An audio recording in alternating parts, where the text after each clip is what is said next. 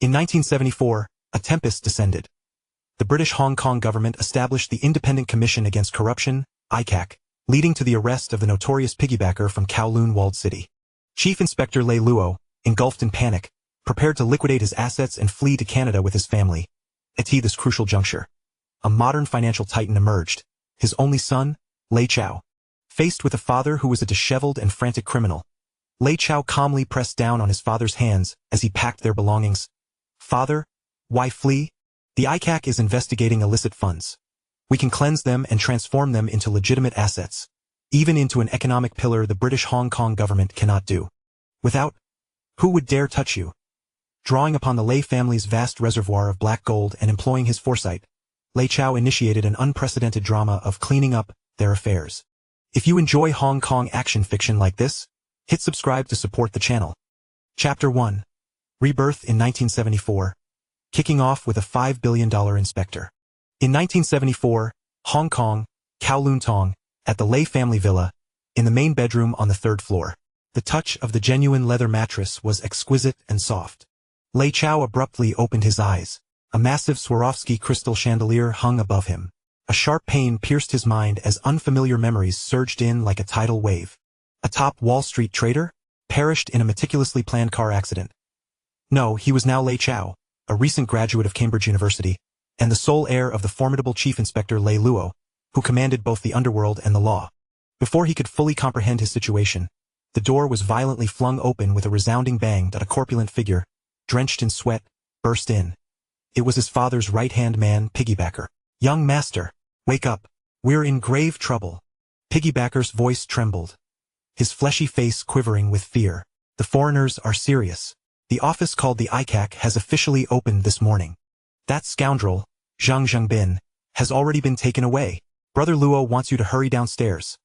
Lei Chao sat up, his gaze shifting from confusion to clarity. The ICAC. This year marked a pivotal moment in Hong Kong's history and the commencement of Lei Luo's downfall. According to the trajectory of history, this $5 billion inspector would soon find himself in a state of disgraceful flight, ultimately dying abroad, never daring to set foot in Hong Kong again. A faint smile curled at the corners of Lei Chao's lips. Since I have arrived, this script of a bereaved dog must be rewritten. He threw aside the silk quilt, his bare feet touching the thick carpet, and casually draped a silk robe over himself. Uncle Zai, why the panic? His voice was steady, imbued with an inexplicable sense of calm. Piggybacker was momentarily taken aback. This young master, who usually only occupied himself with studies and women, seemed different today. Oh, my young master, the fire is at our heels. We must leave at once. Lei Chao ignored his urgency, leisurely fastening the ties of his robe before stepping out of the bedroom. As he reached the staircase on the 2nd floor, a heavy haze of cigar smoke mingled with the atmosphere of panic enveloped him. The hall downstairs was in disarray, with several trusted subordinates frantically moving belongings. In the center of the living room stood the once mighty Lei Luo, now drenched in sweat, clutching a black leather suitcase, cursing incessantly. These foreigners are treacherous. They laughed when they took the money, and now they turn their backs on us. Hurry, pack the gold bars. Burn those paintings we can't take. Don't leave anything for that pack of rabid dogs at the ICAC. Upon seeing Lei Chao descend leisurely, Lei Luo's anger flared. Chao, what are you dawdling for? Go collect your passport and valuables. I've had tickets booked for the earliest flight to Canada. If we don't leave now, it will be too late. Lei Chao approached the sofa, observing the mountain of Hong Kong dollars and US dollars piled on the coffee table, casually grabbing a stack and letting it cascade through his fingers. The crisp new bills exuded the scent of fresh ink. It was the aroma of wealth, of power. Father, why must we flee? Lei Chao inquired nonchalantly. Lei Luo froze, widening his eyes at his son as if he were a fool. Have you lost your wits? The establishment of the ICAC is aimed squarely at me. The Kowloon walled city has already leaked. Although Piggybacker burned the ledger, those people are like rabid dogs. If they latch onto us, I'll rot in Stanley Prison until I die. Lei Luo slammed the suitcase onto the ground with a heavy thud. We have the money. Life is what matters. In Canada, we can still be wealthy. The surrounding subordinates halted their movements, the atmosphere thick with tension. Everyone understood this was different. Previously, it was police checking police, but now it was the governor himself issuing orders directly accountable to the Queen. The world had changed. Lei Chao, however, laughed.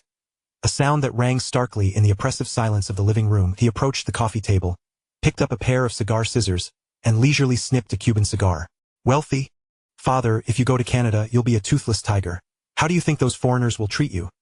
They will pick your bones clean until every last penny is extracted, leaving you worse off than a stray dog on the street. Lei Luo's face turned ashen. He knew this truth all too well, yet staying in Hong Kong spelled certain death. So what do you suggest? Should we just sit here and wait for our demise? Lei Luo roared, his bloodshot eyes betraying the terror that had obliterated the dignity of a once formidable figure. Lei Chao lit his cigar, inhaling deeply and exhaling a ring of pale smoke. Amidst the swirling smoke, his gaze was as sharp as a blade. What is the ICAC investigating? It's corruption, it's dirty money. But what if this money transforms into legitimate business investments? What if the Lei family becomes a tax-paying behemoth that the British Hong Kong government cannot afford to lose? What if we become the business tycoons that even British consortiums must reckon with? Lei Luo and Piggybacker were both momentarily struck dumb. The logic was clear to all, yet the question remained, young master, how do we cleanse this money? We're talking about billions in cash. How do we explain its origins? Piggybacker's face was a mask of despair. Lei Chao did not respond. Instead, he abruptly lifted his foot. Bang!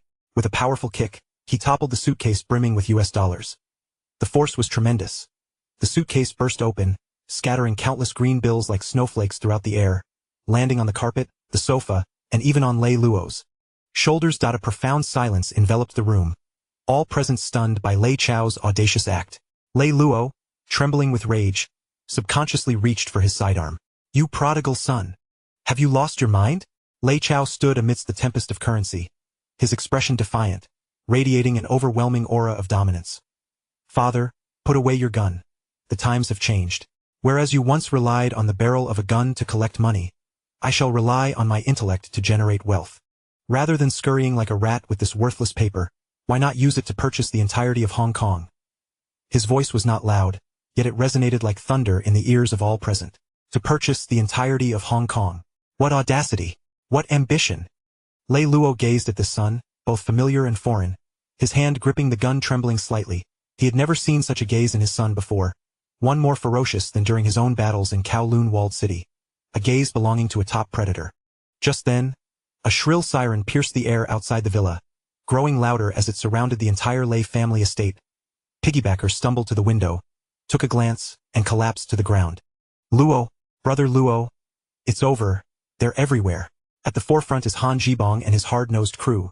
They've surrounded the villa. Lei Luo's face drained of color, the suitcase slipping from his grasp. How could they arrive so swiftly? He shot a desperate look at Lei Chao, the fleeting hope in his eyes extinguished. Just as he had boasted, the reckoning had arrived, and now escape was impossible.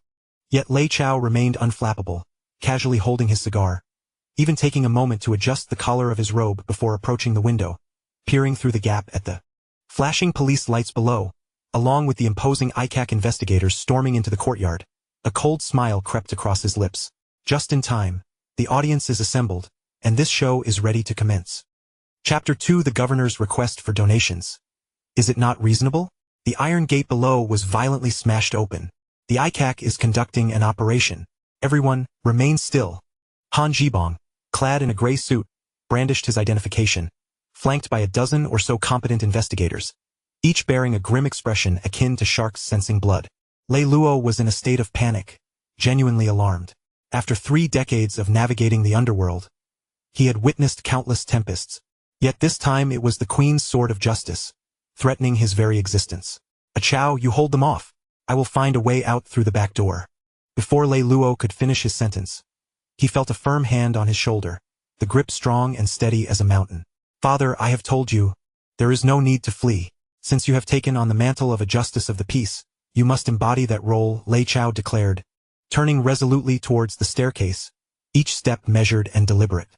At that moment, Han Jibong and his team burst into the hall, the scattered piles of US dollars lying in disarray. This spectacle left all the investigators momentarily dumbfounded. How audacious! How brazen! Is this truly the residence of Chief Inspector Zonghua? The very floor is strewn with money. A glimmer of ecstatic triumph flashed in Han Jibong's eyes. The evidence is irrefutable. Even if Lei Luo possessed boundless capabilities, he could not escape this predicament. Lei Luo, You are suspected of grand corruption, bribery, and shielding organized crime. Come with us. Han Jibong shouted upwards. Lei Luo stood behind the second-floor railing, his countenance a portrait of distress, poised to erupt. Yet Lei Chao swiftly positioned himself in front of his father, looking down at Han Jibong with an expression of cold indifference, even tinged with disdain. Sir, if you are illiterate, I can enlighten you. According to Hong Kong law, entering a private residence without a search warrant allows me to sue you into bankruptcy. Han Jibong scoffed, producing a crumpled paper from his pocket and slamming it onto the coffee table. The search warrant is right here. You, the young master of the Lei family, a distinguished graduate of Cambridge Law? Very well. Then explain this, he taunted, gesturing towards the scattered cash. Where did all this money come from? Did it fall from the sky? According to the Prevention of Bribery Ordinance, a public servant possessing wealth disproportionate to their income is guilty. This amount alone is several million. How much does Lei Luo earn in a month? This is irrefutable evidence. Several investigators hurried forward, brandishing cameras to document the scene. Lei Luo's palms were slick with cold sweat, his gaze fixed intently on his son. There was no way to explain this. Even a deity could not turn the tide. Lei Chao nonchalantly flicked away some ash from his cigarette, casting a regretful glance at the money on the floor before bending down to pick up a bill. Group leader Han has misunderstood. This is not my father's money. It is mine. Han Jibong was momentarily taken aback, then burst into laughter. Your money? You just graduated.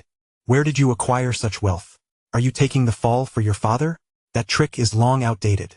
Unperturbed, Lei Chao produced a neatly folded document from his robe pocket, a draft he had printed casually in his study, filled with dense English text. I graduated from Cambridge, and during my time in the UK, I not only studied but also engaged in some small businesses, such as shorting the pound and investing in Middle Eastern oil futures. Lei Chao spoke with an air of certainty that left no room for doubt. This money is the initial capital for my newly established Lei Angel Investment Fund, totaling 50 million Hong Kong dollars. Just 10 minutes ago, I was preparing to invest the sum in a semiconductor laboratory.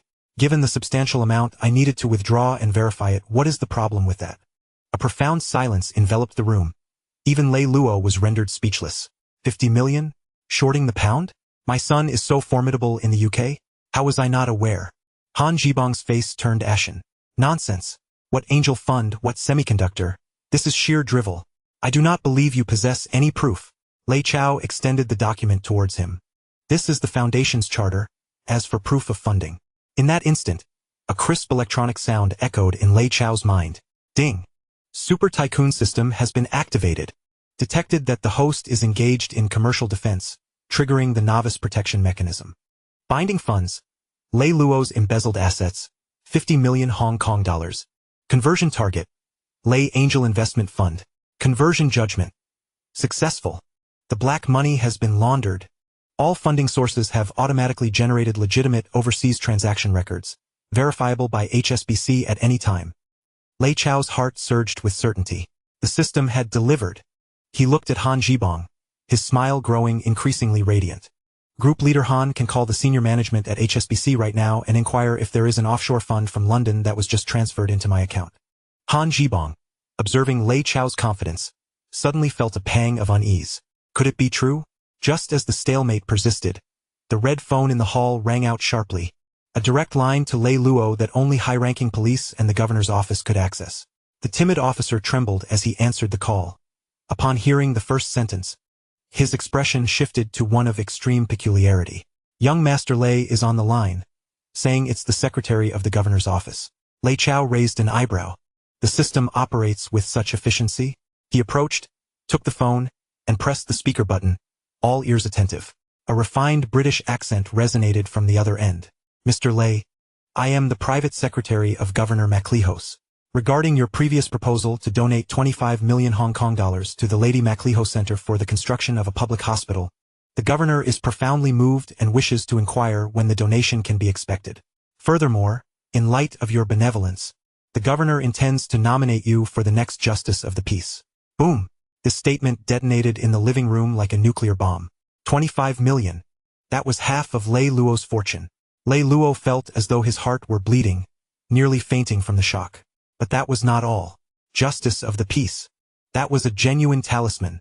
With that title, unless the Queen herself intervened, the ICAC could not arbitrarily arrest him. Han Jibong's face turned as pale as a sheet of paper. A donor personally inquired by the governor? To arrest someone at this moment? That would be a slap in the face to the governor. Lei Chao spoke into the phone with a casual tone. Of course. For the health of the citizens of Hong Kong, this is my duty. The check is already prepared. However, Lei Chao cast a glance at Han Jibong. I currently have a minor issue at home. It seems our friends from the ICAC are quite interested in the source of my charitable funds. There was a brief silence on the other end, followed by a serious voice. Mr. Lei, rest assured we will handle this. Please inform Group Leader Han that one must act based on evidence and not dampen the spirit of patriotic businessmen. Beep, beep, beep. The call ended. Lei Chao hung up the receiver, turning to the now completely petrified Han Jibong, and shrugged his shoulders. Group Leader Han, do you still wish to investigate? This is money for treating the poor. If you withhold it and delay the hospital's construction, can you bear the weight of that blame? Han Jibong clenched his fists, his nails digging deeply into his palms, glaring intensely at Lei Chao. He was unwilling to accept this.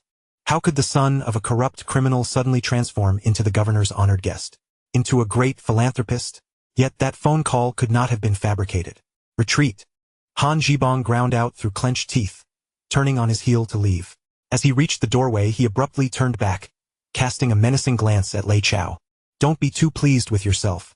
As soon as I find even the slightest evidence, I shall return. Lei Chao smiled and waved his hand dismissively. Take care, and remember to bring a search warrant next time. The silence in the living room persisted, akin to death itself, until the sound of the police car faded completely. After a long while, Zhu Yuzi finally plopped down onto the floor, gasping for breath. My goodness, you nearly scared me to death. Lei Luo, on the other hand, appeared dazed as he gazed at the scattered money on the floor, then turned to Lei Chao and suddenly rushed over to grasp his arm. Son, is that foreign devil truly the secretary of the governor? Are we really in the clear? Lei Chao nodded. For now, we are safe. Lei Luo let out a long sigh of relief, but his expression swiftly changed, his features contorting in pain.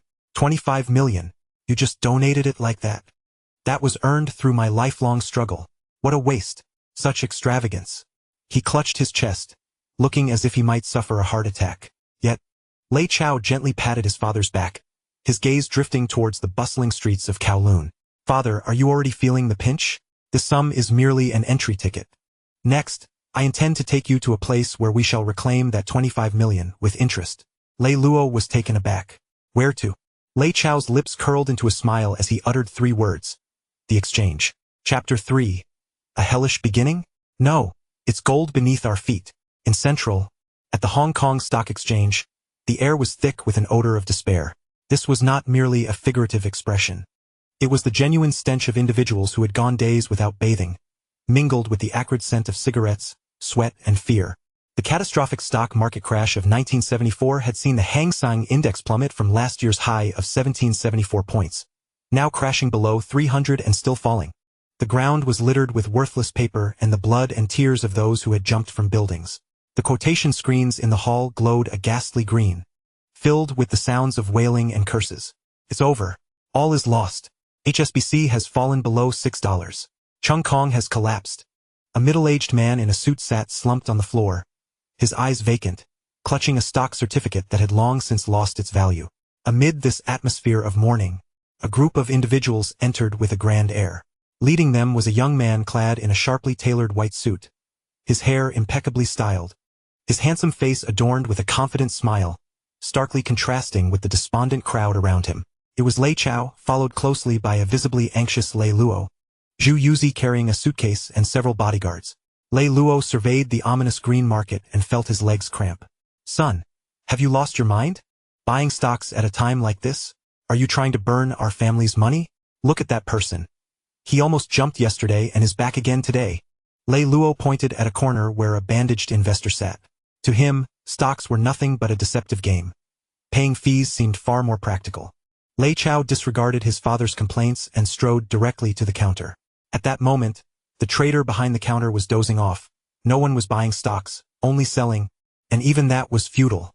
Open an account, Lei Chao tapped on the glass. The trader groggily lifted his head, and upon seeing Lei Chao's lavish attire and the suitcase held by the bodyguard behind him, he instantly perked up. Sir, do you wish to open an account? But this is a bear market. Are you sure? Lei Chao slapped a check on the table. 25 million, all to be deposited, and I want 10 times leverage. A sharp intake of breath echoed around as silence enveloped the area. Countless gazes turned towards him as if he were a monster. 25 million? At a time when everyone was desperate to liquidate their assets, someone was charging into the fire with such a fortune? And seeking 10 times leverage? That was over 200 million in capital. Was he seeking to commit suicide? Upon hearing the words 10 times leverage, Lei Luo nearly fainted. Although he was no stock expert, he understood that leverage was perilous. Chao, please, stay calm. If we lose this money, we'll truly be destitute. Lei Chao turned around, giving his father a resolute look. Father, trust me this once. You taught me to be ruthless in life, but in the financial market, when others are fearful, it is my greed that will be the greatest ruthlessness. With that, he turned back to the now dumbfounded trader. Buy all in on HSBC, Cheung Kong, and Hong Kong land now immediately. The trader's hands trembled. Are you certain? Absolutely. As the order was placed, a massive buy order swiftly absorbed the low-price sell orders in the market, causing a slight fluctuation in the index. The surrounding investors began to whisper among themselves. Who is this prodigal son? Is he here to hand out money? A savior, truly. Some mocked, others sympathized, but most relished the misfortune. Just then, Lei Chao's mind echoed with the system's voice. Ding! Detected host engaging in real industry-related investment. Blue chip stocks. Skill activated. Investment must be successful aura. Beginner's gift. Skill effect. Within the next 24 hours, the purchased assets will inevitably rebound, with gains forcibly corrected to favorable terms. Injecting virtual positive news. London announces investment in HSBC. Hong Kong land issues a buyback announcement. 5 minutes. Just 5 minutes later, the loudspeaker in the exchange suddenly blared. Breaking positive news. The British consortium announces a joint market rescue. HSBC announces high-interest deposits. As soon as the words fell, the previously morose market surged as if invigorated. The once downward-trending green line shot up dramatically. Red. The screen filled with red. Note: the color indicators for stock price changes in Hong Kong differ from those in the A-share market. For general readership, we have set red for gains and green for losses. This rising. HSBC is at its limit. Hong Kong land has also hit its limit. Those who had mocked Lei Chao moments ago were now left gaping, their eyes nearly popping out. Lei Luo rubbed his eyes, then rubbed them again, seizing Zhu Yuzi. Batty, am I seeing things? Did that number just increase? Zhu Yuzi trembled with excitement. Logu, it's risen. Doubled. Young master is a genius. And it's only been 10 minutes. We've made 200 million. 200 million. Lei Luo's head buzzed. He had embezzled for a lifetime and only managed to save 500 million. Yet this lad had made half of that in the time it took to sip a coffee? Was this even human? Was this the power of knowledge? Lei Chao observed the wildly ascending numbers with a calm demeanor, as if everything was well within his grasp. This is merely the beginning, he murmured to himself. Just then, he noticed a young girl in a cheap dress being pushed around by security at the entrance of the exchange. The girl appeared to be around 18 or 19, with an ethereal beauty, her doe-like eyes brimming with tears, clutching a stack of job applications. Please, let me in to give it a try. I can type and do accounting. The security guard impatiently shoved her away. Get out. This is the exchange, not a refugee camp. If you can't afford to trade stocks, don't cause trouble. The girl stumbled back, nearly falling, when a strong hand steadied her back. The girl, in a state of panic, lifted her head and locked eyes with a pair of deep, luminous orbs. Lei Chao gazed upon the familiar visage of Zhao Yaji, the future star of wireless entertainment, the most enchanting incarnation of the White Lady. Yet at this moment, she was merely a young girl burdened by the worries of making ends meet. Are you all right? Lei Chao inquired gently, his voice imbued with a magnetic quality. Zhao Yaji's cheeks flushed, and she quickly straightened her posture. Thank you, sir, I am fine. Lei Chao retrieved a freshly printed business card from his pocket, which bore the simple inscription. Lay us alongside a string of numbers. Looking for a job? Report here. My company is in need of a secretary, and I believe you would be a perfect fit. Without waiting for her response, Lei Chao strode away, accompanied by the still giggling Lei Luo, leaving Zhao Yaji clutching the business card, her thoughts in disarray amidst the wind. Meanwhile, in the VIP room on the second floor of the exchange, several shadowy gazes were fixated on Lei Chao's departing figure. They belong to members of the 4 prominent families. Investigate this kid. He amassed 2 billion in half a day and is still bottom fishing at such a time. He is either a madman or a prodigy. It seems the heavens over Hong Kong are about to shift. Chapter 4. The Madman of Kowloon Walled City. As they departed from the cacophony of the exchange, the elongated black Bentley glided smoothly down the street. Inside, the atmosphere starkly contrasted with the opulence outside. Lei Luo remained engulfed in the staggering realization of having earned 2 billion in half an hour, incessantly muttering about his newfound wealth, his expressions oscillating between ecstatic joy and bewilderment, as if his soul had been momentarily extracted. Zhu Yuzi, seated beside him, repeatedly jotted down calculations of leverage and returns in his notebook, each computation causing the flesh on his face to quiver, his gaze toward Lei Chao transforming from that of a subordinate to that of a living fortune god. "Ah Chao, where are we headed now? Shall we return home to celebrate with champagne?" After regaining his composure, Lei Luo eagerly inquired, rubbing his hands together in anticipation. "No." Lei Chao reclined against the plush leather seat, toying with a Parker pen recently acquired from the exchange's traders, his voice calm and devoid of any tremor. "Turn around. We are going to Kowloon Walled City." "What?" Lei Luo and Zhu Yuzi exclaimed in unison, nearly toppling the car's roof. The driver flinched, causing the Bentley to trace a perilous arc on the road. "Young master, you must be joking. What on earth are we going to do in that godforsaken place?" Zhu Yuzi's complexion drained of color as cold sweat trickled down his plump cheeks. "Kowloon Walled City? That place is beyond the reach of the Hong Kong government, the British or the mainland. It is teeming with thugs, drug dealers, and murderers. If we drive this car in, we would be dismantled and sold for parts." His voice was laced with instinctual fear of the lawless realm they were discussing. As Lei Luo's confidant, he was all too aware of the anarchy that reigned within the walled city. It was a lawless territory in Hong Kong, a breeding ground for crime, a den that even Lei Luo had been reluctant to tread upon during his most prosperous days. Lei Luo, now agitated, grasped Lei Chao's arm. "Son, heed your uncle's words. That place is truly off limits. We have just made a fortune and are riding high. There is no need to take such risks." He was nearly pleading. "Not even you would be spared once you set foot in the walled city. Those desperate men would show no mercy." Lei Chao disregarded their protests, pulling out a box of Cuban cigars and a specialized cutter from the storage compartment. He bowed his head, meticulously trimming the end of a cigar with elegance and composure, as if they were not discussing a den of horrors, but a fine dining establishment. "Dad, Uncle, allow me to pose a question." Lei Chao flicked away the cigar crumbs and raised his head. "An hour ago when the ICAC showed up, were you afraid?" The two nodded instinctively. "Half an hour ago, when I gambled at the exchange, were you anxious?" They nodded again. "And what was the outcome?" Lei Chao countered. Lei Luo and Zhu Yuzi fell silent. "The outcome was that the ICAC left in disgrace and their account swelled by 2 billion. Thus, you must grow accustomed to my methods." Lei Chao brought the cigar to his nose and inhaled deeply before continuing. "I aspire to construct a commercial empire. Relying solely on intellect is insufficient. I require hands and teeth as well. Within the walled city there exist talents that I need." Lei Luo was taken aback. "Talents? That place is filled with lunatics and gamblers.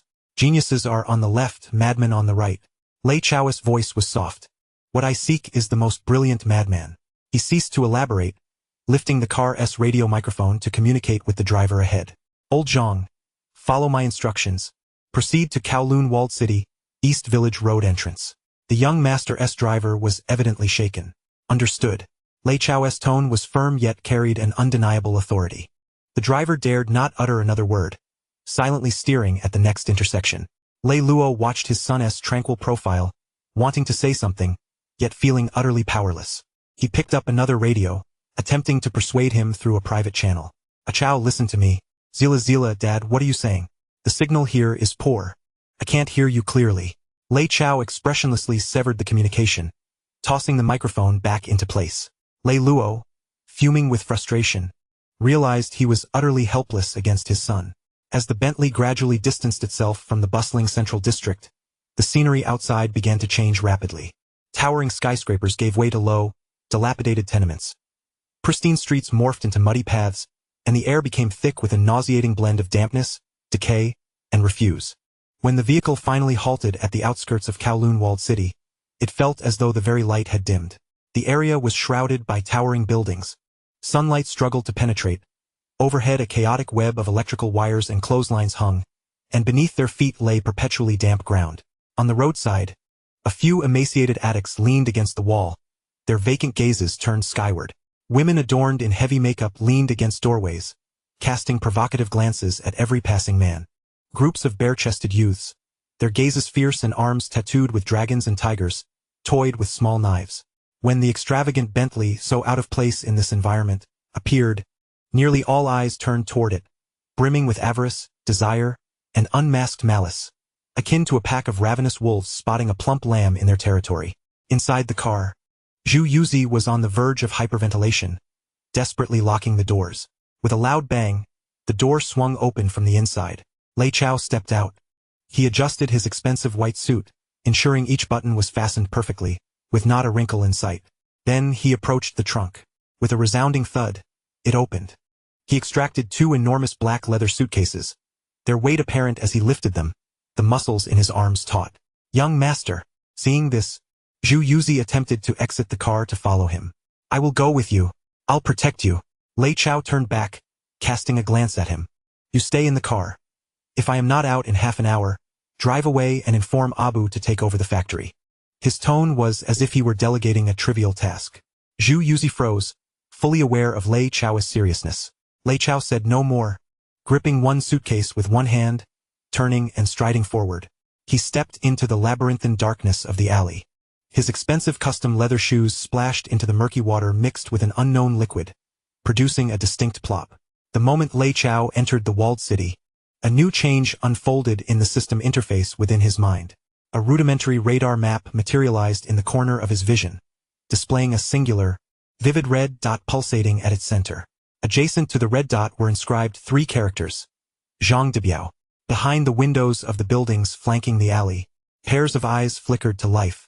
They resembled predators lurking in the shadows, fixating on this well-dressed, solitary figure burdened with 2 hefty cases. Everyone believed this young man was insane. He would not survive the next corner. Yet, Lei Chao moved with an extraordinary steadiness. He exhibited neither panic nor fear, each step taken with deliberate calmness. The formidable aura surrounding him, a blend of innate nobility and the ruthless edge of 2 lifetimes, exuded a peculiar pressure. Several delinquents who initially intended to greet him instinctively recoiled at the moment their gazes met his, parting to grant him passage. From those tranquil eyes, they perceived a madness more profound than their own. With the cases in hand, Lei Chao pressed deeper into the heart of the city. The interior grew increasingly dim, the sliver of sky above nearly obliterated by various illegal constructions and tangled wires. The air thickened with an increasingly foul stench. Just then, from a nearby basement entrance, a chilling scream pierced the air, followed by the dull thuds of punches and coarse curses. Damn it, still putting up a fight. Beat him until he hands over that wretched blueprint. These scraps of paper and he thinks they're treasures? Has he lost his mind over money? Lei Chao halted. He gently set down the 2 leather cases, retrieved a cigar from his pocket, and leisurely ignited it. The pale smoke rose, obscuring his features. Through the haze, he gazed towards the corner from which the voices emanated. Click, click, click. The sound of his shoes striking the cement floor reverberated clearly in the desolate alley. Step by step, unhurried, like the pendulum of death. At the dim corner, 7 or 8 burly men adorned with shoulder tattoos were mercilessly beating a middle-aged man curled on the ground. The man bore a battered visage, yet clutched something tightly in his arms. The sound of Lei Chao's footsteps halted all their actions. Chapter 5. The genius on the left, the madman on the right. The dark entrance of the basement reeked of blood and sweat. Lei Chao stood in the shadows of the alley, his white suit starkly contrasting with the surrounding darkness. He did not immediately step forth but rather observed the unfolding brutality like a spectator at a play, his demeanor cold and detached. The battered middle-aged man was none other than his target, Zhang Debiao. At this moment, Zhang appeared to be in his early 40s, disheveled, bloodied, and his once white shirt torn to shreds. He lay on the ground like a wounded beast, desperately shielding a roll of blueprints pressed against his chest, enduring the relentless downpour of fists and feet. Damn it! Still protecting it? Tear his hands away. A towering thug, his face marred by a vicious scar, spat bloodied saliva and struck Zhang Debiao's face with the back of a cleaver. Brother dog, this old fool is just a madman. claiming these scraps of paper are patents worth a fortune. A lackey chimed in sycophantically. Patents? I'll fuck your mother. In Kowloon Walled City, my fist is the patent. Brother Dog's eyes glinted with malice as he ground his foot onto Zhang Debiao's fingers. Ah! Zhang let out a pained howl. Yet his grip on the blueprints did not waver. I tell you, this is the miniaturized circuit diagram for a transistor radio. It's the future. You ignorant fools understand nothing, he shouted with all his might, his voice hoarse, imbued with unrecognized rage and despair, still daring to curse. Brother Dog, incensed, raised his foot to stomp on Zhang Debiao's head. In that instant, Lei Chao emerged from the shadows. His immaculate white suit, illuminated by the dim bulb at the basement entrance, appeared almost luminescent, as if emanating its own light. The movements of all the thugs came to an abrupt halt. They turned in unison, their gazes landing upon this unexpected guest. Upon recognizing Lei Chao's attire and the two hefty leather cases behind him, Brother Dog's expression shifted instantaneously. It was akin to a traveler on the brink of dehydration in the desert suddenly spotting an oasis. Surprise, greed, and a hint of confusion danced in his eyes. Had this plump lamb lost its way? Lei Chao paid no heed to the gleaming blades and the malevolent stares surrounding him. His focus remained unwaveringly fixed on one individual. He strode directly toward Zhang Debiao, who lay on the ground. Stop, kid. Do you understand the rules? Brother Dog and several lackeys formed a crescent around Lei Chao. The glint of their machetes shimmered ominously under the dim light. Look at how well-dressed you are, coming to our walled city. Have you paid the toll? Brother Dog mockingly pointed his cleaver at Lei Chao, his tone casual and coarse. Yet Lei Chao did not so much as raise an eyelid. He continued forward as if these men were mere air. His steps halted before Zhang Debiao. He lowered his gaze, observing the disfigured man still clinging to his dream amidst the violence. In the Hong Kong of this era, countless individuals like Zhang Debiao existed. They possessed skills and ideas but lacked capital, ultimately buried by the harshness of reality. Lei Chao extended his hand, not to assist him, but to present an open palm before him. His tone was calm yet carried an undeniable commanding authority. I shall take your blueprints. After a brief pause, he added, and your life I will take as well. A profound silence enveloped the scene. The nearly lifeless Zhang Debiao was momentarily stunned. The thugs encircling Lei Chao were equally taken aback. Brother Dog felt an unprecedented humiliation wash over him. This pretty boy dared to openly poach a man before him? As if his henchmen were mere props? I'll fuck your mother. Do you think I'm dead? Brother Dog exploded with rage, cursing as he brandished his cleaver and advanced towards Lei Chao. Kid, I don't care whose young master you are. Once you step in here, don't think you can leave on your feet. On the ground, Zhang Debiao finally regained his senses. He believed Lei Chao was merely a kind-hearted passerby who had stumbled upon his plight, yet he was utterly unaware of the true nature of this place. He fearfully extended a trembling hand, tugging at Lei Chao's trousers. Sir, please run. Don't mind me. His voice was weak, laden with despair. To him, Lei Chao, with his delicate appearance, would surely meet a fate far worse than his own at the hands of these desperate men. Yet, Lei Chao remained unmoved. His gaze remained steadily locked onto Zhang Debiao's face, as if awaiting his response. It was as if the 7 or 8 thugs wielding sharp blades around him were completely non-existent. This extreme disregard ignited the fury of the feral dog within. In Kowloon Walled City, reputation held more weight than life itself. Seeking death, the feral dog roared, no longer engaging in idle chatter. He gripped the watermelon knife tightly, raising it high, channeling all his strength to deliver a vicious strike towards Lei Chao's neck. He intended to make this ignorant young man understand who reigned supreme in the walled city. The blade sliced through the air, accompanied by a sharp whistle. The atmosphere in the alley seemed to freeze at that moment. Zhang Debiao, filled with terror, shut his eyes in fear. The pig oil boy in the car, peering through the gap in his binoculars, felt his heart stop. Yet, facing this lethal blow, Lei Chao did not even look back. He merely tilted his body slightly. In the instant the cold blade was about to graze his skin, a sinister smile, tinged with bloodlust, curled at the corners of his mouth. Chapter 6. The Suit-Clad Thug. The blade, accompanied by a fierce wind, whistled down towards Lei Chao's nose, missing by mere millimeters. The razor-sharp edge nearly pierced his skin, the breeze it generated even tousling his hair. Time seemed to slow to an infinite crawl. The feral dog wore a grotesque grin, as if he could already envision the gruesome sight of his foe's head rolling on the ground. But in the next second, his smile froze. Lei Chao moved. Swift as lightning. At the moment the blade descended, he sidestepped, his right hand shooting out like a flash, seizing the feral dog's wrist with surgical precision. It was not a block, but a capture. Crack. A sharp, tooth-grinding sound of bone snapping echoed through the silent alley. Lei Chao employed no fancy techniques. He simply twisted the opponent's arm sharply in the direction of his force. The feral dog's muscular arm bent at an impossible angle, grotesquely forming a right angle. Ah! The heart-wrenching scream had barely begun to erupt from the feral dog's throat before it was abruptly silenced. For Lei Chao's other hand had already clamped around his neck. That long, knuckly hand, which seemed fit for playing the piano, now resembled a merciless iron vice, firmly constricting the feral dog's windpipe. Then, amidst the horrified gazes of all the thugs surrounding them, Lei Chao effortlessly lifted the feral dog, who weighed at least 180 pounds, off the ground with a single hand.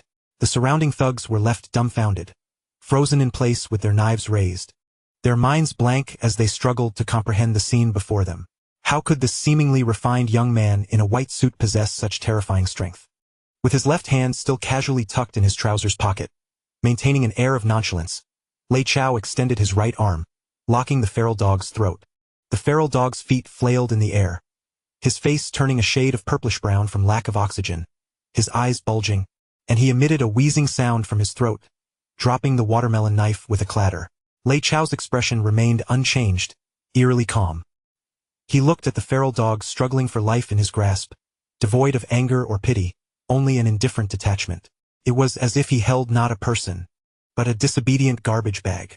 Bang! With a flick of his arm, Lei Chao hurled the feral dog against the adjacent wall. The solid concrete wall reverberated with a dull thud as the plaster crumbled.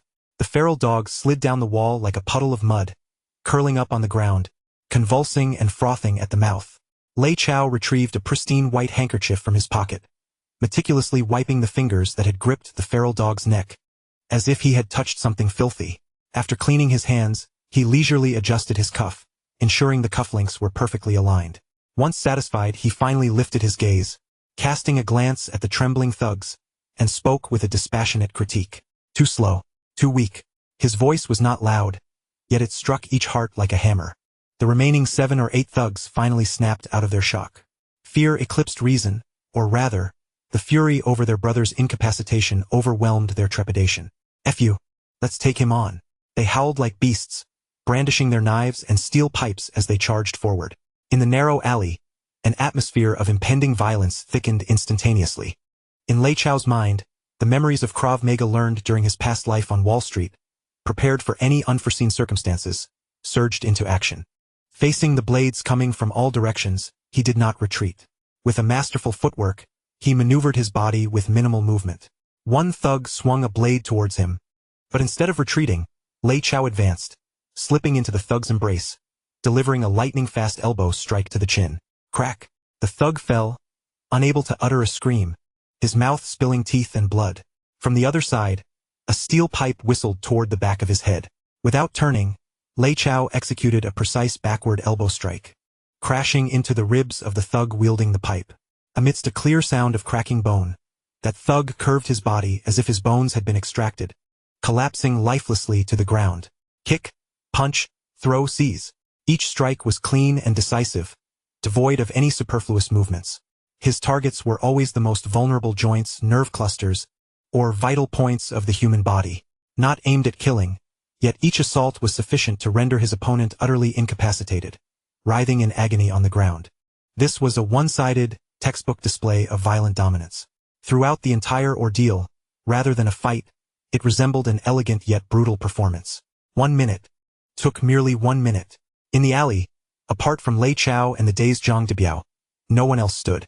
The ground was littered with groaning thugs, various weapons strewn about, and Lei Chao, wearing that white suit, was not even dusted with a speck of dirt. He stood amidst the chaos, as if he had just completed a waltz rather than a bloody brawl. At that moment, from the depths of the alley, a cacophony of footsteps approached, rustling, growing increasingly louder, as if an army was rushing to the scene. The intricate web of power within the walled city was stirred by the commotion. In the blink of an eye, the entrance and exit of the alley were suddenly flooded with a throng of dark figures. All were gang members brandishing knives and steel pipes, each exuding menace, blocking every escape route for Lei Chao and Zhang Debiao. A rough count revealed at least 40 or 50 of them. Inside the car, the pig oil boy kept his binoculars fixated on the alley's entrance. Upon seeing the sea of heads, he collapsed helplessly into the passenger seat. Despair washed over him as he closed his eyes, murmuring to himself, "It's over, it's over. The Lei family is truly doomed this time." Yet, surrounded by dozens of knife-wielding thugs, Lei Chao surveyed the crowd with a face devoid of anxiety. Instead, he smiled, a radiant, audacious smile. Chapter 7. Cash Power, Full-Screen Attack. Confronted by the densely packed throngs at both ends of the alley, and facing the glinting blades of numerous machetes under the dim light, Lei Chao exhibited neither defensive nor aggressive postures. He did not even withdraw his left hand, which was tucked into his pocket. Everyone anticipated he would be paralyzed by fear or prepare for a final desperate struggle. However, his actions defied all expectations. Lei Chao bent down leisurely to retrieve the 2 hefty black leather suitcases he had previously placed on the ground. With a surge of strength, he hurled the suitcases forcefully onto the ground between himself and the gang members. Bang! Bang! The dull thuds reverberated, causing everyone's hearts to skip a beat. Curiosity enveloped the crowd as they fixated on the suitcases, pondering what this pale-faced man intended to do. Then, Lei Chao lifted his impeccably polished shoe. Bang! He delivered a fierce kick to the latch of one suitcase. The lock sprang open, and the lid flew upward with a snap. There was no ostentatious display of golden brilliance, but the contents within were far more impactful than gold itself. Neatly arranged and meticulously stacked, bundles upon bundles of brand new Hong Kong dollars, fragrant with the scent of ink, lay within. The bright red notes glimmered in the dim alley, blindingly vivid. Silence engulfed the scene. The previously clamorous alley fell so quiet that the sound of a pin dropping could be heard. Only the gradual crescendo of heavy breathing remained. All gazes were magnetically drawn to the suitcase filled with money. Unbeknownst to them, the blades they wielded had gradually lowered. The fierce, murderous intent that had once surged crumbled instantaneously before the overwhelming power of wealth. Lei Chao relished this moment of tranquility. He leisurely extracted a cigar and a match from his pocket, striking the match to ignite it. Taking a deep inhale, he exhaled a cloud of thick white smoke. Through the swirling haze, his voice resonated clearly throughout the alley, reaching every ear present. "There is 5 million in this suitcase." Boom! A wave of suppressed gasps surged through the crowd. 5 million. For these men, who lived on the edge of survival in the city, earning barely enough in a day to buy a pack of cigarettes, this was a sum they could scarcely fathom. Lei Chao paid no heed to their turmoil. His cold voice continued. "The one who led earlier, the one called Sango." He gestured towards the still twitching figure of Sango on the ground. "Whoever goes over and kills him, the 100,000 on the ground will belong to you." As Sango, just beginning to recover from his agony and struggling to rise, heard these words, he appeared as if struck by lightning, his face as pale as a sheet. He looked at his former brothers and saw their expressions had changed. 100,000, just to eliminate a nearly lifeless wretch. Lei Chao's voice carried a hint of amusement. Not enough. He did not wait for their reactions and stoked the flames further. "From now on, if you follow me, Lei Chao, you will receive a monthly salary of 1,000, with food and lodging provided, medical expenses for injuries, and a settlement in case of death. I will also procure insurance for you, the 5 insurances and 1 fund you speak of." If the earlier 5 million was a visual shock, his current words obliterated their psychological defenses. A monthly salary of 1,000. In 1974 Hong Kong, the average worker earned merely $300 to $400 a month, while a police officer made only $700 to $800. A salary of 1,000 was an unimaginable fortune for these individuals, not to mention food, accommodation, medical expenses, and the unheard of insurance. Joining the underworld was all about the money, was it not? Now, here was someone not only offering them wealth but also unprecedented protection and respect. What was there left to hesitate about? The crowd began to stir, the gangsters exchanged glances, and the ferocity that had just dimmed reignited in their eyes. But this time, their target was no longer Lei Chao. Instead, it was Sango on the ground, along with their potential competitors nearby. Loyalty? Brotherhood?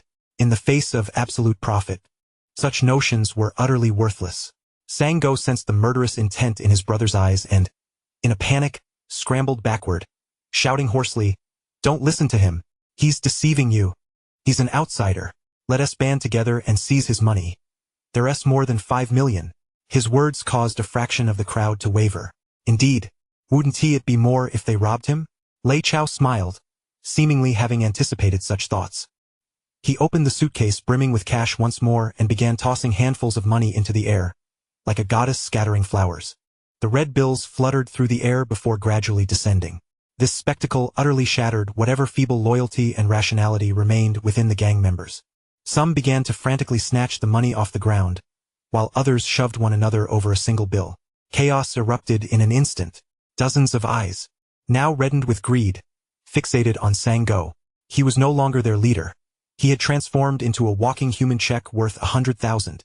He represented their pact for a future of a monthly salary of 1,000. Someone in the crowd shouted hysterically, "Kill him!" This ignited a powder keg. The crowd instantly turned against him. Dozens of brothers, who had just stood united, now surged like ravenous wolves, brandishing machetes, madly lunging at their former leader. Chapter 8. The Art of Dog-Eat-Dog. The narrow alley morphed into a bloody battleground in an instant. Those who had recently been subservient to Sang-go now transformed into the most ruthless executioners. Blades flashed, flesh was torn, and the air filled with the cacophony of screams, curses, and the maniacal laughter of those who had snatched the money, creating a chaotic and brutal symphony. This was not for loyalty, nor for territory. It was merely for the $10,000 in plain sight and the distant yet enticing promise of a monthly salary of 1,000. Lei Chao pulled up the trembling Zhang Debiao, leading him to a slightly elevated step nearby. From this vantage point, he coldly surveyed the carnage below that had erupted from his words. His expression remained impassive, as if he were appreciating a meticulously choreographed performance. Zhang Debiao trembled uncontrollably, half from the fear of the earlier beating and half from the terror of the refined man beside him. The man's chilling prowess far surpassed that of the gangsters who merely wielded knives and guns. He could effortlessly manipulate human emotions, using money and desire as weapons to turn brothers into bitter enemies in an instant. Such tactics were far more chilling than any violence. Understand clearly, Mr. Zhang. Lei Chao's voice resonated in his ear, calm and clear. This is human nature. The so-called loyalty is merely a reflection of the insufficient stakes in betrayal. When dealing with dogs, one cannot rely solely on the whip. Occasionally, one must offer a bone. However, one must not be too generous with the bones, as it is essential to keep them perpetually hungry. For the promise of the next morsel, they will readily eliminate any foe you designate. Lei Chao stood before Zhang Debiao like a mentor conducting an engaging live demonstration. He dissected the frailties of human nature while expounding upon the art of imperial control. Zhang Debiao listened, utterly astonished, as he felt the worldview he had painstakingly constructed over decades crumble in an instant. He gazed at Lei Chao's handsome profile and, for the first time, comprehended how the term refined scoundrel could be so vividly personified. Moments later, the chaos below gradually subsided. The ground bore witness to several more corpses, while the once invincible pack of dogs lay lifeless in a pool of blood, their eyes forever shut. Ultimately, a few of the most ruthless and merciless thugs emerged victorious from the fray. Covered in blood, it was impossible to discern whether it was their own or that of others. They leaned on their machetes, gasping for breath. Then, in unison, they discarded their weapons and approached Lei Chao. Thud! They knelt simultaneously before him. With heads bowed, they dared not meet Lei Chao's gaze, their eyes brimming with reverence and fervor. Lei Chao's eyes swept over them, finally resting on a young man with a scarred face, whose fierce gaze belied the fewest wounds. This individual, amidst the tumult, had not only exhibited valor but had also demonstrated a knack for dispatching adversaries with the utmost efficiency. Clearly a person of both intellect and skill. Lei Chao retrieved a bundle of cash from his suitcase and tossed it before the scarred youth. "What is your name?" "I am Abu," the young man replied hoarsely. "Excellent, Abu," Lei Chao nodded. "This 100,000 is yours. From this moment on, you shall be their leader." He gestured towards the scattered bills and the suitcase brimming with money. "Gather all the cash and distribute it among the surviving brothers. This shall be your settlement. Dispose of the bodies here. I do not wish to see any news about this place in tomorrow's papers." "Yes, boss." Abu's eyes ignited with fervor. He understood he had placed the right bet. He seized the 100,000 without a moment's hesitation and turned to his still-breathing brothers, many of whom bore injuries. "What are you standing around for? Did you not hear the boss? Move! Get to work!" The remaining 30-odd elite fighters sprang into action as if infused with new life, quickly organizing themselves. Some collected the money, others dragged away the corpses, while others cleaned up the blood. Everything fell into a meticulous order. Lei Chao observed this with satisfaction. He did not utter another word, pulling the still-dazed Zhang Debiao along as they turned to leave. Behind them, Abu and his newly assembled crew bowed deeply in unison, exerting their full strength to shout, "We bid farewell to our boss." Their voices echoed in the narrow alley, filled with power and reverence. Lei Chao led Zhang Debiao and the rolled-up blueprint out of the Kowloon walled city. Waiting by the car, the pig oil boy was already prepared to report the incident and collect the bodies. When he saw that Lei Chao emerged unscathed, accompanied by a middle-aged man who, despite appearing disheveled, seemed out of immediate danger, he was utterly dumbfounded. But when he noticed, not far behind Lei Chao, dozens of fearsome gang members marching in formation like a protective detail, escorting them beyond the confines of the walled city, his jaw nearly hit the ground. What in the world is happening? Did he really conquer the Kowloon walled city in less than half an hour? Lei Chao opened the car door and helped the still unsteady Zhang Debiao inside before sitting down himself. He calmly instructed the driver, "Drive." The Bentley smoothly glided away from that den of iniquity. Behind, Abu and his 30-odd subordinates did not get into the car but instead formed two lines, jogging alongside the convoy like a disciplined escort. Inside the vehicle, Lei Chao paid no heed to the pig oil boy and Lei Luo's incredulous expressions. He scrutinized Zhang Debiao, whose earlier coldness and indifference had vanished, replaced by an eager thirst for talent. He gestured toward the gang members jogging alongside. "From now on, Abu will be your personal bodyguard captain. He and his men will be responsible for the safety of you and your family." Zhang Debiao stared blankly at the fierce men outside and then back at Lei Chao. Lei Chao retrieved a bottle of mineral water and a clean towel from the glove compartment, handing them to him. "Wipe away the blood from your face and dry your tears. A top-notch engineer should not shed tears over trifles. Now take me to your secret laboratory." Chapter 9. Zhang Debiao's Secret. The black Bentley convoy cruised smoothly through the streets of Kowloon, trailed by a running escort made up of former gang members, drawing the attention of passers-by. Inside the cabin, the atmosphere was thick with tension. Zhang Debiao used the damp towel to wipe the blood from his face, his hands still trembling. Lei Chao took out a checkbook and a Parker pen from his suit pocket, swiftly scribbling a series of numbers before signing his name, tearing it off and presenting it to Zhang Debiao. "This is 1 million, your settlement and startup capital." Zhang Debiao's gaze fell upon the string of zeros on the check. 1, 10, 100, 1,000, 10,000, 100,000, 1,000,000. He had never seen so much money in his life. In pursuit of his research, he had borrowed from friends and family, faced debt collectors, and endured ridicule, leading to his wife's departure. He thought he would die clutching those blueprints and scraps of metal in a slum. Yet now, a young man he had never met had not only saved his life but casually handed him a check for 1 million. Wow. This man in his 40s, a hardened individual who had withstood beatings from the gangsters without yielding, could no longer contain his emotions. He burst into tears like a child. He wept heart-wrenchingly, releasing years of grievances, despair, and indignation. Lei Chao did not interrupt him, merely waiting patiently. He understood that until these negative emotions were purged, this genius would not be able to devote himself entirely to his cause. After a good 5 minutes, Zhang Debiao's sobs gradually subsided. He used his sleeve to wipe away his tears and snot, taking the check that had been dampened by his tears, his hands trembling as if afflicted by Parkinson's. "Boss, He wanted to express something, yet was too overwhelmed to utter a single word. Lei Chao handed him another document, which was the lifelong employment contract he had prepared in advance. "Sign this and you will become my company's first chief engineer. In addition to your salary and bonuses, you will receive 3% of the original shares when the company goes public." 3% of the original shares. Although Zhang Debiao did not fully comprehend the intricacies of business, he understood the weight of those words. This meant he would no longer be merely an employee but a true partner. Without a trace of hesitation, he picked up the pen and solemnly signed his name at the bottom of the contract. In that moment he felt as though he had been reborn. "Boss, let me take you to my laboratory." Zhang Debiao's emotions had completely settled, and the fervor for technology reignited in his eyes. He voluntarily directed the driver, and the convoy wound through the streets, ultimately arriving deep within a filthy and chaotic slum. Beneath a moldy tong lao, Zhang Debiao opened a rust-ridden iron door. A heavy scent of machine oil and soldering greeted him. This was his clandestine hideout, a subterranean warehouse of less than 50 square meters, brimming with various electronic waste.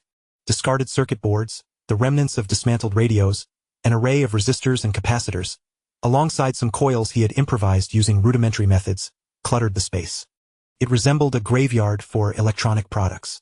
However, the moment Lei Chao stepped into this warehouse, the system's alert tone resonated again in his mind. Ding! Potential technological talent. Zhang Dubiao. Detected. Talent rating. A-class. Potential for growth. To assist the host in developing industry, the system rewards a set of basic electronic factory blueprints. Unaware of Lei Chao's peculiar demeanor, Zhang Dubiao, like a child presenting treasures to a king, excitedly rummaged through his heap of junk. Boss, look, this is my design for a portable radio, a third smaller than those on the market. He proudly held up a rough, square box wrapped in tape. Lei Chao took it, weighed it, and shook his head. Still too large, and its functionality is too limited. Zhang Dubiao, feeling somewhat indignant, retorted, but this is already quite small. Can it get any smaller? Lei Chao did not respond. Instead, he picked up another seemingly bulkier device. What about this one? This is a portable tape recorder. It can record sound anytime, anywhere. It took me a year to make it. Zhang Dubiao beamed with pride. Lei Chao shook his head once more. The recording feature is of little use to the average person. The increased size and cost for that function are not justified. He tossed the cumbersome recorder back into the junk pile and then grabbed a pencil and a piece of draft paper from a nearby oil-stained table. Everyone watched him curiously. Without uttering a word, Lei Chao lowered his head, swiftly moving the pencil across the paper. He was not sketching a complex circuit diagram, but rather a simple product design. It was a rectangular box, only slightly larger than a cigarette pack, adorned with a few straightforward buttons. Play, pause, fast forward, rewind. The side featured a volume knob and a headphone jack. No speaker, no recording module. Everything was tailored for ultimate portability and simplicity. When Lei Chao presented the sketch to Zhang Dubiao, the engineer who had immersed himself in the electronic world for decades was utterly astonished. What is this? He gazed at the sketch, his lips trembling. Remove the recording function. Eliminate the external speaker? Compress the size to this extent? This design philosophy is nothing short of revolutionary. This is called a Walkman. Lei Chao's voice resonated in the quiet warehouse. Its purpose is not to be a multifunctional device, but rather a purely personal, ultimate portable music terminal. Imagine young people walking down the street or sitting on a bus, able to don headphones anytime, anywhere, entering a world of music that belongs solely to them, undisturbed by others and not disturbing anyone in return. This is a brand new lifestyle, a trend for the youth. With enticing language, Lei Chao painted an epic-defining business blueprint for Zhang Dubiao. Zhang Dubiao's breathing grew increasingly rapid. He fixed his gaze on the sketch, his mind racing with technological deductions. Using a miniature motor to drive a stereo decoding chip is feasible. Theoretically, it can be done. He fell into a fervent state of contemplation, muttering various technical parameters under his breath, completely immersed in his own world. Lei Chao observed him, a satisfied smile gracing his lips. This was the kind of maniacal obsession with technology he desired. He turned around, pointing at the heaps of scrap metal and debris, and commanded Zhu Yuzi and Abu with an unwavering tone. Dispose of all this junk, contact Philips and Texas Instruments, and procure the best electronic components available on the market at the fastest speed. The finest miniature motors, the best magnetic heads. Money is no object. Finally, his gaze landed on the paper adorned with the Walkman sketch, his eyes alight with fervent ambition. That rudimentary sketch, in his eyes, had transformed into a golden machine capable of sweeping the global market and generating wealth beyond measure. Zhang Dubiao, he called out. Boss. The pensive Zhang Dubiao jolted upright. Lei Chao extended 3 fingers. 3 days. I give you just 3 days to present the first prototype on my desk. Chapter 10. The Transformation of the Abandoned Warehouse. With a single command, the entire motley crew sprang into action at lightning speed. Lei Chao's modus operandi was swift and decisive, leaving no room for delay. That very night, Zhu Yuzi leveraged Lei Luo's past connections to acquire a large, abandoned textile factory in Kuntong at a price far exceeding market value. This warehouse spanned thousands of square meters. Although it was in a state of disrepair, its structural integrity was intact, and its location was advantageous. Early the next morning, Abu led his 30-plus newly recruited subordinates into the warehouse with great fanfare. This group, who had been engaged in gang conflicts in Kowloon City just the day before, donned work uniforms en masse. They shed their dragon and tiger emblazoned vests and picked up brooms and mops. Dozens of burly men, adorned with scars and tattoos, toiled sweatily in the vast warehouse, diligently cleaning. The scene was both comical and imbued with a peculiar sense of harmony.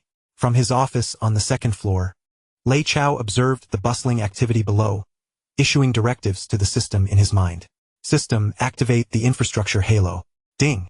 Super Industrial Tycoon System notification. Infrastructure halo activated. Effect. All infrastructure projects under the host's name will see a 300 increase in construction efficiency, and project quality will automatically optimize to top-tier standards. With the activation of the halo, miraculous transformations unfolded. Lei Chao merely sketched a few lines on the blueprint for the construction team leader, outlining the layout for water and electricity pipelines and the division of the dust-free workshop. The seasoned workers, upon receiving the blueprint, seemed to have unlocked a new level of understanding. A complex circuit installation that would typically require a week was completed in a single day, with the wiring arranged as neatly as a work of art. The intricately calculated water and exhaust pipe installations were executed with precision, as the workers intuitively understood the blueprint, achieving exceptional efficiency. In just one night, this once dilapidated warehouse, riddled with cobwebs and cluttered with refuse, miraculously transformed into a spotless, modern electronic factory that met preliminary dust-free standards. As the morning sun streamed in the following day, even Zhu Yuzi stood agog, repeatedly muttering about divine intervention. But even more miraculous events lay ahead.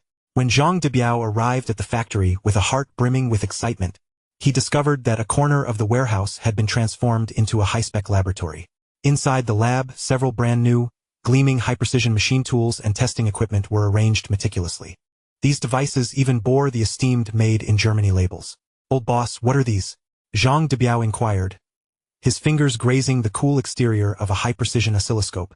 Overcome with emotion as if caressing a long-lost lover, his words tumbling out in a flurry. These were the top-tier devices he had once only dreamed of possessing. Some models were even exceedingly rare in Asia. "Oh, I had a friend in London airlift them overnight from Germany," Lei Chao explained nonchalantly, as if it were as simple as purchasing a bottle of soda from the corner store. Of course, he would not mention that he had redeemed them directly from the system mall using system points, with the system conveniently fabricating all legal procurement and transportation records for this batch of equipment. Zhang Debiao was utterly in awe of his boss's extraordinary capabilities. Without hesitation, he dove into the laboratory, immersing himself in his work with fervor. Lei Chao stood by the floor-to-ceiling window of the second-floor office, gazing down at the nascent workshop below, filled with a profound sense of entrepreneurial accomplishment. The hardware and facilities were now essentially in place, bolstered by both financial resources and the system. However, new challenges soon emerged. For the factory to operate, it needed to hire workers, manage operations, maintain financial records, and handle a myriad of administrative tasks. Relying solely on himself, Pig Oil Boy, and a group of ruffians who only knew how to brawl would be woefully inadequate. While Pig Oil Boy was fiercely loyal, his lack of education rendered him incapable of managing accounts, severely limiting his potential. Abu could maintain order, but they were utterly clueless about the daily operations of the factory. The entire management structure of the factory was in disarray.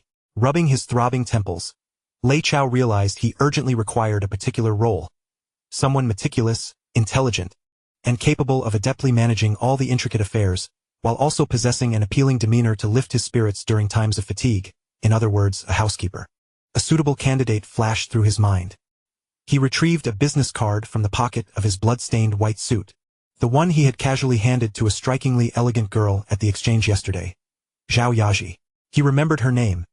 A future star, she was merely a struggling young woman at present. Her poise and eloquence suggested she was well educated.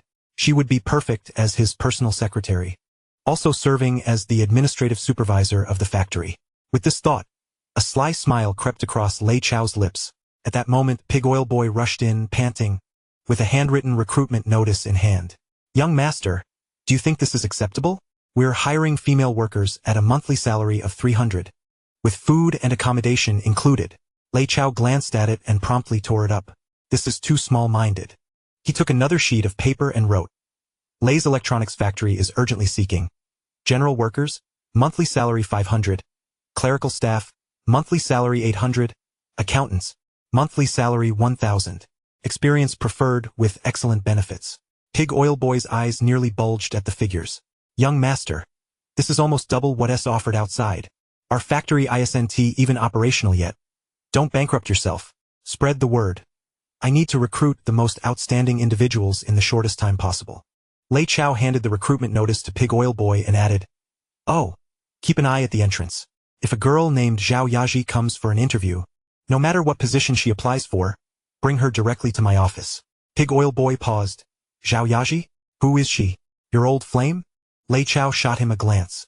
Pig Oil Boy shrank back, not daring to inquire further. Remember, Lei Chao's voice turned cold. Be polite to her. Chapter 11. Recruitment? No. It's about selecting a consort. The following morning, before dawn had broken, a long queue had formed outside Lei's electronics factory.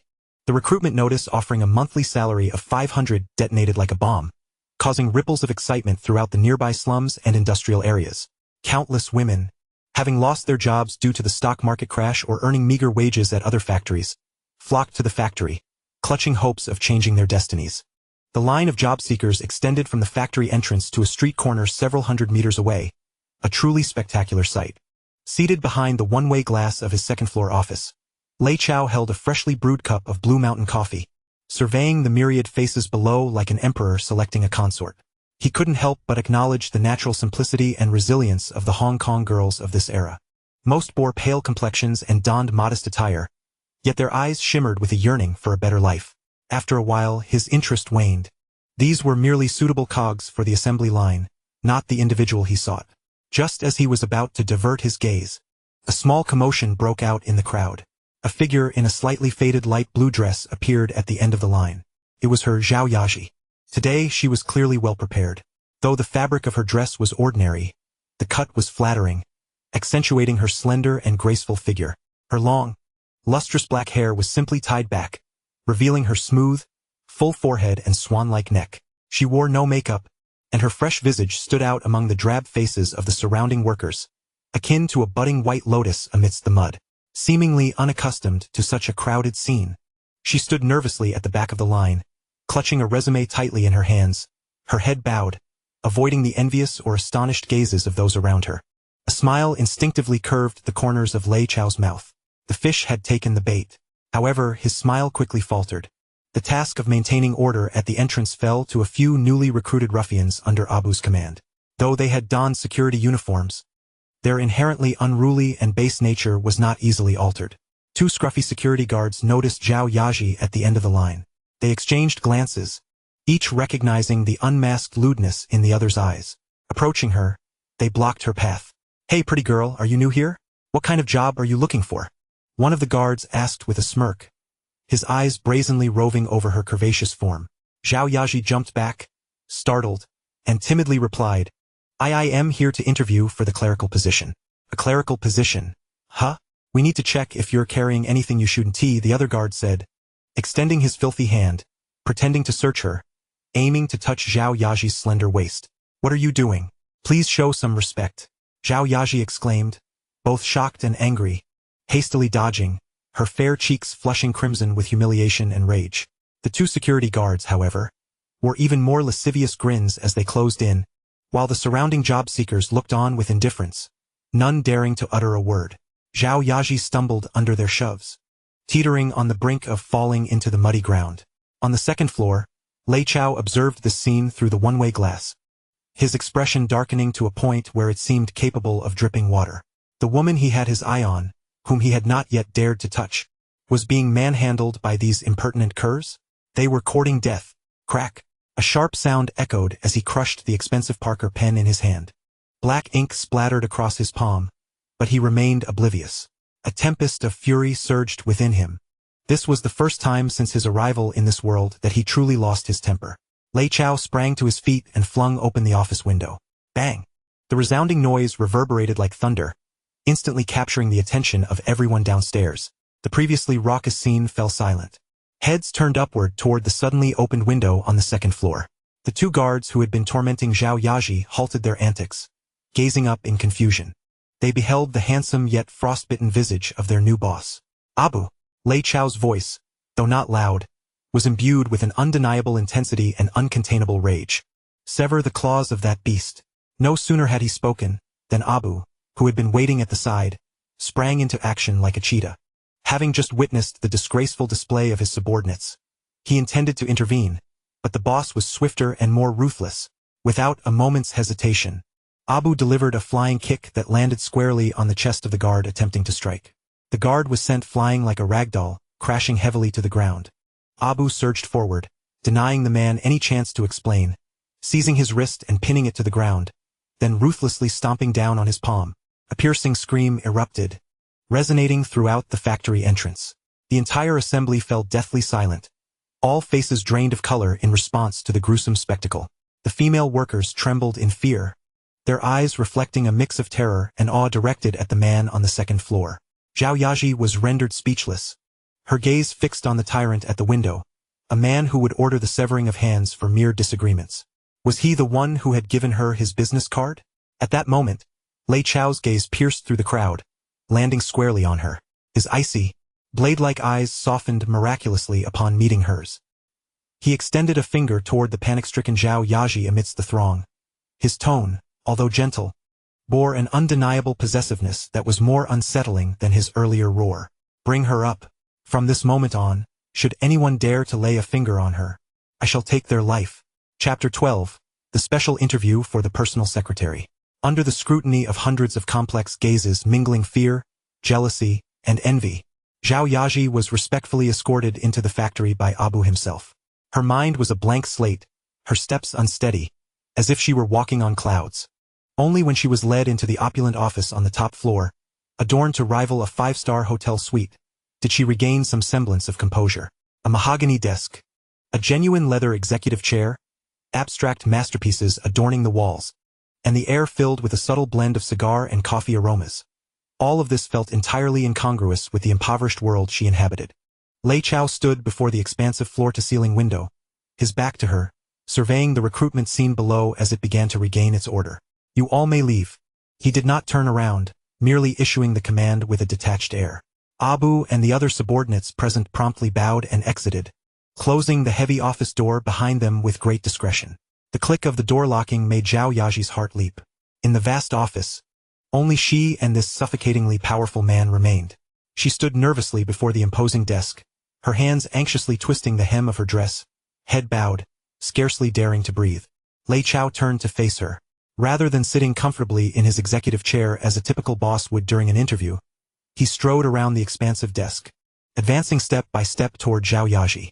The sound of his polished shoes against the gleaming floor resonated steadily, each step echoing like the rhythm of her heartbeat. She instinctively took a step back. 1 step, 2 steps, until her delicate back pressed against the cold wall, leaving her with nowhere to retreat. Lei Chao halted his approach. He extended his right hand, resting it against the wall beside Zhao Yaji's ear, creating a quintessential wall-pinning pose. He enveloped her petite form entirely between his embrace and the wall, crafting an aggressively intimate space filled with masculine energy. Lei Chao lowered his head, his handsome face magnified before her eyes. His gaze was fervent and focused, meticulously examining her stunning visage, flushed with tension and shyness. At such close proximity, he could even catch the faint scent of her shampoo wafting from her hair, and felt her breath quickening due to the pressure. Zhao Yaji's heart raced as if it might leap from her throat, her long lashes fluttering as she could not muster the courage to meet his gaze. You are Zhao Yaji? His voice was low and resonant, akin to the plucking of a cello string, echoing in her ears. Why yes, Mr. Lei. Do you wish to be my secretary? Yes. Lei Chao did not inquire if she could type, perform calculations, or compose documents in English. Instead, he posed a question that no typical interview would ever entertain. My secretary must not only be adept at typing and managing files. His voice dropped further, laced with a hint of playful suggestiveness. She must also be capable of fending off unwanted advances, accompanying me to various private gatherings, and even assisting me with some rather intimate scheduling. Can you handle that? The atmosphere grew thick with tension, the air heavy with implication. The phrase intimate scheduling carried an infinite realm of possibilities, causing Zhao Yaji's cheeks to flush crimson. She realized this was no ordinary secretarial position. Lei Chao's fingers left the wall, gently sweeping aside a stray lock of hair that had fallen beside her face, tenderly tucking it behind her ear. The accidental brush against her delicately smooth earlobe sent a shiver coursing through her. This silent seduction proved more lethal than any overtly suggestive words. Zhao Yaji's body stiffened slightly, her mind spiraling into chaos. She yearned to refuse, to escape the suffocating embrace. Yet, thoughts of her gravely ill mother, the exorbitant medical bills, and the hopeful gazes of her siblings anchored her in reality. The weight of her circumstances bore down on her like a mountain, rendering her breathless. She bit down on her tender lower lip, using the slight pain to maintain her last thread of clarity. After a prolonged silence, she finally summoned all her courage, raising her head. Her eyes, clear as a fawn's yet glistening with moisture, carried an added glimmer of determination and defiance. "Mr. Lei, as long as it is not illegal." Her voice, as delicate as a whisper, resonated with remarkable clarity. I could learn from her. Observing her demeanor, a blend of shyness and courage, Lei Chao smiled with satisfaction. He had a fondness for intelligent women, particularly those who understood the art of compromise and seizing opportunities. He retracted the formidable aura of intimidation, taking a step back to regain his gentlemanly composure, as if the aggressively assertive man moments ago had merely been a figment of Zhao Yaji's imagination. He retrieved a meticulously prepared contract and a pen from the table. "Very well, this is your employment contract. A monthly salary of 3,000, double pay at year-end, along with an interest-free loan of 500,000 Hong Kong dollars, effective immediately, to alleviate your familial difficulties." This remuneration was not only significantly higher than the top tier indicated in his job posting, but it was also tripled. Not to mention the substantial sum of 500,000. Zhao Yaji was utterly astounded, scarcely believing her ears. Trembling, she accepted the contract he handed over. Just as she bent over the table to sign, the office door, not securely closed, was pushed ajar by the wind. Lei Chao's figure conveniently obstructed the view from the doorway. He suddenly leaned closer to Zhao Yaji's ear, his warm breath grazing her neck, sending a shiver down her spine. In a voice meant for only the two of them, he whispered, "Tonight, we shall commence the first overtime. Are you ready, my personal secretary?" Chapter 13. The Walkman makes its debut. Zhao Yaji's inaugural overtime was not set in a lavish banquet hall, but rather in a heavily fortified underground research laboratory. She donned a white work uniform, her long hair tucked beneath a cap, revealing a naturally stunning face devoid of makeup. A bit flustered, she stood to the side, watching Zhang Debiao and his assistants fervently surrounding a cluster of intricate instruments and circuit boards, conducting final adjustments like a group of madmen. The atmosphere in the lab was intense and fervent.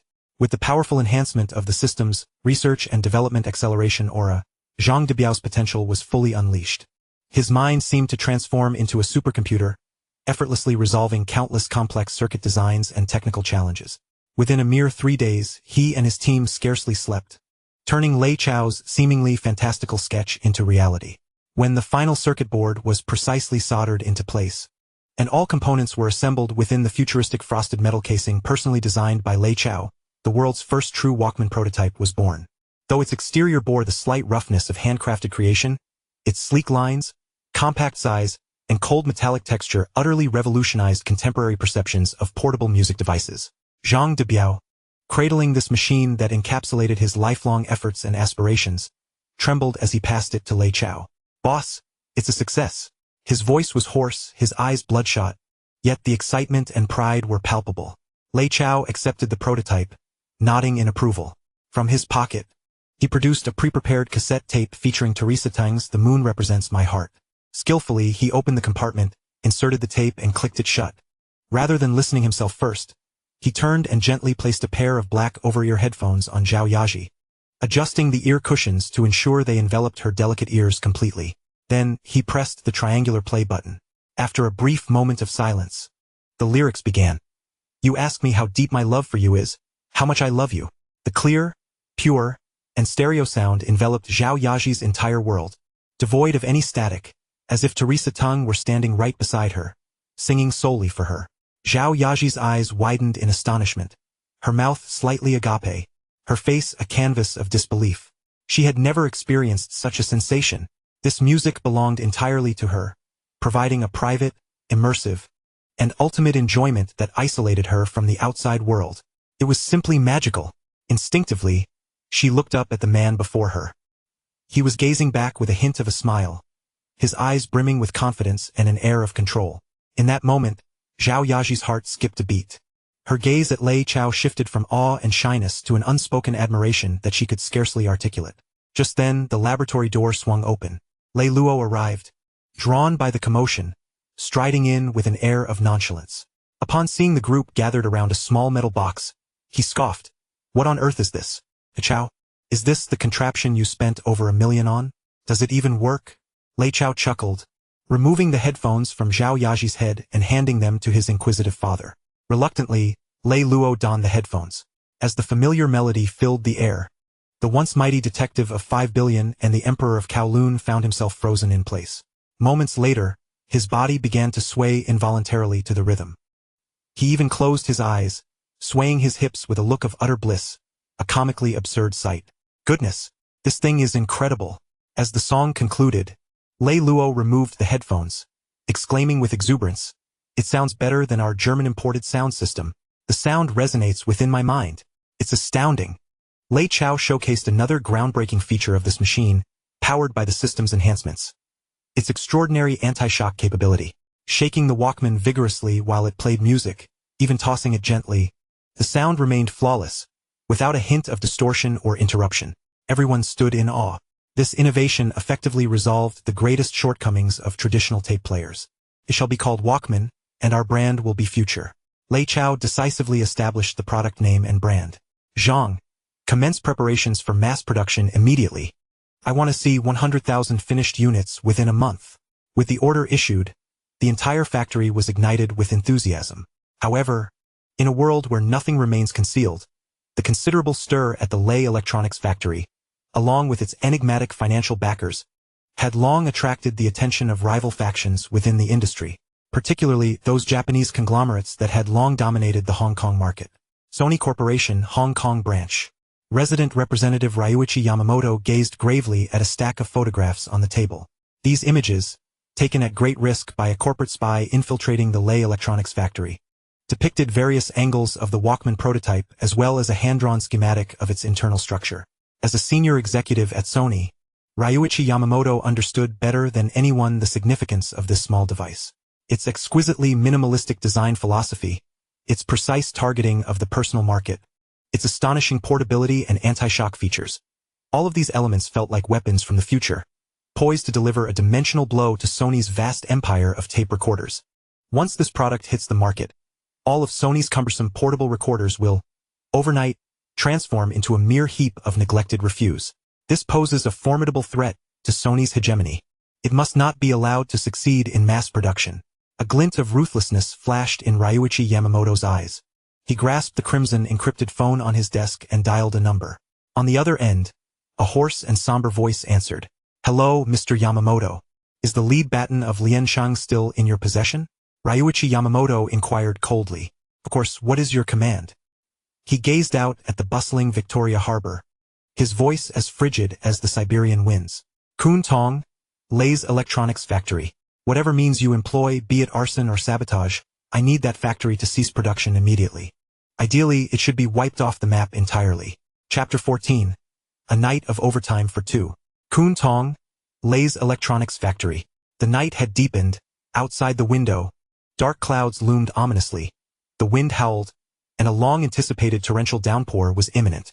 The entire factory had long been vacated, save for the large chairman's office on the top floor, which remained brightly lit. This was the heart of Lei Chao's empire, his solitary kingdom. Zhao Yaji stood awkwardly before the imposing mahogany desk, clutching a stack of freshly organized sales reports. The employees had already left for the day, yet she had been retained by her boss under the pretext of organizing confidential listing documents. This marked her first week as a personal secretary and her inaugural experience working late with her boss. The silence in the office was unnerving, punctuated only by the rhythmic ticking of an antique clock on the wall and the increasingly fierce gusts of wind outside. Zhao Yaji surreptitiously glanced at the man seated in the genuine leather executive chair. Lei Chao did not acknowledge her, nor did he peruse the documents. He merely reclined against the chair's back, toying with an exquisite cigar cutter, his gaze fixed on the darkened sky beyond the window, his profile illuminated by the light, exuding a resolute and captivating aura. He appeared to be in contemplation, yet also as if his mind were a blank slate. Nevertheless, the formidable presence he emanated rendered the atmosphere in the office palpably thick. Zhao Yaji's heart raced. She could sense that her boss's attention was steadfastly directed at her. It felt akin to a languid lion scrutinizing its prey. Mr. Lei, the reports have been organized. She mustered her courage to softly shatter the silence. Only then did Lei Chao redirect his gaze towards her. His eyes bore an aggressive intensity, traversing her slightly nervous countenance, gliding down her elongated neck, and ultimately resting on the pristine professional attire she adorned. This outfit had been specially tailored for her by Lei Chao that very afternoon.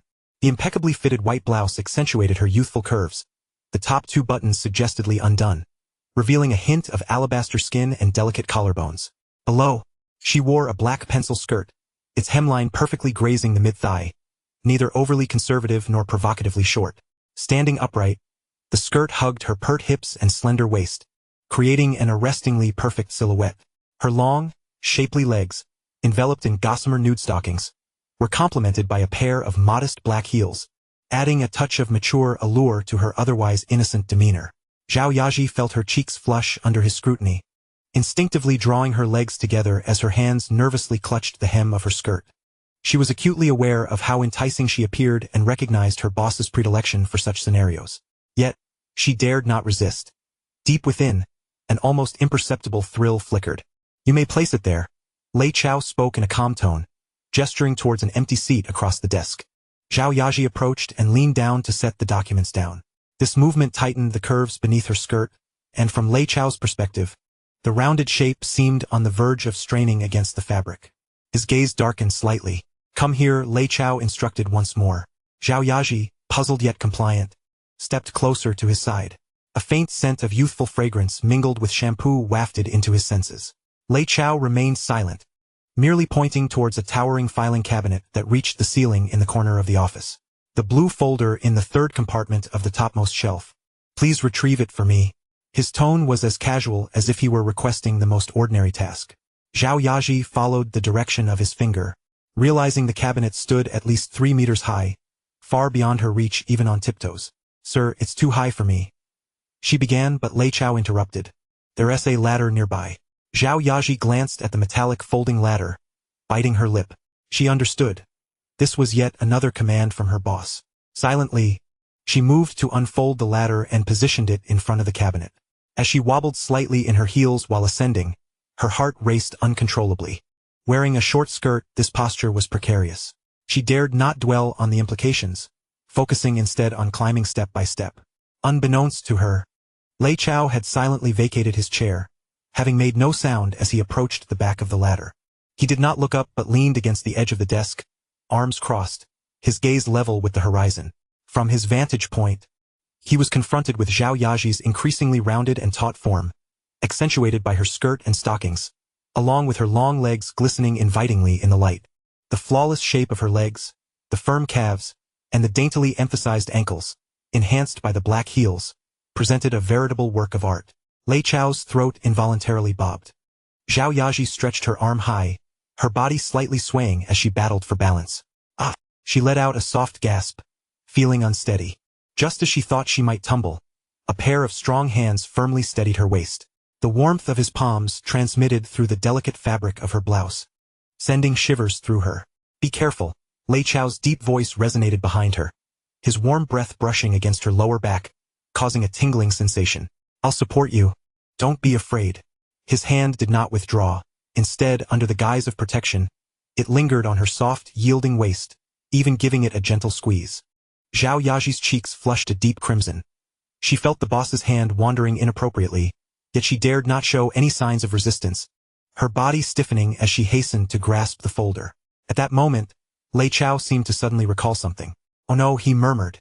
Zhao Yaji, anxious, inquired, "What's wrong, sir?" A flicker of regret crossed Lei Chao's face as he released one hand, while the other continued to support her waist. He pointed to the ground. "My pen. It seems to have fallen right by your feet." Zhao Yaji glanced down and, indeed, the expensive Parker pen lay quietly at her feet, beside the ladder. "Could you please help me pick it up? It was a gift from my father, and it holds great significance for me." Lei Chao's tone was earnest. A buzzing sensation filled Zhao Yaji's mind. Retrieve the pen? Should she descend the ladder to do so? Yet, the boss's hand still rested on her waist, seemingly indicating that she should bend down to pick it up right then and there.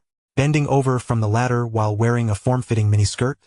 The very imagery made her face flush crimson, as if she might bleed from embarrassment. She bit her lip, overwhelmed by a mix of shame and indignation, wishing fervently for a crevice in the earth to hide herself. She recognized this was intentional, a manifestation of the man's malicious humor. But could she refuse? She dared not. Her family, her future, all lay in this man's hands.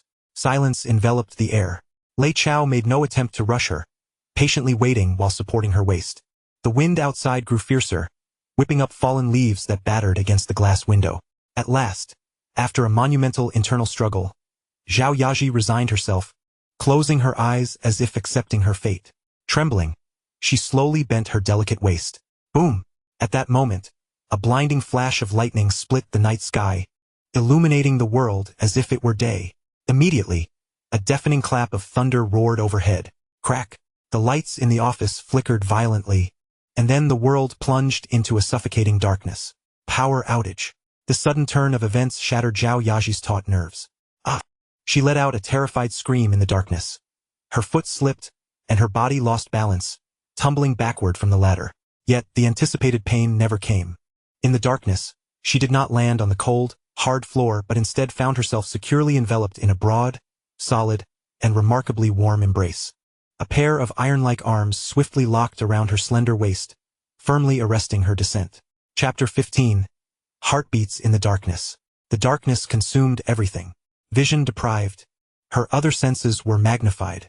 Zhao Yaji could distinctly hear her own heartbeat, intertwined with that of the man behind her, each thump resonating like a drum, indistinguishable from one another. She was enveloped in Lei Chao's embrace, her back pressed tightly against his searing chest. Through the thin fabric, she could even feel the defined contours of his muscular torso and the powerful rhythm of his heartbeat. The masculine scent, mingled with a hint of cologne and cigar smoke, enveloped her completely, infiltrating her senses and making her head spin. Soft jade warmth in his hold, Lei Chao did not release her immediately. In that instant of catching her, he not only did not step back to lessen the impact but rather advanced a step, tightening his embrace, pressing her soft form even closer to his body. Their bodies melded together seamlessly, with scarcely a gap between them. Zhao Yaji felt utterly rigid, afraid to move. She could distinctly sense the solid chest of the man pressed against her back. Through the delicate fabric, his searing body temperature and vigorous heartbeat silently proclaimed an unmistakable masculine strength, leaving her blushing with a near breathless embarrassment. This had long surpassed the realm of protection. This was blatant possession. What are you afraid of? Lei Chao lowered his head, his lips nearly brushing against her sensitive, slightly heated earlobe, whispering in a voice that was deep and slightly husky, I am here. The warmth of his breath caressed her ear and neck, provoking a cascade of tingling shivers throughout her body. These 3 words carried an undeniable stabilizing force, dispersing the fear that had arisen within her due to the darkness and shock. Yet what followed was an even greater sense of turmoil. The man's potent scent of hormones, his domineering embrace, and his undeniable presence all assaulted her heart, which had never fluttered for any man before. Time seemed to stand still in that moment. The ambiguous posture in the darkness lingered for several minutes, perhaps an eternity. The air was thick with an intoxicating scent of hormones that made her cheeks flush and heart race. Lei Chao said nothing further. He simply held her quietly, one hand firmly clasping her waist while the other slowly traversed the taut line of her spine, offering a soothing gesture before finally resting on her shoulder. Part protection, part confinement. His fingertips traced the curve of her back, savoring the delicate, smooth texture beneath the fabric. Each movement brimmed with unmasked possessiveness. Zhao Yaji's body grew increasingly soft, nearly unable to stand, relying entirely on the man behind her for support. Her mind went blank, surrendering all resistance, allowing this man to engage in such intimate contact beyond the boundaries of propriety in the darkness. She even discovered a flicker of unexpected desire for this forceful possession within the depths of her heart. Crack! Just then, the office lights abruptly blazed to life, dispelling all darkness and ambiguity. The backup power activated. Light returned without warning, causing both individuals, who had been submerged in darkness, to squint uncomfortably. Zhao Yaji felt as though she had awakened from a dream. Upon realizing the utterly embarrassing position in which she found herself, completely cradled in her boss's arms, her face flushed with a heat akin to fire. "Ah, I am so sorry, Mr. Lei," she exclaimed, a startled gasp escaping her lips as she hurriedly extricated herself from his embrace, retreating like a frightened rabbit several steps until her back collided with the cold wall. She lowered her head, her hands frantically attempting to straighten her disheveled shirt and skirt, scarcely daring to meet Lei Chao's gaze. The entirety of what had transpired in the darkness replayed vividly in her mind. His heartbeat, his breath, his warmth, and the undeniable strength of his embrace. Lei Chao regarded her with amusement at her flustered and fearful demeanor. His previously darkened eyes, clouded by desire, now regained their clarity. A faint, satisfied smile graced his lips.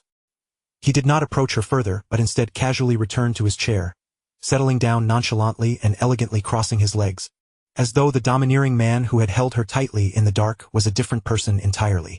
"Did you retrieve the documents?" he inquired calmly. Zhao Yaji paused momentarily before realizing, rushing to turn and retrieve the blue folder she had forgotten on the ladder, quickly advancing to the desk to hand it over with both hands. Throughout the process, she kept her head bowed, avoiding any eye contact with him. Lei Chao casually flipped through the folder, nodding in acknowledgement. "Yes, this is it. Thank you for your hard work. You may leave for the day. I'll have the driver take you home." His tone reverted to its usual neutrality, as if nothing had transpired. Zhao Yaji felt as if a great weight had been lifted, and she hurriedly offered a quick farewell, escaping towards the door. As her hand grasped the doorknob, the voice of Lei Chao echoed once more from behind her. "Wait a moment." Zhao Yaji's body stiffened, halting her steps. "Is there anything else you require, sir?" "Your stockings," came Lei Chao's voice, laced with a hint of amusement. It seems they were inadvertently snagged by the ladder. At his words, Zhao Yaji hastily glanced down, and indeed, she discovered a long tear in her flesh-colored stockings on the backside of her left knee. The frayed edges curled, revealing a small patch of her delicate, porcelain skin. This minor imperfection not only failed to mar her beauty, but instead added an enticing touch of disarray and vulnerability.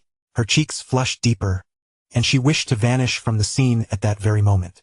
"Tomorrow, we're a new pair to work," Lei Chao remarked, reclining in his chair with an appreciative tone. "I quite enjoy seeing them." Unable to endure any longer, Zhao Yaji flung the door open and nearly fled in haste. Observing her panicked retreat, a broader smile spread across Lei Chao's face. He understood that this exquisite white rabbit was firmly caught in his snare. The following morning, when Zhao Yaji arrived at the office, her heart fluttering with anxiety, she found a beautifully packaged breakfast awaiting her on her modest desk. It was her favorite pineapple bun and silky milk tea from a renowned tea restaurant. Beneath the breakfast lay a note, inscribed with Lei Chao's flamboyant and distinctive handwriting. It bore a mere line, "You performed admirably last night." As she beheld the note, her cheeks involuntarily reddened once more. Which performance? She pondered, was it her work, or something else? She dared not delve further into that thought, yet her lips betrayed her, curving into a smile. Grasping the still warm breakfast, an inexplicable sweetness coursed through her. She felt akin to a favored concubine of a domineering monarch, filled with trepidation yet also indulging in the secret joy and satisfaction of being cherished. Just as Zhao Yaji held the note with a foolish grin reminiscent of youthful infatuation, the office door was suddenly flung open with a loud bang. Zhang Debiao rushed in, his face smeared with blood and his expression one of terror. A clear gash adorned his forehead, blood trickling down his cheek, staining half of his collar. "Boss, something's wrong," he gasped, his voice trembling with a mix of rage and fear. "The factory has been attacked." Chapter 16. Sony's underhanded scheme. The flush on Zhao Yaji's face instantly drained, replaced by a pallor of shock. The pineapple bun slipped from her grasp, falling to the ground as she stood frozen in disbelief. Sounds of commotion emerged from Lei Chao's office, clearly stirred by the cacophony of the door slamming. Clad in a silk robe and holding a steaming cup of coffee, he appeared as though he had just risen from slumber. Upon seeing Zhang Debiao, his expression shifted from lethargy to sharp intensity. "What happened?" His voice remained calm, but those familiar with him recognized it as the calm before the storm. "Boss," Zhang Debiao, clutching his bleeding forehead, gasped for breath. In the early hours of the morning, around 3 o'clock, a group of masked ruffians barged in. They wielded iron rods and knives, attacking anyone in sight and smashing the machinery. Several of us on night watch were injured, and the production line lies in ruins. A stormy darkness clouded Lei Chao's visage. He set down his coffee cup and swiftly approached the coat rack, shedding his robe and donning a freshly pressed white shirt. As he meticulously fastened his cufflinks, he inquired, "How many were there? Did they leave any message?"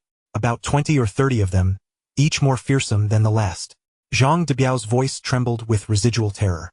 "After wreaking havoc, they fled, leaving behind threats that if our factory dared to resume operations, they would slaughter our entire families." "Slaughter our families?" Lei Chao fastened the last button, a cold smile curving his lips. That smile bore no warmth, only a chilling resolve. "Very well. These individuals not only seek to destroy my livelihood but also to threaten my people. They have successfully struck at my Achilles heel. What of Abu? Wasn't he assigned to patrol around the clock?" Lei Chao's voice turned frigid. Zhang Debiao grimaced. "Captain Abu took a team to pursue them, but they were cunning, dispersing into nearby alleys. It was too dark to catch up." Lei Chao said nothing further. He donned his outerwear and turned to the still-dazed Zhao Yaji. "Come, let us inspect the workshop." Then, addressing Zhang Debiao, he added, "Your injuries, Abu will take you to the finest doctor. All medical expenses, lost wages, and tenfold compensation will be covered by the company." Hearing this, a wave of warmth surged through Zhang Debiao, gratitude evident in his repeated nods. Lei Chao, accompanied by Zhao Yaji and the recently informed Abu, swiftly made their way to the production workshop. A throng of workers had gathered at the entrance, murmuring anxiously as they surveyed the chaos within, their faces etched with fear and unease. Upon Lei Chao's arrival, the crowd parted instinctively, all eyes filled with respect as they awaited his response to the crisis. Inside the workshop, the devastation was truly harrowing. Several high-precision stamping machines imported from Germany lay toppled, their bodies marred with dents. The conveyor belts were severed into disarray, and a myriad of delicate electronic components and semi-finished products lay scattered, crushed underfoot. The entire production line was on the brink of paralysis. A few injured night shift workers and security personnel sat huddled in a corner, receiving rudimentary first aid from colleagues, their faces still bearing the marks of shock. Abu followed closely behind Lei Chao, his head bowed, his complexion ashen, fists clenched tightly. "Boss, this is my negligence. I am willing to accept any punishment." He gritted through his teeth. This was the first major oversight since he took charge of security, and it was a profound disgrace. Lei Chao paid him no heed. He walked quietly through the devastated workshop, his gaze sweeping over the ruined equipment, his expression betraying no emotion. He even bent down to pick up a battered Walkman shell, weighing it in his hand before casually discarding it. The more composed he appeared, the more palpable the anxiety among those around him became. Zhao Yaji trailed behind, her heart sinking at the sight of the destruction, her face blanching, hands growing cold. Instinctively, she clutched the hem of Lei Chao's shirt, as if seeking solace in that connection. Sensing the tug at his clothing, Lei Chao paused and turned back. Rather than reproach her, he gently patted her shoulder, his voice softening. "Do not fear. It is merely a small inconvenience." His hand was warm and reassuring, the strength emanating from it miraculously calming her frantic heart. At that moment, a system alert chimed in Lei Chao's mind. Ding! Host's Enterprise has encountered malicious destruction, triggering advanced intelligence radar functions. Scanning causal chain. Scan complete. The puppeteer has been identified. Sony Corporation, Hong Kong Branch, Representative, Yamamoto Ryuichi. The executing party has been identified. The Hong Kong Triad and Lianxing, with the leader being Chung Mo. Motivation analysis. The emergence of the host product, Walkman, poses a grave threat to Sony's hegemony in the tape recorder market, prompting the competitor to resort to unscrupulous tactics in a desperate attempt to undermine the competition. Supplementary intelligence. Ryuichi Yamamoto not only employed the Triad, but also leveraged his influence within the Japanese Chamber of Commerce to intimidate major electronic distributors in Hong Kong, demanding their collective boycott of any products from Lei's Electronics. Thus it is revealed. Lei Chao's gaze turned icy. He had suspected foul play from competitors, but he never anticipated such despicable tactics, aimed not only at sabotaging his factory but also at cutting off his distribution channels. The realm of commercial competition had devolved into a violent clash akin to gang warfare. Very well, since you choose to disregard the rules of business, I shall engage you in the manner of the underworld. Lei Chao approached the bloodied Chung Takbayu, gazing intently at the wound on his forehead, and uttered with deliberate clarity, "Mr. Chung, remember this. For every drop of blood you shed, I shall make the enemy pay tenfold." He then turned to Abu, who immediately straightened up, eager for his master's command. Boss, give the order. Tonight, I will lead the brothers to settle scores with Lianxing. Abu spoke through gritted teeth, his eyes glinting with a predatory gleam. However, Lei Chao shook his head. Revenge? Too simplistic. He retrieved a cigar from his pocket, prompting Abu to instinctively produce a lighter to ignite it. Lei Chao inhaled deeply, exhaling a thick plume of white smoke that obscured his expression, leaving only his eyes gleaming ominously.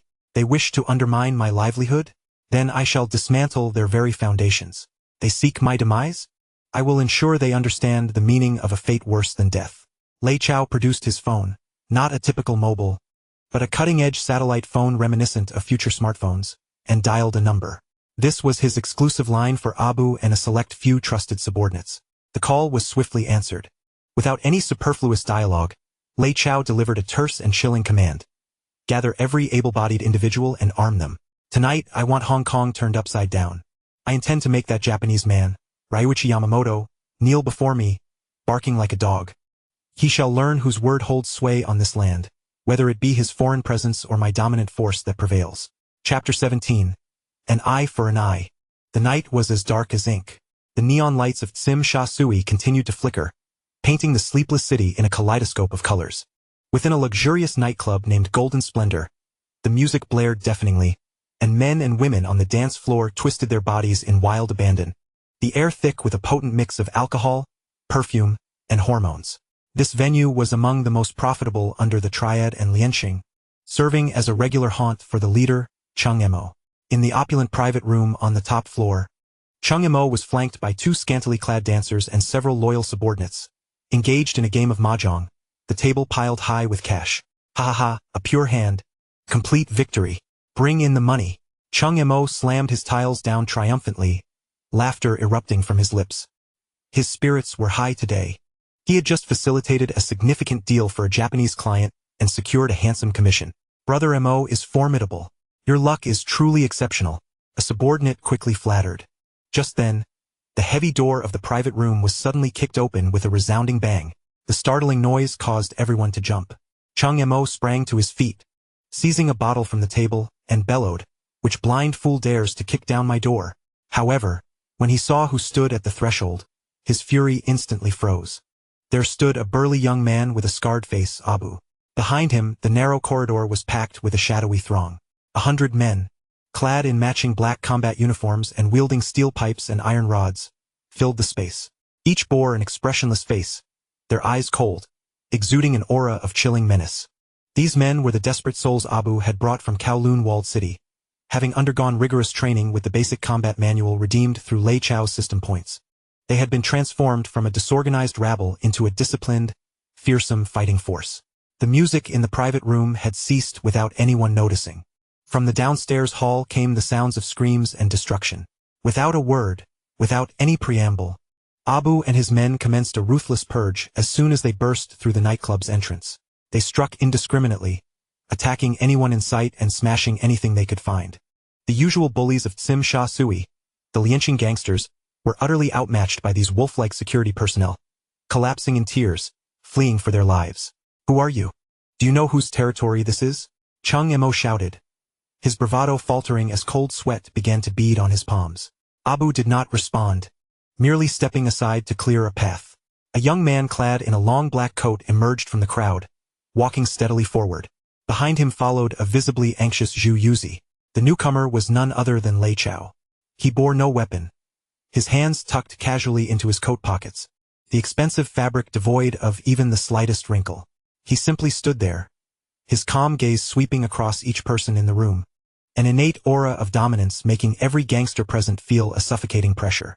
Chung Emo looked at this excessively youthful yet imposing figure, a sense of dread gripping his heart. He felt he had provoked someone he ought not to have. "You are Chung Emo?" Lei Chao inquired coolly. "Why yes, and what of it? Friend, why not step aside? Surely, there must be some misunderstanding regarding today's events?" Chung Emo attempted to negotiate. Lei Chao merely smiled, approaching the mahjong table and picking up a tile to toy with it. "Misunderstanding? You dispatched henchmen to vandalize my factory, assaulted my men, and threatened to kill their families. And now you tell me this is a misunderstanding?" Chung Mo's complexion drained of color. "So it was that electronic factory. How could they have possibly tracked him down? How dare they be so audacious as to confront him directly? Who are you? Lei Chao offered no reply. Instead, he forcefully pressed the mahjong tile into the solid wood of the table, the resilient tile embedding itself halfway into the surface. This display elicited gasps of astonishment from all present. Lei Chao then lifted his foot, pressing it down harshly on Chung Mo's face, forcing him onto a bed of shattered glass. Tell me, who ordered you to do this? Lei Chao's tone was devoid of emotion, his foot applying relentless pressure. Chung Mo's face was lacerated by the glass, and he let out a pained wail. I'll tell you. It was Sony, the representative, Ryuichi Yamamoto. He didn't hesitate for a second before selling out his own backer. A cruel smile appeared on Lei Chao's face. Very good. Since they didn't want to follow the rules of business, then he would use the rules of the underworld to teach them how to behave. He withdrew his foot and gave an order to Abu behind him. Who were the ones involved in smashing the factory yesterday? One of Chong Mao's lackeys had already been interrogated by Abu earlier. Terrified out of his mind, he immediately pointed out several accomplices in the room. Good. Lei Chao nodded. According to Lei's rules, punch one of my brothers, lose a finger. Smash one of my machines, lose an arm. Abu, carry it out. Yes, boss. With a ferocious grin, Abu pulled out a telescopic baton from his waist. The private room was instantly filled with the horrifying sound of bones cracking and heart-wrenching screams. Lei Chao didn't look back again. He simply turned and walked out. Zhu Yuze hurried after him and asked in a low voice, "Young master, is that it?" "That's it?" Lei Chao stopped walking. "This is only the appetizer." He glanced back at the thugs writhing on the floor with broken limbs, a hint of madness flashing in his eyes. Since Mr. Yamamoto enjoys sending gifts so much, I should return a generous one as well. Abu, go find the biggest shipping container you can. Pack all these useless trash into it. Although confused, Abu immediately carried out the order. Half an hour later, a massive rust-smelling shipping container was delivered to the entrance of the nightclub by a crane. Dozens of members of Wishing, arms and legs broken, howling in pain, were thrown inside one by one like garbage. Bang! The heavy container door slammed shut and was locked from the outside. The world instantly fell silent. That very night, the container filled with crippled thugs was quietly transported by a heavy truck to Central. The next morning, Sony Hong Kong office. Dressed in a sharp suit, Ryuichi Yamamoto stepped out of his company car, humming happily to himself. He believed that, after last night's intimidation, Lei's Electronics, the arrogant upstart, should now be in chaos and preparing to shut down. But when he reached the entrance of the building, the scene before him left him completely stunned. A huge rust-covered shipping container blocked the entrance, sealing it off entirely. A crowd of onlookers and reporters had already gathered around. What is going on here? Yamamoto angrily shouted at the building security. At that moment, the container door creaked open from the outside. The next second, dozens of blood-soaked men with broken arms and legs tumbled out like a tide, wailing and screaming as they collapsed at Yamamoto's feet. Yamamoto recognized them instantly. They were the Wishing enforcers he had hired yesterday. His legs went weak and he collapsed onto the ground. Looking up, he saw several shocking words sprayed across the side of the container in glaring red paint. This is just the interest. Camera flashes went wild as reporters captured the entire scene. Yamamoto knew it was over. Meanwhile, the mastermind behind everything, Lei Chao, was sitting leisurely in his office. Through a reporter from a nearly bankrupt newspaper he had just acquired, Lei Daily, he was preparing to launch a second devastating wave of public opinion against Sony's reputation. Chapter 18. Secretary Zhao takes the drinks. Lei Chao's counterattack was like a combination punch. Fast, precise, and ruthless, leaving Yamamoto with no chance to fight back. The container gift incident, fueled by exaggeration from Lei Daily and widely reprinted by media across Hong Kong, quickly exploded into a scandal. Sony hiring gangsters to suppress a competitor caused the company's brand image in Hong Kong to plummet, and its stock price dropped sharply. Ryuichi Yamamoto was urgently recalled to Japan, where severe punishment from headquarters awaited him. However, the problem wasn't completely solved. Although Sony temporarily retreated, its earlier threats and incentives toward major electronics distributors had already taken effect. Hong Kong's electronics distribution channels were monopolized by a few large agents. Under pressure from the Japanese Chamber of Commerce, they still remained cautious, or even resistant, toward Lei's Walkman. No matter how good a product was, if it couldn't be sold, it was worthless. To completely break through the blocked sales channels, Lei Chao decided to act personally. The annual Hong Kong General Chamber of Commerce Gala was where the city's business elites gathered, a perfect opportunity to build connections and negotiate deals. That evening, the Peninsula Hotel beside Victoria Harbor glittered with lights as luxury cars arrived one after another. Lei Chao wore a perfectly tailored black Armani suit. His hair was neatly combed, giving him a calm and noble presence far beyond his age. But the woman beside him instantly captured everyone's attention. Zhao Yaji had arrived in full evening attire. She wore a silver backless evening gown personally selected by Lei Chao, custom-made by a famous French designer. The fabric flowed like liquid moonlight, hugging every curve of her graceful figure. Her smooth, fair back was fully exposed, her waist sharply narrowing to form a stunning waist-to-hip ratio. The high slit of the gown revealed long legs that appeared even more slender with crystal high heels, teasing the imagination with every step. Her makeup was light, but the once pure and gentle face now carried a touch of cool elegance and nobility. Her long black hair was pinned up, revealing a swan-like neck and delicate collarbones. The moment she walked into the banquet hall arm in arm with Lei Chao, the entire room seemed to fall silent. Every man's gaze locked onto her as if drawn by a magnet. Amazement, jealousy, greed, all kinds of looks made Zhao Yaji, unused to such attention, feel slightly nervous. Subconsciously, she tightened her grip on Lei Chao's arm. Lei Chao sensed her tension. Leaning close to her ear, he whispered softly, "Stand straight. You're the most beautiful woman here.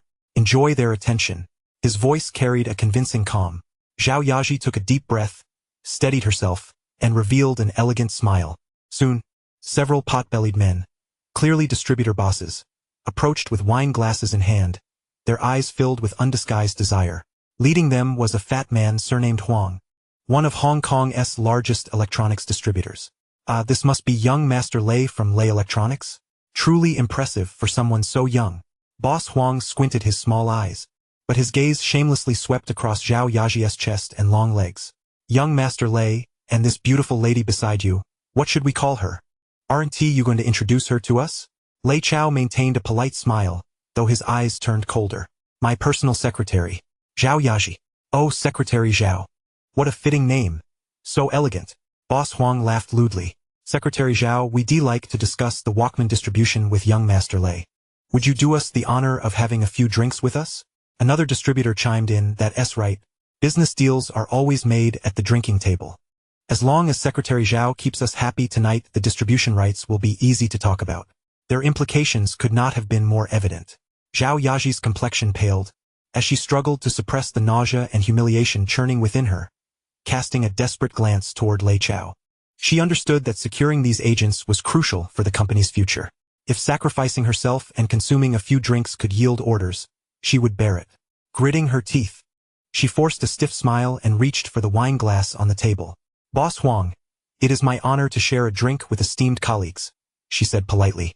Yet, just as her fingertips were about to touch the glass, a large, bony hand appeared out of nowhere and snatched the red wine away. It was Lei Chao. The smile had vanished from his face, replaced by a chilling indifference. "My secretary is not one for drinking," he stated flatly. Boss Huang's expression darkened. "Lei, what do you mean by this? Are you disregarding us?" "Disregarding?" Lei Chao chuckled. In the next moment he raised his hand. Splash! A full glass of crimson liquid was unapologetically hurled onto Boss Huang's greasy, plump face. The room fell into stunned silence. The cacophonous music ceased abruptly, and all eyes fixated on the unfolding scene. Boss Huang stood frozen, the wine trickling down his chubby cheeks, utterly humiliated. "You! How dare you splash me?" he stammered, trembling with rage, pointing at Lei Chao, his words faltering. Lei Chao paid him no heed. He swiftly pulled the still-dazed Zhao Yaji into his embrace, his hand firmly clasping her soft waist. Then, he lifted his gaze, surveying the equally dumbfounded agents around him, and declared in a voice clear enough for all to hear, "Is my woman someone you can intoxicate?"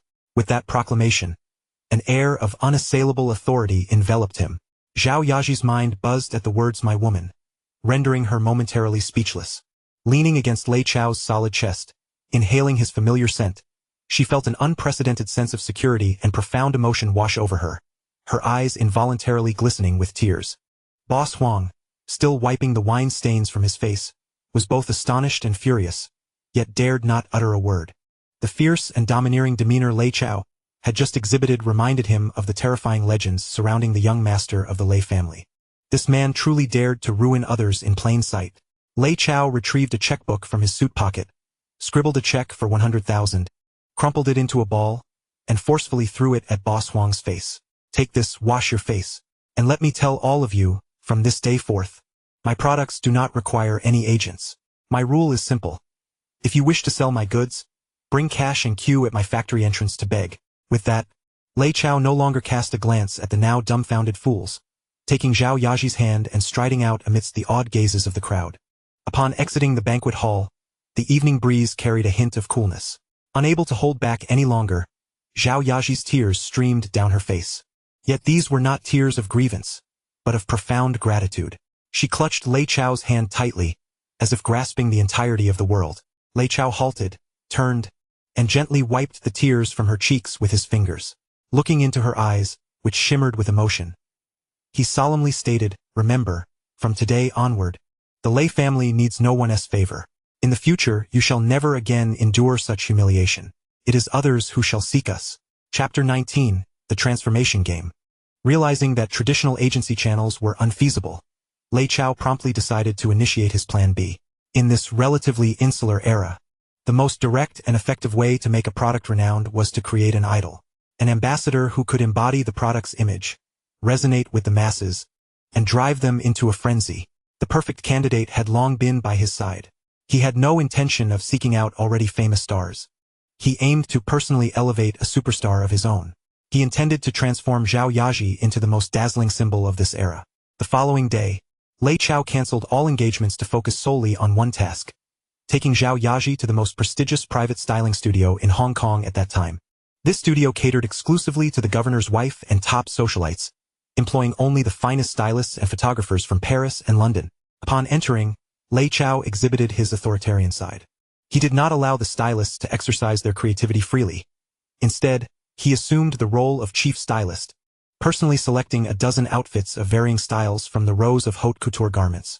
This one, and that one, have them all tried on, he commanded, his tone leaving no room for dissent. From the pure and demure white cotton dress to the vibrant yellow sporty ensemble, and then to the sultry red leather miniskirt, each outfit was chosen to uncover different facets of Zhao Yaji's allure. Zhao Yaji was ushered into the luxurious fitting room, embarking on her first-ever transformation game. Meanwhile, Lei Chao, like a general awaiting inspection, settled comfortably on a plush sofa in the center of the studio, sipping the coffee offered by his assistant with patience. Soon, the curtain of the fitting room was drawn open. Zhao Yaji emerged bashfully, clad in a Japanese sailor suit, a pristine white shirt and a deep blue pleated skirt, beneath which her long, slender legs adorned in white knee-high socks were revealed. Innocent, clean, and brimming with the essence of first love, everyone in the studio was entranced. Lei Chao nodded thoughtfully before shaking his head. Not bad, but too obedient. It lacks a bit of edge. Next outfit. The curtain closed once more, only to be drawn open again. This time, Zhao Yaji had donned a form-fitting workout ensemble, pink sports tank top and black yoga pants, perfectly accentuating her youthful, vibrant figure, the outline of her abdominal muscles subtly visible. Energetic, healthy, and sensual. Intriguing but not everyday wear. Next outfit. Thus, Zhao Yaji continued to change outfits under his direction. Each time the fitting room curtain was drawn back, it was akin to an exhilarating unboxing experience. Lei Chao reclined on the sofa, leisurely enjoying this exclusive fashion show made for him, occasionally offering remarks, reveling in the pleasure of sculpting a rough gem into an exquisite jewel. When Zhao Yaji stepped out in a black spaghetti strap mini dress, she appeared somewhat anxious. The dress was too short, compelling her to repeatedly tug at the hem in an attempt to cover her fair, long legs. Lei Chao rose and approached her. He said nothing but extended his hand, seemingly casually adjusting the errant black strap that had slipped off her shoulder. His fingertips, whether intentional or not, grazed her smooth, delicate collarbone. The cool sensation sent a shiver through Zhao Yaji, an electric thrill radiating from her collarbone throughout her body. She lifted her gaze and met Lei Chao's intensely penetrating eyes. In those captivating eyes, she discerned an unreserved admiration intertwined with an insatiable desire. She felt akin to a delicate lamb, ensnared in the gaze of a top-tier predator, with no avenue for escape, destined to be at the mercy of the other. The atmosphere had become palpably ambiguous at that moment. This set is quite impressive. Lei Chao finally broke the silence, yet it still fell short of his aspirations.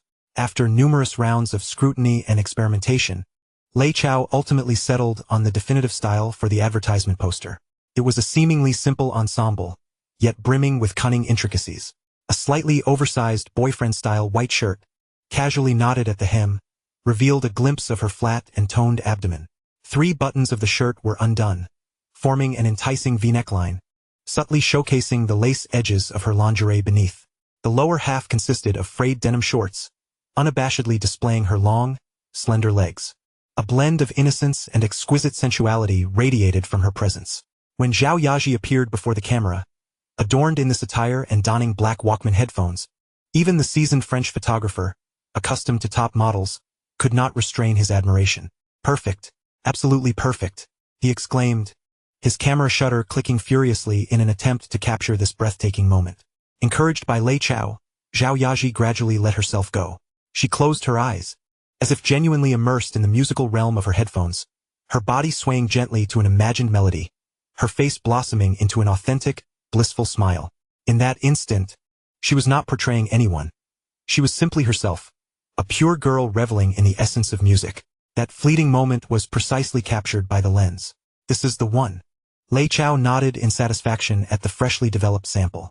In the photograph, the girlish eyes were shut, her lips curving upwards, sunlight glistening on her hair, illuminating her entire being. An immersive sense of happiness exuded an unparalleled allure. This was the effect he sought. This photograph was destined to drive every man in Hong Kong to madness. He picked up a pen and flamboyantly inscribed a phrase beside the sample: "The dream girl of every man." He then issued a command to the assistant beside him: "Print 100,000 copies of this photo in the largest size. I want her face plastered across every bus station, subway entrance, newsstand, every street, and every alley in Hong Kong." Chapter 20, The Price Butcher. Under the violent clearing operations and round-the-clock protection from Abu and his subordinates, the production line for the future Walkman swiftly resumed operations, revving at full throttle. The poster campaign was also in full swing. Overnight, Zhao Yaji's captivating giant posters filled the streets and alleys of Hong Kong. Who is she? Who is this girl? The citizens of Hong Kong buzzed with curiosity about this mysterious girl who had seemingly emerged overnight. Her innocent yet sensual image, coupled with the entranced smile gracing her face, piqued the interest of all. Furthermore, the uniquely designed, technologically advanced black headphones adorning her ears sparked endless speculation and admiration among the youth. The brand future and the Walkman product had already whetted everyone's appetite even before their official launch. However, within the upper echelons of Lei's Electronics, the atmosphere was somewhat tense. The pricing of the Walkman became the focal point of heated debate among the executives. It is noteworthy that, in this era, a Sony portable recorder commanded a price of 2,000 Hong Kong dollars, still a hot commodity in the market. Meanwhile, the Walkman had technically surpassed Sony's products, particularly in terms of shock resistance and sound quality. "Boss, I propose we set our price around 1,500 Hong Kong dollars. The sales department head exclaimed excitedly. "This price is a quarter cheaper than Sony's, yet still ensures ample profit margins while aligning with our product's high-end positioning." "I concur," the financial director chimed in. "Our research and production costs are substantial, especially with the equipment imported from Germany. If we price it too low, it will be challenging to recoup costs in the short term." The executives nodded in agreement, believing that 1,500 Hong Kong dollars was a very reasonable and competitive price. Lei Chao had remained silent, merely listening as he rhythmically tapped his fingers on the table. Once everyone had expressed their opinions, he stood and approached the whiteboard at the front of the conference room. Grasping a red marker, he wrote down 3 enormous Arabic numerals in the center of the board: 11399. After finishing, he turned to face the now stunned executives. The room fell into a profound silence. All eyes widened in disbelief at what they beheld. 11399 Hong Kong dollars? Is this some kind of joke? "Boss, did you perhaps make an error? Is it 1399 instead?" The sales supervisor stuttered. Lei Chao shook his head. "No, it is indeed 399. A gasp erupted in the conference room. "Boss, this is absolutely unacceptable. 399? That price doesn't even cover our costs. This is a suicidal pricing strategy." "Indeed, boss, we are in business, not charity. Selling at this price will only lead to greater losses. This will utterly obliterate the high-end brand image we have painstakingly established." The chorus of dissent echoed. with nearly everyone believing Lei Chao had lost his mind. Ignoring their uproar, Lei Chao merely clapped his hands, signaling for silence. He then instructed Zhao Yaji to distribute a document to everyone present. It was an exceedingly concise cost analysis sheet. The executives, puzzled, glanced at the document, only to fall into a state of shock once more. The sheet clearly stated, Future Walkman, comprehensive cost per unit, 50 Hong Kong dollars. This is impossible. The financial director was the first to spring up, his finger trembling as he pointed at the report. Boss, this data is erroneous. Absolutely erroneous. Just the micro-motor and magnetic head alone cost more than $50. Not to mention labor, utilities, and depreciation. This is entirely inconsistent with financial logic. Lei Chao smiled. He certainly would not divulge that, under the dual enhancement of the system's production optimization aura and supply chain integration aura, the factory's production efficiency had surged by 500, with an astonishing yield rate of 999. Moreover, the procurement cost of raw materials had been optimized through global channels to an inconceivable degree. This cost was known to him alone. You need not question the costs. You merely need to accept it. Lei Chao's voice was not loud, yet it bore an undeniable authority. Now, let me elucidate why it is 399. He walked to the whiteboard and picked up the pen. I estimate Sony's cost to be around 300 Hong Kong dollars. They sell at 2,000, yielding exorbitant profits. They presume our costs are similar, thus their maximum price drop will be to 1,800 in an attempt to suppress us. However, they could never fathom that our cost is a mere 50. At a price of 399, we still maintain nearly sevenfold profit. The price we offer is a devastating blow to all our competitors. If they engage in a price war with us, selling just one unit will incur a loss of several $100s. They cannot afford it. My objective is not to compete for market share with them, but rather to leverage our undeniable price advantage to completely and thoroughly drive all Japanese brands, as well as all European and American brands, off the shelves in Hong Kong.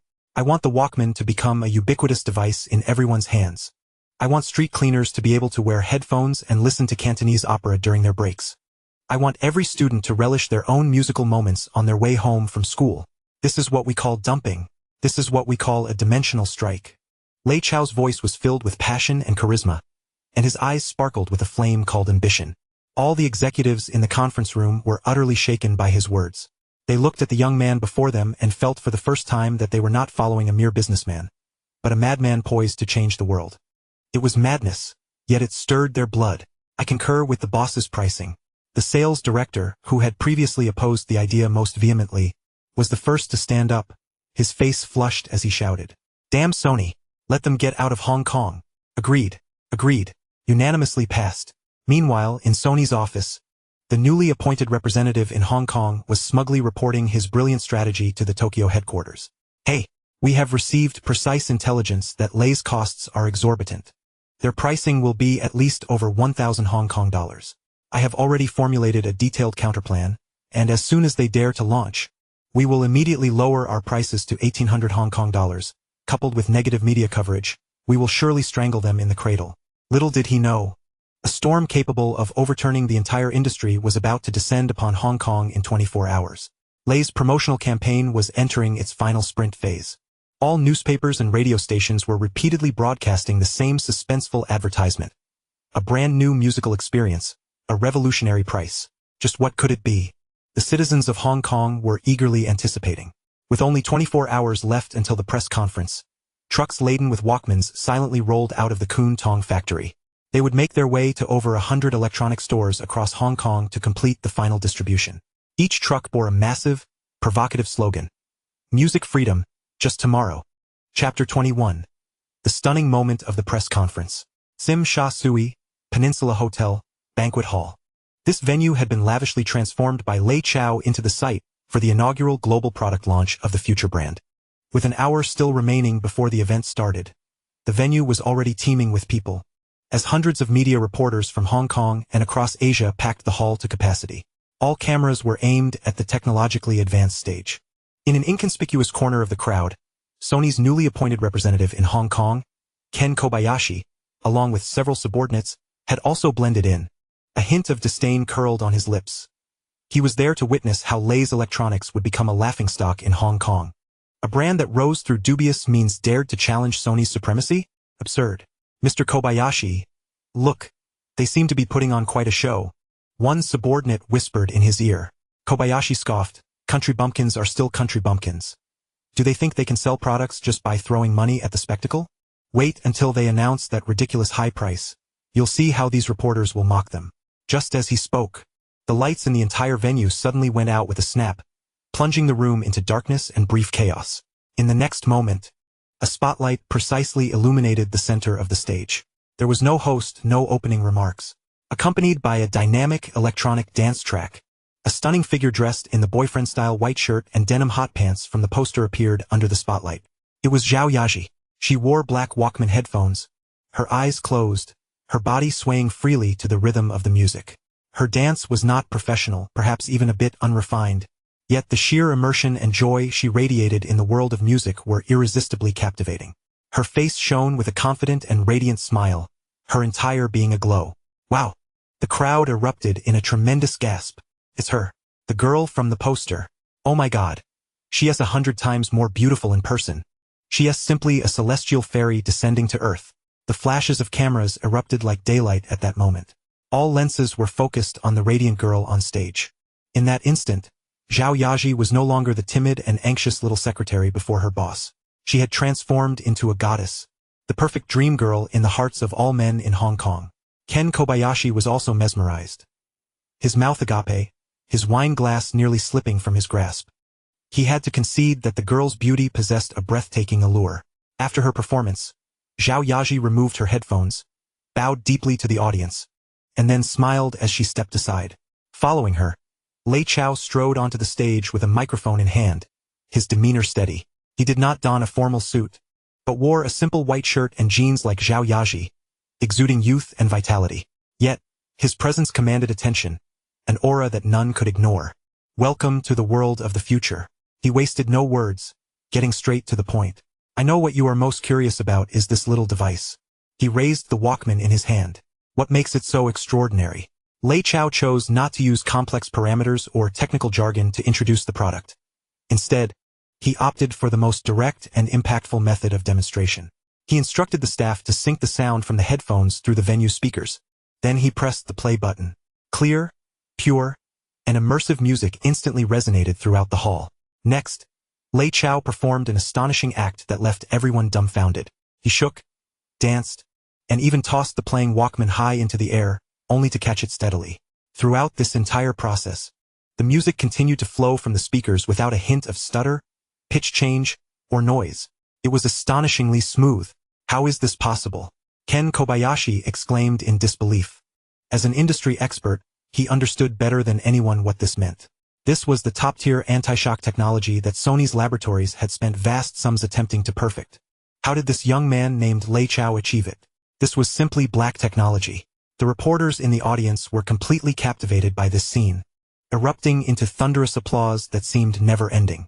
Lei Chao raised his hand to signal for quiet. I know what you are all more concerned about, the price. His gaze swept across the audience, finally landing with significance on the now pale-faced Ken Kobayashi. Everyone held their breath, waiting for the ultimate revelation of the mystery. The enormous LED screen at the back of the stage began to flicker. The countdown commenced. 10, 9, 3, 2, 1. The screen suddenly illuminated. Displayed were three colossal, blinding numbers accompanied by two letters, 11,399 Hong Kong dollars. After enduring a prolonged silence that lasted 3 seconds, the atmosphere erupted. A cacophony of cheers, screams, and applause amalgamated into a tidal wave, nearly threatening to lift the very roof of the Peninsula Hotel. 399. Did I see that correctly? Only 399. My heavens. This feels like a gift. Sony sells theirs for 2,000. They are offering it for merely 399. This is a death knell for Sony. Insanity. Absolute madness. The reporters in the audience were beside themselves with excitement, fervently discussing and recording, all aware that a new era was dawning. This was not merely a product launch. It was a resounding declaration of war against the exorbitant monopoly of Japanese brands. The glass in Ken Kobayashi's hand finally succumbed to his trembling grip, shattering to pieces on the floor. His face turned pale as a ghost, his legs weakened, barely able to support him. He realized that Sony's market in Hong Kong was finished. Utterly finished. He gazed at the young man on stage, basking in the spotlight and reveling in the audience's adulation. A wave of helpless despair surging within him. The young man was facing countless cameras, wearing a confident and charming smile. He raised his Walkman as if lifting the entire world. This was merely the beginning. I Lei Chao, aim for the stars and the sea. Chapter 22. The Frenzied Buying Frenzy. The press conference had yet to conclude when a consumption storm engulfing all of Hong Kong had already ignited. The exuberance of the event was instantly broadcasted through television and radio, reaching every corner of the city. When the revolutionary price of $399 was unveiled, countless citizens glued to their radios and televisions went utterly wild. Initially curious about the posters and suspenseful advertisements, their final shred of hesitation was obliterated upon witnessing the Walkman's formidable performance at such an accessible price. Buy! Must buy!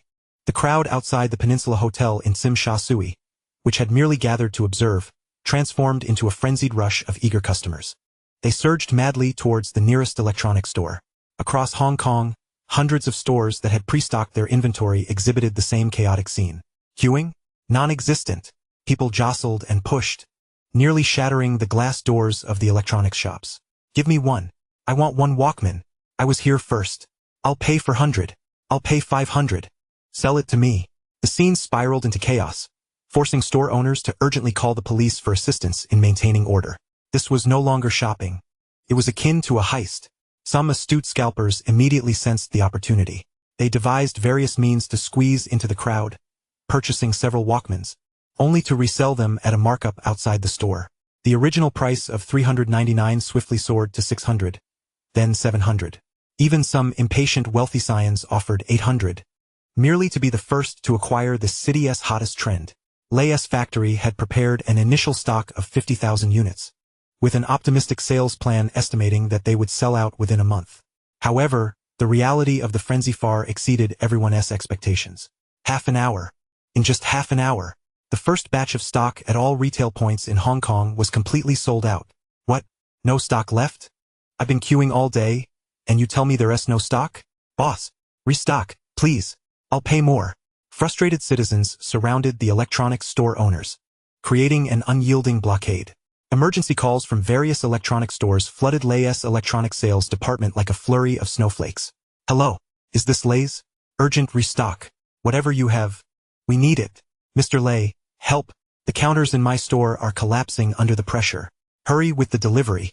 At the factory in Kwun Tong, the phones rang incessantly, and all production lines operated at full capacity, machines roaring day and night. Workers, though weary, wore expressions of excitement and pride. They knew they were crafting history.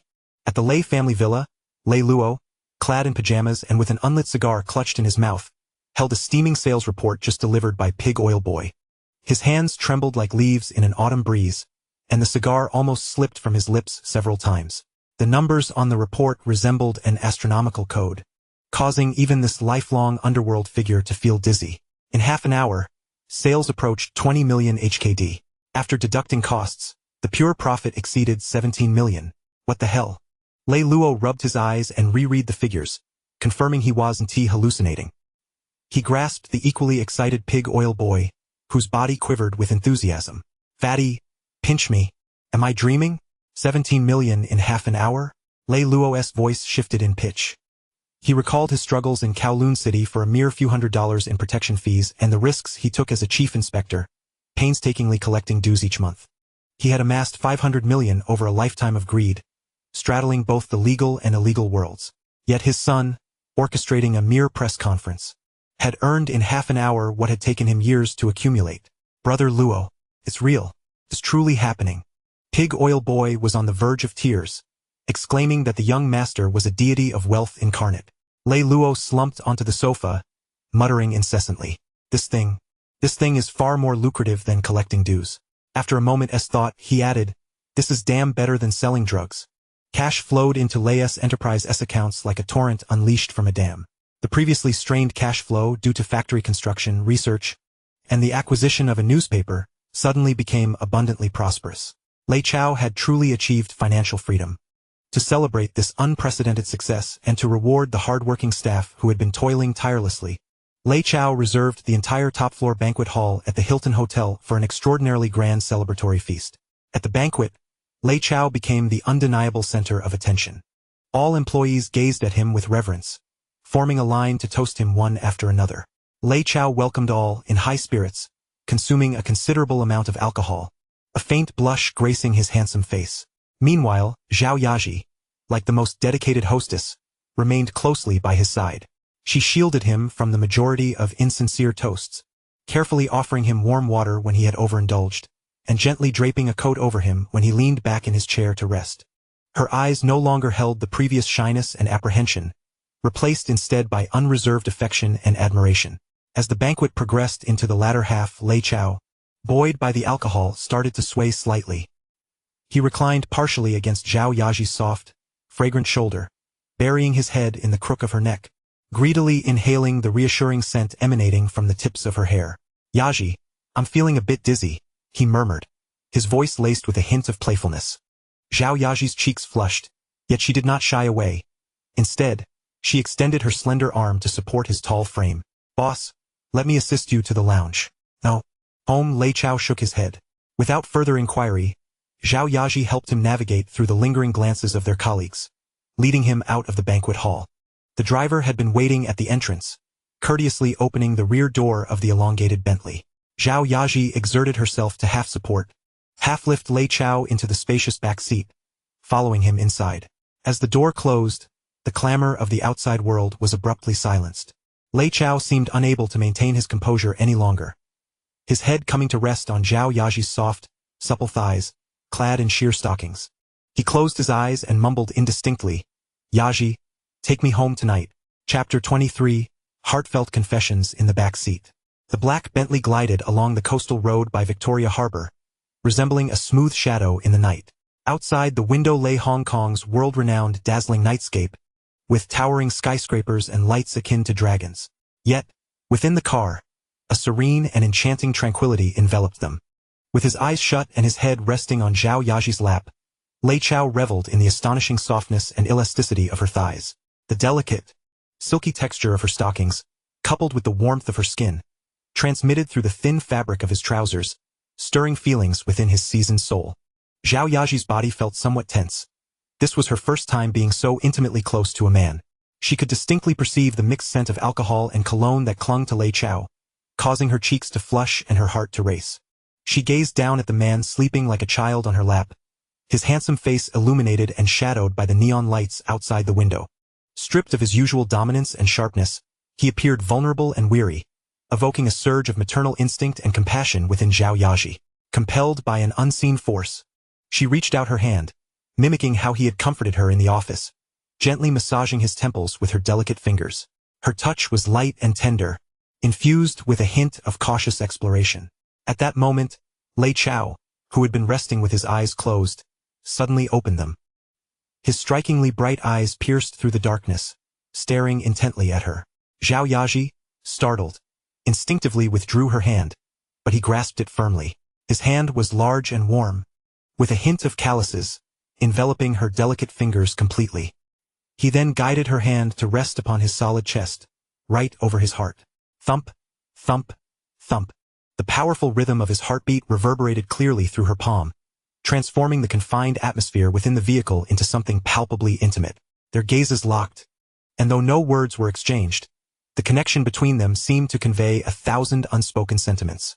"Are you afraid of following this madman?" After a prolonged silence, Lei Chao finally spoke, his voice hoarse from the alcohol. "Afraid?" Zhao Yaji pondered inwardly.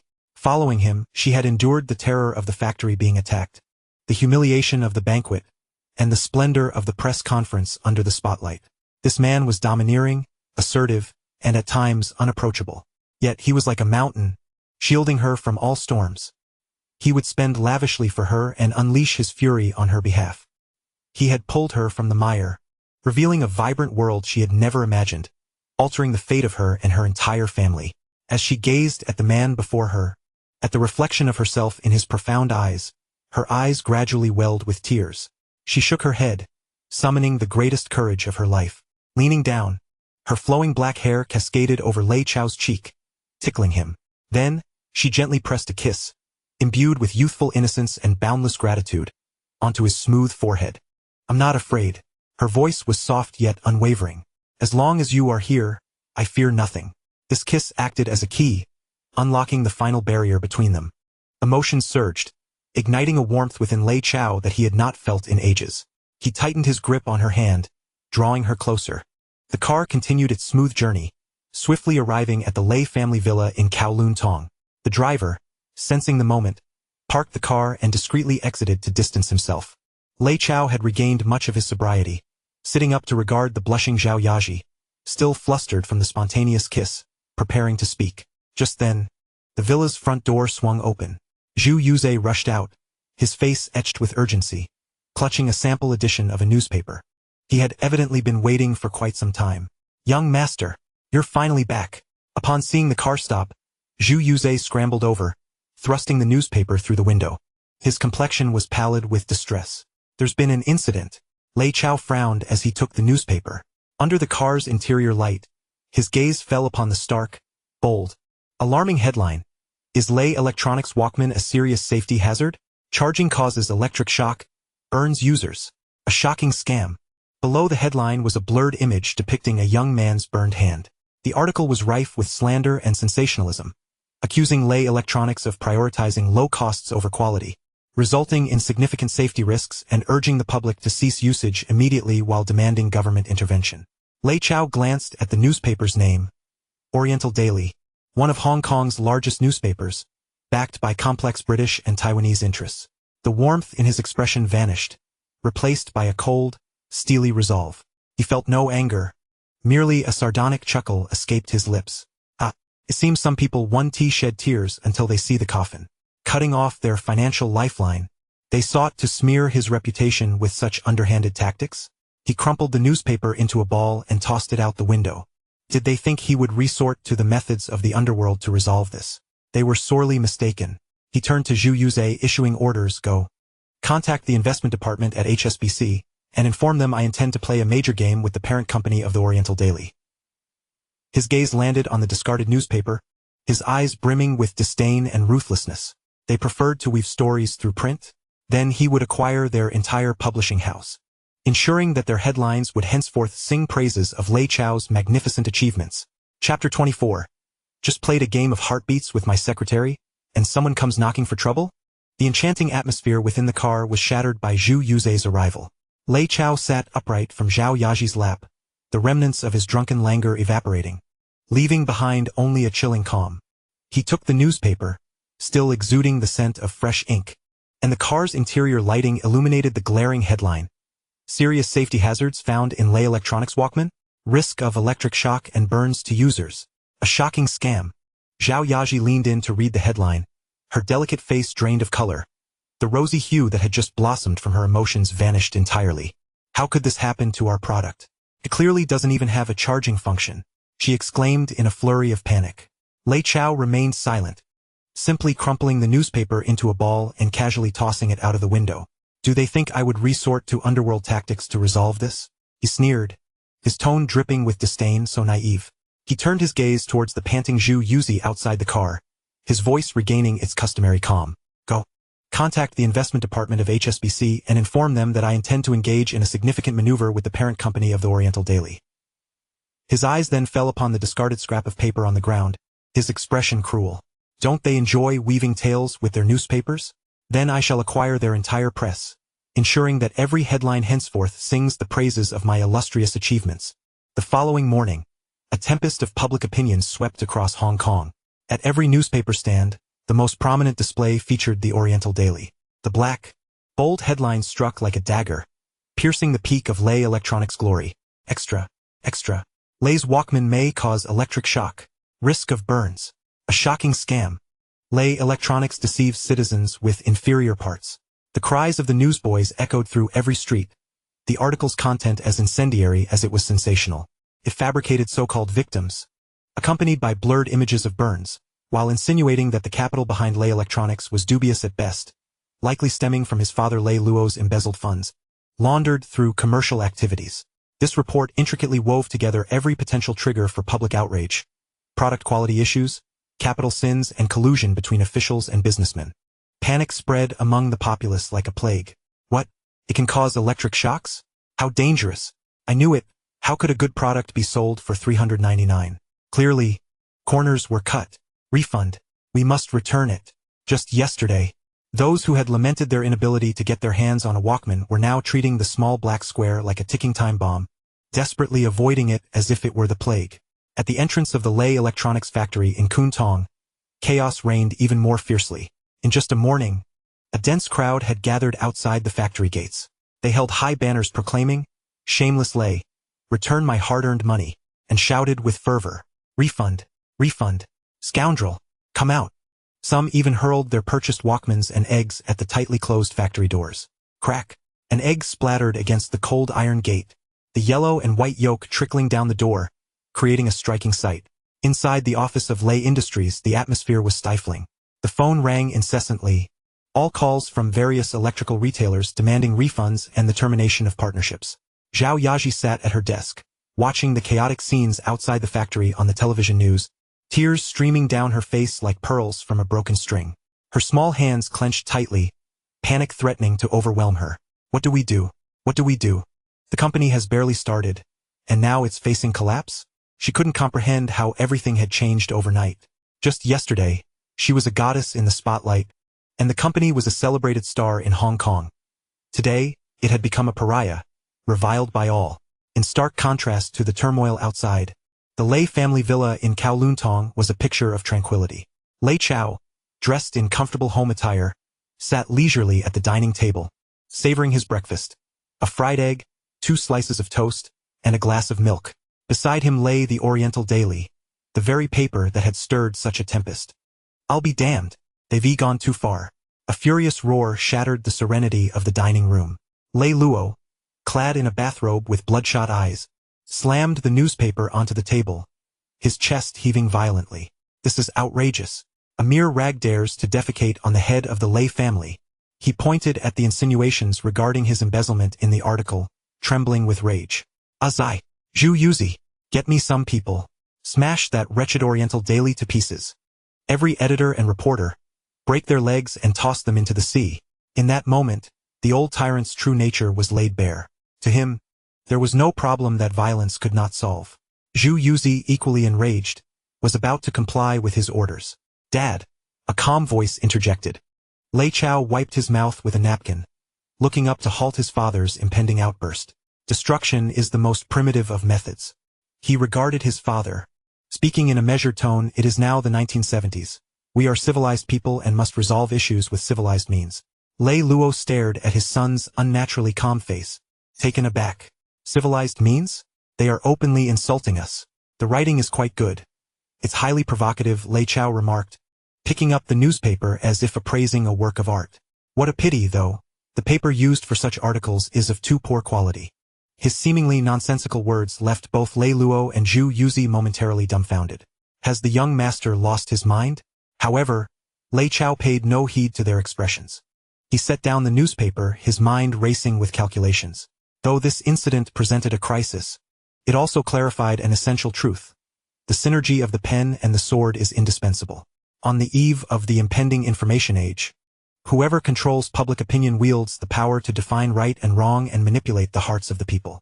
He must possess his own mouthpiece, a media machine entirely his own, capable of voicing his opinions and even spinning falsehoods into truths. At that moment, a blue stream of data, visible only to him, flickered through his mind. Intelligence radar activated. Target locked. Parent company of Oriental Daily, the Ma brothers. Background scan of target individuals. Ma Dajin, Ma Arian. Primary business. News media, printing industry. Hidden operations. Utilizing newspaper distribution channels for large-scale narcotics trafficking. Serving as the largest agent for the Golden Triangle in Southeast Asia. Upon reviewing the intelligence provided by the system, Lay Chow's gaze turned icy. They were not merely commercial competitors. They were drug traffickers operating on his turf. Such a matter could not be resolved through business means alone. For this ruthless enterprise, the most severe measures must be employed to uproot it entirely. He set his milk glass down with a crisp clink, startling both Lay Luo and Zhu Yuzi. Everyone observed as a gentle smile spread across Lay Chow's face, yet within that smile lay a chilling intent. He picked up the phone from the table and leisurely dialed a number. The call connected swiftly, and Lei Chao's tone was as relaxed as if he were inviting a friend for afternoon tea. "Hello, is it Uncle Wang? This is Lei Chao." A surprised voice responded from the other end. "Oh, it's young Master Lei. How daring of you to call in person. If there's anything you need, just give a word." This tycoon, Mr. Wang, is the owner of Hong Kong's largest paper mill, controlling over 70% of the city's newspaper paper supply. Just a few days ago, he received a consulting fee of 5 million from Lei Chao. Leaning back in his chair, Lei Chao gazed out at the sunlight streaming through the window and softly remarked, "It's nothing major. I merely wish to ask Uncle Wang for a small favor. I recall you mentioning that the type of paper used by newspapers across Hong Kong depends on your whims. Correct? The Oriental Daily, they Haven Tea settled their paper bill for this month. Have they?" Chapter 25. Wealth truly allows one to act as they please. In the office of the Oriental Daily newspaper, the eldest of the Ma brothers, Ma Dejin, reclined triumphantly in his leather executive chair, his feet resting on an expensive mahogany desk, a Cuban cigar held between his fingers as he exhaled wisps of smoke. "Brother, this move was executed splendidly." He grinned at his younger brother, Ma Arian, who sat across on the sofa. "That kid from the Lei family is simply too inexperienced. He thinks that by creating a portable cassette player, he can dominate Hong Kong. One report from us, and he'll be flat on his face." Ma Arian, holding a glass of red wine, wore an expression of satisfaction. "Indeed, I've already looked into it. His factory has just been established and is barely holding on by a thread. Once our report is published, the public will panic, inevitably triggering a wave of returns. His fragile cash flow will snap immediately. Haha, once he goes bankrupt, when the British funds come through, we'll be able to acquire 2 new ships," Ma Dejin said, flicking off the ash from his cigar, his eyes gleaming with greed. "Moreover, we've done them a great service by resolving a significant issue for them. They will have to show us some respect in future dealings." Ma Arian swirled his wine, envisioning a brighter future. "What you say is true. How dare a mere novice encroach on Sonia's territory, not knowing the peril he faces? We are merely enacting divine justice." The two shared a knowing smile, their unspoken agreement clear. In their eyes, Lei Chao was already as good as dead. The downfall of Lei Electronics was merely a matter of time. Just then, the office door was flung open with a loud bang. The printing plant manager stumbled in, breathless and pale as a ghost, his face slick with sweat. "Boss, second boss. Something terrible has happened." Ma Dejin furrowed his brow, withdrawing his feet from the desk, scolding. "What is the panic? Is the sky falling? You have no sense of decorum." Gasping for breath, the manager was nearly in tears. "The sky is really about to fall. Our paper supply has been cut off." "What?" Ma Arian stood up, alarmed. "Cut off? What did Wang Ji paper say? Didn't we sign a long-term contract?" The manager's face was a mask of despair. "Not just Wang Ji. All paper suppliers in Hong Kong just called to say they will no longer supply us. They would rather pay us 3 times the penalty than sell us a single sheet of paper." "What?" Ma Dejin could no longer remain seated. He seized the manager by the collar. "They're all cutting us off? Have they lost their minds? Preferring to incur losses rather than do business?" I don't know." The manager was nearly paralyzed with fear. "I tried to source from other channels only to find that not just paper, but even our printing ink has been completely bought out by a mysterious buyer. Now, not even a drop can be purchased for any amount." Silence engulfed the office. Ma Dejin released his grip, and the manager crumpled to the floor. The Ma brothers exchanged glances, both reflecting their shared incredulity. This was no mere coincidence. Paper and ink, both severed at once. Clearly, someone was wielding an incomprehensible and terrifying force behind the scenes, striking at them with precision. "How long can our stock hold?" Ma Dejin's voice was hoarse. The manager trembled, extending a finger. "Only enough for 1 more printing this afternoon. Tomorrow we will be out of print. No newspapers tomorrow." For a newspaper office, this was a catastrophic blow. Before Ma Dejin could fully process this dire news, the telephone on his desk began to ring urgently. He picked it up, and the frantic voice of the distribution department head came through. "Boss, it's bad. All the newsstands have refused to sell our newspapers." "What is the reason?" Ma Dejin roared into the receiver. They say a young boss named Lei has subsidized all the newsstands in Hong Kong. Each stall gets $500 a day, but there's a condition. Anyone who sells the Oriental Daily will have their subsidy immediately revoked. Those stall owners threw out all our newspapers, claiming we are blocking their revenue. With a crash, Ma Dejin slammed the phone down, shattering it into pieces on the floor. If he had felt merely suspicious moments ago, now, only an icy dread remained in his heart. Paper, ink, distribution channels. Their adversary hadn't even shown their face. With a mere flick of a finger, they had severed their lifeline from production to sales, completely dismantling their entire chain. Ma Arian's face turned ashen, murmuring, "It must be him, surely it's that Lei Chao. What manner of tactics is this? How does he wield such power?" Defeated, Ma Dejin sank back into his chair, finally grasping the truth. This was not merely commercial rivalry. Their opponent was disinterested in engaging in any form of public relations battle. They had flipped the table entirely. With money and overwhelming, crushing capital force, they aimed to erase them from existence. A dimensional strike. He recalled the rumors surrounding Lei Chao, a chill creeping over him. He realized that he had inadvertently kicked a piece of iron harder than steel. Conventional business tactics were laughable toys in the presence of this capital leviathan. "Brother, what do we do?" Ma Arian's voice trembled slightly.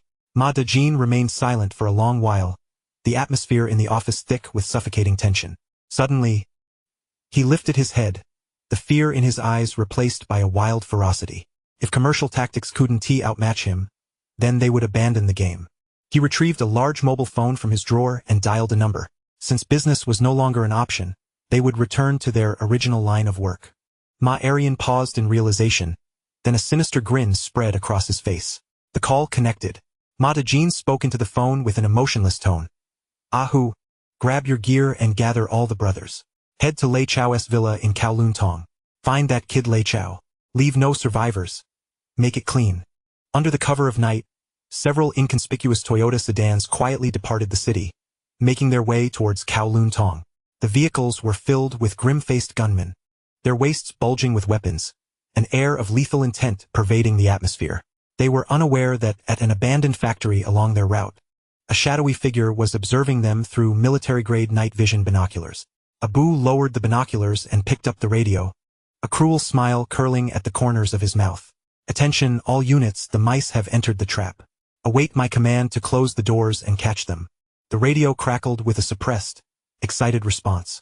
In the darkness, dozens of armed figures rose from the shadows, their dark muzzles aimed at the silent road. Chapter 26.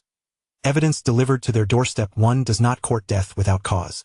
On the hillside road of Kowloon Tong, the night was thickening. A few inconspicuous Toyota sedans were moving at a leisurely pace along the winding mountain road. Seated within the confines of the vehicle were the notorious mercenaries, procured at great expense by the Ma brothers. Each bore a grim demeanor, their waists bulging, exuding an aura of sanguinity. The leader, a scarred visage, cast a glance towards the increasingly proximate contours of the affluent district outside the window, and with a grin directed at his subordinates, proclaimed, "Let us keep our spirits high. Tonight's task is straightforward. We must eliminate a lad named Lei Chao. Once the job is done, the remuneration from Boss Ma will suffice for our indulgence for several years. Rest assured, Brother Tiger. He's merely a greenhorn. A single bullet will suffice."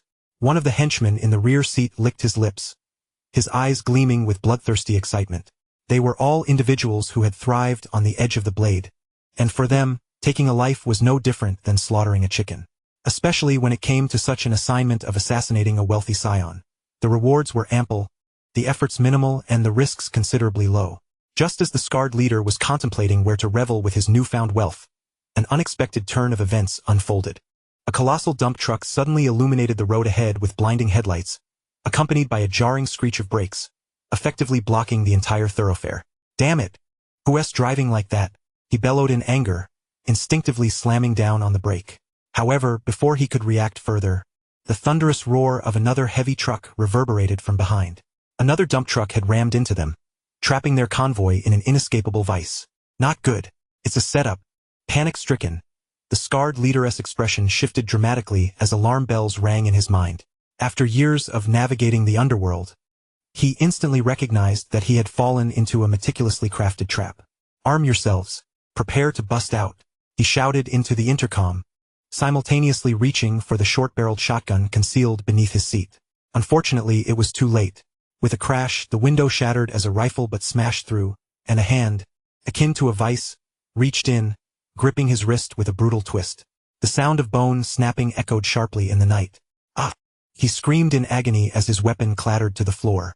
Before he could comprehend the situation, a heavy blow struck the back of his head, plunging him into darkness. A similar scene unfolded in the other vehicles.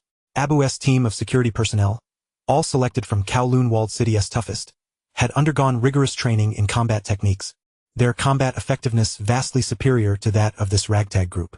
The entire operation transpired in less than 3 minutes.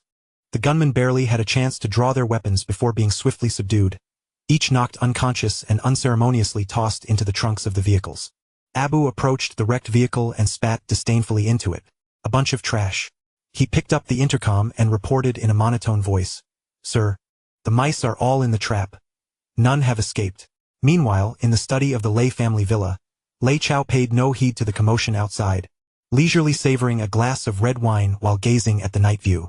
From the outset, he had orchestrated the farce unfolding before him. The Ma brothers fancied themselves hunters, oblivious to the fact that, in the presence of true apex predators, they lacked even the qualifications to be prey. At that moment, a stream of blue data flashed through his mind.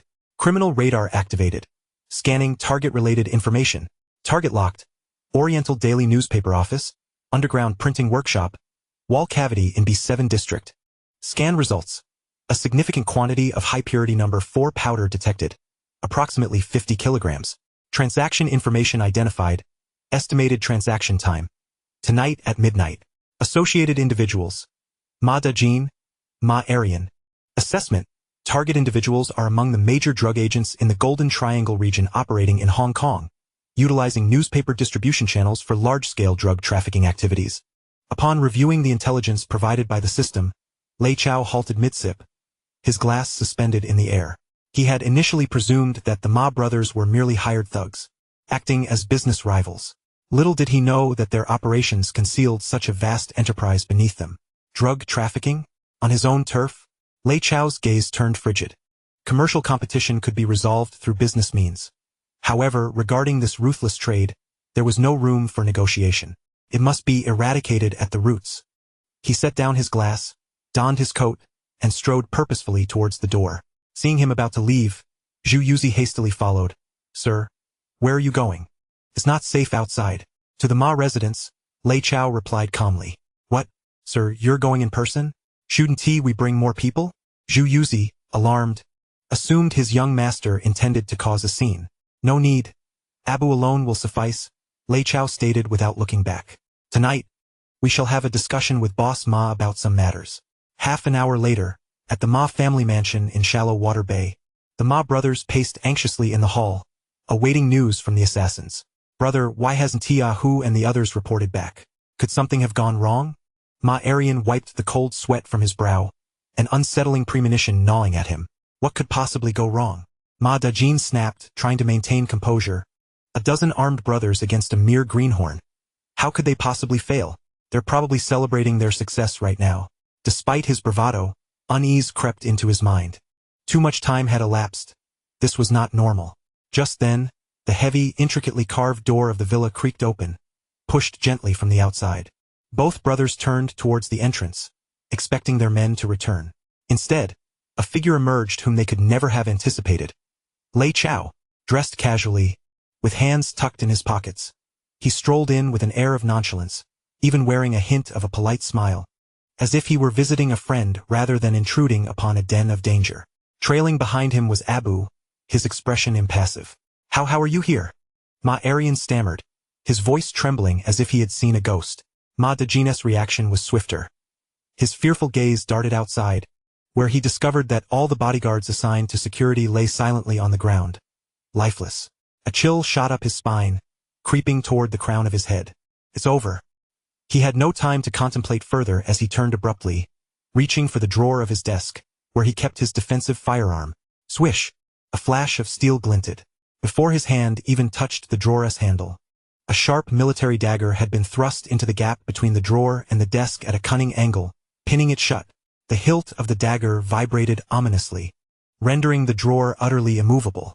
Ma Dajin's movements froze, cold sweat soaking through his back. He cast a terrified glance at Abu, who merely shot him a cold look, as if he had just discarded a piece of refuse. Lei Chao appeared oblivious to the recent events that had transpired. He strode directly to the coffee table, retrieving a transparent evidence bag from his pocket, which he casually tossed onto the surface. Within the bag lay half a packet of white powder. Upon sighting this ominous substance, the faces of the Ma brothers turned ashen, resembling sheets of paper. This was the very product intended for their transaction that evening. It constituted irrefutable evidence that could condemn them to a lifetime in prison. Lei Chao elegantly settled into the sofa, crossing his legs and leisurely observing the now paralyzed Ma brothers, who were rendered speechless by fear. "Boss Ma," he began. Should this substance inadvertently come to the attention of the ICAC, he paused, allowing a gentle smile to grace his lips. "How many years do you suppose you would serve?" Chapter 27. A bloodbath at the negotiation table, the $1 acquisition case. Inside the opulent living room of the Ma residence, the atmosphere was so oppressive that it felt as though one could wring water from it. Ma Dejin and Ma Arian stared at the bag of white powder on the coffee table, their complexions drained of color, beads of sweat cascading down their temples. Having navigated the treacherous waters of the underworld for many years, with blood on their hands and darkness in their hearts, they had never before felt death so imminently close. The young man before them, though adorned with a gentle smile, possessed eyes that mirrored the depths of an unfathomable abyss, sending chills coursing through their very souls. Their business tactics had been crushed, their violent methods turned against them, and now even their most closely guarded secrets lay exposed. Ma Dejin realized that this time, the brothers had met their irrevocable downfall, one from which there would be no opportunity for redemption. "Lei Xiao," Ma Dejin's voice trembled and cracked, devoid of its former bravado. "We were blind to your stature and have wronged you. Please show mercy and allow us to go free. We will publicly apologize to you and Lei Electronics in tomorrow's headlines." He believed that humility might yield them a sliver of hope. "Apologize?" Lei Chao chuckled softly, methodically retrieving a pack of cigarettes from his pocket and offering one to Ma Dejin. Taken aback, Ma Dejin inclined his head to accept. Lei Chao lit the cigarette for him, the gesture intimate as if he were tending to a dear friend. He gently patted Ma Dejin's shoulder, and amidst the swirling smoke, his voice was soft yet laden with an unyielding pressure. "Boss Ma, do you perhaps misunderstand? An apology is indeed necessary, but it alone will not suffice."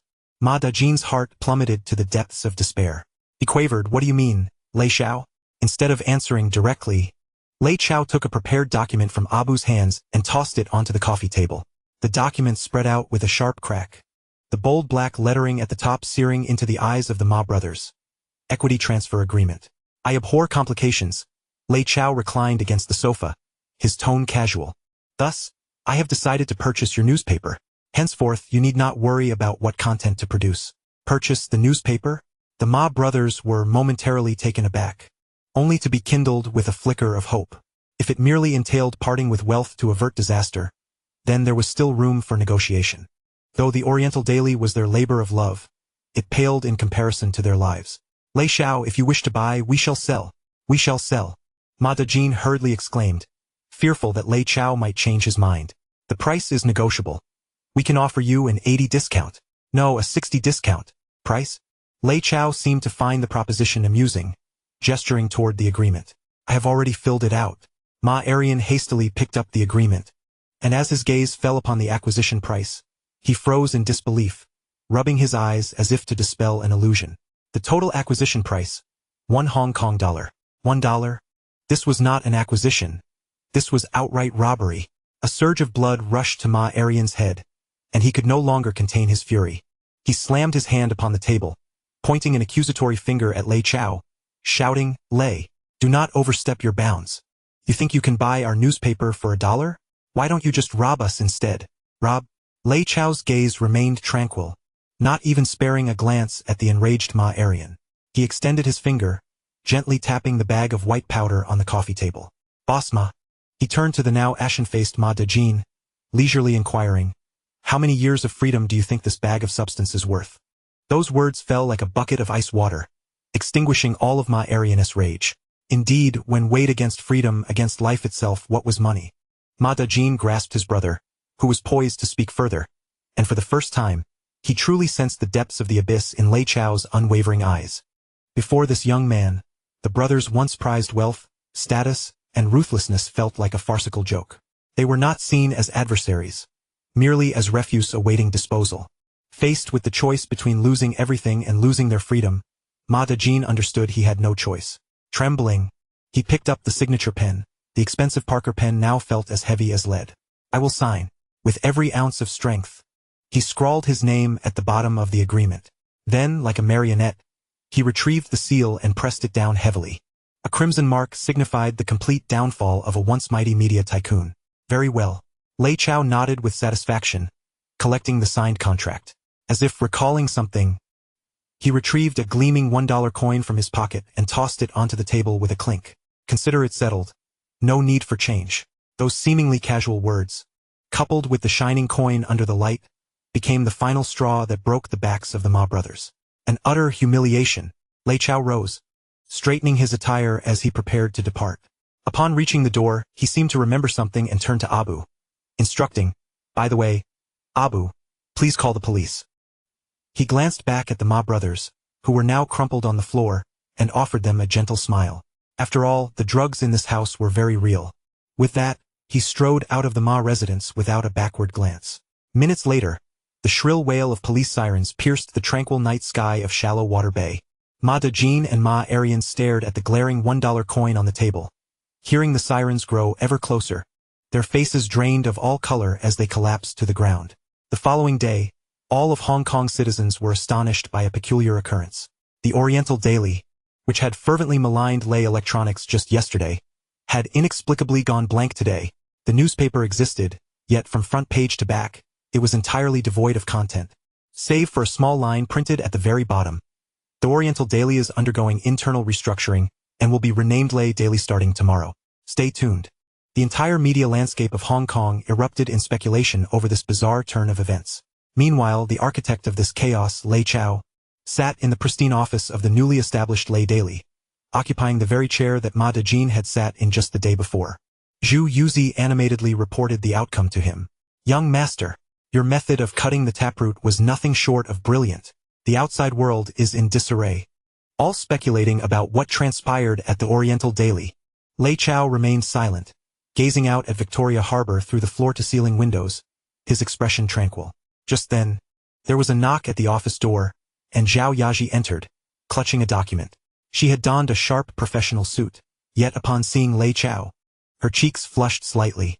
"Boss, here is the information from the ICAC," she said, extending the document toward him. Lei Chao opened the file, a smile curving his lips. "The Ma brothers have been apprehended, charged with extensive drug trafficking, caught red-handed, with irrefutable evidence against them. Unless unforeseen circumstances arise, their prospects of ever being released are bleak." Meanwhile, the newspaper that was acquired for a mere $1 has now completely transformed into the Lei family's enterprise. Chapter 28. A shift in paradigm. Selling newspapers with beauty queens. The office of the Dongfang Daily should now be referred to as the Lei Family Daily. Lei Chao reclines in the leather executive chair, a symbol of authority which only yesterday belonged to Ma Dejin. Zhu Yuzi stands nearby, animated and exuberant, his plump face quivering with excitement as he reports on the tumultuous situation outside. "Young master, this is astonishing, truly astonishing. The chaos outside is palpable. Everyone is speculating about the Dongfang Daily, now the Lei Family Daily. They are all wondering what has transpired within our newspaper." In his fervor, Zhu Yuzi nearly mispronounces the name but quickly corrects himself. Lei Chao, however, pays no heed to his excitement, calmly gazing out at the picturesque view of Victoria Harbor through the floor-to-ceiling windows. Securing a newspaper is merely an appetizer for him. The real battle has only just begun. He conducted a thorough purge of the newspaper overnight. From the management left behind by the Ma brothers to those unscrupulous editors who penned articles for dirty money, every last one was swept out the door. In a single night, the entire newspaper underwent a radical transformation. The following morning, Lei Chao convened his first meeting with all the remaining editors. The room was predominantly filled with elderly editors, each sporting reading glasses and exuding an air of archaic literary pretentiousness. They regarded the exceptionally youthful Lei Chao at the head of the table with a mix of scrutiny and trepidation. "From this day forth, this newspaper shall bear the Lei name," Lei Chao stated succinctly, sparing no words. He surveyed the room before continuing. "The future tone of the Lei Family Daily shall be encapsulated in 2 words. Entertainment. We shall eschew tedious political commentary and refrain from discussing international affairs. Our singular focus will be on entertainment gossip, celebrity scandals, and oddities. We will report on whatever captivates public attention." As soon as he finished speaking, The conference room erupted into chaos. An elderly editor, his hair a mix of white and gray, slammed his hand onto the table, rising in indignation, his beard trembling with fury. This is preposterous. A newspaper serves as the conscience of society, the voice of the people. How can we stoop to such base tabloid journalism? This is a disgrace. Indeed, we are journalists, not street performers. Another editor chimed in, if this continues, I would rather resign. Yes, resign. We refuse to participate. Voices of dissent filled the room. These old-school literati clung to their laughable ideals of purity and integrity. Lei Chao regarded them with an impassive expression, merely tapping the table lightly and exchanging a glance with Zhu Yuzi. Instantly understanding the cue, Zhu Yuzi cleared his throat and bellowed, the young master has decreed. Starting this month, all remaining employees will receive double their salary. The uproar in the conference room, once filled with fervent opposition, was abruptly silenced, like a duck whose neck had been grasped. Everyone stood frozen in place. Double salary? The elderly editor who had first protested raised his hand, his mouth opening to speak. Yet the words of disgrace lingered in his throat, unuttered. Zhu Yuzi continued to sweeten the deal, and at the end of the year, a double salary bonus. A collective gulp echoed through the room. Only then did Lei Chao leisurely speak, the salary I offer is the highest in the entire media industry in Hong Kong. Those who wish to leave may proceed to the finance department to settle their accounts. I shall not retain anyone. For those who choose to stay, I expect you to abandon your useless pretensions and follow my lead. He looked at the suddenly pale-faced editors, a cold smirk forming in his heart. What literary integrity! In the face of absolute monetary power, it is rendered worthless. 3 minutes later, those who had just clamored for resignation sat upright, notebooks in hand, like schoolchildren awaiting instruction from their new principal. Dissent? Non-existent. Excellent. Lei Chao was pleased with this outcome. He proceeded to the layout room, personally overseeing the layout of the inaugural issue. Front page, eliminate the dense text. Who has the patience to read that? He gestured disdainfully at the traditional format of large and small headlines. Remove all of this. He produced a photograph and tossed it onto the table. It was a professionally taken, meticulously retouched, high-definition color photo of the girl Zhao Yaji, dressed in a pristine white dress, her long hair cascading like a waterfall. With bright eyes and a radiant smile, she exuded an ethereal purity and shyness. Under the lens, her beauty was magnified to breathtaking heights. Every editor who beheld the photograph, regardless of gender, was left in awe. Is this a fairy? A young proofreader murmured. Lei Chao disregarded their astonishment, pointing at the bottom of the photo. Here, in the largest font and the most eye-catching color, place the headline. The headline reads, Hong Kong's search for the most beautiful Miss Hong Kong. Grand prize of 100,000. What? The attendees were utterly dumbfounded. Miss Hong Kong? A beauty pageant? What kind of nonsense is this? Such a concept had never existed in Hong Kong's history. Even more outrageous was the grand prize of $100,000. In an era where ordinary workers earned only a few $100s a month, 100,000 could change an average family's destiny for a lifetime. It dawned on everyone that this exceedingly youthful new boss was poised to make a monumental impact. This approach, which eschewed reason and instead struck with financial power and beauty, completely overturned their understanding of newspapers. This was, quite frankly, a nuclear-grade shift in paradigm. The following morning, the inaugural issue of the Lei family daily blanketed newspaper stalls across Hong Kong. Citizens, as per usual, approached the stands, but as their eyes scanned the offerings, they were irresistibly drawn to the uniquely captivating newspaper. Gone were the dull black and white texts, the stern visages of politicians. The entire front page featured a massive, clear, and breathtakingly beautiful color photograph. Wow, who is this girl? She is stunning. Look, the Lei family daily. What kind of newspaper is this? Hong Kong's search for the most beautiful Miss Hong Kong? Grand prize of 100,000? My heavens! A prize of $100,000. Curiosity ignited among the populace. People began to frenzy over the new newspaper. Many purchased it not even to read the content but rather to gingerly cut out the front page poster of Zhao Yaji and take it home to adorn their walls. Within a morning, the sales of the Lei family daily soared beyond 200,000 copies. This figure shattered all historical records for daily newspaper sales in Hong Kong and continued to escalate at a terrifying pace. The focus of public discourse across Hong Kong shifted overnight.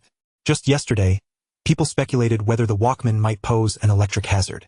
Today, men from all walks of life, from white-collar workers in office towers to laborers at the docks, were engrossed in a singular topic of conversation. Who exactly is the enigmatic goddess named Zhao Yaji? Chapter 29, Office Photography Appreciation, Art and Rogue. The Office of the Lei Family Daily. The tremendous success of the inaugural issue left the entire newspaper engulfed in a euphoric atmosphere. Pig Oil Boy held the freshly compiled sales report, the flesh on his face quivering with delight, his mouth nearly stretching to his ears. Young master, 250,000 copies. And it's still climbing. We have shattered all single-day sales records since the opening of Hong Kong. The medical bureau called to inquire, noting that the number of cervical spondylosis patients across the city had halved, as everyone was bowing their heads to read our newspaper. The flattery from Pig Oil Boy echoed in the office, yet Lei Chao merely waved his hand calmly, instructing him to leave. The clamorous office finally fell silent. Lei Chao picked up the phone and dialed an extension. Yaji, come to my office. Soon, there was a gentle knock at the office door. Zhao Yaji entered, clutching a stack of documents, dressed in a sharp professional suit that perfectly accentuated her alluring figure. However, a lingering blush adorned her exquisite face. She even hesitated to go out, as her visage had been magnified countless times across the streets, plastered on lampposts, newsstands, and even the walls of tea houses. As she walked, the gazes of passers-by felt oddly intense. Some were in awe, others envious, and many men unabashedly fervent. The sensation of becoming the center of attention in Hong Kong left her both bashful and indescribably exhilarated. Boss, did you call for me? She asked, lowering her gaze, unable to meet Lei Chao's eyes. Yes, take a seat. Lei Chao gestured to the chair opposite him before laying an open copy of the Lei's Daily on the expansive desk. This inaugural issue has been remarkably successful. We need to review it. His tone was earnest, as if he were convening a crucial strategic meeting. Zhao Yaji, perplexed, followed his gaze to the newspaper, her own large color photograph staring back at her. Just as she was contemplating, Lei Chao made an astonishing move. He retrieved a metallic ruler from the drawer. With a swift motion, he slammed the ruler onto the newspaper, aligning it meticulously with the edge of her photograph. Zhao Yaji's face flushed crimson. What on earth was he doing? Lei Chao leaned in, squinting as he traced the photo with the ruler, muttering to himself. From the perspective of the golden ratio, this face is nearly flawless. The spacing between the eyes, the height of the nose, the fullness of the lips, behold, a divine masterpiece. His voice, though soft, resonated clearly in the quiet office, each word piercing Zhao Yaji's ears and making her wish to sink into the ground. Just when Zhao Yaji thought this awkward review was concluding, Lei Chao pointed at her exposed shoulder in the photograph with the ruler. However, this area is treated too conservatively. His brow furrowed, his tone tinged with professional critique. The photographer, in an attempt to convey a sense of purity, overexposed the shot, losing the luster and texture of the skin. Moreover, this angle only reveals one shoulder. It appears too modest and lacks impact. Zhao Yaji was utterly dumbfounded, unable to grasp her boss's train of thought. What did this have to do with newspaper sales? Next time, Lei Chao lifted his gaze. Regarding her with the seriousness of an academic discussion, we could consider a swimsuit feature. Swimsuit? The thought struck Zhao Yaji like a thunderclap, leaving her mind blank and her ears burning. In this era, swimsuits existed solely in Western films and magazines, and for the average Hong Kong citizen, they were utterly scandalous. The very idea of her wearing such scant attire for a photo shoot published for all of Hong Kong to see was inconceivable. That's not acceptable. She stammered, her voice barely above a whisper. Not acceptable? Lei Chao raised an eyebrow. How could it be unappealing? This is art. He reclined in his executive chair, adopting a professional tone as he began his artistic treatise. The human body is the most beautiful artwork in the world. Ancient Greek sculptures and Renaissance paintings all celebrate and showcase the lines and beauty of the human form. What do we seek in publishing? Sales and attention. And the most direct, primal way to capture attention is through beauty, especially feminine beauty. Thus, this is not lewdness. It is for the sake of art, for the sake of sales. We are engaged in a grand aesthetic revolution. He articulated what could easily be perceived as a scandalous proposition with such unwavering confidence and grandiosity that Zhao Yaji found herself momentarily at a loss for words. Gazing at the handsome man before her, his face adorned with the solemnity of a true artist, she felt a mix of anger and amusement. He was clearly teasing her yet maintained an air of businesslike seriousness. However, Being appreciated through such a professional lens ignited within her an uncontrollable sense of delight, a conflicting and bewildering sensation. As Zhao Yaji's heart raced and she struggled to respond to this absurd proposal of a swimsuit feature, Lei Chao's playful demeanor suddenly shifted. His expression grew grave. He opened the middle drawer of his desk and retrieved a heavy brass seal, its base engraved with the 4 prominent characters Lei's Daily. This seal symbolized the core power of the newspaper. He slid the seal across the desk towards Zhao Yaji.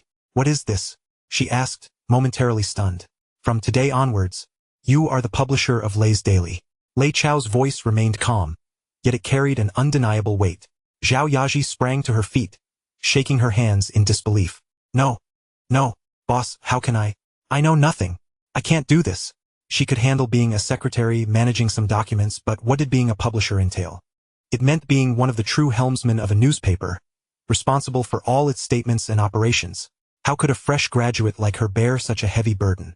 Without uttering a word, Lei Chao stood and approached her. He extended his hand, grasping her cold, trembling one. His palm was broad and warm, instilling a sense of reassurance. He looked into her eyes, his gaze resolute and sincere. "You are the lady of this place. Anyone who dares to oppose you should come to me." In that moment, all levity and flirtation in the office dissipated.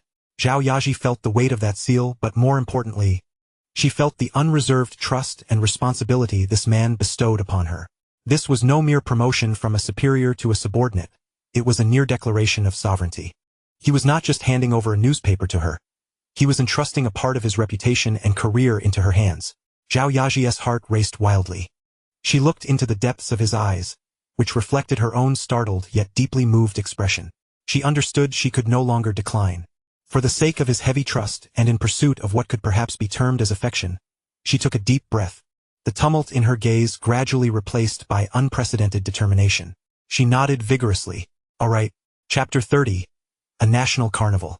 The ICAC also follows the updates.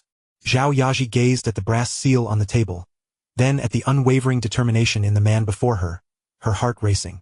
She understood that from the moment she nodded, everything had changed. "Boss, She wished to articulate more, but was abruptly interrupted by Lei Chao. "From today onwards, call me Lei Chao." His voice was calm yet carried an undeniable sense of intimacy. Zhao Yaji felt her cheeks flush again. She gently nodded, carefully stowing the heavy seal, cradling it close to her chest, a weight signifying both trust and responsibility. Merely holding the title of publisher is insufficient. Lei Chao settled back into his chair, embarking on his true strategizing. A newspaper reliant solely on photographs of beautiful women possesses a fleeting vitality. Our aim is to transform this publication into an indispensable part of Hong Kongers' lives. He picked up a pen and swiftly sketched a layout on a sheet of white paper. The gossip and entertainment section shall continue to delve deeper, generating topics. However, we need to introduce 2 new segments. He pointed to 2 blank spaces on the paper. The first, a stock guru column. Zhao Yaji appeared puzzled. "A stock guru column? No one at our newspaper understands stocks." "I do," Lei Chao replied succinctly. He took a piece of draft paper and, without a moment's hesitation, inscribed the name of a listed company along with a series of codes. "Tomorrow, predict in this column that the stock of this company will rise by 5% after 2:30 in the afternoon." Zhao Yaji looked at the name of the company, a hint of concern in her eyes. "Boss, this is a publicly traded company. How can we assert that its stock will rise? If our prediction fails, our credibility will be shattered." "There is no if." Lei Chao pushed the draft paper towards her, his tone unruffled. The next day, the brand new stock guru column of the Lei Daily was launched. The column featured a sole author, credited simply as the stock guru. The content was straightforward and blunt, merely a one-sentence prediction. Initially, few paid attention to this unassuming little segment. Yet, among the traders at the exchange, some bored speculators took note of the prediction. "Haha, the Lei Daily is dabbling in stocks now? A stock guru? That's laughable." They scoffed at the newspaper's audacity, predicting that this blue-chip stock will rise by 5%. "Who does he think he is? The governor?" Laughter echoed as people mocked the newspaper's overreach.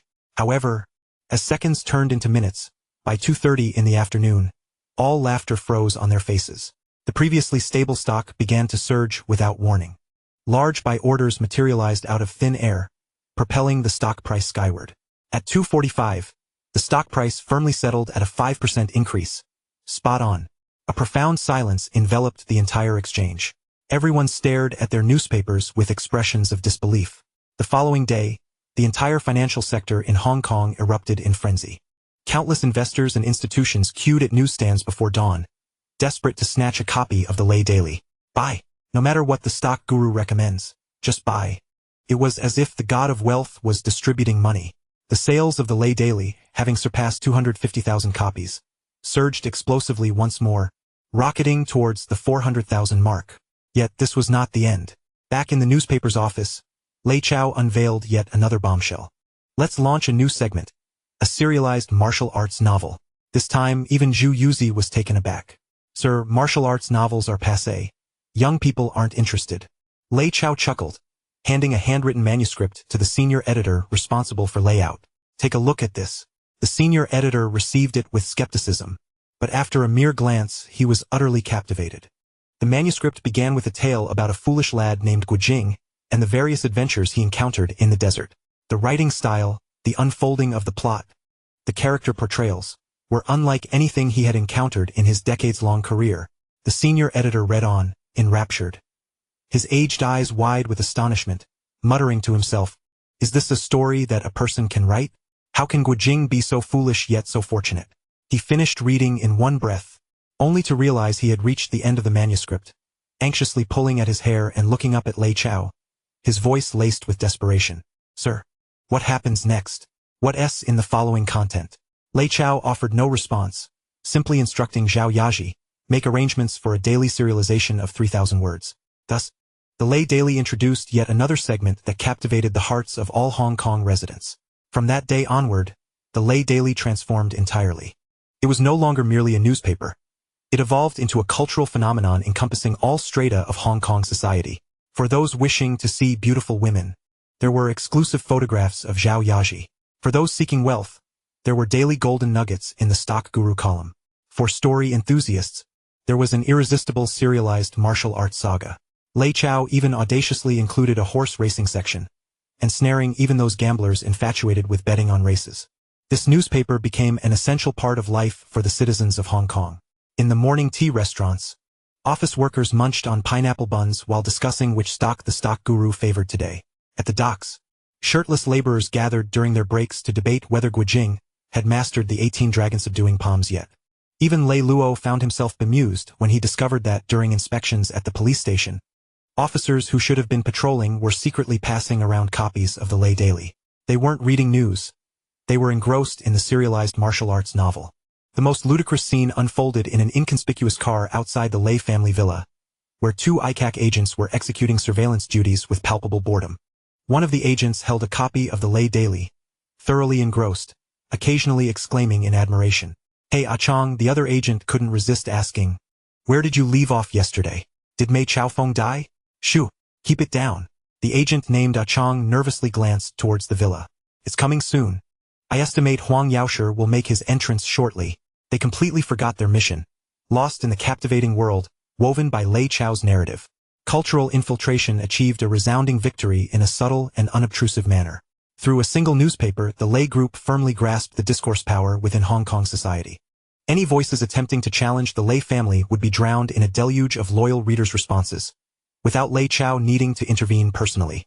This terrifying capacity for social mobilization finally drew the keen attention of the governor's office. Inside the governor's mansion, Sir Mark Atchison, the governor, listened intently to his aide's briefing. "Sir, according to our assessment, the actual influence of the Lay Daily has surpassed that of any media outlet in Hong Kong, including the official radio station." The aide's tone was grave. Lei Chao, through seemingly simple commercial maneuvers, has acquired the ability to incite the emotions of the majority of citizens in a short time, far more terrifying than the guns wielded by his father, Lei Luo. Mark Atchison gazed out at the scenery of Victoria Harbour, his fingers gently tapping the surface of the table. He realized that the young man named Lei Chao had evolved from a mere affluent merchant into a political force that could not be overlooked. Such power, he understood, could not be suppressed through harsh measures without provoking counterproductive outcomes. It seemed necessary to arrange a meeting with him. MacLehose turned around and instructed his aides, "In my name, extend an invitation to Mr. Lei Chao to attend the Queen's birthday banquet next week." Chapter 31. The Governor's Afternoon Tea, the Aristocratic Couple.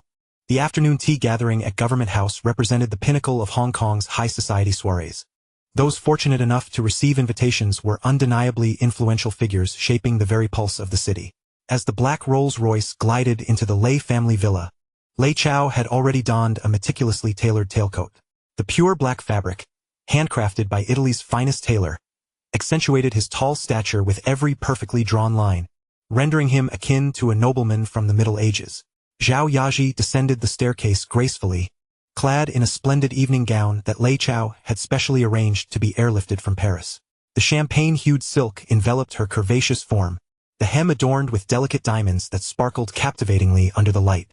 She wore a subtle yet exquisite makeup, replacing her usual innocence with an air of noble elegance, a beauty so striking it was almost daunting to behold. Standing together, they were a match made in heaven, a pair that radiated charm and grace. Zhou Yuzi, watching from the side, was utterly mesmerized, exclaiming, "Young master, Miss Zhao, you two are simply a perfect match." In the car heading to Government House, the atmosphere was serene yet warm. Zhao Yaji gazed out the window at the retreating streets, her heart racing like a little rabbit, pounding furiously. This was her first time attending such a prestigious gathering, and the thought of encountering legendary figures made her palms sweaty with anxiety. She stole a glance at Lei Chao beside her. He was calmly resting his eyes, exuding an air of composure as if he were merely attending an ordinary gathering of friends. Taking a deep breath, she reached out with her slightly trembling hand to adjust his already impeccable bow tie. "Don't be nervous," Lei Chao said, his eyes still closed, yet he accurately grasped her icy little hand. His palm was large and warm, a steadying force that flowed through their joined hands, soothing Zhao Yaji's racing heart. "Today is merely an opportunity for you to experience the world." He opened his eyes and looked at her, his tone casual yet imbued with an undeniable authority. "In the future, such scenes will become the norm. You are my woman, and you must accustom yourself to standing by my side, accepting the gaze of all." Zhao Yaji's heart skipped a beat. Was he promising her a future? She gazed into his deep eyes, which reflected her own flushed cheeks. The tension within her was replaced by an inexplicable sweetness and sense of security. She fell silent, gently leaning against his shoulder, savoring the unique sense of stability that belonged solely to her. The vehicle slowly approached Government House. Through the window, a meticulously manicured English lawn came into view. The lawn was alive with the presence of elegantly dressed guests, the elite mingling together. Those who usually graced the pages of newspapers and television screens, British tycoons and political luminaries, were now gathered in small clusters, champagne in hand, engaging in lively conversation. The car door swung open, and Lei Chao was the first to step out, extending his hand in a gentlemanly manner to assist Zhao Yaji. As they appeared on the lawn, arm in arm, they captured the attention of nearly everyone present. The gentleman stood tall and handsome, while the lady exuded unparalleled grace. The confidence and poise radiating from them ensured they held their own amidst the seasoned aristocrats and top magnates. Whispers circulated among the crowd. "Is that Lei Chao of Lei Industries? Indeed, a young achiever. And who is his companion? She is stunning, akin to a celestial being. Could it be the most beautiful Miss Hong Kong, Zhao Yaji, featured on the front page of the Lei Daily? She surpasses her photographs by 100-fold. At that moment, a well-dressed middle-aged British gentleman, surrounded by admirers, approached them with a smile. It was none other than the current governor, Sir Maclehose. "Mr. Lei, welcome to your gathering," he said, extending his hand and speaking fluent Cantonese. "Your Lei Daily has made me a loyal reader." Lei Chao shook his hand, donning a perfectly measured smile. "Sir, you flatter me. It is merely a newspaper, creating trivial amusements to entertain the citizens." "Ah, but it is no trivial matter," Maclehose said, casting a knowing glance his way. "In my office, the young staff are embroiled in heated debates over whether a lad named Guijing will wed Huang Rong. You have successfully influenced the efficiency of our entire government."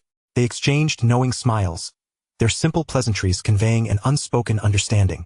The governor's personal welcome and the intimacy of their conversation spoke volumes, indicating that this young man had indeed garnered recognition at the highest echelons of the Hong Kong government.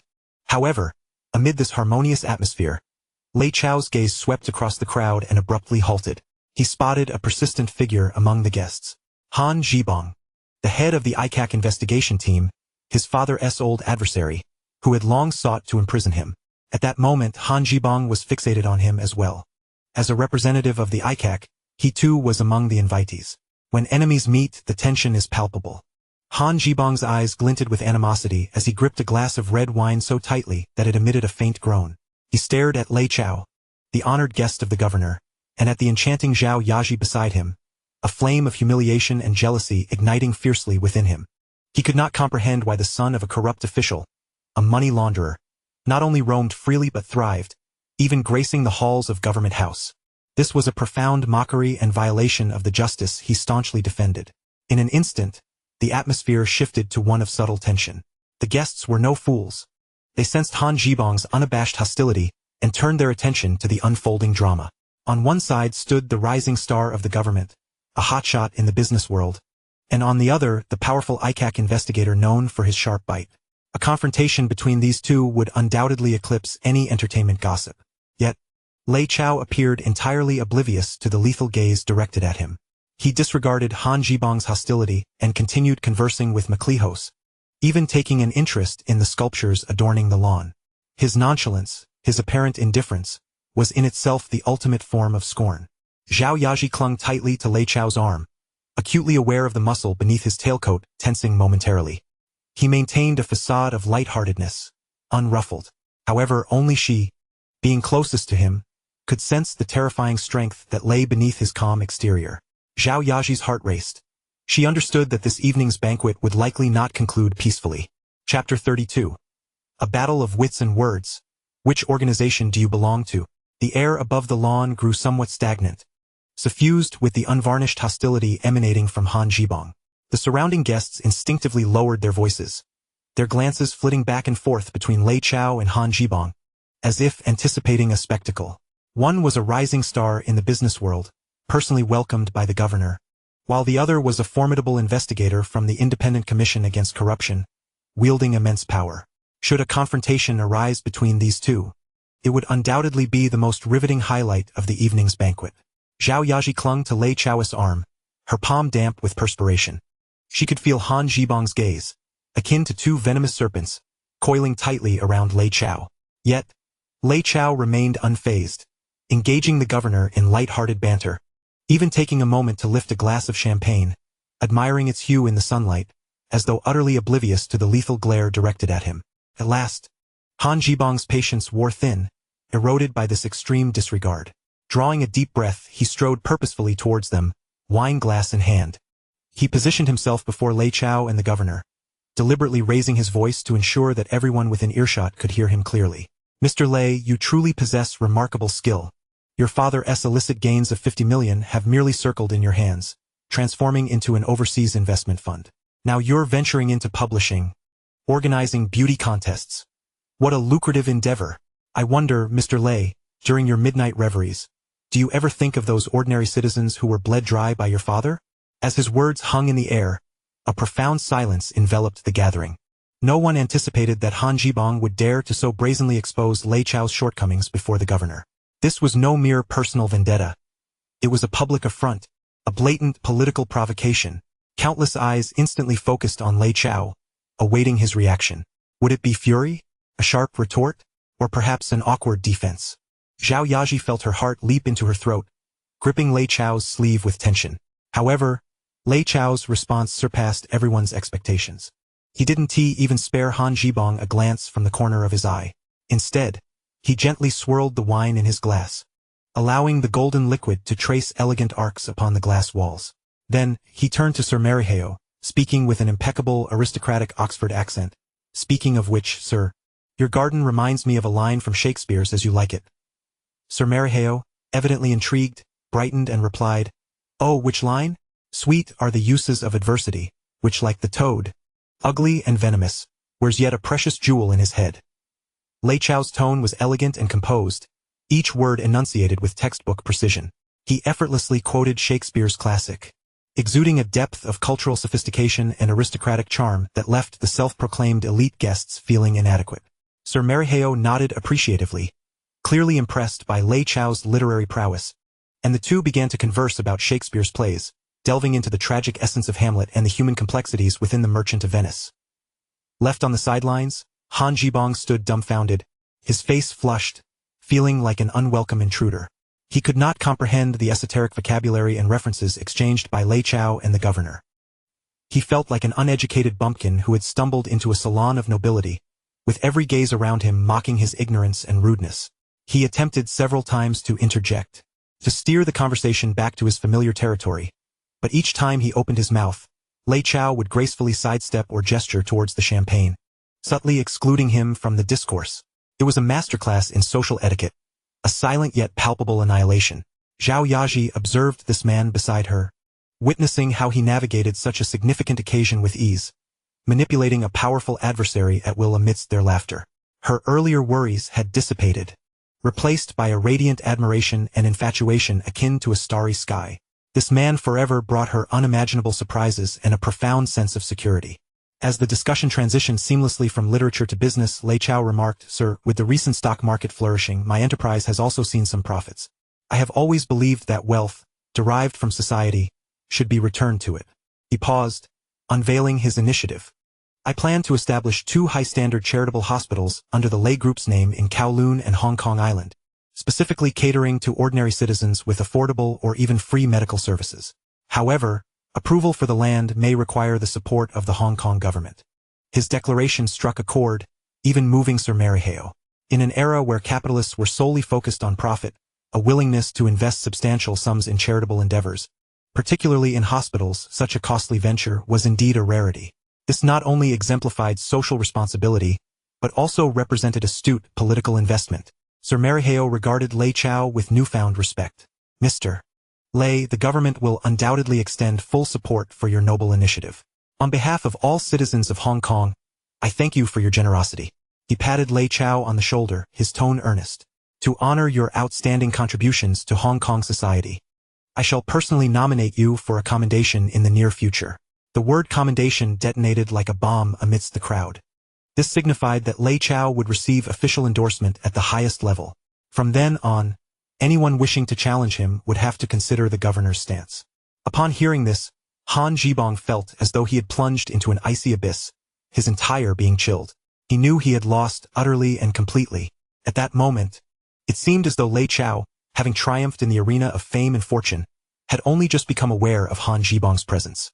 He turned slightly, regarding him with the gaze of a stranger, then raised his empty glass, discreetly signaling to a nearby waiter, and in a voice neither too loud nor too soft, casually inquired, "Is this gentleman a new waiter? Please assist me with a refill." A stifled laugh erupted from the crowd, and soon, the suppressed mirth spread like wildfire across the lawn. Han Zhibong's face transformed from crimson to a deep shade of liver, then to an ashen hue. The ultimate humiliation. He felt as though every gaze in the room pierced him like searing needles, stabbing at his face and heart. He could no longer endure the scene. He abruptly turned around and rushed out of the banquet hall as if fleeing in panic. Observing Han Zhibong's disheveled silhouette, Lei Chao's face remained devoid of any expression. He simply turned his head and offered a gentle smile to Zhao Yaji, who was already starry-eyed beside him. Han Zhibong stormed away from the governor's residence, consumed by humiliation, anger, and resentment, gnawing at his heart like a venomous serpent. Just as he reached the door, preparing to enter his car, a sleek black Bentley silently glided to his side. The window rolled down to reveal a European visage adorned with gold-rimmed spectacles. The man offered him a slight smile and extended a brown paper envelope. "Team Leader Han, I believe this might assist you in turning the tide." Han Zhibong accepted the envelope and glanced inside. In an instant, his pupils constricted sharply. Within lay a meticulously detailed procurement record and transportation route for high-end machinery imported from Germany by Lei's electronics factory. Most crucially, the final page of the document clearly indicated the true value of this shipment, as well as its concealed and genuine purpose. Chapter 33. A sudden turn at the celebration banquet. An arrest warrant in the center of the dance floor. The Lei family villa was aglow tonight, bright as day. To celebrate the successful acquisition of the Oriental Daily and Lei Chao's resounding triumph at the afternoon tea gathering at the governor's residence, a grand celebratory banquet was underway. Those who crossed the threshold of this event were all prominent figures in Hong Kong. Wealthy tycoons from the business world, glittering stars from the entertainment industry, and even several high-ranking officers from the police force arrived with beaming smiles to show their support. The banquet hall buzzed with life, a vibrant tableau of elegance and revelry, with laughter and toasts intermingling amid a chorus of song and dance. Lei Luo, radiating joy, with a belly reminiscent of a general's, navigated through the crowd holding a wineglass, smiling at everyone and welcoming all. He felt that he had never been so illustrious in his life. Previously, as the chief inspector, people respected him out of fear. Now, they honored his son, which in turn reflected back on him, infused with a genuine sense of admiration and reverence. He gazed at his son, surrounded by admirers like a moon surrounded by stars, and felt that his life had been worthwhile. As the enchanting waltz began to play, the atmosphere of the banquet reached a new crescendo. Lei Chao took Zhao Yaji's hand and glided into the center of the dance floor. Tonight, Zhao Yaji was undoubtedly the most resplendent jewel of the evening. The champagne-colored silk evening gown accentuated her already perfect curves, and as she moved, the tiny diamonds embedded in her skirt caught the light from the crystal chandeliers, making it seem as though she wore the galaxy itself. The daring and clever cut of the gown revealed just enough of her fair shoulders and delicate collarbone, with her flawless skin glistening enticingly in the light. A hint of shyness and nervousness graced her pure and exquisite face, and this youthful innocence melded seamlessly with her current noble and elegant demeanor, creating a captivating allure. With one hand embracing her soft waist and the other entwined with hers, Lei Chao could distinctly feel the delicate softness of her figure beneath his palm, as if it might break with the slightest pressure. As they twirled, Zhao Yaji's body pressed closely against his, her faint fragrance wafting in the air between them. Nervous, Lei Chao leaned down, his lips almost brushing her ear, his warm breath sending a tingling sensation through her. Zhao Yaji's cheeks flushed, her body softening, relying on Lei Chao's strength to remain steady. Many of the people here, I've only seen in the newspapers before. Soon, they will only see you in the newspapers. Lei Chao's voice carried a tone of undeniable authority. His palm gently caressed her waist, the calloused pads of his fingers sending shivers through her, heightened by the silky fabric between them. She could sense countless gazes focusing on them from the dance floor's periphery, filled with envy, jealousy, and unabashed fervor. And she, merely a partner in this man's embrace, was a trophy he displayed to the world. This realization brought her a mix of shyness and an indescribable surge of pride and sweetness. They danced gracefully in the midst of the gathering, each turn and glance filled with an intimacy and ambiguity that others could not intrude upon. They were, without a doubt, the focal point of the evening. Just as the atmosphere of the banquet reached its zenith, with everyone immersed in splendor and intoxication, a thunderous crash erupted. The heavy, intricately carved wooden doors of the villa were forcefully flung open from the outside. Splinters flew, and the doors slammed against the walls with a deafening sound. The melodious waltz came to an abrupt halt. All the exuberance and laughter within the banquet hall froze in that moment. Everyone turned, astonished, toward the entrance.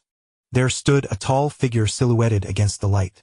Gone was the tailored suit from before. Instead, he donned a full black, fully armed ICAC tactical uniform, a bulletproof vest, a tactical helmet, and a face twisted with a manic grin. It was Han Jibong. Behind him loomed a dark mass of people. Hundreds of similarly armed ICAC agents surged into the banquet hall like a tidal wave, swift and professional, instantly securing all exits. The ominous barrels of their weapons were pointed at everyone present. The atmosphere in the hall plummeted from paradise to hell in an instant. A scream pierced the air, and panic spread like wildfire. The once high and mighty socialites were now pale with fear, shrieking and scattering in search of a place to hide. Champagne spilled, glasses shattered, and the entire banquet hall descended into chaos. Han Jibong remained unfazed by the turmoil. He navigated through the panicked throng straight towards the center of the dance floor. His objective had always been singular. He raised a document stamped with a vivid red seal high above his head. His eyes locked onto Lei Chao with a look filled with the thrill of vengeance and morbid fervor. Lei Chao, his voice cut through the clamor, overpowering all the screams and confusion. You are under arrest for alleged transnational commercial fraud and illegal fundraising. Transnational commercial fraud. Illegal fundraising. This time, the charges were no longer vague accusations of embezzlement but offenses that violated British law, capable of bringing any wealthy individual to their knees, facing a lengthy imprisonment. Hearing this, Lei Luo's eyes widened with rage, instinctively reaching for the handgun at his waist. However, just as his fingers brushed the grip, he met Lei Chao's calm yet undeniably powerful gaze. His hand froze in place.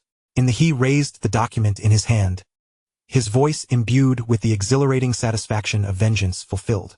This arrest warrant, with irrefutable evidence, was a collaborative letter dispatched directly from the UK Financial Conduct Authority. Your streak of good fortune has come to an end. He anticipated witnessing Lei Chao's panic, envisioning him on his knees, pleading for mercy. Yet, Lei Chao merely gazed at him quietly, fixated on the so-called death warrant in his hand. After a few seconds, a subtle smile unexpectedly curled at the corners of Lei Chao's lips. He looked at the document and whispered in a tone only they could hear. At last, it has arrived. I have awaited this piece of paper for a long time. Chapter 34. The Courage of Zhao Yaji. In the banquet hall, the ominous muzzles of guns were aimed at every guest who had once held themselves in high regard. Fear spread like wildfire. Those wealthy individuals, who usually dictated the tides of fortune in the financial sections of newspapers, now cowered under tables, their faces pale with terror, trembling and devoid of their usual grace. In stark contrast, Han Zhibong's face, twisted with ecstasy, stood out amidst the surrounding dread. Lei Chao, this time you are doomed, he sneered, advancing with menacing intent. Zhao Yaji stood behind Lei Chao, acutely aware that the once relaxed muscles of the man before her had tensed, akin to a bowstring drawn tight. Beneath his calm exterior lay a tempest poised to erupt. Yet, she could not allow him to unleash it. This was the Lei family's residence, the venue of his victory banquet. If he were to act here regardless of the outcome, the following day's newspapers across Hong Kong would portray him as a violent fugitive resisting arrest. That was precisely what Han Zhibong yearned to see. A thought flickered through Zhao Yaji's mind. She was unsure from whence her courage sprang. Just as Han Zhibong was about to confront Lei Chao, Zhao Yaji suddenly charged out from behind him. She spread her arms wide, like a brave hen shielding her chicks, resolutely placing herself in front of Lei Chao.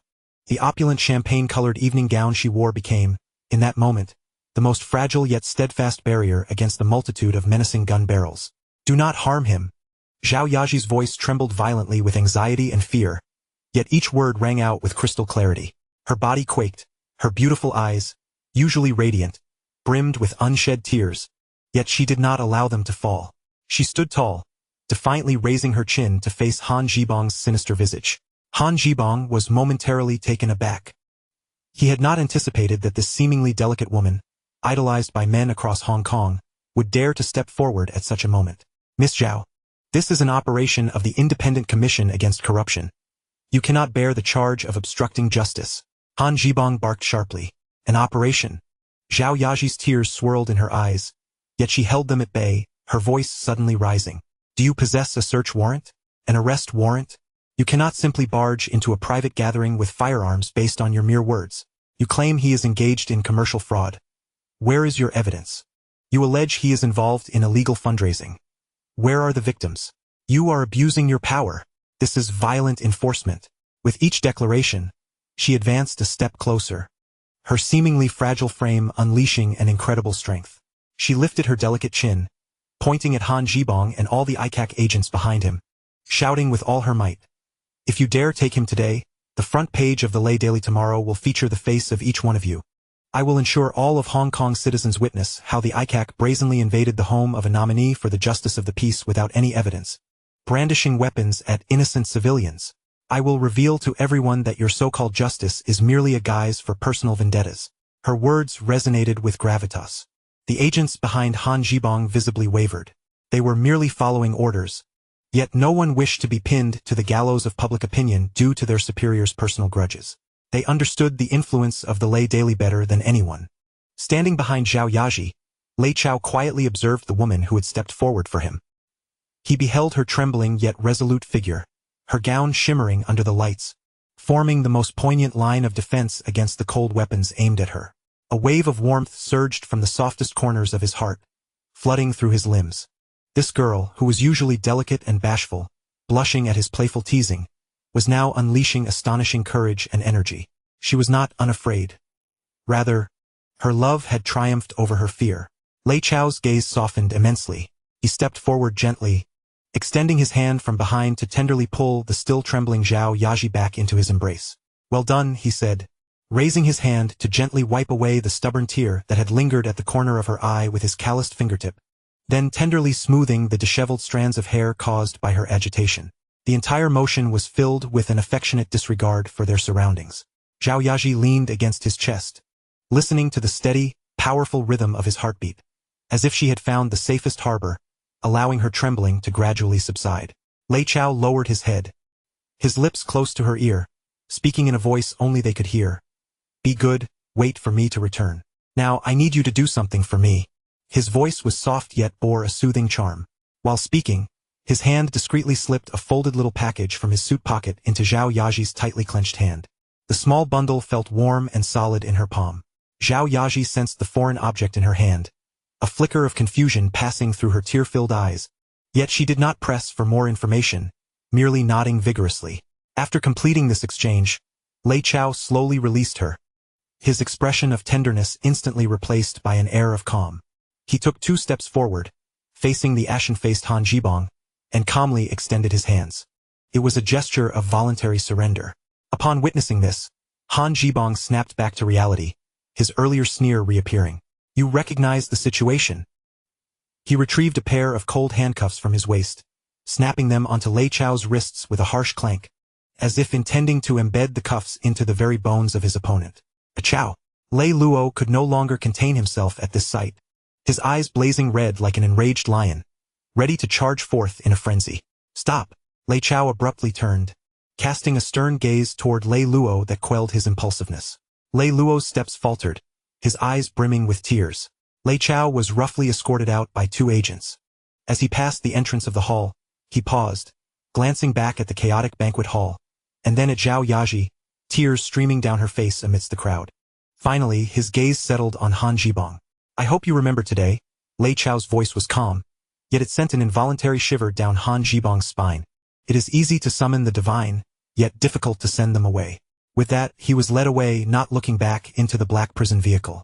The wailing of police sirens pierced the night sky as the convoy sped away, leaving behind the Lei family villa in a state of eerie silence and disarray.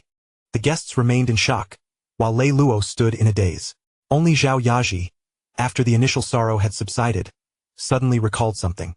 She wiped away her tears and hurried back to a secluded corner, where she unfolded her tightly clenched palm. It was a meticulously folded silk pouch. With trembling fingers, she cautiously opened it.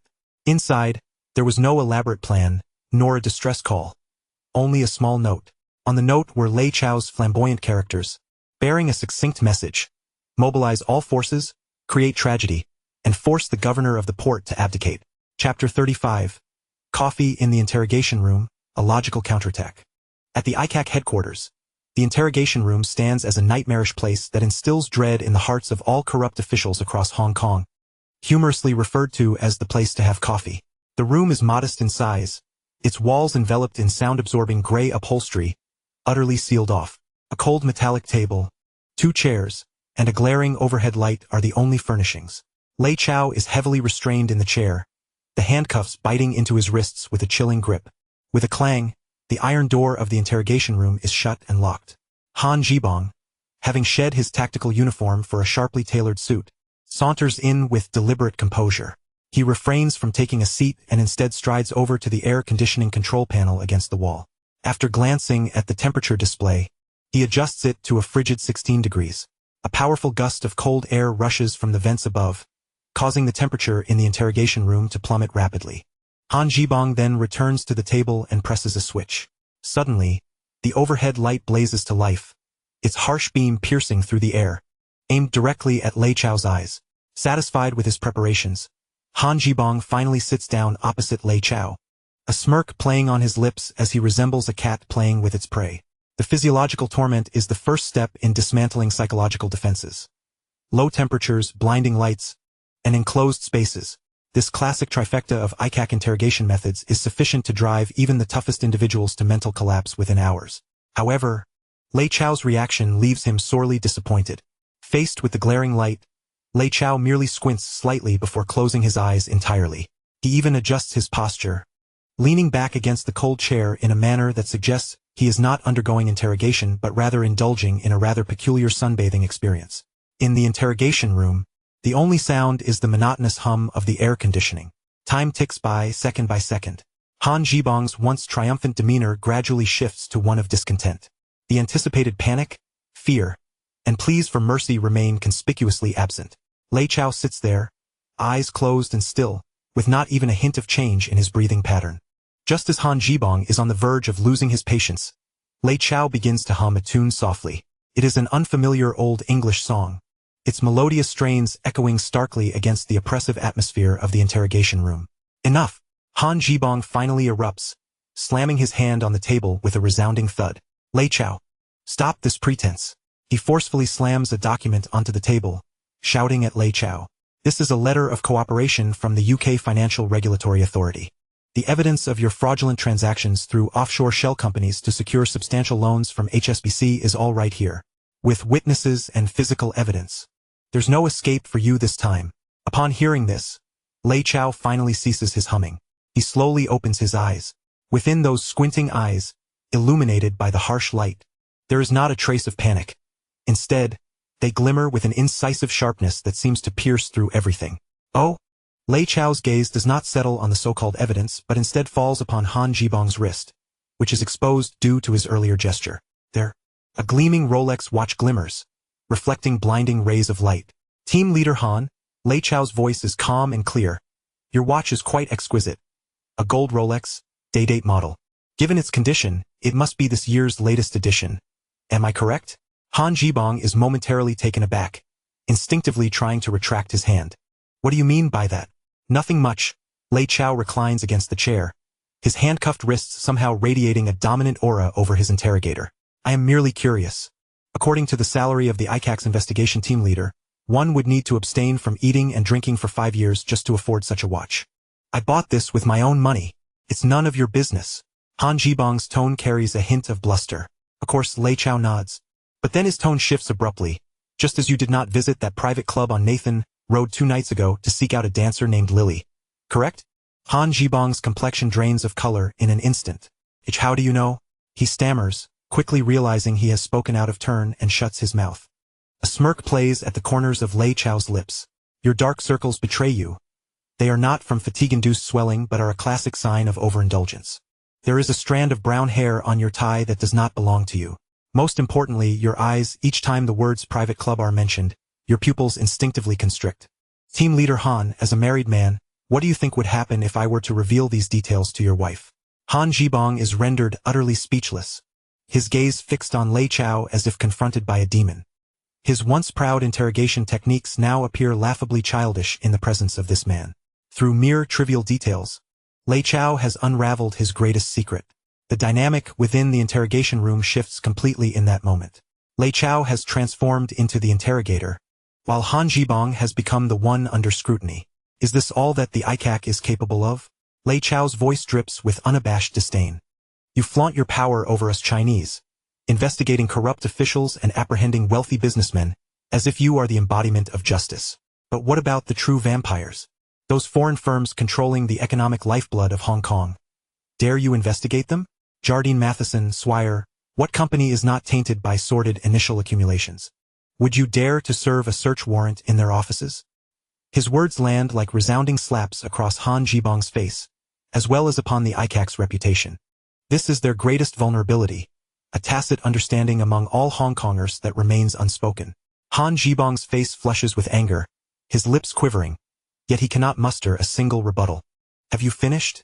Lei Chao observes Han Jibong's discomfort with a hint of boredom. Now it is my turn. According to procedure, I have the right to make a phone call before my lawyer arrives. This request is not unreasonable, is it? Han Jibong takes a deep breath, forcibly repressing the humiliation and fury boiling within him, and replies with a cold laugh, of course. What? Do you wish to call your washed-up father for help? Let me tell you, it would be futile. Lei Luo is in no position to save you. He awaits the look of despair on Lei Chao's face.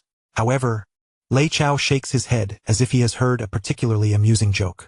No, I won't be contacting my father, Lei Chao states, fixing his gaze on Han Jibong, enunciating each word clearly. I will be calling the head of HSBC, Shen Bai. The smirk on Han Jibong's face freezes. Shen Bai? That, however, is the ultimate helm of HSBC, a figure revered as the deity of finance who commands the very lifeblood of Hong Kong's financial realm. A personage so significant that even the governor must show deference. Lei Chao, when did you establish such a connection?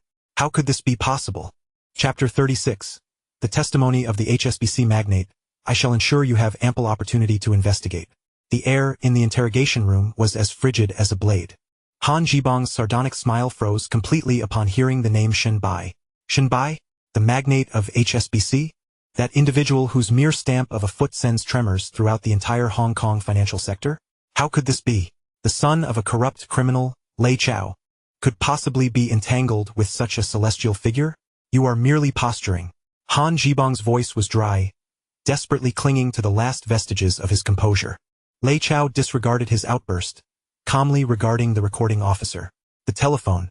The young officer felt the weight of Lei Chao's presence, instinctively pushing the phone on the table towards him. How dare you? Han Jibong shouted in a futile attempt to intervene. Lei Chao picked up the receiver, his movements unhurried yet imbued with an uncanny sense of authority. He fixed his gaze upon Han Jibong and said coolly, "If this call fails to connect, tomorrow HSBC will freeze all accounts related to the ICAC, including the salary accounts of each and every one of you officers. Guess what? Will the governor protect you? Or will he safeguard the financial stability of Hong Kong?" Han Jibong's body stiffened. He glared fiercely at Lei Chao, veins bulging on his forehead. He knew that the other S words rang true. In the face of capital, his so-called authority was but a mere jest. The call was quickly connected. Lei Chao did not speak in Cantonese but instead switched to fluent, elegant, and aristocratic Oxford English. "ICAC, please connect me to the headquarters of HSBC, seeking Sir Michael Sandberg." His pronunciation was impeccable, his tone composed, as if he were not making a request but issuing an unequivocal directive. The operator on the other end was clearly taken aback by the name, her tone shifting to one of respect. Moments later, a steady and authoritative British accent resonated through the receiver. Michael Sandberg. Indeed, it was the magnate of HSBC Shen Bai himself. Han Jibong's heart plummeted. Lei Chao truly had the ability to contact Shen Bai directly. "Michael, it's me, Chao Lei." Lei Chao's address was casual and familiar, as though conversing with an old friend. "Oh, Mr. Lei." Shen Bai's voice carried a hint of surprise and profound respect. "I never anticipated receiving your call. How may I assist you?" "Just a minor inconvenience." Lei Chao reclined in his chair, casting a glance at the pallid visage of Han Jibong. "An official gentleman has misconstrued the source of my funds, alleging that I am implicated in commercial fraud." "What?" Shen Bai's voice escalated sharply, laced with unmistakable ire. "This is utter nonsense. An outright insult to the highest echelons of HSBC's esteemed clientele. Mr. Lei, every transaction linked to your Lei Family Royal Trust Fund has undergone the most stringent scrutiny by HSBC, with its origins clear, legal, and unimpeachable. In fact, some of its assets even received indirect guarantees from Buckingham Palace. I shall immediately dispatch the bank's chief legal team. I shall see who in Hong Kong would dare to slander HSBC's top VIP without solid evidence. There is no need for such agitation, Michael." Lei Chao chuckled softly. "I merely require you, as the magnate, to provide a verbal testimony. It would be my honor." Shen Bai's tone was resolute. Lei Chao extended the receiver towards Han Jibong. "Did you hear that?" Han Jibong did not reach for it. His face fluctuated between crimson and pallor, his lips quivering, unable to utter a single word. Each word from Shen Bai's mouth felt like a hammer, striking mercilessly at his heart. "The Royal Trust Fund? Buckingham Palace's guarantee? What on earth is happening?" Lei Chao hung up the phone. The interrogation room fell silent once more, the only sound being the air conditioning's chilling breeze. Yet this time, it was Han Jibong who felt the cold. He gazed at the cooperation letter from the UK Financial Regulatory Authority, feeling an overwhelming sense of irony. He had believed he held a trump card, only for the other party to overturn the table, revealing that the entire casino was owned by his family. "I refuse to believe it." Han Jibong, like a drowning man clutching at the last vestige of hope, pointed at Lei Chao and shouted hoarsely, "Words are not enough. Unless you produce written documents, provide all financial flows and proof of origin." "Certainly." Lei Chao nodded, a hint of a smile gracing his features. "As you wish." Half an hour later, outside the headquarters of the ICAC, the abrupt sound of screeching brakes shattered the tranquility of the night. A black Rolls-Royce Phantom came to a steady halt at the entrance. Following closely were several black Mercedes sedans that pulled up in succession, their doors opening to reveal a cadre of men clad in the finest bespoke suits, exuding an air of formidable presence.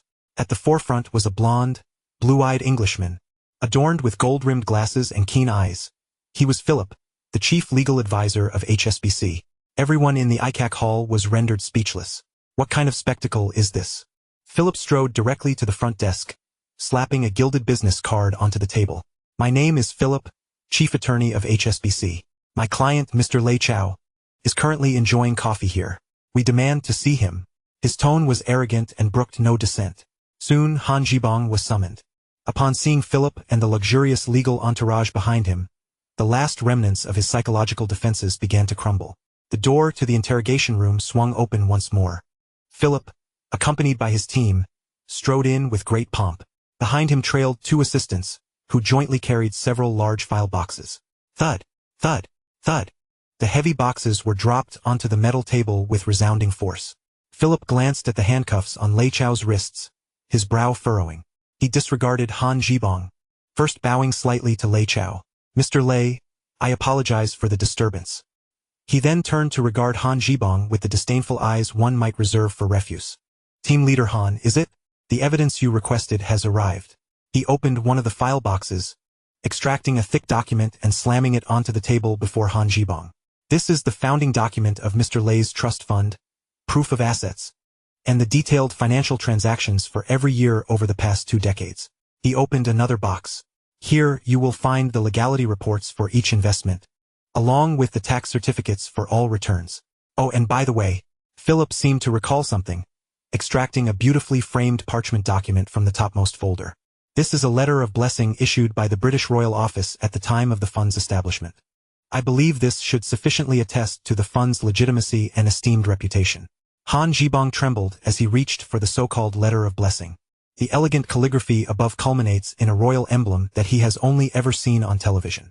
Although he understands that the symbolic significance of this insignia outweighs its tangible value, its representative weight is sufficient to crush all his doubts. He meticulously flips through the documents, each one immaculate.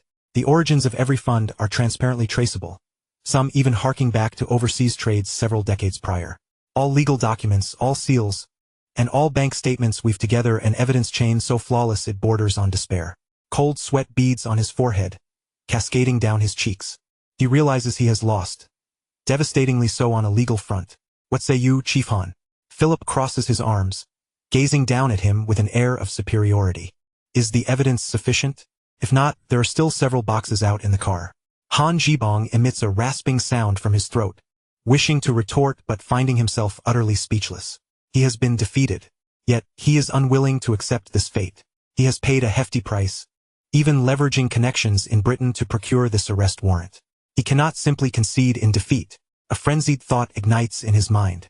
"By regulation, I have the right to detain the suspect for 48 hours. Han Jibong raises his head, his eyes bloodshot, akin to a gambler who has lost all his chips. For 48 hours, he cannot go anywhere.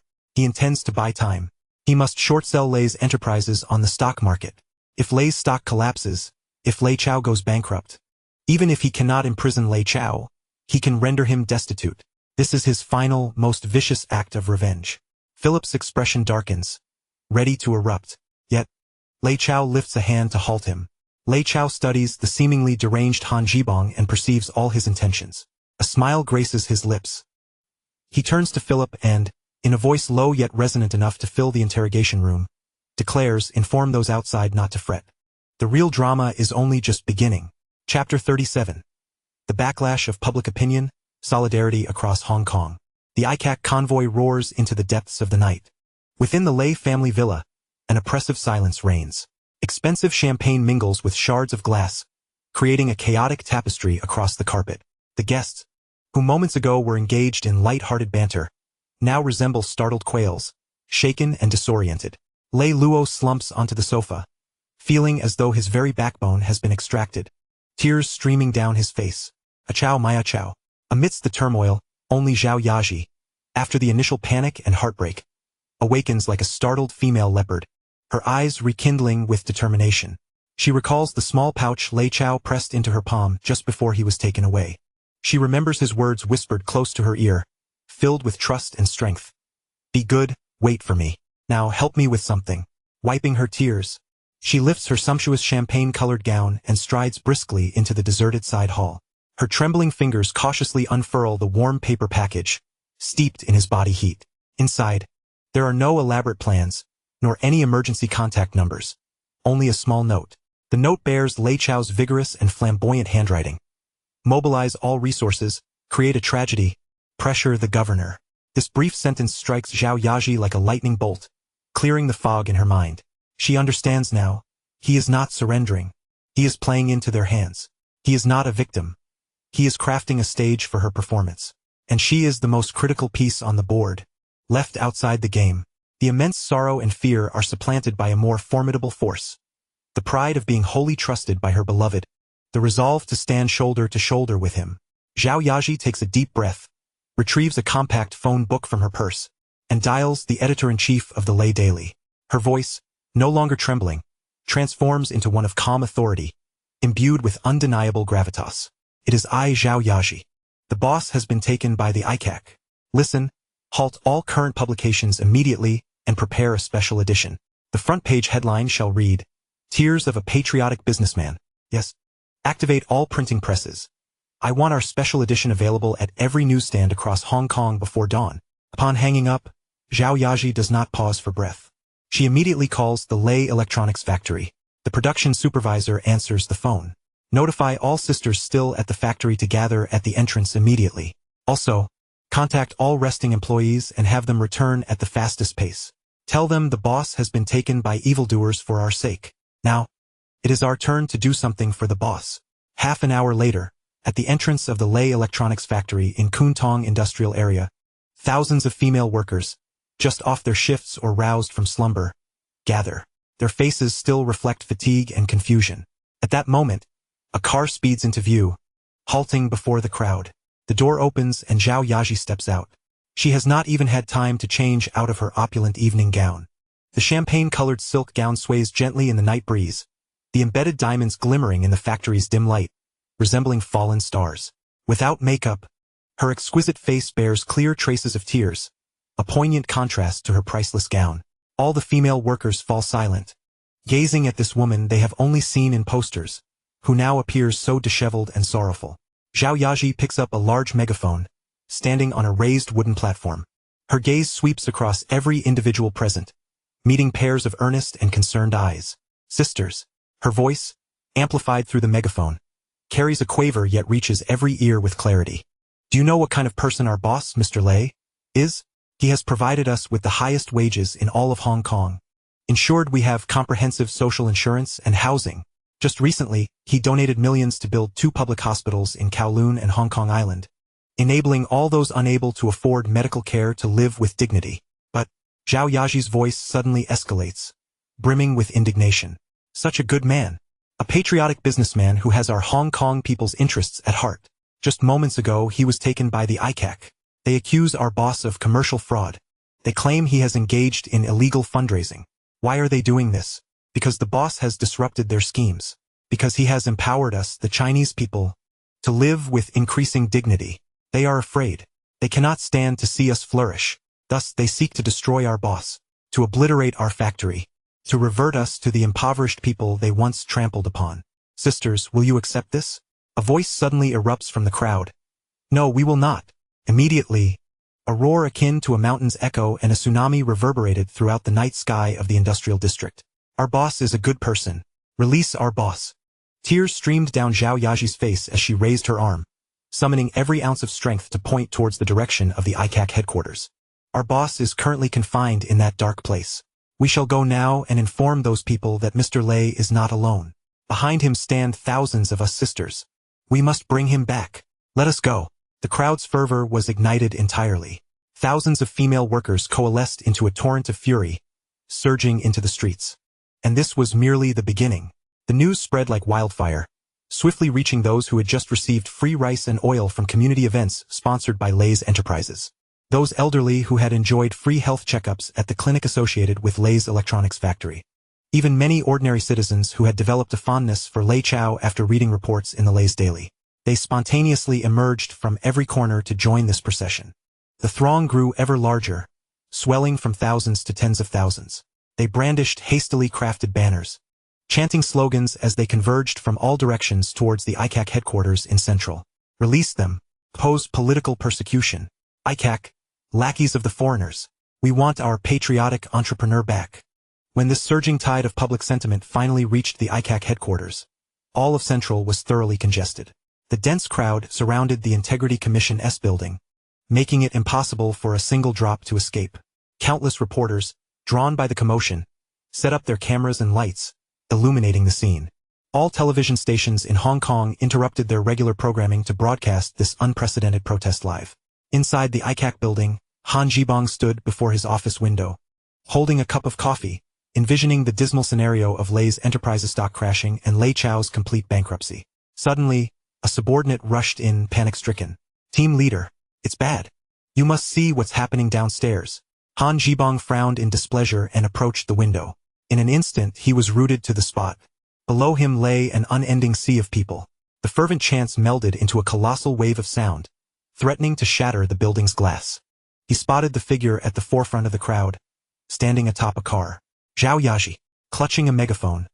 Her champagne-colored evening gown shimmered under the multitude of flashing lights, radiant like a blazing flame. Her voice echoed through the television broadcast, reaching every corner of Hong Kong. "We merely wish to live well with dignity. Mr. Lei has given us hope, yet now you seek to extinguish it with your own hands. We will never accept this." The coffee cup in Han Jibong's hand slipped from his grasp, shattering on the floor into countless pieces. He felt an unprecedented weight pressing down upon him, as if a tangible mountain was suffocating him. The office door swung open, and several high-ranking ICAC officials entered, their faces ashen. "Han Jibong, look at the mess you've created. What shall we do now? Release them. If you do not act, this mob will dismantle the ICAC." Meanwhile, the stock market opened.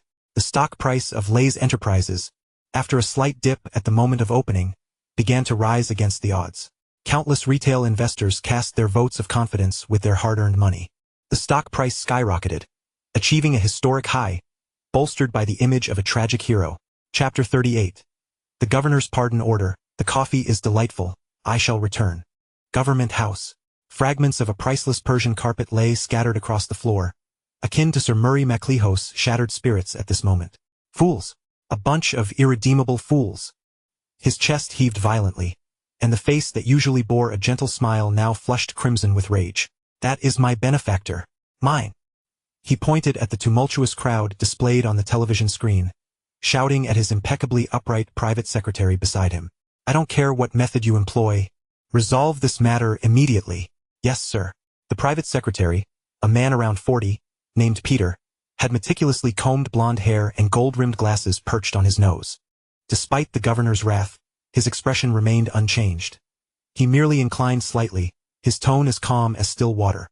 He turned, retrieved a prepared document from the desk, placed it into his briefcase, then bowed once more before quietly exiting the room. The entire process was elegant and efficient, resembling a finely tuned machine. At that moment, the ICAC headquarters had become a veritable island surrounded by public opinion. Outside, a tsunami of protesters clamored. Inside, ICAC's top brass were in disarray, their agents beset by anxiety. The phone rang incessantly, each call originating from some untouchable bigwig, uniformly demanding answers and exerting pressure. Amidst this chaos, a black sedan bearing the governor's license plate disregarded all roadblocks and barriers, driving straight to the ICAC's entrance. The car door swung open, and Peter emerged. He surveyed the chaotic scene before him, his blue eyes behind the glasses showing no signs of disturbance. Adjusting his tie and carrying his briefcase, he proceeded with deliberate calm toward the cacophony of voices at the front entrance. "Sir, this area is under strict lockdown. You cannot." Two agents tasked with perimeter security attempted to intervene. Peter did not halt his stride. He merely produced a card from his pocket and displayed it before them. A special pass from the governor's office. The agents' expressions shifted instantly, and they fell silent, standing at attention as they respectfully opened a path for him. Peter navigated through the frenzied crowd as if traversing an unoccupied space. He strode into the ICAC lobby, ignoring the astonished gazes directed his way, and approached several ICAC executives engaged in urgent discussions about countermeasures. "Where is Han Jibong's office?" His Cantonese bore a heavy accent, yet the arrogance and authority in his tone sent chills through everyone present. "Take me there." In the interrogation room, the air was so cold it could freeze a person's bones. Han Jibong's eyes were bloodshot. He had lost hope of extracting anything from Lei Chao, yet he was unwilling to relent. He stared intently at Lei Chao, a morbid, desperate frenzy flickering across his face. "Lei Chao, even if I cannot convict you today, I will ensure your utter disgrace. He grinned menacingly, preparing for one final round of psychological pressure, intending to obliterate this man's will. Just then, a loud bang. The heavy iron door of the interrogation room was violently thrust open from the outside. Peter's figure appeared in the doorway. He paid no heed to the astonished Han Jibong, instead first directing his gaze towards Lei Chao, who was shackled to the chair. Upon confirming Lei Chao's safety, even noting a hint of amusement on his face, he slowly shifted his gaze to Han Jibong. That gaze was akin to that of one observing a bothersome piece of refuse. He approached the table and forcefully slammed the document he held onto its surface. The private seal of the governor and the vivid crimson wax impression pierced Han Jibong's eyes. A secret decree from the governor's office. Peter's voice was frigid and devoid of any emotion. The governor has other plans for Mr. Lei. You are to release him immediately without delay. Han Jibong stared at the emblem representing the highest authority in Hong Kong, utterly dumbfounded. His mind felt blank, and all his schemes and calculations became a pitiful joke in the face of that small seal. This was the crushing blow of power. No, this is not procedural. He screeched like a cat whose tail had been stepped on. I am the suspect. I have the right to detain him for 48 hours. This is the authority granted to me by the law. Peter regarded him as one might a wayward child. Team leader Han, he admonished sternly with a tone bordering on pity. It seems you truly do not understand politics. Law? The corner of Peter's mouth twisted into a derisive arc. When tens of thousands of citizens block Central, when every newspaper in Hong Kong cries out against foreign lackeys, your so-called legal procedures become mere scraps of paper. What the governor requires is stability, and you are undermining that stability. In the face of absolute power, Han Jibong's meager sense of justice appeared woefully inadequate. He felt utterly drained of strength, collapsing dejectedly into his chair, his face ashen. Click. The cold handcuffs were released. Lei Chao stood up, flexing his somewhat stiff wrists. He did not leave immediately but instead took his time to straighten his slightly wrinkled suit from sitting too long. Then, he approached the dazed Han Jibong, extending his hand to gently pat the other's shoulder. The motion resembled that of soothing a defeated, stray dog. Mr. Han, you've worked hard, Lei Chao said with a gentle smile, leaning in to whisper in a tone only the two of them could hear. The coffee was delightful. I shall return for another next time. With that he turned and walked toward the door. Han Jibong's eyes were bloodshot as he clenched his fists tightly, his nails digging painfully into his flesh, helplessly watching Lei Chao's retreating figure grow ever more distant. Philip and his legal entourage had long awaited outside the door. Upon seeing Lei Chao emerge, they quickly surrounded him like moths drawn to a flame, forming an impenetrable wall. Lei Chao strode confidently toward the exit of the ICAC, flanked by this cadre of elite individuals. The sound of his polished shoes echoed rhythmically on the pristine marble floor, each step seeming to crush Han Jibong's dignity beneath its weight. At last, they reached the heavy door that separated two worlds. Lei Chao paused, turning back for one last look at the figure of despair in the interrogation room, a broader smile spreading across his lips. Then he turned back. The substantial door slowly swung open before him. Blinding sunlight flooded in, accompanied by a deafening roar of applause, akin to a tidal wave. Chapter 39. The Return of the King, Heroes and Beauties. The heavy iron door swung open before Lei Chao. Blinding sunlight rushed in, along with a cacophony of thunderous cheers. Mr. Lei has emerged. Release him. Mr. Lei. Outside the ICAC headquarters, throngs of people filled the area, an endless sea of black. Thousands of citizens packed the space tightly. Countless reporters raised their cameras, the flashing lights creating a blinding daylight, etching this moment into eternity. Lei Chao stood at the entrance, squinting slightly to adjust to the intense light. He spotted a petite figure at the forefront of the crowd, standing atop a car, still clad in a champagne-colored evening gown. It was Zhao Yaji. She held a megaphone, her exquisite face marred by traces of tears, and the moment she saw him, she froze. In the next instant, she discarded the megaphone and leaped down from the car roof, heedless of everything. The gown, worth a fortune, tore at the hem, revealing her slender, snow-white calves. Yet, she paid it no mind. She lifted her skirt, like a reckless butterfly, desperately breaking through the cordon, weaving through the crowd, rushing towards him. Mr. Lei. Her voice trembled with tears, overflowing with the ecstasy of reunion. Just a few steps away from Lei Chao, she stumbled, falling towards the hard ground. Lei Chao rushed forward and caught her securely in his arms. Warm and fragrant, she was nestled against him. Zhao Yaji's soft body pressed tightly against his chest. The familiar scent of perfume mingled with a hint of her natural fragrance eased his taut nerves. She buried her face deep into his chest, her hands clinging tightly around his sturdy waist as if attempting to merge her very being with his. After holding back for so long, her tears finally broke free. The warm droplets quickly soaked through his shirt. He could distinctly feel her delicate frame trembling violently in his embrace, a mixture of fear from near calamity and overwhelming excitement. "I thought I would never see you again," she choked out, her voice barely coherent. Lei Chao remained silent. One arm wrapped around her slender waist while the other gently caressed her silky hair, pulling her closer to him. He could feel her exquisite curves pressing against him, the astonishing elasticity evident even through several layers of fabric. Especially as she trembled in his arms, the soft impact deepened the shadows in his gaze. This was a woman worthy of reward. He lowered his head.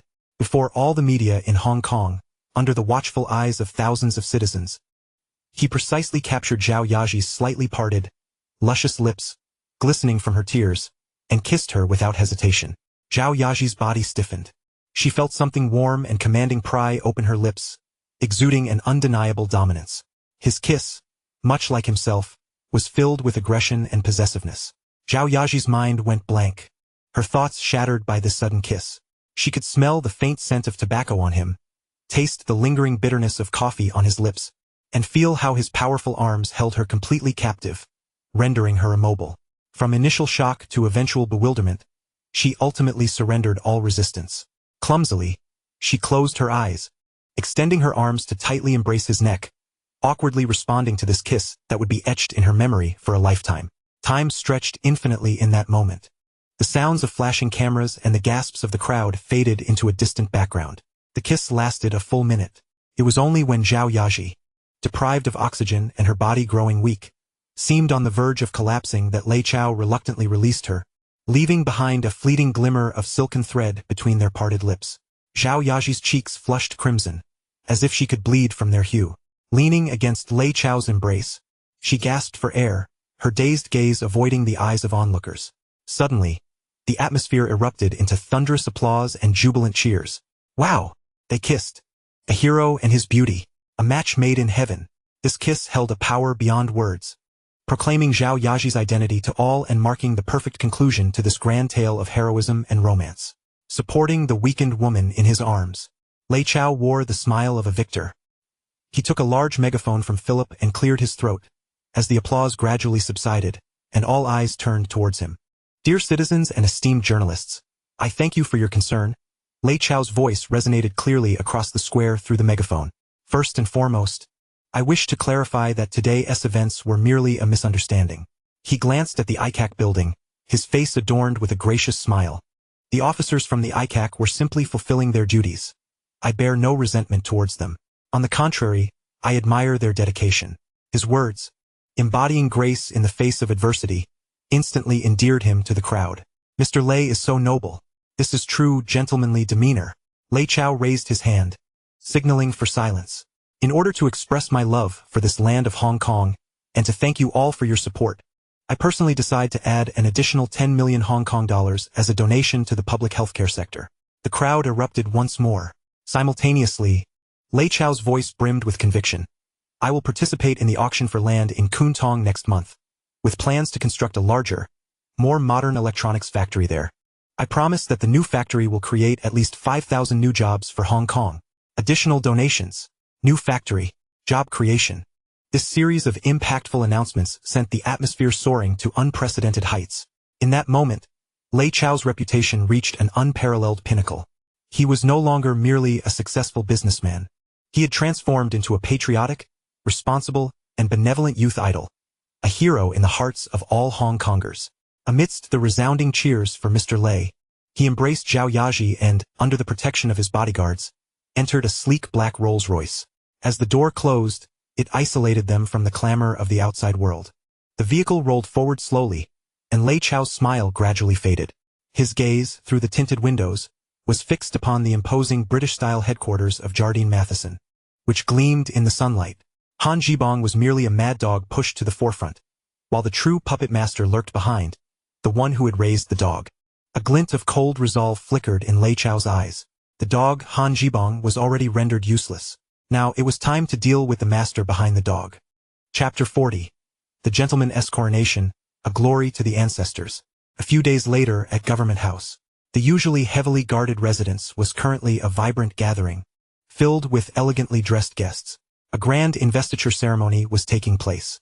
Lei Chao, clad in a perfectly tailored black suit with a white shirt and a refined bow tie, stood tall in the center of the hall. His hair was meticulously styled, and a well-placed smile adorned his handsome face as he calmly awaited the proceedings. Sir Murray MacLehose personally bestowed upon him the Badge of Justice of the Peace, JP, a symbol of supreme honor. The golden emblem sparkled under the illumination of the crystal chandeliers, reflecting in Lei Chao's serene eyes. From this day forth, he would possess the privilege to inspect prisons, grant bail to suspects, and independently issue various legal documents. More importantly, this small medal served as the ultimate proof of his official identity being fully vindicated. Henceforth, any official institution that dared to act against him would have to weigh the significance represented by this medal. In the guest area, Lei Luo donned a brand new suit. His chest held high, yet his weathered face was streaked with tears. He gazed at his son, honored by the governor, basking in the spotlight of esteemed guests, feeling as if he were in a dream. Lei Luo had spent his life climbing from a lowly police officer to the position of chief inspector, enjoying great prestige. Yet he understood the crooked path he had traversed. He never dreamed that his son could ascend to the pinnacle of power in Hong Kong in such a brilliant and legitimate manner. This was a glory that honored their ancestors. He trembled with excitement, wiping away the tears that flowed uncontrollably, repeatedly murmuring, "A Chow, well done, well done." Zhao Yaji sat beside Lei Luo, adorned in a flowing lavender off-the-shoulder gown, its hem resembling flowing clouds that accentuated her alluring figure. A delicate diamond necklace graced her fair neck, contrasting beautifully with her porcelain skin, exuding an air of nobility and elegance. She gazed at Lei Chao on the stage, her eyes filled with affection and admiration. This man could always create miracles in dire situations. He was like a born king, destined to shine brightly wherever he went. As the investiture ceremony concluded, a grand banquet commenced. Music filled the air, and waiters navigated through the crowd with trays brimming with champagne. Lei Chao instantly became the center of attention. "Mr. Lei, congratulations.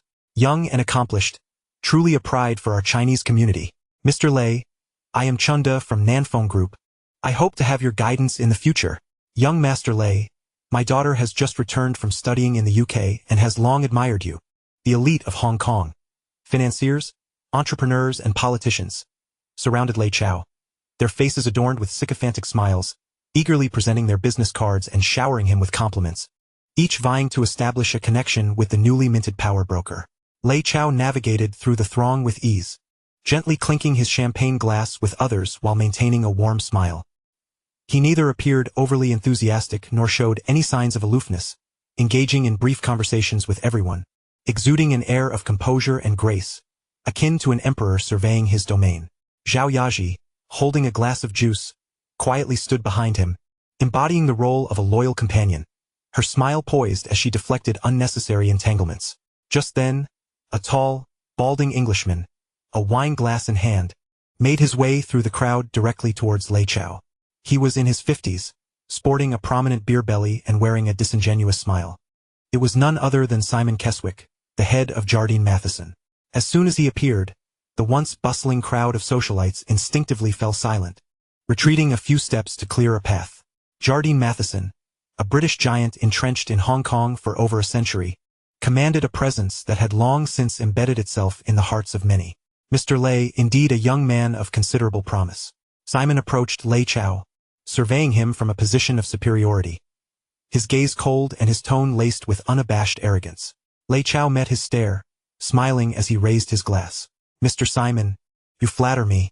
Young people, sometimes being overly conspicuous is not a virtue." Simon took a sip of his drink and remarked pointedly, especially in unfamiliar territories, one can easily find themselves grounded. His gaze flickered over Lei Chao, the insinuation of threat unmistakable. For instance, in real estate, Simon shifted the conversation abruptly, directly addressing the upcoming land auction in Kwun Tong next month.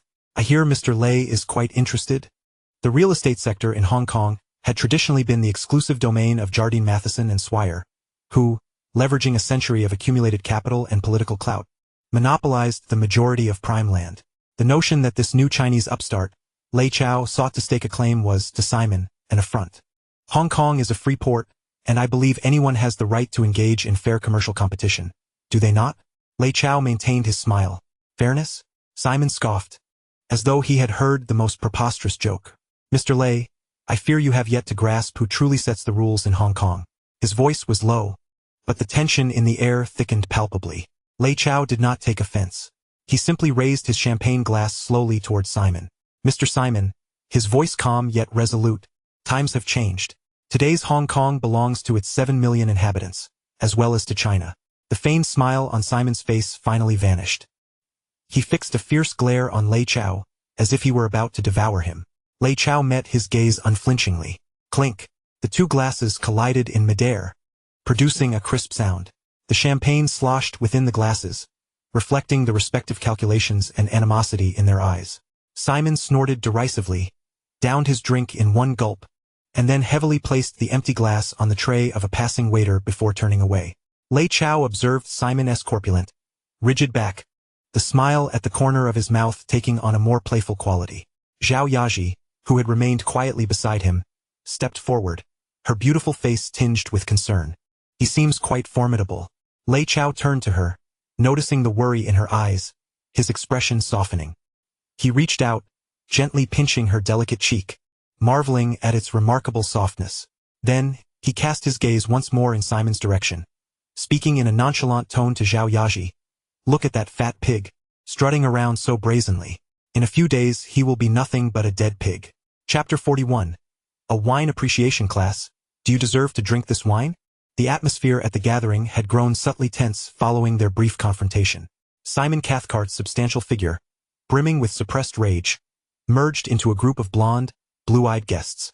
These individuals were the directors of Jardine Matheson and executives from other British firms, the true rulers at the pinnacle of this colonial hierarchy.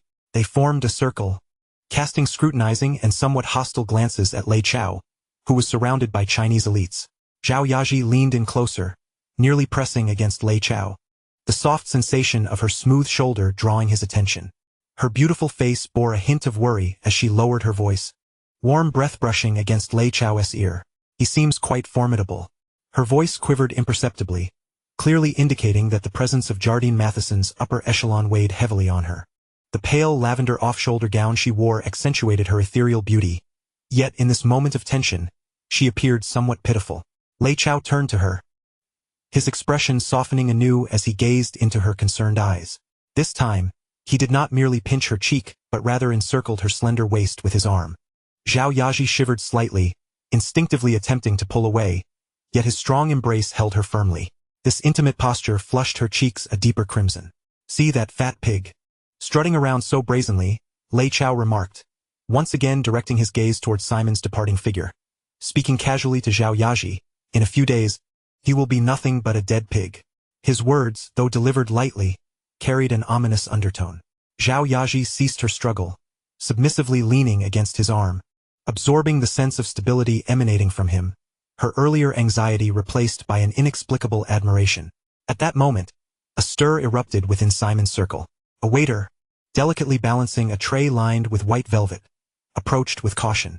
Nestled on the tray lay a bottle of deep red wine, its label both antiquated and elegant, adorned with the image of a castle. Oh my goodness! Is that the 1959 Romani Conti? Simon, have you truly brought this out? This is a divine creation. I've only seen it in auction catalogs. A chorus of exaggerated exclamations erupted from a group of British gentlemen, their eyes alight with fervor as they surrounded the bottle, as if beholding an unparalleled work of art. A haughty smile resurfaced on Simon's face. He relished the adulation of the crowd, yet his gaze, akin to that of a venomous serpent, pierced through the throng, landing squarely on Lei Chao. Today is a fine day, and to celebrate Mr. Lei's recent appointment as a justice of the peace, I am willing to share a small part of my private collection with you all. His voice, though not loud, resonated clearly throughout the banquet hall, capturing everyone's attention. Simon lifted the bottle, elegantly uncorking it with a wine opener. The rich and complex aroma of the wine wafted through the air. He signaled to the waiter to pour a small glass for each person in the circle, then raised his own glass toward Lei Chao. Mr. Lei, Would you be interested in tasting this Western cultural treasure? The invitation dripped with condescension. The surrounding socialites exchanged glances, the atmosphere growing awkward. Everyone understood this was an intentional slight from Jardine Matheson. Lei Chao smiled. With his arm around Zhao Yaji's waist, he strolled over. Since Mr. Simon has extended such a gracious invitation, I would be remiss to decline. A flicker of disdain crossed Simon's eyes as he instructed the waiter to pour a glass for Lei Chao as well. Mr. Lei, please. Lei Chao accepted the glass filled with the garnet-red liquid but did not drink immediately. Instead, he raised the glass to his nose, swirling it gently. The British onlookers observed his actions with expressions of amusement, convinced that this young man, who only knew of tea, could not possibly appreciate fine wine. Ha ha ha. Lei Chao suddenly let out a light laugh. The laughter was subdued, yet in this deliberately cultivated atmosphere of silence, it stood out remarkably. Simon's expression darkened. Mr. Lei, what is it that you find amusing? Do you truly believe there is anything humorous about this bottle of wine worth several $100,000 Hong Kong dollars? His tone had taken on a questioning edge. Lei Chao set down his wine glass, gazing at him, and shook his head. I am not laughing at the wine. I am laughing at the people. Ignoring Simon's fiery glare, he continued, the aroma of this wine, upon first whiff, reveals notes of blackcurrant and violet, intertwined with a hint of aged leather, indeed reminiscent of the Burgundy Pinot Noir style. Those knowledgeable in the room nodded in agreement, acknowledging the professionalism of his assessment. However, Lei Chao's tone shifted abruptly. Yet beneath this bouquet, I detect a trace of the sun-drenched Rhone Valley, along with a hint of overly mature jam characteristic of California's Napa Valley. He raised his gaze to Simon, whose complexion was beginning to change. Mr. Simon, if I may speak frankly, there is something amiss with your bottle. Nonsense, Simon retorted furiously. I acquired this wine directly from Christie's in London, complete with provenance documentation. What could you, a mere youth, possibly understand? Oh, is that so? A playful smirk danced across Lei Chao's lips. In his mind, the system's voice resonated clearly. Appraisal master skill activated. Analyzing target item information. Item. Counterfeit 1959 Romani Conti. True composition. 70 Rhone Valley Grenache, 20 Napa Valley Zinfandel, 10 industrial alcohol and coloring agents. Historical background information loaded. The genuine 1959 Romani Conti, due to the spring frost disaster that year, saw a dramatic reduction in yield, with the majority being acquired by the Rockefeller and Rothschild families, resulting in fewer than 100 bottles reaching the market, each bearing an individual identity code. Lei Chao's gaze sharpened. In 1959, the Burgundy region experienced an unusual late spring frost, particularly in the village of Vosne-Romani, where the frost disaster nearly obliterated the Pinot Noir grapes that year. He slowly recounted a little-known history. To maintain its reputation, the Romani Conti estate announced a halt in production that year, utilizing the scant few qualifying grapes for internal experimentation, with not a single bottle of commercial wine reaching the market. All purported 1959 Romani Conti circulating in the market are counterfeit. This matter is an open secret within the upper echelons of European collectors. Lei Chao looked at Simon, enunciating each word. Mr. Simon, as the head of the Kesak family, surely you possess enough knowledge to be aware of this? A deathly silence enveloped the room. The British gentlemen who had earlier extolled the virtues of the wine now exchanged glances, their expressions a tapestry of disbelief. Their looks towards Simon shifted from admiration to suspicion, finally settling into unabashed mockery. Having spent hundreds of thousands on a counterfeit wine to flaunt in such a setting was akin to inviting a slap to the face. Simon's face flushed crimson, akin to the color of liver. He fixed his gaze on Lei Chao, his lips quivering, yet unable to articulate a single word. He yearned to refute the claims, but the intricate details Lei Chao had presented left him utterly defenseless. He knew he had humiliated himself thoroughly this day. Lei Chao picked up the glass of counterfeit wine and approached a nearby ice bucket used for chilling champagne. Under the astonished gazes of all present, he tilted his wrist. With a splash, the deep red liquid was unhesitatingly poured into the melting ice water. This vinegar, I believe, is better discarded. Lei Chao casually placed the empty glass on the server's tray, the sound resonating sharply, to prevent it from tainting everyone's palate. An exquisite humiliation. This was no mere slap in the face.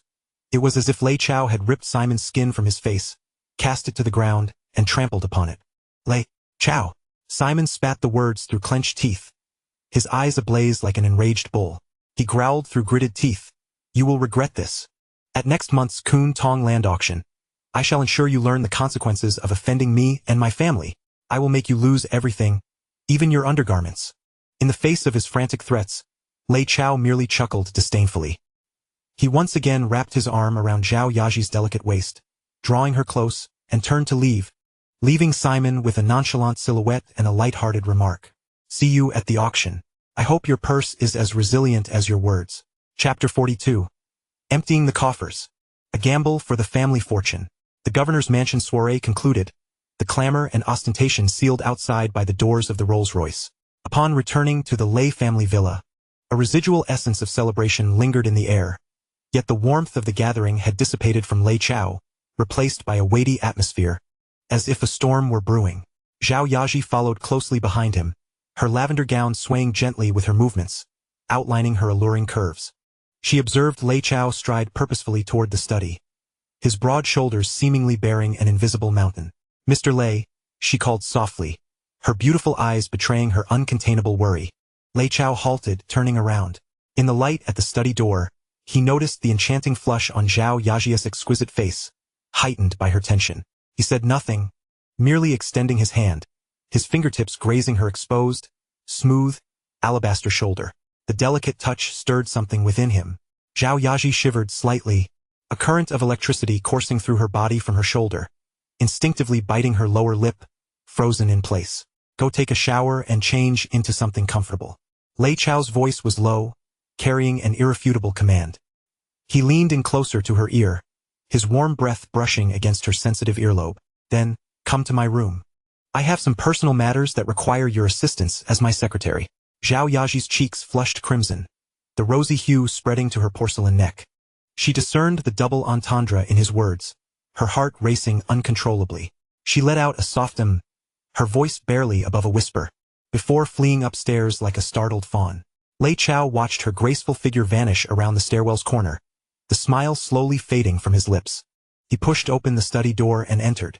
Lei Luo and Zhu Yuze had already been waiting inside, their faces adorned with a hint of post-drinking flush and uncontainable excitement. Ah Chao, you were so impressive today. You should have seen those foreigners' expressions. They looked as though they had swallowed a fly, Lei Luo exclaimed, slapping his thigh in excitement. Indeed, Brother Chao. Simon's face turned green. Serves him right, Zhu Yuze chimed in. Lei Chao settled into the chair behind the desk, pouring himself a glass of water. Dad, Zhu Yuze, let us refrain from reveling in this too much. His voice was calm, yet it sent a chill through the room. What we have done so far is merely a prelude. Now we must prepare to strike at the master. He retrieved a document from the drawer and slid it across the table towards them. This is the information on the land in Kun Tong, which is set for AUC Raylo and Piggy approach to take a look. Upon seeing the starting bid and the estimated transaction price embellished with a series of zeros, both men sobered up considerably. Chao, how much is this going to cost? Raylo's voice was somewhat hoarse. A considerable amount, replied Ray Chao succinctly. The cash we have on hand, combined with the expected profits from Walkman over the next month, is merely sufficient to cover the starting bid. Leaning back in his chair, Ray Chao lightly tapped his fingers on the table. Therefore, I have decided to mortgage the Ray family electronic factory, pledge the Ray family daily, and bundle all our movable assets to apply for the maximum loan possible from the bank. The study fell into a profound silence. Raylo and Piggy regarded Ray Chao with the incredulity reserved for the deranged. Mortgage the factory? Mortgage the newspaper? That is the empire we have just built. It is the foundation of Ray Industries. Absolutely not. Raylo was the first to spring up, his legs trembling with fear. Chao, you have lost your mind. This is gambling. We are wagering the lives of our entire family. If we lose, we will truly have no choice but to jump from this building. His voice quivered with a hint of desperation and terror. Father. Ray Chao lifted his gaze to meet that of his father, who was clearly in disarray. He refrained from raising his voice in rebuttal, calmly counting the chips in his hand. Trust me, this is not gambling. It is reaping. His voice possessed a peculiar charm that momentarily steadied Raylo's racing heart. Ray Chao stood and moved beside Raylo, patting him on the shoulder. Merely relying on the bank's funds will not suffice. Iha's financial strength is more formidable than we anticipate. Father, isn't it time to bring out those retirement funds you've hidden away in the basement to see the light of day? Raylo's body stiffened. The gold bars stored in the basement were the culmination of his decades as a police officer, the result of a lifetime of graft. They symbolized his final safety net and sense of security. Gazing into the depths of his son's eyes, he discerned an unwavering resolve.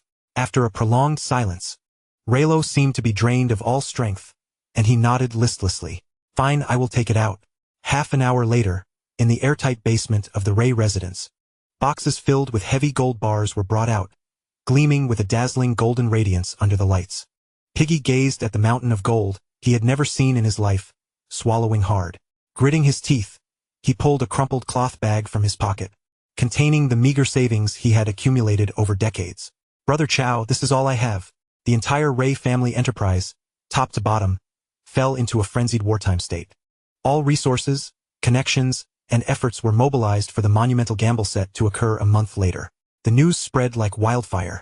The Ray Group was going all in, mortgaging everything to face off against the British giant, IHA Shipping, in a fierce competition for prime land. The business community of Hong Kong was abuzz. In tea houses and clubs, countless individuals discussed this imminent century-defining battle. The vast majority did not hold high hopes for Ray Chow. That young man, having made a bit of money from his Walkman, seemed oblivious to the grander scheme of things. What was IHA? A behemoth that had ruled Hong Kong for over a century. He was merely a fool attempting to pit eggs against stone. The impetuousness of youth would soon lead to his downfall. In another villa at Repulse Bay, Li Jiaqing set down the newspaper in his hands, gazing out at the shimmering sea. A subordinate respectfully inquired, "Mr. Li, should we?" "No need." Li Jiaqing waved his hand dismissively. "Let the bullets fly a while longer. We shall wait to gather the spoils." His eyes sparkled with the shrewdness unique to a businessman. The night before the auction, immense pressure enveloped the entire Ray family. Raylo was restless, having smoked 3 packs of cigarettes throughout the night. The villa was eerily quiet. Only Reikeo's study remained illuminated. He paid no heed to the towering piles of financial reports nor the relentless bank demand letters. Alone in the study, he unfurled a vast map of Hong Kong. This map, in addition to existing streets and buildings, featured several mysterious routes marked in red dashed lines. These lines crisscrossed, traversing the entirety of Kowloon and Hong Kong Island. This was the system's projection for the subway line planning over the next decade. The land in Kwun Tong, set for auction next month, was precisely at the intersection of 2 future main lines. That location would become a transportation hub, the commercial heart of East Kowloon. An invaluable information gap.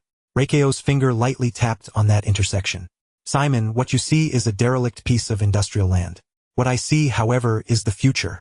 He murmured softly, a hunter's smile spreading across his face. "A dead pig still dares to challenge me?"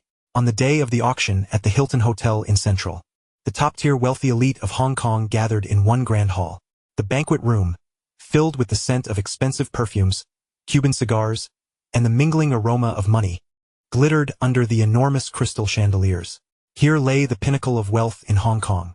Today, nearly all of Hong Kong's affluent and influential figures had emerged from their shells.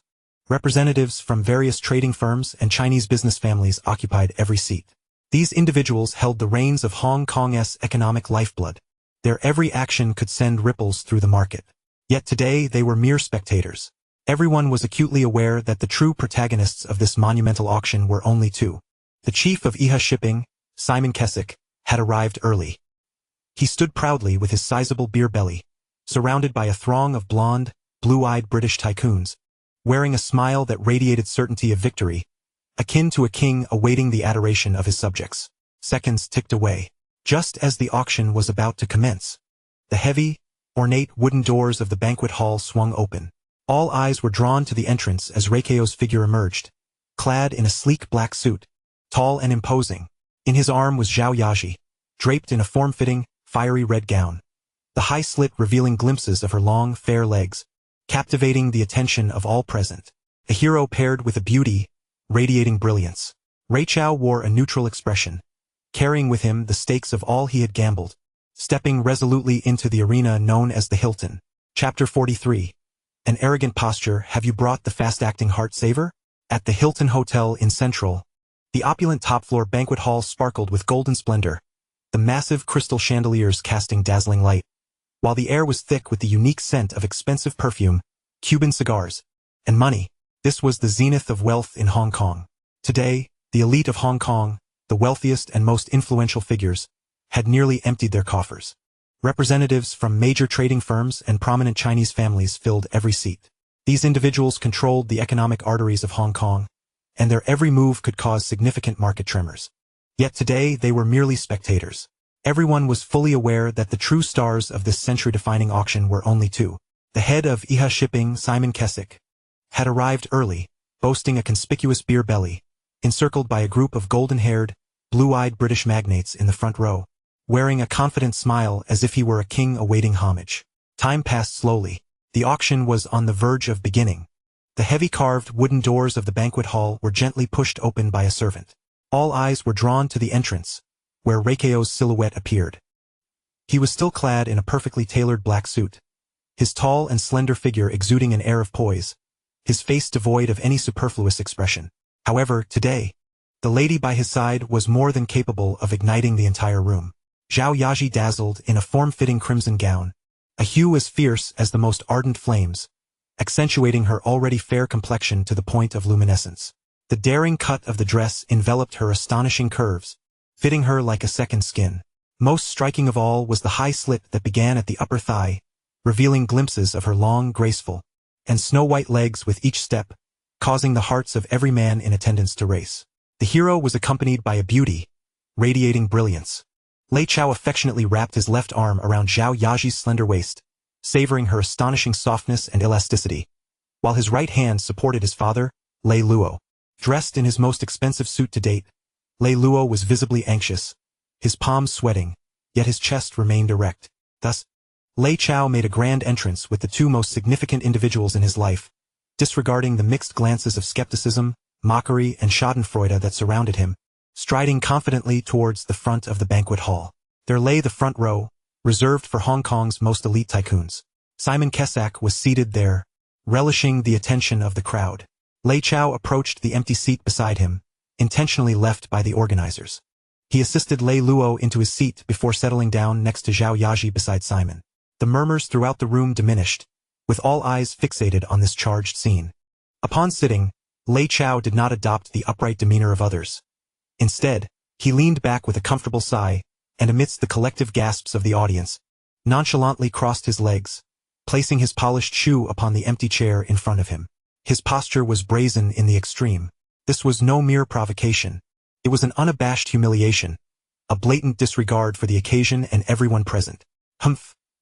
Simon Kessick let out a disdainful huff, too disinterested to turn and face Lei Chao, merely casting a sidelong glance of contempt. An uncouth country bumpkin, even clad in imperial robes, could never become a prince. His voice was low, yet sufficiently audible for those nearby. Zhao Yaji visibly stiffened, sensing the pressure from all sides. Her grip on Lei Chao's arm tightened unconsciously.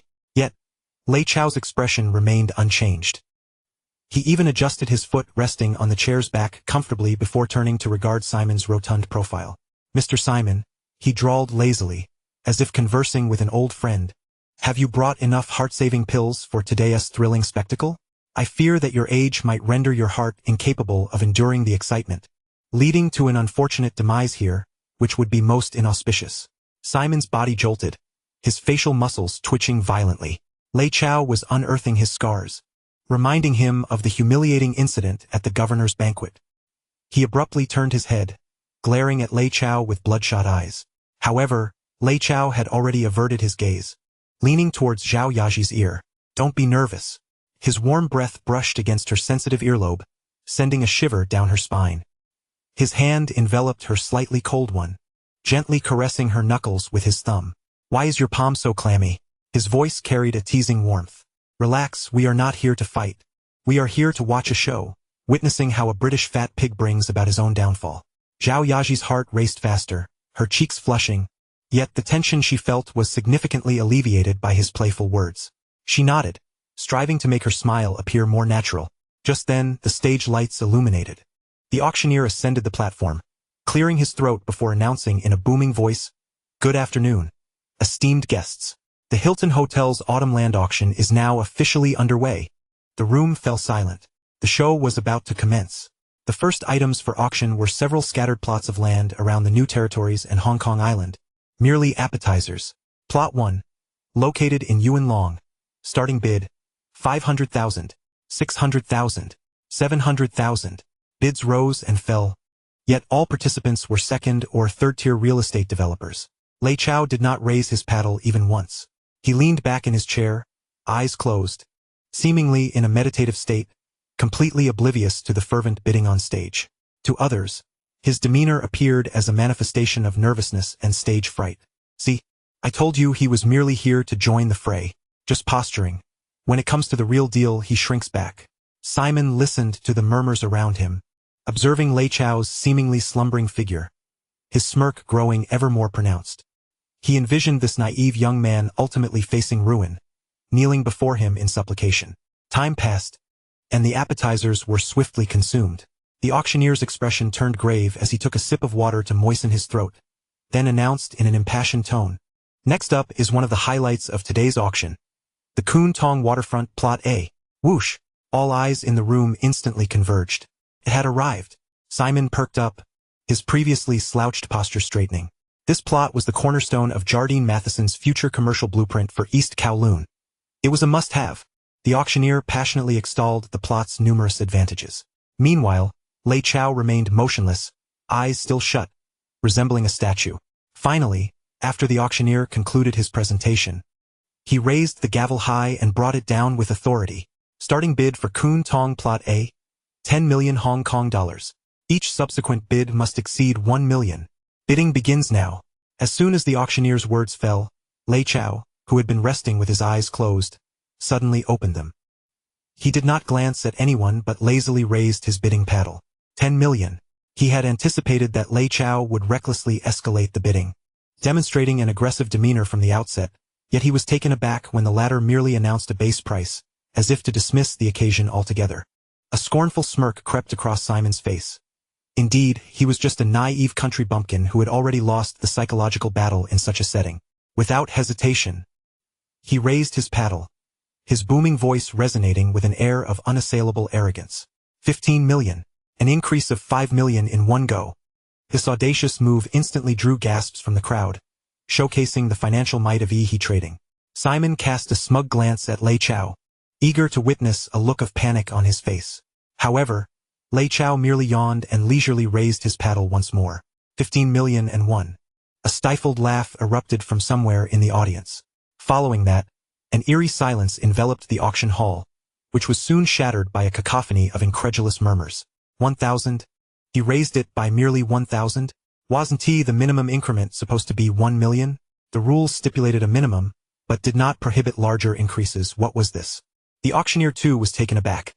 In his years of experience, he had never encountered such a peculiar bidding strategy. Only increasing by 1,000? This was no longer a competition. It was a blatant provocation. It was a declaration to Simon Kessick. "I am here to annoy you. What are you going to do about it?" Simon Kessick's face rapidly morphed into a shade resembling that of a liver.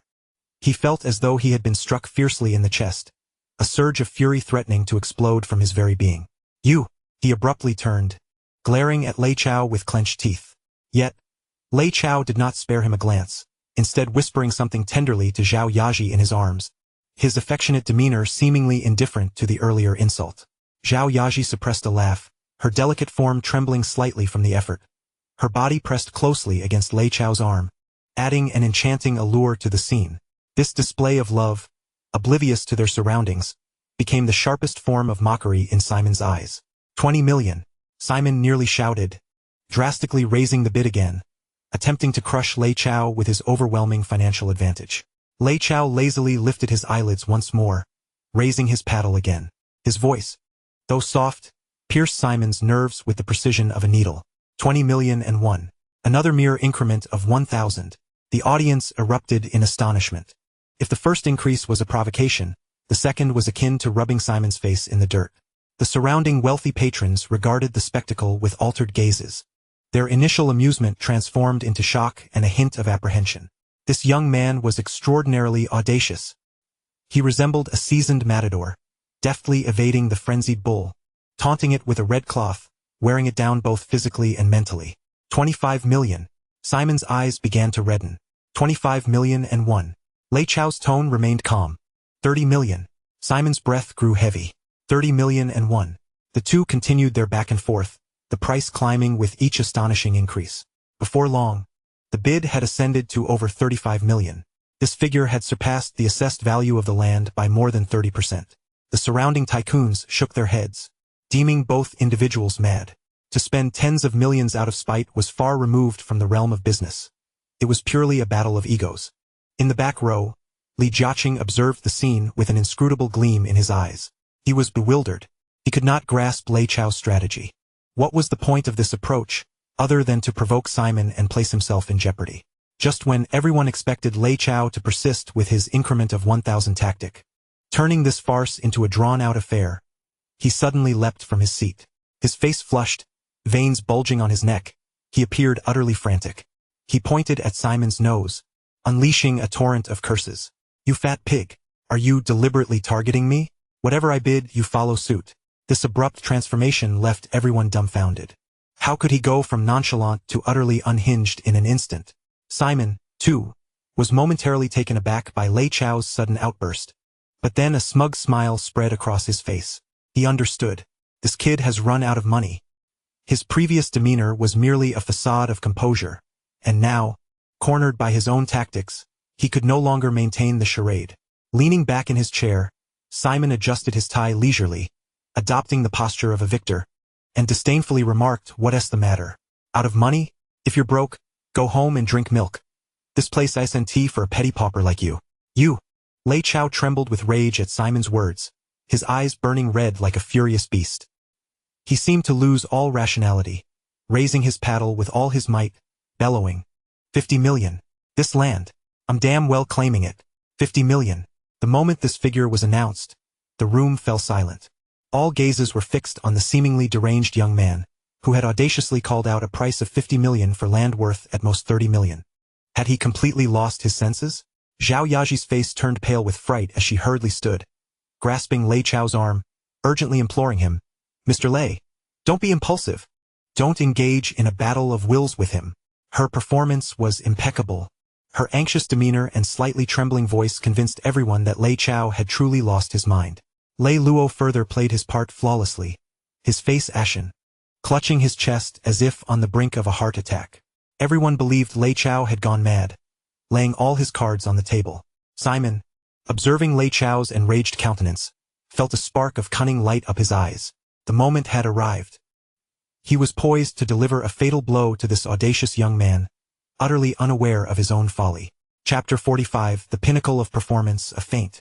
50 million. This figure struck like a boulder plummeting into a tranquil lake, instantly draining all sound from the Hilton Hotel's auction hall. All eyes fixated on the seemingly deranged young man. A 20 million premium. This was no longer a commercial auction. It was a desperate last gamble by a gambler who had lost everything. Simon Keswick was momentarily stunned by Lei Chao's sudden outburst. Yet soon, a twisted sense of pleasure surged within him. He understood. He comprehended it all. This kid was out of tricks. All of his previous nonchalant provocations and the insulting incremental bids of 1,000 were nothing but a facade of composure. Now, cornered by his own substantial capital, he had finally revealed his frantic true self. Simon's smile grew exceedingly smug, and rather than hastily raising his paddle, he reveled in the thrill of watching his prey struggle in the trap. He yearned to appreciate, to savor every nuance of Lei Chao's fall from grace. "Mr. Lei, do not act impulsively. Refrain from engaging in a battle of wills." Zhao Yaji's performance was nothing short of exquisite, verging on perfection.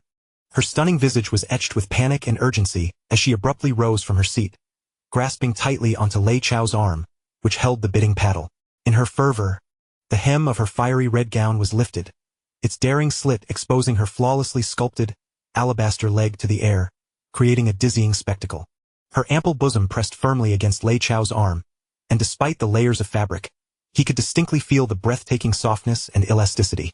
With a voice tinged with desperation and a slight tremor, she portrayed the anxious companion to perfection. "We do not possess such wealth. You will bankrupt the company." Seated nearby, Lei Luo played his part with seamless precision.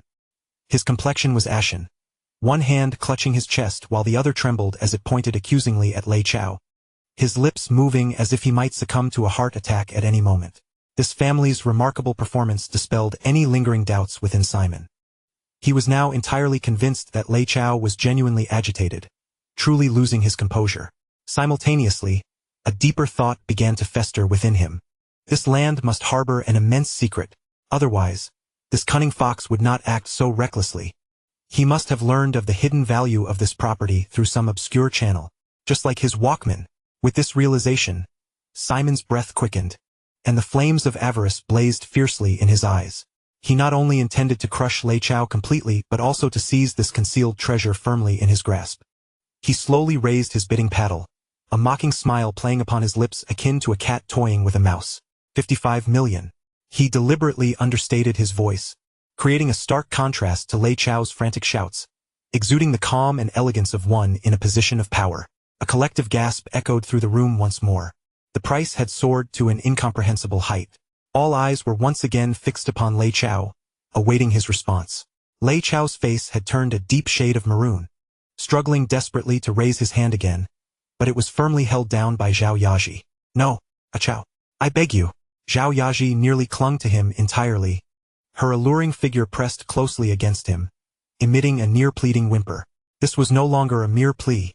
It had devolved into an annual melodrama of a spendthrift and a virtuous partner. Their tug-of-war on the sidelines epitomized a sense of despair teetering on the brink of collapse. What is the matter, Mr. Lei? Simon observed this scene, his smirk deepening as he taunted. Is your hand unable to rise? Or has your beautiful companion finally brought you to your senses, making you realize you are nothing more than a penniless fool? This barbed insult shattered the last vestige of Lei Chao's composure. Get away from me. He forcefully shoved Zhao Yaji aside, the strength of his push causing her to stumble back into her seat, tears of grievance quickly welling in her eyes. Lei Chao's eyes blazed crimson, resembling a bull thoroughly incensed, fixating a furious glare upon Simon, his teeth grinding ominously as he appeared to engage in a final internal struggle. Suddenly, he abruptly raised his paddle, expending every ounce of strength, and with a voice that could halt hearts, he bellowed a figure that rendered the entire room breathless. 60 million. This is all my wealth. You fat pig. If you dare, come at me. After this declaration, he seemed to deflate, collapsing into his chair, gasping for breath. The room fell into a profound silence. 60 million. For a plot of industrial land in Kun Tong. Everyone believed Lei Chao had lost his mind. Simon's heart raced at that moment. He hesitated. This was the first time he had wavered that day. This price was utterly insane, far exceeding his expectations. What if this was merely a final trap laid by Lei Chao, intended to lure him into a costly purchase? Yet, as his gaze swept over Lei Chao's despair-ridden face, over Zhao Yaji's tear-stained expression of helplessness, over Lei Luo's near-collapsed state, his greed ultimately triumphed over reason. No, this is not a trap. This is certainly no act. A person's gaze can deceive, but such palpable despair, the feeling of utter ruin, cannot be feigned. This land is a veritable goldmine. Just one more bid, one more step forward, and he could utterly crush this insufferable Chinese lad while securing this colossal treasure for himself. With this thought, Simon cast aside any lingering doubts. A cruel and confident smile, unique to victors, spread across his face as he resolutely raised his paddle for the final time. He intended to deliver a fatal blow to this oblivious youth. 61 million. His voice resounded like a judge's gavel, imbued with the weight of finality. The auctioneer's eyes gleamed with excitement, his voice quivering with enthusiasm. 61 million. The esteemed Mr. Simon has bid 61 million. Is there any higher offer? All eyes in the room, tinged with a hint of pity, turned towards the young man slumped in his chair. Everyone sensed that the game was over. However, just as the auctioneer's hammer was poised to descend, an unexpected turn of events occurred. The very Lei Chao, who had appeared so twisted with despair just a moment ago, suddenly had all traces of anger, resentment, and madness evaporate without a trace. Like the swift transformation of a Sichuan opera face-changing performance, it was astonishingly rapid. He resembled a deflated balloon, languidly slumped in his seat, exhaling a long, comfortable sigh. Then, under the astonished gazes of all present, a peculiar smile gradually crept upon his lips. In that smile resided mockery, derision, and an air of accomplishment and ease. Simon Kethick's grin froze, an ominous premonition coiling around his heart like a cold serpent. He watched as Lei Chao turned to him, effortlessly spreading his arms, his tone disturbingly lighthearted. It's yours. Congratulations. Mr. Simon on acquiring the exorbitantly priced greenbelt. Chapter 46. The perfect trap the hunter closes in. It's yours. Lei Chao's voice was soft yet struck like an invisible hammer upon the hearts of everyone in the auction hall. Congratulations, Mr. Simon, on acquiring the exorbitantly priced greenbelt. In that instant, the heated air, charged by the frenzy of bidding, was entirely siphoned from the top banquet hall of the Hilton Hotel, and the temperature plummeted. All present seemed to be under a spell, their faces still bearing expressions of shock, disbelief, or schadenfreude, frozen in place. Simon Kethek's smile had utterly solidified. It was a sensation of plummeting from the pinnacle of triumph into the abyss in an instant.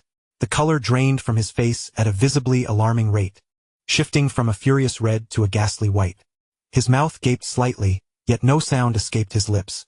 A frigid wave of terror, tinged with the metallic scent of rust, slithered up from his coccyx, ensnaring his heart in an instant. He was utterly bewildered. He could not fathom what had transpired. Why had this young man not followed through? Had he not wagered his entire fortune? Had he not lost his mind? The woman beside him and his father were on the verge of tears. Their expressions of despair, their cries, their near collapse, were they all merely an act? The moment this thought emerged, it ignited within him like a raging wildfire, consuming Simon's reason in an instant. The auctioneer stood frozen on the stage, his hand, which held the gavel, suspended in mid-air, uncertain whether to strike down or continue. 61 million. Mr. Simon Kethek bids 61 million. Is there anyone willing to bid higher? He mechanically repeated the process, yet his voice quivered with trepidation. All eyes in the room, infused with an indescribable complexity of emotions, were fixated on the young man slumped in his chair. Lei Chao paid no mind to anyone else. He lazily raised his hand, waving dismissively at the stage, signaling his withdrawal. Then, under the astonished gazes of all present, he nonchalantly extended his hand and pulled Zhao Yaji, who was equally stunned, back into his embrace. His palm rested directly on her taut waist, which had tightened in anxiety, relishing the astonishing softness and elasticity concealed beneath her fiery red fitted gown. Zhao Yaji trembled slightly, instinctively lifting her gaze to Lei Chao. She saw that the man who had seemed deranged merely a moment ago now bore no trace of anger or unwillingness. His eyes were as tranquil as still water, even hinting at a sense of languor and satisfaction following an accomplished endeavor. Zhao Yaji's heart raced. A torrent of overwhelming warmth, mingled with admiration and affection, surged through her, obliterating all rational thought. She understood. She comprehended everything. From the very beginning, this was a trap, a meticulously crafted snare tailored specifically for Simon Kethek. The auctioneer, finally snapping back to reality at the sight of Lei Chao's withdrawal, inhaled deeply, summoning all his strength to bring the gavel down with a resounding thud. Bang! 61 million. Sold. Congratulations to He Trading and Mr. Simon Kethek. The gavel's echo reverberated through the hall, signaling the conclusion of this farce. Yet, no one in attendance offered congratulations to the victor. There was no joy, no applause. Simon Kethek felt as though he were no longer seated, his world spinning, a buzzing sound filling his ears. 61 million. That number was all that remained in his mind. In a fit of spite, he had purchased a parcel of industrial land at double its market value. This colossal sum had nearly depleted he's liquid assets for this auction. It meant that for any prime real estate that might arise next, he could only watch helplessly. He had been completely ousted. Just then, a solitary round of applause erupted, starkly out of place. Everyone turned to locate the source. It was Lei Chao, leisurely clapping while rising to his feet, a radiant smile gracing his face. That applause, that smile, dripped with the utmost derision. Congratulations, Mr. Simon. With 60 million, you've acquired what we Chinese consider a piece of prime real estate. Truly a grand gesture. I am in awe. His words were like salt, cruelly rubbed into Simon's fresh wounds. Simon's body trembled violently.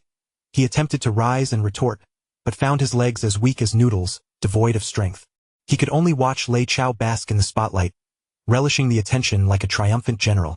Lei Chao leaned toward Lei Luo, who had fully embraced his role, lowering his voice. Dad, see? I told you I wasn't mistaken. There are indeed many foolish foreigners in this world, awash in wealth. Lei Luo wiped the cold sweat from his brow, still shaken, and patted his chest. Chow, you truly scared me. I almost went over there.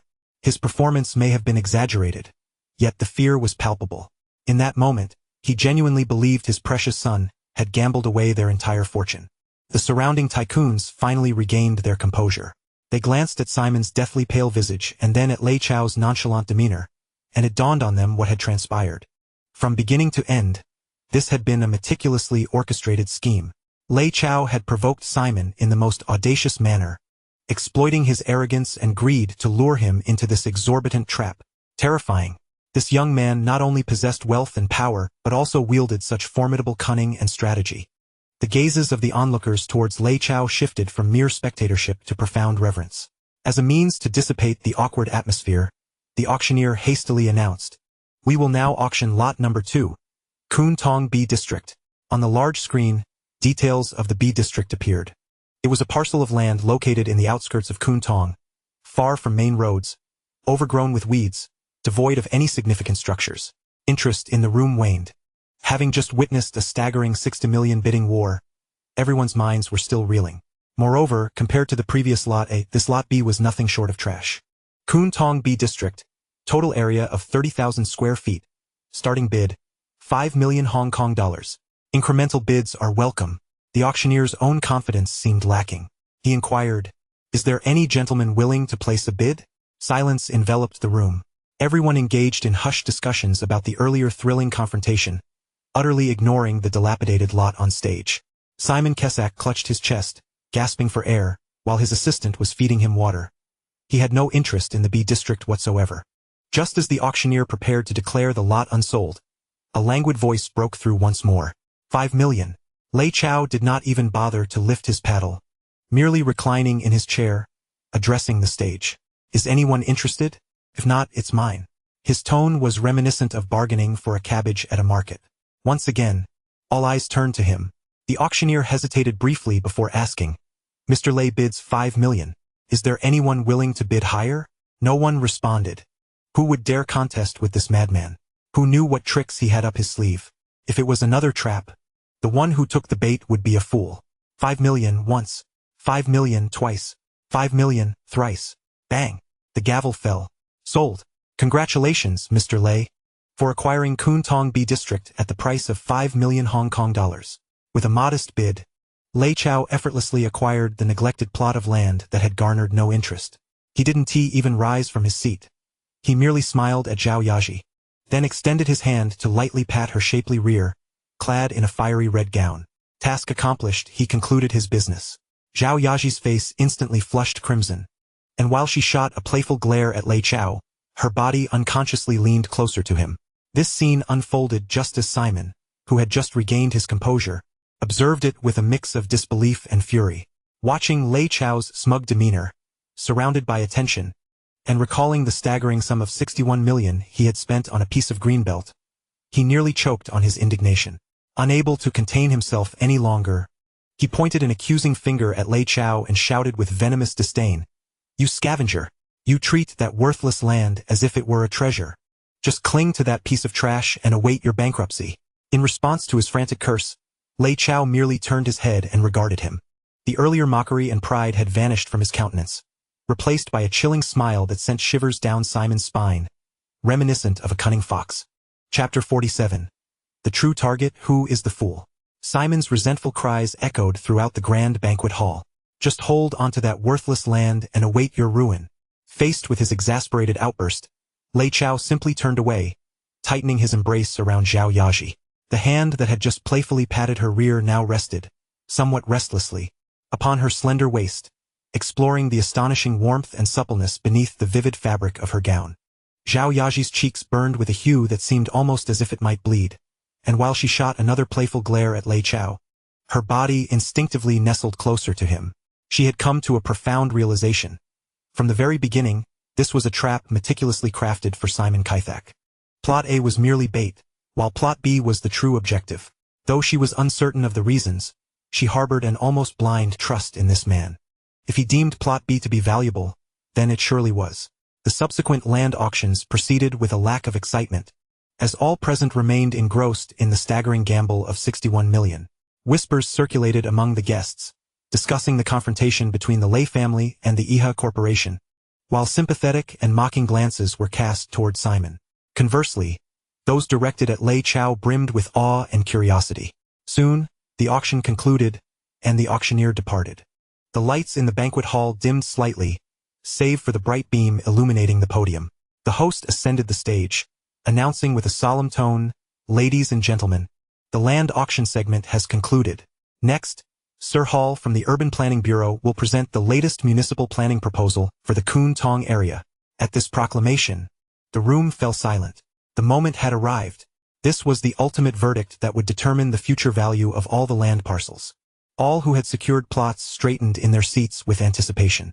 Simon Kythak, despite the exorbitant sum he had spent, steeled himself with conviction, believing that the land held undisclosed value. The government's plan was his final glimmer of hope. An elderly British official with graying hair and gold-rimmed glasses stepped onto the stage. He was Sir Hall, the head of the Urban Planning Bureau, wielding the power to decide the fate of Hong Kong's land. He opened a document marked as highly confidential and cleared his throat. According to the latest geological report from the Royal Exploration Team, along with the final decision from the Governor's office, I hereby announce. The entire assembly held its breath. Sir Hall adjusted his glasses and, with a monotonous official tone, proclaimed, concerning Plot A of the Koon Tong waterfront. Simon's heart raced to his throat. The survey had revealed that 15 meters beneath this plot lay a massive cache of unexploded World War II bombs. Boom! This revelation sent shockwaves through the banquet hall. Bomb cache? What kind of international joke was this? All present were rendered speechless, their incredulous gazes fixed on Sir Hall, then shifting to Simon, whose complexion was swiftly changing. Ignoring the commotion from the audience, Sir Hall continued to read the decree in his flat tone. To ensure the absolute safety of the citizens in the East Kowloon district, the governor's office has decided to designate Koon Tong Plot A as a permanent danger zone, prohibiting any form of commercial or residential development. The government will immediately take over the plot, sealing it indefinitely and repurposing it as a waterfront park, serving as a safety buffer. Thud. Simon Kythak felt darkness envelop him as he slipped from his chair, collapsing to the floor. His mind was blank. 61 million. 61 million. He had spent 61 million to purchase a park for all the citizens of Hong Kong. This time, IHA Corporation had not merely suffered a loss. They had been utterly decimated, facing ruin beyond comprehension. The surrounding magnates, observing Simon's prostrate form, no longer viewed him with sympathy but rather with the pity reserved for a fool. The news was so staggering that when Sir Hall began announcing the planning for the next plot, many remained in a daze. Concerning Plot B of Koon Tong. Upon hearing this name, the audience jolted back to reality, their gazes fixating on the young man who had remained composed throughout. Lei Chao leisurely lifted a glass of red wine, gently swirling it, his lips curving into an inscrutable smile. Sir Hall's voice resounded once more. Following joint deliberation between the governor's office and the subway company, Koon Tong Plot B will serve as the core transfer hub for the future Island Line and Koon Tong Line, with plans to construct a brand new Koon Tong subway terminal. Surrounding this terminal, the municipality will plan to develop an expansive shopping center exceeding 500,000 square feet, 2 Grade A office buildings, and accompanying upscale residential areas. If the news regarding Plot A had been a bombshell, then the announcement concerning Plot B was akin to a nuclear explosion in the minds of all present. A subway terminal, the intersection of 2 major lines, an enormous shopping center, Grade A office buildings. Everyone in attendance was astute, and they quickly grasped the value of this land. An overgrown lot purchased for 5 million? No. In that instant, its worth multiplied 10-fold, 20-fold, or even more. With the realization of future developments, its value would ascend to astronomical heights. This was the true king of land for today. The crowd regarded Lei Chao with a mix of astonishment and awe, as if beholding a creature of myth. Luck? Could this possibly be attributed to mere fortune? This was the manifestation of divine intervention. Sitting in the back row, Li Jiaqing's hand trembled slightly as he held his teacup for the first time. He gazed at the retreating figure of Lei Chao, his eyes brimming with an unprecedented wariness. This young man could no longer merely be described as a commercial prodigy. He was, in truth, a demon clad in human skin. Amidst the profound silence and myriad reverent gazes, Lei Chao slowly rose to his feet. He adjusted his impeccably tailored suit, each movement exuding composure and elegance. The surrounding tycoons could no longer remain seated. One by one, they stood up, glasses in hand, their faces adorned with the most effusive smiles as they surged towards Lei Chao. "Mr. Lei, congratulations. Your discernment is truly admirable. We look forward to your continued support. Lei Chao smiled as he clinked glasses with each person, effortlessly navigating the crowd. He then parted the throng and, under the watchful eyes of all, walked step by step towards the prostrate Simon Keswick. He looked down upon the pallid, dazed face of the esteemed gentleman with an air of superiority. Leaning closer, he wore a sincere smile and softly remarked, "I am most grateful, Mr. Simon, for your generous bidding at the auction. Had it not been for your assistance in driving up the price and diverting everyone's attention to that prime piece of real estate, how could I have secured that worthless plot at such a bargain?" With that, Simon Keswick could no longer withstand the final blow. A metallic taste surged in his throat, and blood erupted from his mouth, staining the luxurious carpet before him. His eyes rolled back, and he fainted completely. "Quick! Call an ambulance! Mr. Keswick has collapsed." The scene erupted into chaos as the staff of he hurriedly lifted Simon onto a stretcher, fleeing in panic. Chapter 48. The leader of Chinese businessmen. The pinnacle of power. The commotion intensified, with ES personnel frantically attending to the foaming at the mouth Simon Keswick, retreating like frightened dogs amidst the frenzied flashes of cameras. The grand banquet hall, which had just moments ago echoed with ES revelry and glory, was now left in disarray, marred by a pool of glaring blood. Yet the orchestrator of this turmoil, Lei Chao, became the sole focal point of the gathering. He stood at the eye of the storm, seemingly detached from the chaos surrounding him. The cacophony of voices, the excited shouts of reporters, and the hushed discussions of the wealthy enveloped him. He simply stood there, wearing an air of serene composure, as if the breathtaking confrontation that would be inscribed in the annals of Hong Kong's commercial history was nothing more than a tedious after-dinner pastime for him. Applause suddenly erupted, shattering the tumultuous atmosphere. Li Jiaqing, seated in the back, approached slowly with a cadre of affluent Chinese tycoons, clapping as he regarded Lei Chao with a newfound gaze of scrutiny and admiration. "Mr. Lei, you are indeed formidable," he exclaimed, a broad smile gracing his face. "Today's battle has truly avenged the grievances of all Chinese merchants in Hong Kong." The tycoons behind him echoed his sentiments. "Indeed, those foreign devils at he have long exploited their wealth to bully us. Today, they have finally met their match. Mr. Lei, your strategy was masterful. You have skillfully dismantled Simon, that bloated pig." With the mention of a leader, the eyes of the Chinese businessmen in attendance transformed. They no longer regarded Lei Chao as merely a rising star, but as a leader capable of standing shoulder to shoulder with the British giants. They could no longer remain seated. One after another, they raised their glasses, their faces radiating with the most enthusiastic smiles, flocking towards Lei Chao. "Mr. Lei, congratulations. Your foresight is truly commendable. Securing the future king of land for 5 million is a remarkable feat. We hope you will continue to mentor us old-timers." In no time, Lei Chao was surrounded, akin to the sun surrounded by adoring stars. Standing beside his son, Lei Luo beamed with pride at the unprecedented scene before him, his weathered face resembling a blooming chrysanthemum. He puffed out his chest, eagerly grasping hands with anyone nearby, animatedly boasting, "Ha ha! My son is truly audacious. I've always told him that the youth must dare to fight and strive, just like I did in my youth." He completely forgot the earlier moment when fear had nearly rendered him lifeless. Zhao Yaji stood at Lei Chao's side, captivated by the spirited man before her, her beautiful eyes sparkling with admiration. Dressed in a form-fitting crimson gown that made her the center of attention, her soft body pressed closely against Lei Chao, accentuating her alluring curves beneath the luxurious fabric, breathing life into an astonishing allure. The high slit of her dress allowed glimpses of her long, fair legs amidst the crowd, enticing many to steal glances. Feeling the warmth and fragrance emanating from the woman beside him, Lei Chao was stirred. Ignoring the wealthy individuals toasting around them, he reached out, pulling Zhao Yaji into his embrace. His large hand, imbued with an irresistible strength, enveloped her waist. Zhao Yaji gasped, her body instantly stiffening, a charming blush creeping onto her cheeks. "Don't move," Lei Chao whispered, leaning close to her ear, his warm breath brushing against her sensitive earlobe. His voice was soft yet carried an undeniable authority. His hand traced the curve of her waist, gradually sliding down to rest upon her shapely, ample backside, giving it a gentle squeeze. The astonishing elasticity and texture brought forth a satisfied sigh from him. Zhao Yaji trembled, feeling a jolt of electricity course through her body from their point of contact, leaving her legs weak. She lifted her gaze to glare at him in indignation but found herself ensnared by his teasing eyes. "You look exquisite in that dress." Lei Chao's lips nearly brushed against her ear. "When we return home, I wish to admire it further, especially when it comes off." This suggestive remark left Zhao Yaji's cheeks flushed crimson. She felt a mix of embarrassment and anger, yet no thoughts of resistance surfaced.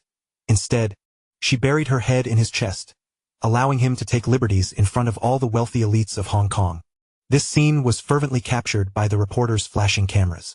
"Mr. Lei, did you know beforehand that there were explosives beneath the Kuntong A site? Mr. Lei, how did you determine that the B site would become the future metro hub? Mr. Lei, does your victory over He signify the rise of Chinese capital?" The reporters thrust their microphones forward. Only then did Lei Chao release the enchanting beauty from his embrace, donning a modest and composed smile once more. "You flatter me," he addressed the cameras, eloquently speaking. "I merely had the fortune of good luck. As for defeating He, that is an absurd notion. Everything I do is solely to contribute to the prosperity and stability of Hong Kong." His words were grandiose and impeccable, yet internally he scoffed at the notion of luck. Is Laozi's external assistance something that mere mortals like you can comprehend? Just then, a long-forgotten, chilling mechanical notification echoed in his mind. Ding! "Congratulations, host, on completing the initial phase of the primitive capital accumulation task and reaping your first pot of gold. Task evaluation. Perfect. Task reward. The secondary industrial technology tree has been unlocked." Lei Chao's heart raced suddenly. "It has arrived." He maintained a calm demeanor as he engaged with the reporters, yet his thoughts soared far beyond the clouds. The secondary industrial technology tree. What does this signify? It signifies that he can completely transcend the limitations of rudimentary electronic devices like the Walkman and embark on a journey toward more advanced and core industries. Semiconductors, precision machine tools, communication technology. These are the true national treasures capable of commanding the lifeblood of an era. Jardine Matheson, in the face of such genuine cutting-edge technology, it is merely a beggar guarding a mountain of gold. The ambition in Lei Chao's eyes was almost palpable, poised to burst forth. What he desired was never just to be a real estate tycoon. He aimed to seize every facet of this city, to become its true sovereign. The celebration banquet was held directly at the auction venue. The Hilton Hotel swiftly arranged for the finest champagne and gourmet cuisine. Without a doubt, Lei Chao emerged as the undisputed center of attention. However, behind this facade of prosperity and clamor, shadows were quietly taking root. Although Simon Kessick had fallen, the behemoth that is Jardine Matheson, entrenched in Hong Kong for over a century, still possesses deep foundations. An even more ferocious retaliation was brewing in the shadows. Lei Chao, holding a glass of wine, walked to the enormous floor-to-ceiling window. He gazed out at the dazzling starry river formed by countless lights, a testament to the city's splendor. His gaze pierced through the sea of illumination and fell into the distance. Each light that flickered represented a portion of consumed energy. Electricity, the true lifeblood of the sleepless city, was firmly grasped in the hands of the Hong Kong Electric Company under Jardine's dominion. A chilling smile crept across Lei Chao's lips. "Real estate merely transforms money into fixed assets," he murmured to himself. "But he who controls energy controls the very breath of this city." Jardine's next move begins with a strike at your heart. Chapter 49. Passion by the Window. The auction concluded. The cacophony and fervor were thoroughly sealed away by a heavy wooden door. Lei Chao entered the VIP lounge on the top floor of the Hilton Hotel with Zhao Yaji. Outside, countless reporters pursued relentlessly, and merchants offered enthusiastic compliments. Inside, there was a deathly silence. Click. Lei Chao locked the door behind him. The crisp sound of the lock falling was like a command, causing Zhao Yaji's heart to leap. She had yet to react when a powerful force lifted her entirely off the carpet. Ah! Zhao Yaji let out a short gasp. The world spun around her. Instinctively, she reached out her arms and tightly wrapped them around Lei Chao's neck. The man's scent, mingled with a hint of tobacco and the musk of victory, surged into her nostrils with an overwhelming force. He said nothing, simply holding her as he stepped toward the massive floor-to-ceiling window. Outside was the breathtaking night view of Victoria Harbor. Thousands of lights twinkled like countless fragmented diamonds scattered across black velvet, shimmering enchantingly. Several cruise ships glided by, leaving long trails of light in their wake. Someone, in celebration of the grand auction's conclusion, ignited fireworks on the sea. Whoosh! A massive golden firework exploded in the night sky. The golden light instantly illuminated the entire room, revealing Lei Chao's eyes ablaze with an aggressive fire. He pressed the petite woman in his arms firmly against the cold floor-to-ceiling glass. The fiery red of her fitted gown contrasted sharply with the frigid glass behind her, creating an exquisite difference in temperature. Zhao Yaji's body trembled uncontrollably. She could feel the icy chill creeping up her spine, as well as the man's searing warmth branding every inch of her skin. A clash of ice and fire. Lei Chao lowered his head. His gaze was like the sharpest blade, intent on peeling away the layer of fiery fabric enveloping her. He deftly loosened his tie, the black silk tie falling carelessly to the floor. The collar of his shirt was torn open, revealing his chiseled collarbone and muscular chest. His Adam's apple bobbed, and his voice was deep, husky, and filled with an irresistible dominance. You performed admirably downstairs. Now it is time for your reward. Zhao Yaji's cheeks flushed crimson, as if she could bleed from the intensity. She undoubtedly understood what he meant by cooperation. She also comprehended the nature of the reward he spoke of. Her heart raced wildly, nearly leaping from her throat. She wanted to say something but found herself unable to utter a single coherent syllable. All she could do was bite her lower lip, allowing those powerful arms to completely restrain her. Her silence was an unspoken consent. A smirk of triumph danced at the corners of Lei Chao's mouth. He leaned down, without a hint of hesitation, accurately capturing her slightly parted, luscious lips, which quivered with tension. This kiss, like the man himself, was filled with possessiveness. Dominant, forceful, leaving no room for retreat. Outside, the fireworks burst one after another, dazzlingly illuminating the night sky. The vibrant colors flickered on their intertwined bodies, freezing this moment as a silhouette brimming with taboo and tension. The expensive fiery red gown quickly fell into disarray under the man's rough handling, the taut fabric accentuating her breathtaking curves. With each breath she took, it rose and fell, tremulous, like a red rose on the brink of destruction amidst a tempest. Zhao Yaji's mind was a blank slate. She felt like a solitary boat caught in a violent whirlpool, helplessly clinging to the man before her as he led her deeper into the ocean of desire, sinking further and further. A thin layer of mist gradually formed on the cold glass, obscuring the world outside and blurring her dazed vision. The only thing she could see were the man's deep, night sky-like eyes and the searing flames within them that could melt her entirely. Time seemed to stretch indefinitely. Finally, the fireworks outside ceased. The clamor dissipated, leaving only the tranquil starry river of Victoria Harbor. Zhao Yaji lay languidly in Lei Chao's arms, like a cat drained of all strength. Her fiery red battle attire was in tatters, revealing large swathes of her delicate, snow-white skin, still marked with the remnants of their passionate encounter. A thin sheen of fragrant sweat glistened on her pale skin. In the dim light, a seductive glow emanated. Lei Chao held her close and seated himself on the sofa in the room. He remained silent, simply embracing her quietly, savoring the delicate warmth and softness in his arms, along with a profound sense of tranquility akin to surviving a calamity. Zhao Yaji nestled her face against his chest, listening to the steady and powerful rhythm of his heartbeat, thump after thump, resonating deep within her. She extended her slender fingers, tracing gentle circles on his firm chest, feeling the explosive strength beneath his skin. This man, powerful, domineering, and strategic, was like a born king, capable of manipulating everyone at his whim, leaving even the proudest elite gasping in public. Yet, with the gentlest of gestures, he could cradle her in his hands. The thought of his commanding presence at the auction earlier filled Zhao Yaji with an indescribable admiration and affection. She lifted her gaze, her beautiful eyes shimmering with emotion as she stared at the man who dominated her world. Her voice was soft, tinged with a hint of post-passion hoarseness and nasal timbre, yet it brimmed with unprecedented resolve. Lei Chao, I wish to bear your child. This declaration was the boldest she had ever uttered, and it encapsulated her most sincere feelings in that moment.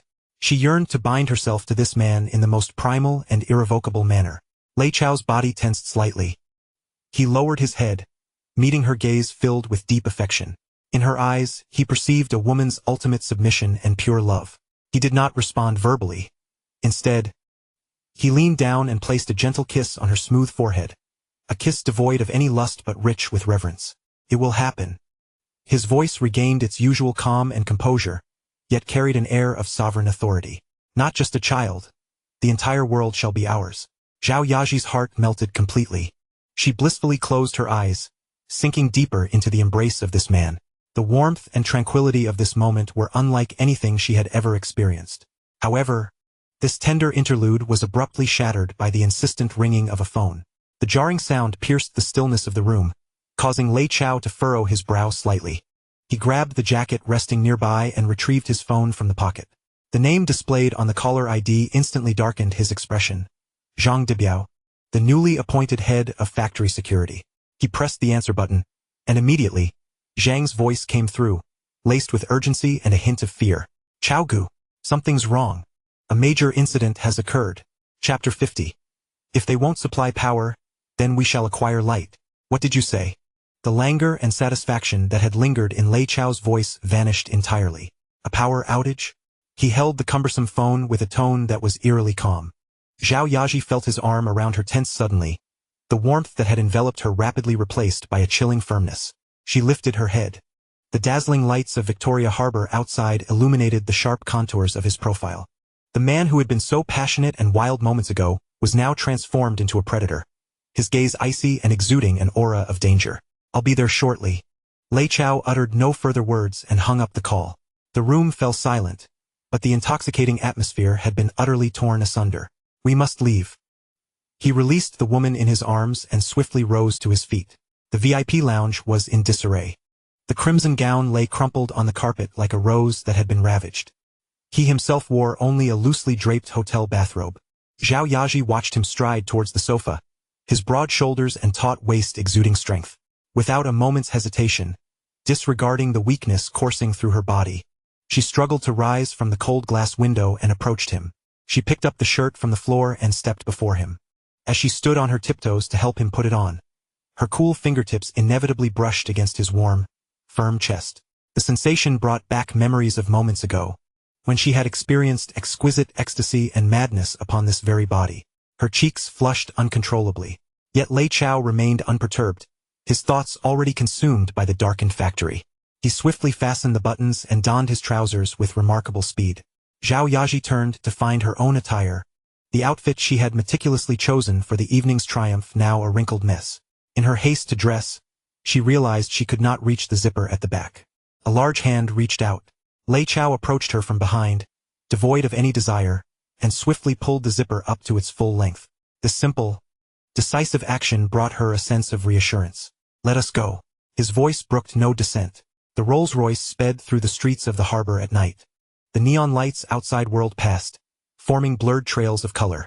As the car headed towards Kun Tong, a vast, heart-stopping darkness loomed ahead. What should have been the radiance of the Kowloon industrial zone now resembled a black hole consumed by the night sky. Screech! The jarring sound of brakes shattered the night. The vehicle came to a steady halt before the gates of Lei's electronics factory. The once brightly lit factory, filled with the roar of machinery, now lay shrouded in oppressive darkness, resembling a vast graveyard.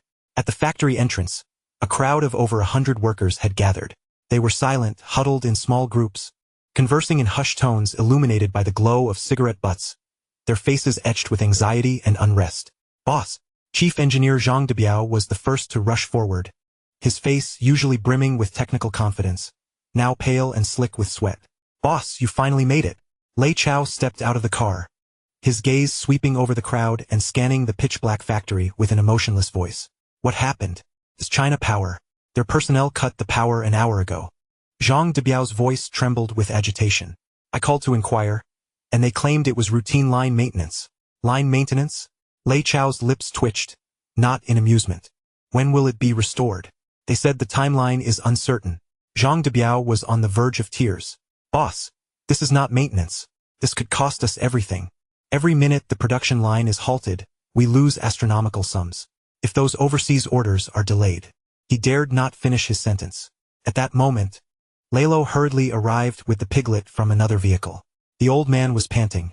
His earlier exuberance at the celebratory feast completely evaporated, replaced by a visage of sheer panic. Achoo! What on earth are these foreigners up to? I just instructed the driver to take a detour, and the adjacent Yongxin textile factory, along with several British-owned warehouses, are all ablaze with light, yet our area remains shrouded in darkness. His words fell like a stone into the already restless crowd, amplifying the workers' murmurs. It's over. I told you, Offending those at Jardine Matheson would yield no good results. This is their retribution. Will we even receive our wages? Panic spread through the crowd like a plague. Zhao Yaji stood beside Lei Chao, observing his stern profile, her heart tightening. Although she lacked knowledge in commerce, she understood that, for a modern factory, electricity was akin to blood. Without it, life itself was extinguished. Lei Chao paid no heed to the murmurs around him.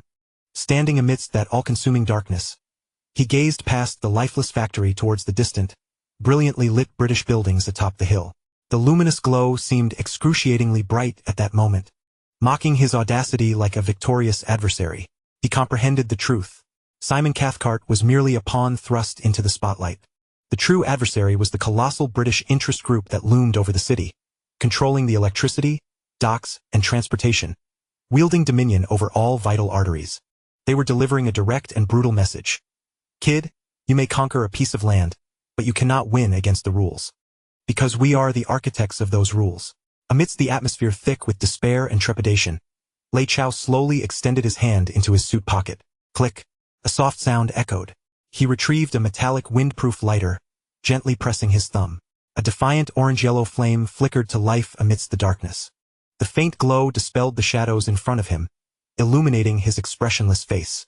All around fell silent, eyes instinctively drawn to the small flame, as if it were the sole beacon of hope in that moment. Lei Chao lowered his gaze, fixated on the dancing light at his fingertips. After a long pause, he spoke. His voice, though soft, pierced through the oppressive gloom that enveloped everyone like a sharp ice blade. Since they refused to provide electricity, he paused, lifting his gaze, scanning the faces etched with fear. Then we shall acquire the power company. The world fell into silence. Zhang Debiao was stunned. Lei Luo's mouth gaped open, and all the workers believed they had misheard. Acquire the power company? Purchase China Light and Power, the entity controlling all electricity in the harbor? What a mad and absurd notion. Yet before anyone could process this earth-shattering proclamation, Lei Chao snapped the lighter shut with a click. The solitary source of light extinguished. The world once again succumbed to darkness. His voice, devoid of emotion yet brimming with an unbounded intent to kill, emerged from the shadows like an undeniable declaration of war. Notify all shareholders, prepare to commence the second phase of battle. Target: China Light and Power. Chapter 52. Not only do I want electricity, I want to sell it. The morning fog enveloped the Kuntong industrial area like a gray veil. Chen Dong, the supervisor of the China Light and Power's Kuntong branch, stood at his office window, peering through a German-made Zeiss telescope, reveling in the misfortune of the Lei Electronics factory in the distance. Last night, he personally led a team under the pretense of line maintenance to cut off the power supply to the Lei factory. This was a direct order from the newly appointed executive director at Jardine Matheson. He knew this decisive strike would sufficiently dampen the spirits of the rising star, Lei Chao. Humph, young man, unaware of your own limitations. Chun Dong lowered the telescope, savoring a sip of coffee. Compete with me? You're still too green. He could already envision the desolation within the Lei factory, machines idle, workers with nothing to do, and the colossal losses forcing that so-called business prodigy to grovel before him. However, just as that thought crossed his mind, a low yet penetrating rumble emanated from the direction of the Lei factory. It was not the sound of an ordinary engine, but rather the deep growl of an ancient beast awakening from slumber. Suddenly, bang! A blinding light tore through the fog. Chun Dong's pupils constricted sharply. He witnessed the iconic office building of the Lei factory, all its windows illuminating simultaneously. Then came the production workshops, the warehouses, the employee dormitories. Light after light, area after area, igniting like a prairie fire, rapidly dispelling the darkness that had engulfed the factory, illuminating it as bright as day. The brilliance outshone even that of the previous day, more dazzling than ever. The production line, which had been silent throughout the night, erupted once more into a thunderous roar. The cacophony of machinery coalesced into a rousing symphony of war, heralding the return of the king. No, it's impossible. Chun Dong's telescope clattered to the ground, shattering into pieces. The smugness and derision on his face vanished without a trace, replaced by sheer shock and fear. Where did they get the electricity? He scrambled to his desk, trembling hands dialing the board member at Jardine Matheson. Sir, it's bad. The Lei factory. They're generating their own power. A voice brimming with impatience barked back from the other end. Generating their own power? Are you joking? Where would they acquire a generator? All large generator units within Hong Kong are under the control of our British companies. Even if he has money, he cannot procure one. I don't know. Chen Dong's voice was on the verge of tears. It's true. All their lights are on. The machines are running. The noise is even louder than before. A heavy silence fell on the other end of the call. After a long pause, a frustrated curse broke the stillness. At the rear of the Lay Electronics factory, 10 brand new diesel generators, resembling black behemoths, stood in a row, emitting a steady and powerful rumble. Their exteriors bore the emblem of the German Man Group, exuding the weight and brutal beauty of German industrial prowess. Lei Chao stood before these industrial titans, feeling the subtle vibrations beneath his feet, a satisfied expression gracing his face. On his system panel, a line of green data was flashing. Ding! Host has activated self-owned energy facilities. Energy Tycoon preliminary mission triggered. Self-sufficient power generation. System Halo infrastructure optimization effective. Generator efficiency increased by 50. Fuel consumption reduced by 30. Noise automatically optimized to silent mode. This was why, despite their military-grade machinery operating, the sound remained so steady, devoid of the deafening noise typical of ordinary diesel engines. Zhang Debiao, accompanied by several engineers, darted around the generator units with various testing instruments in hand, their expressions akin to Columbus discovering a new world, filled with fervor and admiration. Boss, this is miraculous. This equipment is simply a marvel. He rushed excitedly towards Lei Chao, brandishing the report in his hands. The efficiency of this power generation is even half the cost of purchasing electricity directly from China Power. Moreover, the output is immense. With all 10 of our units operational, we can generate enough electricity to sustain the entire industrial zone. Half the cost? A sinister smile curled at the corners of Lei Chao's mouth. Excellent. He glanced at the workers from other factories peering curiously at the sudden resumption of operations at the Lei factory. Then, his gaze drifted further afield to the shantytown, barely visible through the morning mist. A more audacious and nefarious plan began to take shape in his mind. Old Zhang. He patted Zhang Debiao's shoulder. Notify everyone that from today onward, we will not only use the electricity ourselves. We will extend the excess power via cables to the neighboring slum. Let them use it for free. Zhang Debiao was taken aback. Boss, isn't that against the regulations? Tapping into the grid without authorization is illegal. Regulations? Lei Chao sneered coldly. If they disregard the rules first, they shouldn't blame me for flipping the table. If they intend to use electricity to strangle me, I shall utilize it to win the hearts of the people. I want every impoverished soul in Kowloon to know that I, Lei Chao, have cheap electricity, free electricity. Meanwhile, their China Power is only expensive and prone to outages. I want that old fellow, Ka Daoli, to be restless and sleepless. After laying out this strategy, Lei Chao leisurely returned to his office. Zhao Yazi had already prepared a steaming cup of coffee for him. Today, she donned a chic cream-colored Chanel suit. The V-neck shirt tastefully revealed her delicate collarbone and a glimpse of her fair skin, while the fitted pencil skirt accentuated the curve of her shapely hips, complemented by her long, graceful legs encased in nude stockings. She gazed at Lei Chao, her beautiful eyes brimming with admiration. This man always managed to turn dire situations into advantageous ones in the most astonishing ways. Lei Chao accepted the coffee but did not sip it. Approaching his desk, he dialed his stockbroker. It's me. The broker's voice on the other end was respectful yet tinged with excitement. Mr. Lei, congratulations on acquiring the Land King. Your vision is truly remarkable. Spare me the pleasantries, Lei Chao interrupted, his tone as frigid as ice. Now, immediately, deploy all available funds from the Lei Foundation, leverage tenfold, and short-sell China Power's stock. What? The broker's voice trembled in disbelief. Mr. Lei, you can't be serious. China Power is the king of blue-chip stocks. It's the stabilizing force of the Hong Kong market. Shorting it carries immense risk. If things go awry, we could face bankruptcy. Do as I say. Lei Chao's voice was devoid of emotion. I want its stock price to be halved within a week. A torrent of sell orders like phantoms in the night silently surged into the Hong Kong stock market. With no substantial negative news yet to surface, these sell orders were swiftly absorbed by the market's buying power, causing not a ripple. No one knew that the first shot of a strangulation war against a century-old British conglomerate had already been fired. After hanging up, Lei Chao took a sip of his coffee.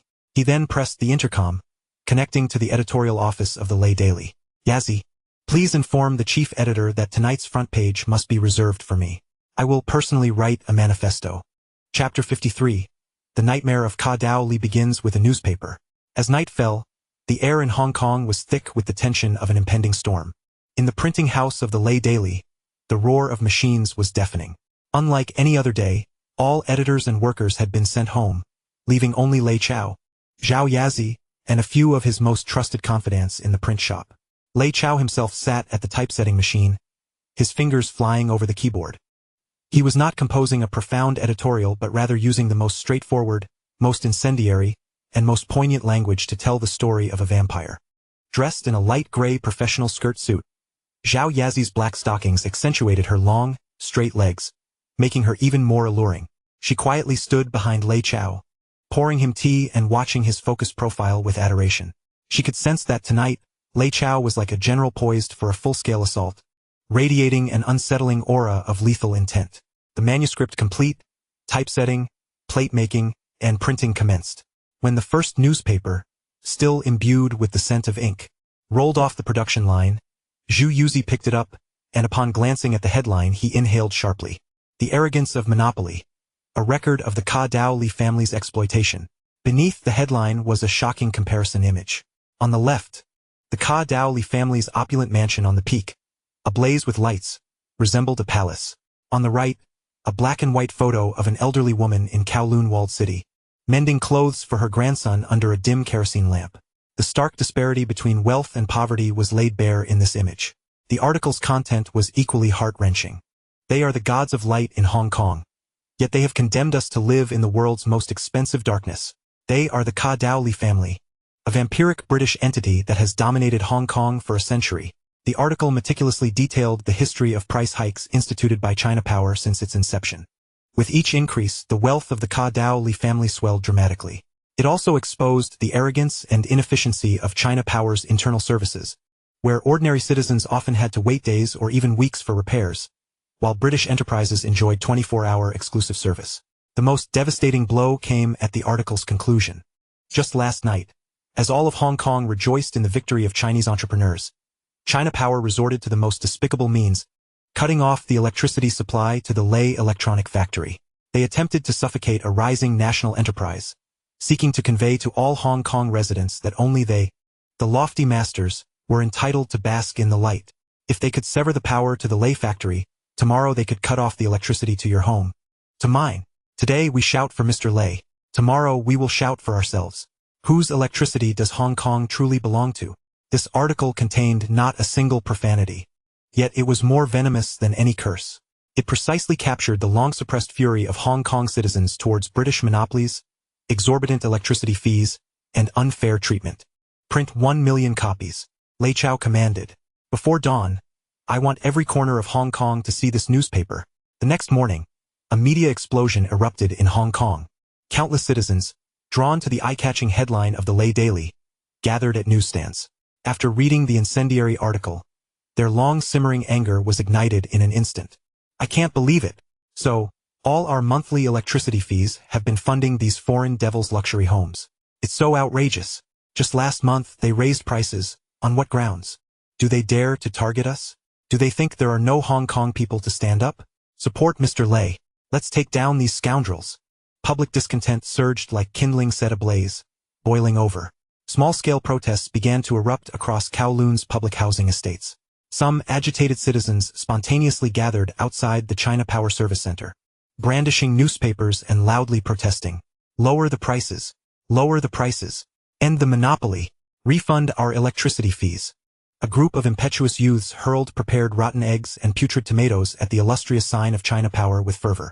The nearby slum beside the Lei factory became the eye of this tempest. When reporters arrived with cameras in hand, they were greeted by a stunning scene. The area, which had once succumbed to darkness each night, was now aglow with lights in every household. Children diligently completed their homework under the bright illumination, while adults gathered around tables to play mahjong, their faces radiant with smiles long forgotten. It was all thanks to Boss Lei, an enthusiastic aunt, who was cooking rice in an electric rice cooker, exclaimed before the camera. Boss Lei provided us with free electricity and said we could use it without charge. This is what a true Hong Kong boss does. China Power can go to hell.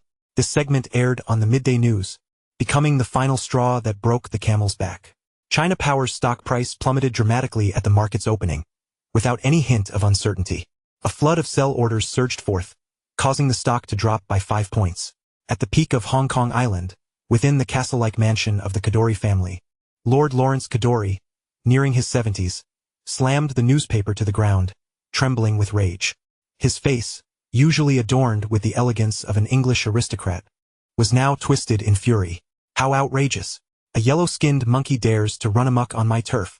He had navigated the Hong Kong business landscape for decades, yet had never endured such a profound humiliation. A mere upstart, who had risen through cunning and opportunism, had the audacity to openly challenge him, a stalwart of British enterprise. "Hold a press conference for me," Kadoorie bellowed at his secretary. "I will personally inform the citizens of Hong Kong that this is all a plot by that Lei Chao. Our power outage was merely a standard technical malfunction." At 2 p.m., China Power's headquarters convened an emergency press conference. Kadoorie himself attended, attempting to leverage his long-established reputation and status to quell the uproar. However, he underestimated Lei Chao's tactics. As he proclaimed that the outage was merely a technical glitch, a reporter from the Lei Daily suddenly stood up. A strikingly attractive young female journalist, clad in a form-fitting black dress that accentuated her curves, held a folder in her hands, her gaze piercing and her words aggressive. "Sir Kadoorie, you state it was a technical malfunction. Could you clarify what kind of technical failure could so precisely result in a blackout solely at the Lei Electronics factory while surrounding British establishments remained unscathed?" Kadoorie's expression faltered. "This is due to their outdated wiring." "Is that so?" The female journalist scoffed, brandishing a stack of photographs high above her head. "These are images taken by our reporters at the Lei factory this morning. Not only have they restored power, but they are also providing surplus electricity for free to the surrounding impoverished neighborhoods. Pray tell, sir, if there were indeed wiring issues at the Lei factory, how did they manage to generate power independently and still assist others?" Kadoorie was left speechless. The journalist pressed on, her voice escalating. "Please answer directly. Is China Power abusing its monopolistic market position to maliciously suppress our national enterprises?" "You are slandering me," Kadoorie exclaimed, pointing at the female journalist, yet unable to formulate a coherent rebuttal. This confrontation was broadcast live, vividly displayed for all of Hong Kong's citizens to witness. At that moment, China Power's credibility was irrevocably shattered. As the afternoon market opened, panic selling cascaded like an avalanche. China Power's stock price plummeted another 15 in an instant. In the secret trading room of Lei Industries, Lei Chao lounged in comfortable loungewear, his feet propped up on the table, a glass of red wine in hand, calmly observing the screen displaying the precipitous decline of stock values. Zhao Yaji, clad in a seductive silk nightgown that barely reached her thighs, stood behind him, her slender fingers gently massaging his temples. A trader in charge of operations excitedly reported, "Boss, it has dropped below 20. We have already profited over 100 million. Lei Chao gently swirled his wine glass, his expression unwavering. "Not enough." He gazed at the stock price, still clinging on, a cruel smile curling at the corners of his mouth. "Keep selling. I want to make them question their very existence."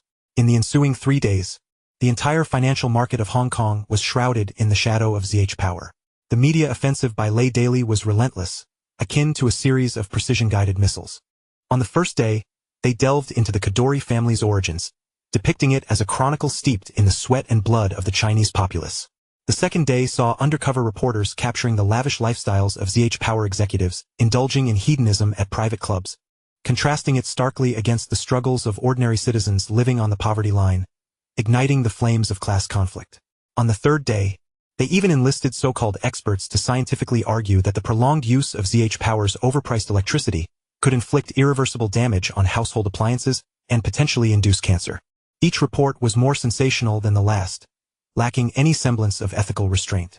Before Lei Chao, a media strategist from an era rife with information overload, the traditional media of the 1970s resembled a group of primitive men armed with sticks, powerless against an army driving tanks.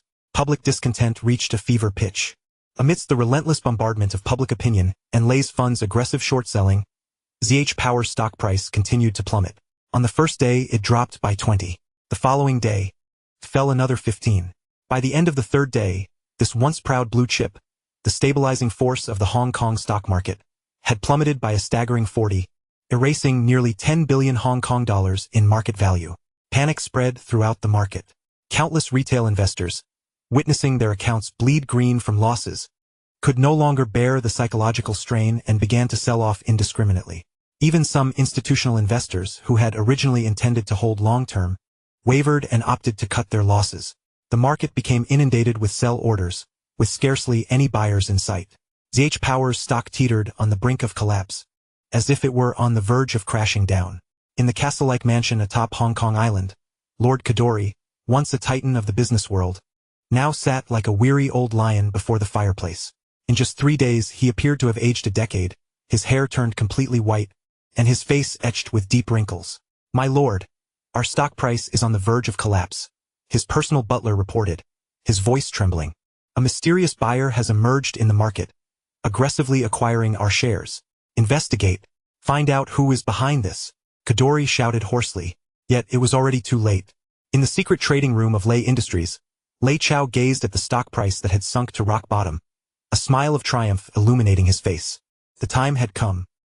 He drained the last sip of red wine from his glass and then issued the final command to the trader beside him. "Liquidate all short positions. Then, flip and go long. Deploy all our funds, all available leverage, and acquire every cheap share in the market that we can lay our hands on." "Yes, boss." The trader's fingers danced across the keyboard, leaving behind mere shadows. The colossal sell orders that had haunted the stock price vanished in an instant, as if they were phantoms. In their place surged a frenzy of buying orders, akin to a gluttonous beast opening its gaping maw. At that moment, the System S funds concealment feature activated at full capacity. Lei Chao's massive capital, sufficient to shake the entire market, was instantaneously fragmented into thousands of inconspicuous overseas accounts from all corners of the globe. These accounts, like a horde of vampires scenting blood, stealthily yet greedily devoured the bloodied, discounted shares that had been cast aside in panic. The Jardine family quickly discerned the formidable buying force. They endeavored to rally their resources to counterattack, seeking to reclaim control of their company from these marauders. Yet, in despair, they realized that their opponents' funds seemed inexhaustible. No matter how many shares they threw into the market, they were consumed in an instant. It was a lopsided massacre. When the Jardines' funds were exhausted and they could no longer mount a defense, Lei Chao's shareholding ratio had silently crossed a critical threshold of 25, the threshold for a public announcement. Without the slightest hesitation, Lei Chao instructed Philip's legal team to submit a disclosure of shareholding changes to the Hong Kong Stock Exchange. At 3:30 in the afternoon, a brief announcement on the HKEX's official website ignited a frenzy across Hong Kong. Announcement: Lei Holdings Group now holds a total of 251 shares in ZH Power, becoming the largest shareholder of the company. The entire city was in uproar. Everyone who saw this announcement felt their minds falter. Short selling, suppression, inciting public opinion. Everyone believed that Lei Chao merely sought to vent his frustrations while making a quick profit. No one anticipated that his true objective was this. What he desired was not money at all. What he sought was the entirety of ZH Power. He intended to uproot this century-old British enterprise and swallow it whole. This was unprecedented in Hong Kong's history. For the first time, a Chinese enterprise dared to launch a hostile takeover of a British utility company in such a brutal manner. Upon seeing the announcement, Jardine felt darkness envelop him. He nearly fainted on the spot. He knew he was finished. The Jardine family's power was no longer sufficient to contend with this barbarian wielding a massive stake and popular support. Grabbing the red emergency phone on the table, he dialed the number for Simon Keswick of Jardine Matheson. This was his last hope.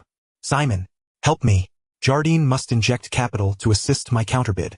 Otherwise, you will be the next to fall." Despair echoed in Jardine's voice. On the other end of the line, there was a prolonged silence. Simon Keswick was currently lying in a hospital bed, his complexion pale. Due to that $60 million greenbelt, he had been mercilessly berated by the Jardine board, and his position was precariously threatened. He himself was barely safe. How could he muster the strength to save another? Moreover, to him, Jardine was merely reaping what he had sown. "Roland," Simon's voice was as cold as ice. "This is a matter between you and that Chinese fellow. Jardine cannot intervene." With that, he hung up the phone. Beep, beep, beep. Listening to the busy signal on the line, Jardine let the phone slip from his grasp. His last hope had shattered. Without allies, the Jardine family fell into utter despair. just as they wallowed in the pain of betrayal. A strongly worded lawyer's letter from Lay Holdings arrived at the ZH Power Board. The letter was straightforward. Due to significant management errors that severely harmed the interests of shareholders, I, as the largest shareholder of the company, propose to convene an extraordinary shareholders meeting to completely reorganize the board. This was the brazen knock of a marauder at the door. There was no room for negotiation, only a cold declaration of war. On the day of the shareholders meeting, in Central at the headquarters of ZH Power, Lei Chao strode in alongside his father, Lei Luo, flanked by a cadre of burly, stern-faced bodyguards clad in black. Today, he was not in a suit but wore a black blazer, meticulously buttoned at the collar. This attire showcased his inherent sharpness and dominance that belonged to his heritage. Chapter 55. Crushing you with technology, what does it matter to you? At the headquarters of China Power, in the top-floor boardroom, an enormous oval table was surrounded by silver-haired British directors. Clad in tailored suits, their expressions were grave, and the air was thick with an oppressive and solemn atmosphere. These individuals were core members of the Jardine family or longtime loyalists who had controlled this power giant for decades, never imagining they would be cornered by a young Chinese upstart. The door to the meeting room swung open, and Lei Chao's figure appeared in the doorway. Unlike others who entered with trepidation, he strode in with confidence, as if he owned the place. Following him was his father, Lei Luo, who had deliberately donned a gaudy silk shirt for the occasion. The collar opened to reveal a dense patch of black hair on his chest and a gold chain the thickness of a pinky finger. Wearing oversized sunglasses and with an unlit cigar clenched between his teeth, he strolled with his hands in his pockets, exuding the demeanor of a newly wealthy tycoon. Behind them was a group of imposing black-clad bodyguards led by Abu, each one a formidable figure, creating a moving wall of darkness that emanated an aura of intimidation. Lei Luo took the seat next to Lei Chao, plopping down with a swagger, crossing his legs and shaking them as if he owned the place. His arrogant demeanor eliciting unabashed disdain and disgust from the self-proclaimed gentleman among the British directors. Nouveau riche. Uncultured hick. Low murmurs filled the room, thick with accented English. They assumed Lei Luo could not comprehend, but he merely scoffed, emitting a derisive grunt through his nostrils. Lei Chao paid no heed to any of this. He did not approach the seat prepared for him but instead walked straight to the chair representing the utmost authority. In a shocking display that left everyone agape, he did not sit down. Instead, he lifted one foot and, with a resounding thud, placed his impeccably polished Italian leather shoe squarely on the gleaming mahogany conference table. Then, pulling a Cuban cigar from his pocket, he snipped the end, lit it, and took a deep puff. His audacity reached unprecedented heights. Lei Chao, you are outrageous. Lord Jardine, seated in the main position, trembled with fury, slamming his hand on the table, rising to his feet, and pointing an accusatory finger at Lei Chao. This is the boardroom of China Power, not your family's market. Remove your filthy foot. Do you understand what gentlemanly conduct is? Lei Chao exhaled a thick plume of white smoke, which obscured the expression on his face, leaving only his eyes as cold as ice. A gentleman? He began leisurely, his voice not loud, yet it struck every heart like a heavy hammer. When you cut off the electricity to my factory, where was your gentlemanly conduct? As you sit here, sipping fine wine and smoking cigars, watching stock prices plummet, causing countless investors who believed in you to lose everything, where was your gentlemanly demeanor? His barrage of questions turned Jia Daly's face a deep shade of liver. Lei Chao ignored him further, instead slamming a thick file onto the conference table. I know that you old-timers are reluctant to accept this. You think I'm merely a nouveau riche who rose through speculation, completely ignorant of what constitutes industry and electricity. Pointing at the file, his gaze swept across each board member present. Open it. A nearby director hesitated but ultimately reached out and opened the document. Inside lay a beautifully bound proposal, the China Power 10-year plan for grid upgrades and transformations. The director merely glanced at the cover and scoffed. A mere boy dares to discuss grid transformation? This is sheer folly. Yet, as he turned to the first page and beheld the contents, the disdain on his face froze instantaneously. The proposal lacked ornate language. It contained intricate circuit diagrams and a series of technical parameters that he had never encountered before, yet seemed to harbor boundless mysteries. What is this? Beside him sat the chief technical officer of China Power, an elderly engineer of German descent. He leaned in curiously for a glance. Just one look, and it was as if he had been struck by lightning. He abruptly rose from his seat and snatched the proposal. His hands trembled with excitement, his glasses-wearing eyes wide as saucers, fixated on the diagrams and formulas on the paper. "Oh my God! My God!" he exclaimed in a fervent, almost delirious tone. "Ultra-high voltage direct current transmission technology. Intelligent grid dispatch algorithms. Graphene superconducting cable applications. This is not theory. This is an engineering blueprint ready for implementation. This is impossible. Absolutely impossible. This technology is at least 20 years ahead of us." The technical director, like a madman, flipped through the proposal, exclaiming in incoherent astonishment. The other board members, though unable to comprehend the technical jargon, understood the director's expression of sheer disbelief. Lei Chao extinguished his cigar in an expensive ashtray and stood tall. He looked down upon the now-dazed assembly, his voice frigid like the final judgment. "This proposal can reduce China Power's transmission losses by 30%. It can lower generation costs by another 20%. It can double the company's overall profits within 5 years. He approached Jia Daily, gazing at the elderly man who had completely lost his fighting spirit. "Under my plan, the company can thrive, and shareholders can profit. Under your outdated methods, you can only cling to obsolete technologies, waiting to be eliminated by the times, with your stocks ultimately becoming mere scraps of paper. Now, I present you with 2 choices. First, accept my premium acquisition offer, take the money you could never spend in a lifetime, and return to England to retire. Second, stay and witness the birth of a new power empire alongside me. Of course, the prerequisite is that you must follow my lead." The conference room fell into a profound silence. The shareholders who had held onto a glimmer of hope found no further hesitation in the face of immense profit. Their gazes toward Lei Chao transformed from hostility to fervent admiration. Jia Daily looked at the youth before him, observing the eyes that seemed capable of piercing through the future, and he knew he had lost. He had lost utterly and without a shadow of a doubt. This young man possessed not only wealth, power, and cunning but also command over groundbreaking technology capable of altering the future. This was no longer a business battle. This was a dimensional strike. Jia Daily slumped back into his chair, aging a decade in mere minutes. "Let us vote." He uttered those 3 words with the last vestige of his strength. The outcome was inevitable. Except for a few loyalists of the Jia family, nearly all shareholders cast their votes for Lei Chao. Lei Chao slowly approached the chair symbolizing the highest authority. This time, he did not place his foot upon it but sat gracefully. He adjusted his Zhongshan suit, surveying the board members who had submitted to him, a gentle smile gracing his face. "Very well. As I am now the chairman of the board, my first order is..." He paused, casting his gaze across Jia Daily and his elderly associates, "to dismiss the entire existing management team one and all." Chapter 56. The office circuits require maintenance. Lei Chao's inaugural command resonated like thunder within the century-old halls of China Power. "Dismiss them all." These 4 words heralded the complete end of an era. The Jia family, along with the British executives who had followed them for years, were promptly swept out under this undeniable decree. They gathered their personal belongings in disarray, exiting the building they once dominated under the complex gazes of company employees. Lei Chao's takeover of China Power was swift and decisive. The very next day, he convened his first press conference as the newly appointed chairman of the board. Upon the announcement, the media across the entire city went into a frenzy. Reporters, armed with cameras, surrounded the venue, eager to uncover what this business prodigy, who had just executed a miraculous feat, would do next. At the press conference, Lei Chao stood tall in his impeccably tailored black Zhongshan suit under the spotlight, exuding a calm yet powerful aura. He dispensed with empty platitudes, getting straight to the point as he tossed out 3 bombshells. First, he raised a finger. Starting from the 1st of next month, the electricity tariff for all residential users under China Power will be reduced by 20%.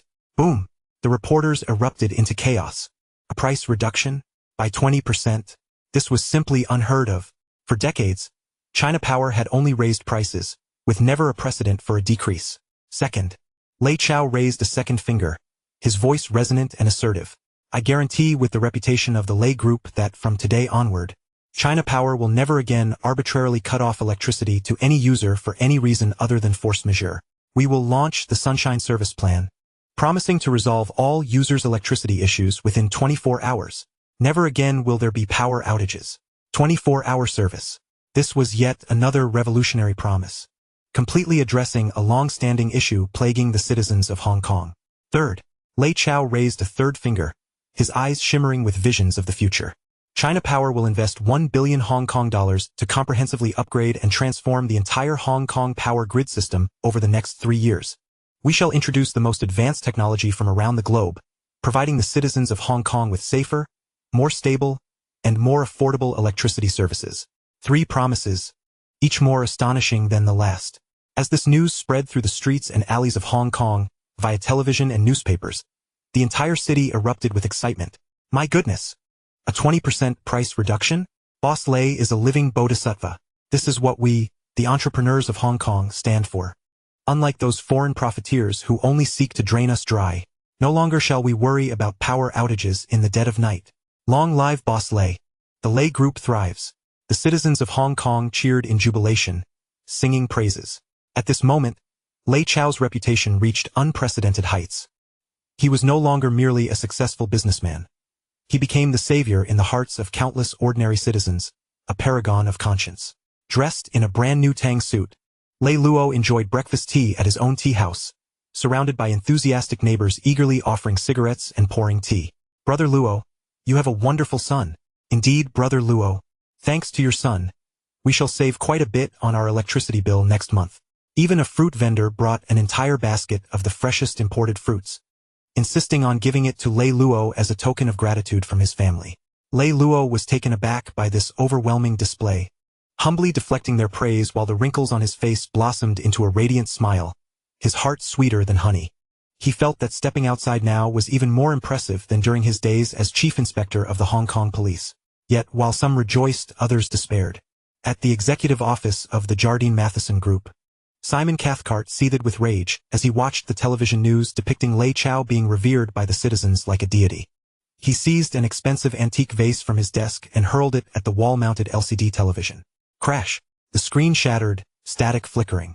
Lei Chao! He spat through clenched teeth. His eyes filled with bloodshot fury and unending resentment. He had lost, and it was a crushing defeat. Not only had he failed to crush his opponent, but he had allowed the latter to ascend to greatness upon his very downfall.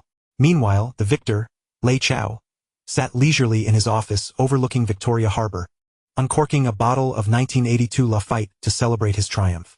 Sunlight streamed through the expansive floor-to-ceiling windows, casting a jewel-like glow upon the ruby liquid in his glass.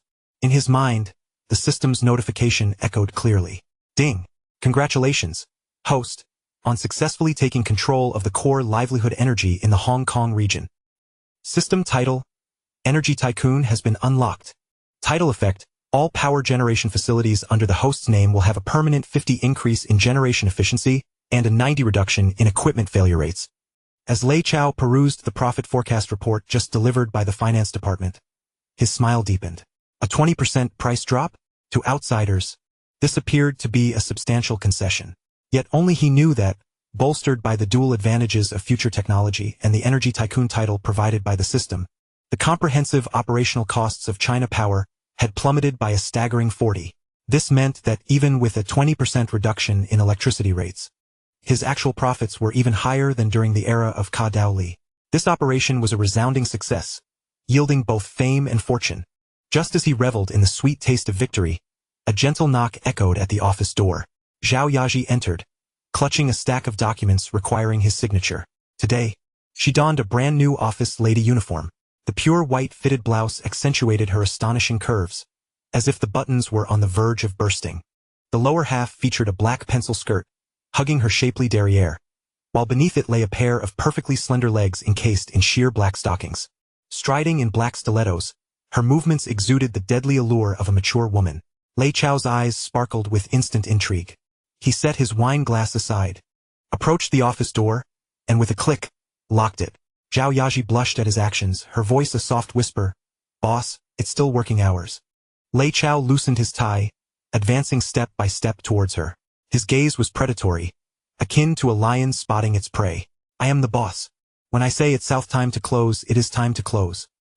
He stood before Zhao Yaji, reaching out to gently grasp her delicate chin, compelling her to lift her gaze to meet his. Now I must conduct an inspection. His voice was low and husky, laced with playful amusement. Does our office's electrical system require an upgrade as well? Chapter 57. An uninvited guest disturbs the boss's pleasures. Lei Chao's voice, deep and gravelly, surged through Zhao Yaji's body like an electric current. She gazed at the handsome face so close to hers, entranced by the flames in his eyes, her heart racing uncontrollably. She wished to retreat, but behind her was the cold wall, leaving no room for escape. The documents in her hands scattered to the floor with a soft rustle, the pristine white sheets blanketing the polished surface, resembling shattered remnants of resistance. Lei Chao provided her no opportunity for contemplation. He bent down, capturing her lips in a domineering kiss that silenced all her words. This kiss was unlike the one they shared at the ICAC entrance, which bore the weight of possession. Instead, it was filled with raw, unadulterated desire. Zhao Yaji's mind went blank, overwhelmed. All she could emit were fragmented whimpers as her body melted under his assault, surrendering like a puddle of spring water at his mercy. After a long while, their lips parted, a delicate string of glistening saliva lingering between them. Zhao Yaji leaned against him, gasping for air, her exquisite face flushed, her eyes shimmering with a mesmerizing allure that seemed ready to spill forth tears. Lei Chao swept her up effortlessly, striding towards the expansive mahogany desk that could double as a bed. Ah! Zhao Yaji gasped as he gently laid her upon the cool, hard surface. The position caused her tight pencil skirt to ride up several inches, revealing more of her smooth, delicate thighs encased in black stockings. Lei Chao stood before the desk, relishing the captivating sight before him. His woman, clad in the most austere professional attire, yet presenting herself in the most enticing pose. The stark contrast ignited the flames within him even more fiercely. He did not rush to the next step but instead extended his hand, his fingers gliding teasingly along the edge of her stockings, moving upwards slowly. The rough pads of his fingers brushed against the silky fabric, sending shivers down Zhao Yaji's spine. The electricity is quite sufficient now. Lei Chao's voice was hoarse, laden with implication. Would you care to experience what it feels like to be shocked? Zhao Yaji, embarrassed, buried her face in the crook of her arm, unable to meet his gaze.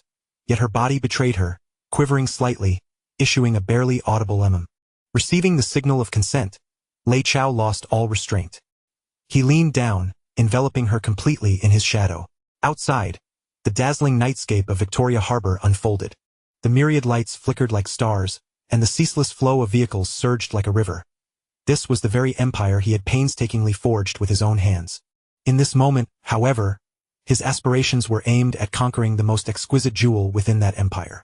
The office's Venetian blinds remained unclosed, allowing for a glimpse of the hazy shadows cast from the top-floor office, perhaps discernible from certain angles at the port. This tantalizing sense of being half-exposed, susceptible to the gaze of onlookers, rendered both their breaths heavier. Lei Chao's fingers deftly unfastened the buttons of her blouse. The breathtakingly pristine white fabric, akin to the tender sheath of a bamboo shoot, gradually unveiled itself before his eyes. Zhao Yaji's body succumbed entirely to his advances, her gaze becoming dazed, and the sounds escaping her lips were irresistibly enchanting sighs of passion. Just as the atmosphere in the office reached its zenith, poised for an impending tempest, a series of urgent knocks resounded like thunder, ruthlessly shattering the springtime reverie. "Son, open the door. There's been a serious incident." It was Lei Luo's voice, filled with frantic urgency and alarm. At the table, Zhao Yaji, akin to a startled fawn, suddenly opened her eyes wide. In a flurry, she pushed the man away and scrambled to arrange her disheveled attire, her cheeks flushed with a hue so deep it seemed to bleed. Lei Chao inhaled deeply, forcefully suppressing the surge of rage ignited by the interruption. He straightened his collar and approached the door, pulling it open with a sudden motion. Lei Luo, drenched in sweat, stood at the threshold. Upon seeing his son, he rushed in without a moment's thought. "Son, this is bad. Our goods." Lei Luo's words faltered as he froze, his gaze landing on Zhao Yaji, who was hurriedly fastening her shirt, her face as crimson as a ripe shrimp. He glanced around at the scattered documents and his son's noticeably disordered clothing. As a seasoned man, he instantly grasped the nature of the preceding events. A knowing, ambiguous smile crept across the old man's face. "Cough! Cough! Am I interrupting something?" Zhao Yaji wished fervently to vanish into the floor, turning to flee. "Stop!" Lei Chao's voice rang out, steady and composed. "Dad, let us discuss the matter at hand." Only then did Lei Luo recall his purpose for coming. He slapped his thigh, and his expression shifted from amusement to urgent concern. "This is serious. Our Walkman shipment has been detained at the dock." Hundreds of thousands of units. All stuck. Lei Chao's brow furrowed. Didn't TI send Zhu Yuzi to handle matters at the dock? Li from Hutchison Whampoa accepted the payment but failed to deliver? It's not a matter of the dock, Lei Luo exclaimed, stamping his foot in distress. I just found out that the Kowloon Bus Company announced a complete strike this afternoon. The entire transport system in Kowloon is paralyzed. Our trucks are completely stuck on the road, unable to even exit the factory. Kowloon Bus? A strike? Lei Chao moved to the expansive floor-to-ceiling window. From his vantage point, he could clearly see the main thoroughfares of Kowloon below, now transformed into a vast parking lot. Countless vehicles, including trucks, were entangled in a seemingly endless queue, honks and curses rising in a cacophony. The city's traffic had come to a standstill. Lei Chao surveyed the chaos with a flicker of icy determination in his eyes. Once again, it was the British capital. The Kowloon Bus Company, the largest land transport operator in Hong Kong, was backed by its greatest shareholder, the rival British conglomerate, Swire Group. He understood then. This was a calculated attempt by the British consortium to strangle him. If they could not undermine my power in electricity, they sought to choke my industry's lifeline through transport. A truly insidious tactic. Lei Chao gazed down at the congested streets, at the trucks rendered immobile, and a cold smile curled at the corners of his mouth. A bus strike? This was a ploy to suffocate my shipment on the roads. Clearly, they would not learn their lesson until I shattered their long-held dominion. Chapter 58. The Final Struggle of Jardine Matheson and Swire. A bus strike? This was a ploy to suffocate my shipment on the roads. Lei Chao stood before the grand window, overlooking the street below, which resembled a coagulated mass. His voice devoid of any trace of panic, exuding only a chilling calm. Meanwhile, the atmosphere in the office had become stifling. Lei Luo was as restless as an ant on a hot pan, pacing back and forth, muttering incessantly, "It's over. It's over. This is the end. If we can't ship the goods, the penalties for those overseas orders will be enough to sink us." Zhao Yaji, disregarding her earlier shyness, swiftly approached Lei Chao, her beautiful face still tinged with a hint of red, filled with concern. "Mr. Lei, what should we do? Should we negotiate with Swire?" She understood that the Kowloon Bus Company was backed by the equally formidable British giant, Swire Group. The two conglomerates together nearly monopolized all of Hong Kong's transport and trade routes. A head-on confrontation would be akin to throwing an egg against a stone. Negotiate? Lei Chao's lips curled into a sardonic smile. If they dare to upend the table, they have no intention of negotiating with us. He was all too familiar with the predatory nature of these colonial capitalists. In their eyes, the Chinese were merely lambs to the slaughter. They could tolerate minor profits, but would never permit anyone to encroach upon the core industries upon which they relied for survival. Electricity was their first warning. Transport was their second and final ultimatum. They sought to demonstrate to Lei Chao who truly held the reins in this land. Damn them! These foreign devils are overstepping their bounds. Zhu Yuzi, furious, trembled with rage, his eyes darting towards Lei Chao as he leaned closer, lowering his voice, making a slashing motion across his throat. "Young master, should I take a few brothers and deal with that Kowloon Bus Union leader? If that doesn't work, we can intimidate those drivers into returning to work." To him, there was no problem that could not be solved through violence. Lei Chao shook his head, dismissing the suggestion. That would be futile. This strike is orchestrated by Swire from behind the scenes. Even if you dealt with the union leader, they could easily install another in his stead tomorrow. Moreover, forcing drivers to operate would only incite public outrage against us. Then what do we do? Just watch helplessly? Lei Luo exclaimed in despair. Lei Chao offered no reply. He simply continued to gaze out at the chaotic scene beyond the window. On the streets, without buses, countless commuters eager to return home found themselves stranded. Black market taxi drivers seized the opportunity to charge exorbitant fares, with journeys that once cost only a few dollars now demanding dozens, or even hundreds. Arguments and brawls erupted on every corner, fueled by road rage and competition for parking spaces. The entirety of Kowloon had descended into a state of disorder. The public's resentment was building at an alarming rate. A glimmer of insight flashed in Lei Chao's eyes. Chaos at times is not without its merits. Only when placed on the brink of despair can one find newfound resolve. He activated the system interface, pulling up detailed information regarding the Kowloon Bus Company. Target: Kowloon Bus, 1933, Limited. Shareholder structure: Swire Group, 35. Other British consortiums, 20. Retail investors, 45. Operational status. Severe losses. With 80 buses under its banner, each having surpassed a service life of 15 years, the fleet's condition has deteriorated significantly, resulting in high failure rates and exorbitant fuel consumption. The management is mired in corruption, and internal factional strife is rampant. Observing this string of data, Lei Chao could not help but smile. The seemingly ferocious roadblock had, in fact, succumbed to decay from within. The strike was merely the last straw that broke the camel's back. This was an exceptional opportunity, one that would not only resolve the current logistics crisis, but also enable him to seize control of the entire ground transportation system in Hong Kong. A bold and meticulously crafted plan rapidly took shape in his mind. Father, he turned to Lei Luo, who was still lamenting, you must go to the governor's office immediately. What for? Lei Luo asked, bewildered. To lodge a complaint. Lei Chao's gaze sharpened. The Kowloon Bus Company, as the sole operator of public transport in Hong Kong, has engaged in an unwarranted strike, effectively holding the citizens hostage and severely disrupting social stability and economic order. This constitutes a grave breach of contract.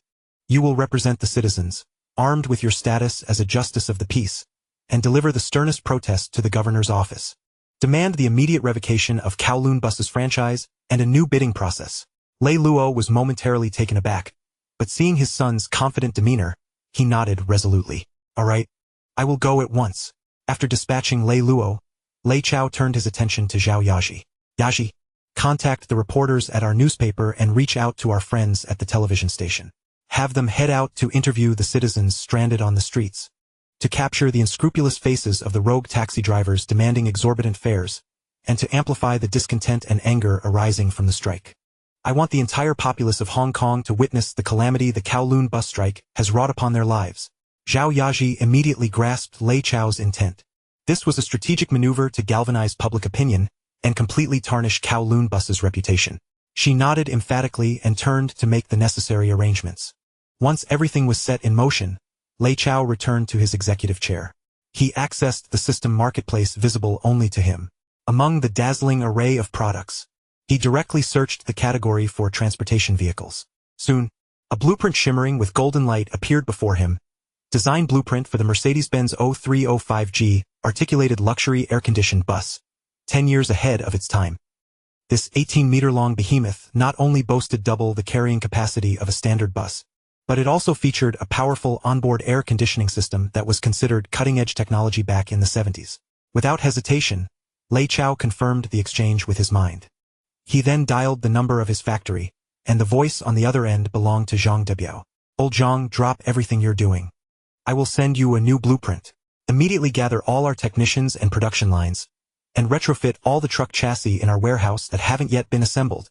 I want to see the first batch of Lei's buses rolling out of our factory within 24 hours. Although Zhang Debiao was baffled, he promptly agreed without hesitation. After hanging up, Lei Chao's gaze returned to the window. He issued a shocking declaration to the media. Since they refuse to operate, let them never operate again. As night fell, the lights of Lei's electronics factory blazed brightly once more. This time, the production line was no longer occupied by compact Walkmans, but rather by steel giants poised to transform Hong Kong's transportation landscape. Simultaneously, Lei Chao's funds began to silently flow into the market, acquiring several small passenger transport companies on the brink of bankruptcy along with their operating licenses. A lightning-fast offensive against the hegemony of ground transportation in Hong Kong had officially commenced. Chapter 59. A dimensional strike, starting with an air conditioner. The following morning, all of Hong Kong awakened from a nightmarish transportation crisis. The strike by the Kowloon Bus Company had entered its second day. The chaos on the streets was unabated. Countless office workers and students anxiously awaited by the roadside, yet not a single bus could be seen. The air was thick with resentment, anxiety, and despair. The front pages of all major newspapers were, without exception, devoted to coverage of the strike. The Lei's Daily went into overdrive, dedicating 4 entire pages to a plethora of harrowing images. Mothers weeping by the roadside, workers fired for tardiness, and unscrupulous taxi drivers exploiting the situation. Each photograph was like a needle, piercing the nerves of the citizens of Hong Kong. Public discontent had reached a boiling point. The governor's office was inundated with calls, as countless citizens and representatives from business associations vehemently demanded that the government take immediate action to resolve this transportation debacle. Amidst this turmoil and fury, Lei Chao convened yet another emergency press conference.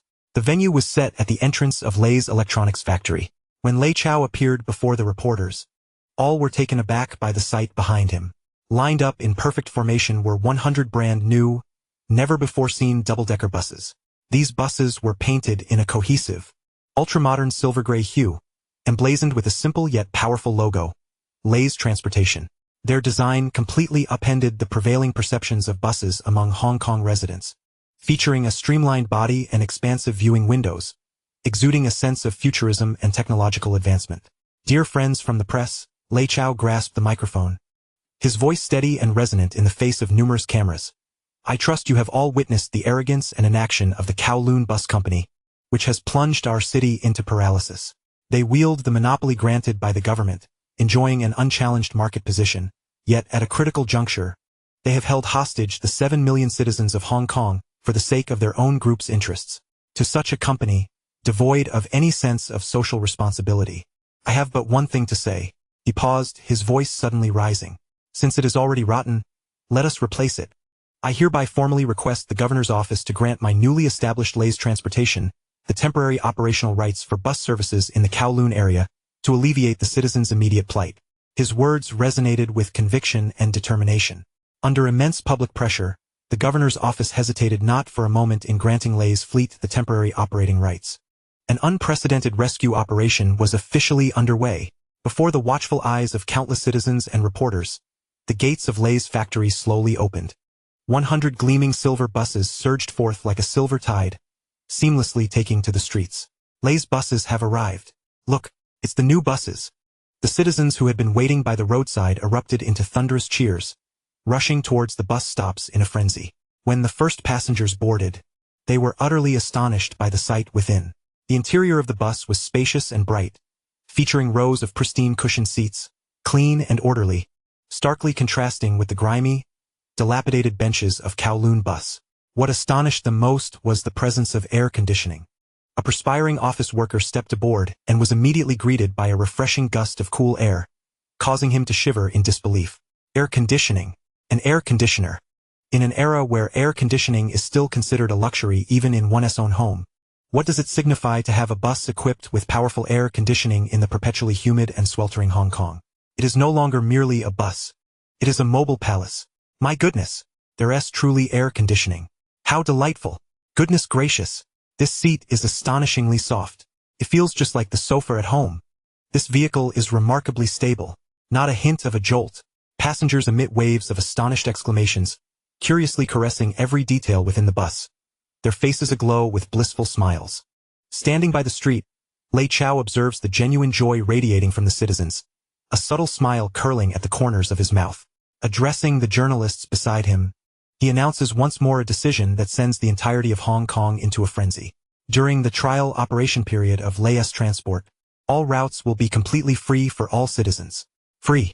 And with air conditioning. This news detonates like a nuclear bomb, instantly igniting a fervor across Hong Kong. The populace goes utterly wild. They spread the word, and even some white-collar workers who usually drive to work choose to leave their cars behind and rush to experience this legendary air-conditioned bus. Wherever Lei's buses go, long queues form. People settle into the plush seats, basking in the refreshing coolness, gazing out at the drivers, drenched in sweat, crammed into their private vehicles like sardines, wearing smug smiles of superiority. They no longer wish to return to the sweltering, dilapidated mobile saunas of the 9 buses. Meanwhile, within the Kowloon Bus Company's depot, drivers who had hoped to leverage the strike to negotiate better pay are left utterly dumbfounded. They witness on television news the silver-gray tide flowing through the streets and see the radiant smiles on the citizens' faces. They realize they have been forsaken. Their livelihoods are gone. Damn Lei, the company deceived us. We were merely pawns for those foreigners at Swire. Angrily, the drivers rush toward the company's office, only to find it deserted. The management at Swire, recognizing the impending doom upon witnessing Lei South buses hit the road, had fled under the cover of darkness. In a state of despair, the drivers, left with no options, flocked to Lei's Transport's recruitment center, hoping to regain employment. Lei Chao had anticipated this turn of events. Rather than absorbing the entire workforce, he established stringent assessment criteria, selecting only a group of skilled and courteous drivers while eliminating those notorious for their reckless driving. In the span of just one day, the Kowloon Bus Company, once the titan of transportation, crumbled into disarray. Public opinion decisively swayed in favor of Lei Chao. Every newspaper extolled the social responsibility of Lei's group and celebrated Lei Chao's extraordinary vision.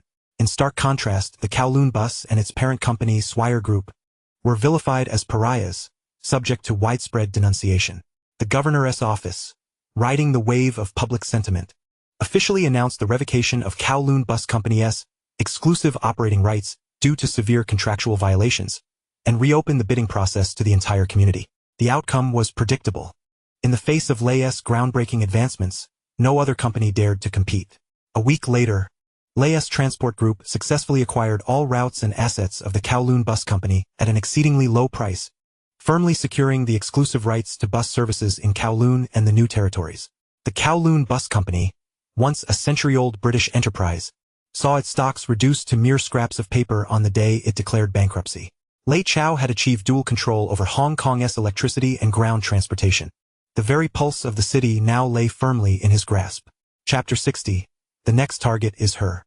On the day of the official establishment of Lei's Transport Group, the entirety of Kowloon resembled a festive celebration. In order to embody a relatable image and to herald the arrival of a new era, Lei Chao orchestrated an unprecedented inaugural ceremony. No ribbon-cutting, no speeches from dignitaries. The star of the ceremony was a brand-new double-decker air-conditioned bus bearing the license plate $1 Hong Kong. The driver of this vehicle was none other than a surprising figure. Lei Luo, once a renowned detective, now a respected justice of the peace. Today he donned a perfectly tailored driver's uniform. A crisp white shirt, a black tie, and golden epaulets symbolizing a top-tier driver adorned his shoulders. Clad in white gloves, he sat in the spacious, comfortable driver's seat, gripping the enormous steering wheel, his face flushed with excitement. "Dear citizens, please secure yourselves," Lei Luo boomed into the microphone from the driver's compartment. Then, amidst cheers and flashing cameras, he skillfully engaged the gears, released the handbrake, and smoothly steered the steel behemoth onto Nathan Road.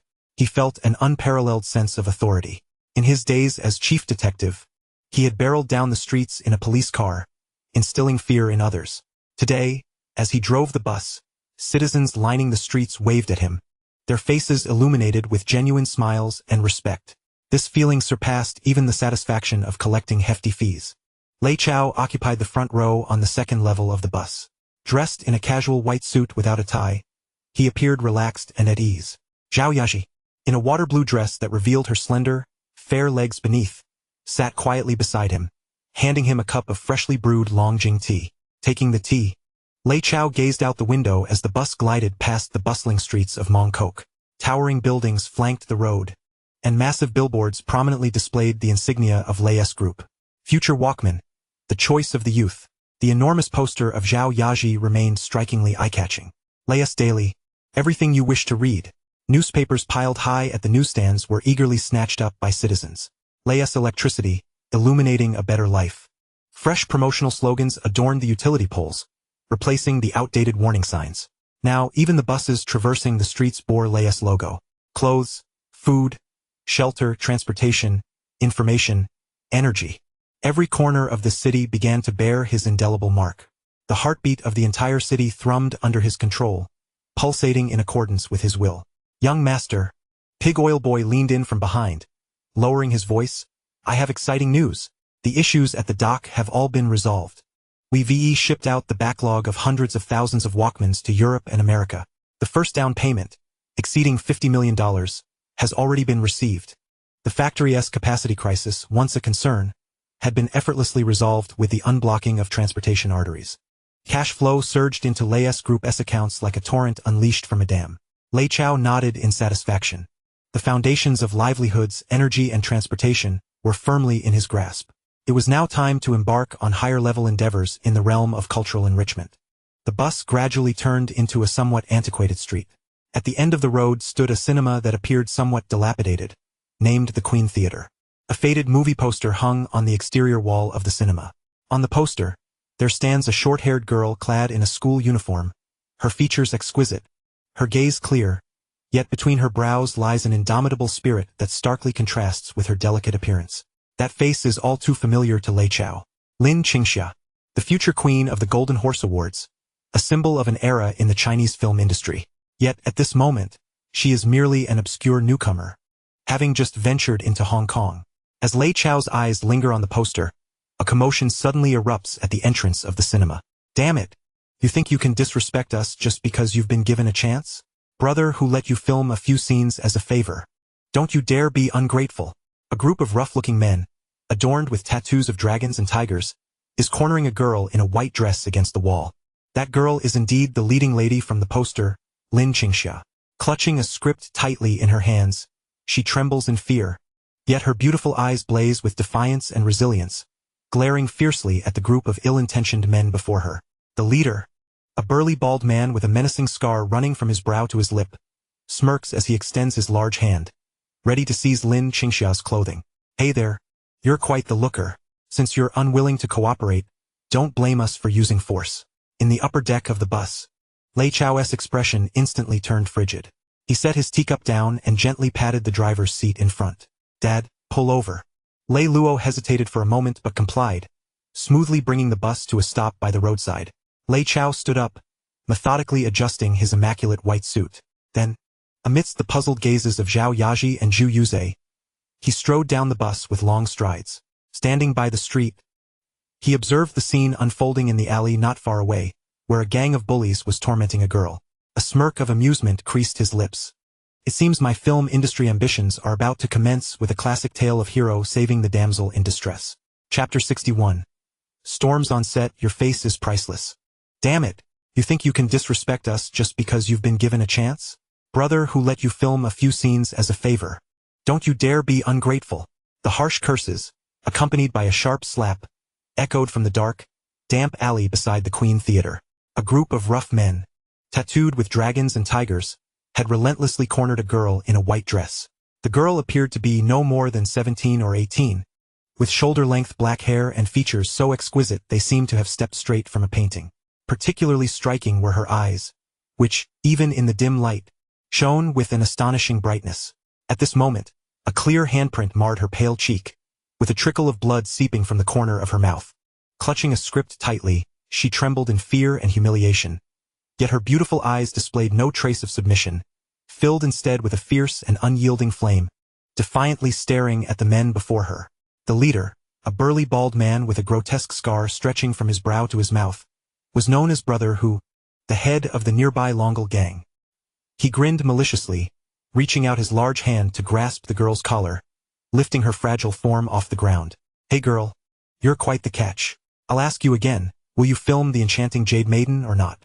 The girl bit her lip tightly, remaining silent, her defiant gaze fixed upon him. Not willing to speak. Huh? Brother Hu's patience had worn thin. He raised his other hand, ready to deliver another brutal slap to her untouched cheek, intent on shattering the girl's dignity completely. At the alley's entrance, several passers-by witnessed the scene, yet they instinctively recoiled in fear, none daring to intervene. Just as that filthy hand was about to descend, the air in the alley seemed to freeze. However, the anticipated pain never arrived.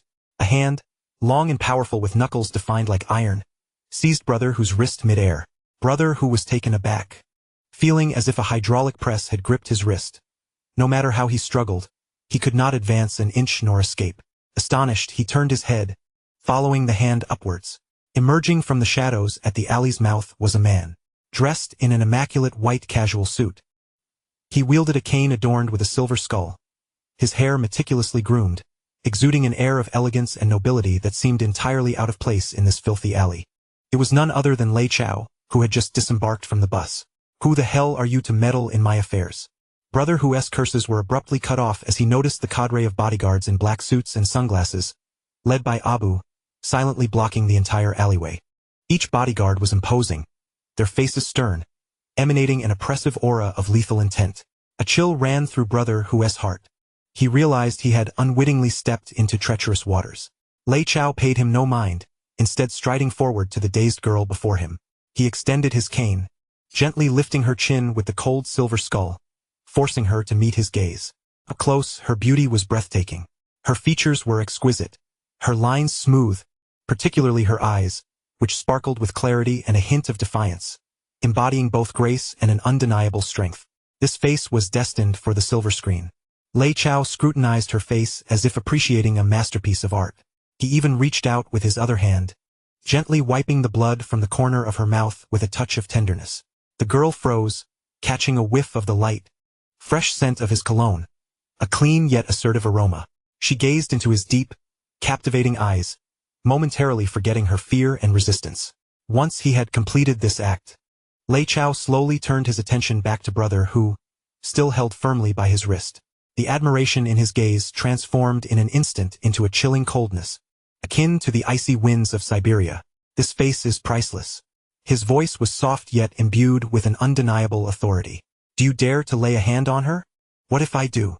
Brother Hu's curses were once again interrupted by Lei Chao. With a sudden, forceful grip, a sharp crack resounded as Brother Hu's wrist was forcibly broken. Ah! Brother Hu let out a wail akin to a dying animal, writhing in agony on the ground. Lei Chao remained impassive, merely instructing Abu, disable him. Abu understood the command, stepping forward to stomp down on Brother Hu's other hand and both legs. Crack, crack, crack. 3 sharp sounds echoed as Brother Hu's limbs were all shattered. He lay on the ground, resembling a puddle of mud, reduced to pitiful groans of pain. The surrounding thugs, terrified out of their wits, sank to their knees, repeatedly bowing their heads in supplication. Lei Chao did not spare them a glance, simply turning to the girl and saying, "Come with me." The girl, momentarily stunned, nodded in agreement. Lei Chao took her hand and turned to leave the alley. Abu and his bodyguards remained to handle the subsequent matters. Stepping out of the alley, Lei Chao finally paused and addressed the girl. "I am Lei Chao, the chairman of Lei's film industry. What is your name?" The girl timidly replied, "I am Lin Qingxia." Lei Chao smiled and said, "Lin Qingxia is a beautiful name. From this day forth you shall be an artist of Lei's film industry. I will assist you in resolving your contract." Lin Qingxia looked at him with gratitude and said, "Thank you, Mr. Lei." Lei Chao waved his hand dismissively and replied, "No need for thanks. I simply cannot bear to see a work of art destroyed." He paused and continued, "However, Lei's film industry is in need of a leading actress. Would you be willing to take on that role?" Lin Qingxia's face flushed instantly. She lowered her head and softly said, "I would be honored." Lei Chao nodded in satisfaction, saying, "Excellent. Report to Lei's film industry tomorrow, and I will ensure my assistant arranges everything for you." With that, Lei Chao entered the Rolls-Royce parked by the side of the road and drove away. Lin Qingxia stood in place, watching his retreating figure, her heart brimming with gratitude and anticipation. She knew that her fate had irrevocably changed from this day forward. Chapter 62. The Mistress of Lei's Film Industry? Early the next morning, Lin Qingxia arrived at Lei's Film Industry as promised. The company is located in the bustling heart of Hong Kong, occupying the entire top floor of a skyscraper. Standing by the floor-to-ceiling windows, one can gaze upon the magnificent view of Victoria Harbor. Lin Qingxia entered Lei Chao's office to find him engrossed in paperwork. Dressed in a sleek black suit, he appeared particularly handsome and dashing. "Mr. Lei, I have arrived," Lin Qingxia spoke softly. Lei Chao looked up, smiled upon seeing her, and said, "Please take a seat."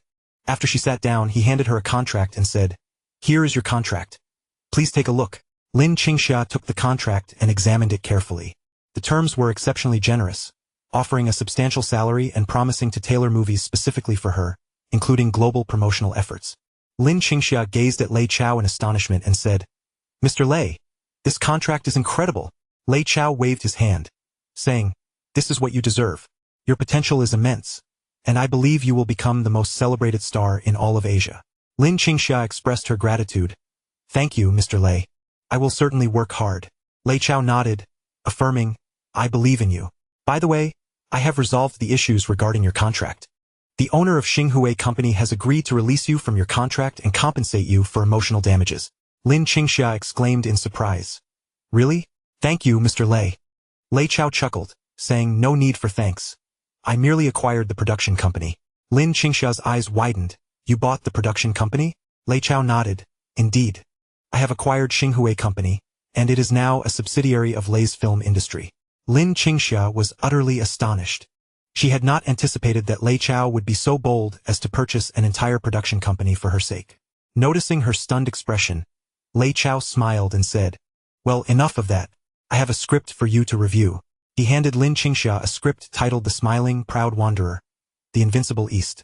As she took the script and began to read, she was startled to find that the character of the Invincible East was male. The Invincible East? But that is a male role, she exclaimed. Lei Chao nodded, yes. I would like you to portray this character.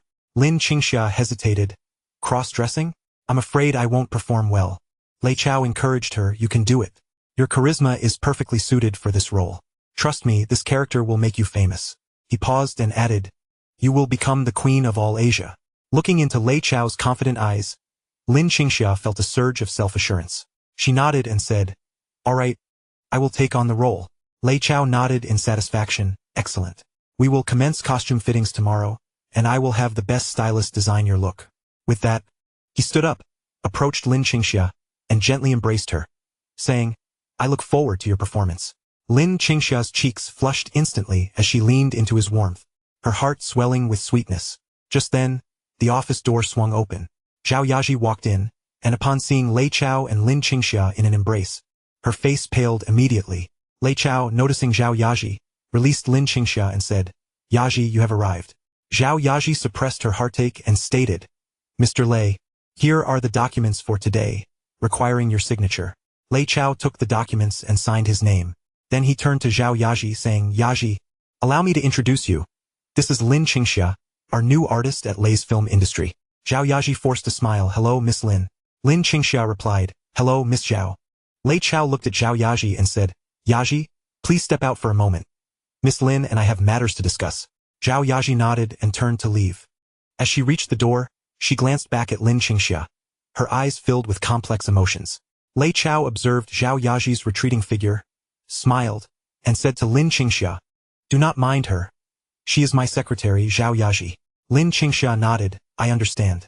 She is very beautiful. Lei Chao grinned, you are also quite beautiful.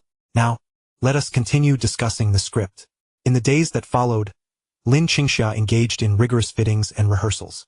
Lei Chao visited her daily, providing guidance and encouragement. Under his tutelage, Lin Qingxia's acting skills improved rapidly, bringing her ever closer to embodying the character of the Invincible East. On the day of the costume fitting, when Lin Qingxia donned the red robe of the Invincible East and completed her makeup, everyone was taken aback. Her demeanor transformed, exuding both heroism and a hint of allure. Lei Chao looked at her and declared, perfect. This is the Invincible East I envisioned. Lin Qingxia gazed at her reflection in the mirror, feeling a deep sense of satisfaction. She knew she was one step closer to success. Just then, Zhao Yaji entered, and upon seeing Lin Qingxia's appearance, a flicker of surprise crossed her eyes. She approached Lei Chao and said, Mr. Lei, the invitation to the TVB anniversary celebration has arrived, inviting you to attend. Lei Chao nodded, very well. I will be there. And please bring Lin Qingxia along. Zhao Yaji hesitated briefly before replying, all right. Lei Chao looked at Zhao Yaji and added, Yaji, you should join us as well. Zhao Yaji nodded, okay. Lei Chao smiled. Then it settled.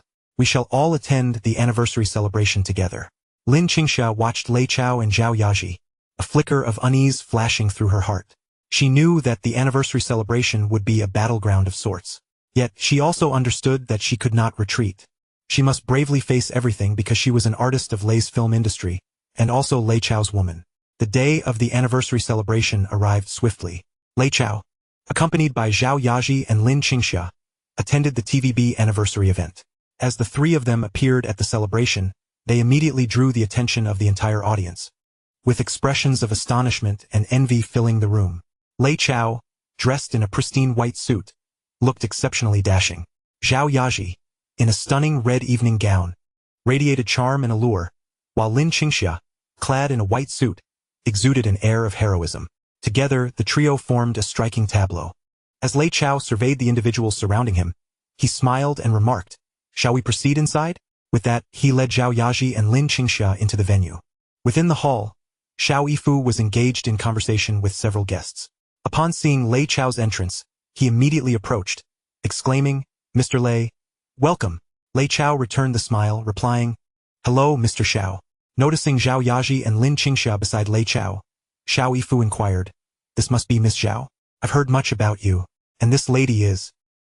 Lei Chao introduced, this is Lin Qingxia, an artist from Lei's film industry. Xiao Yifu nodded, saying, Miss Lin, It is a pleasure to welcome you to Lei's film industry. Lin Qingxia politely responded, "Hello, Mr. Xiao." Xiao Yifu turned to Lei Chao and asked, "Mr. Lei, I hear you are planning to shoot a new film?" Lei Chao nodded affirmatively, stating, "Indeed, it is the East is Red." Xiao Yifu responded, "Oh, that sounds intriguing. I wonder if Mr. Lei would be interested in collaborating with us at TVB?" Lei Chao smiled and replied, "Collaboration? What does Mr. Xiao have in mind?" Xiao Yifu proposed, "TVB could provide a promotional platform for your film and invest a portion of capital." Lei Chao shook his head, stating, "No need. I will handle the promotion for my film myself. As for funding, I am not lacking." Xiao Yifu, taken aback, remarked, "Mr. Lei, you." Lei Chao interrupted, "Mr.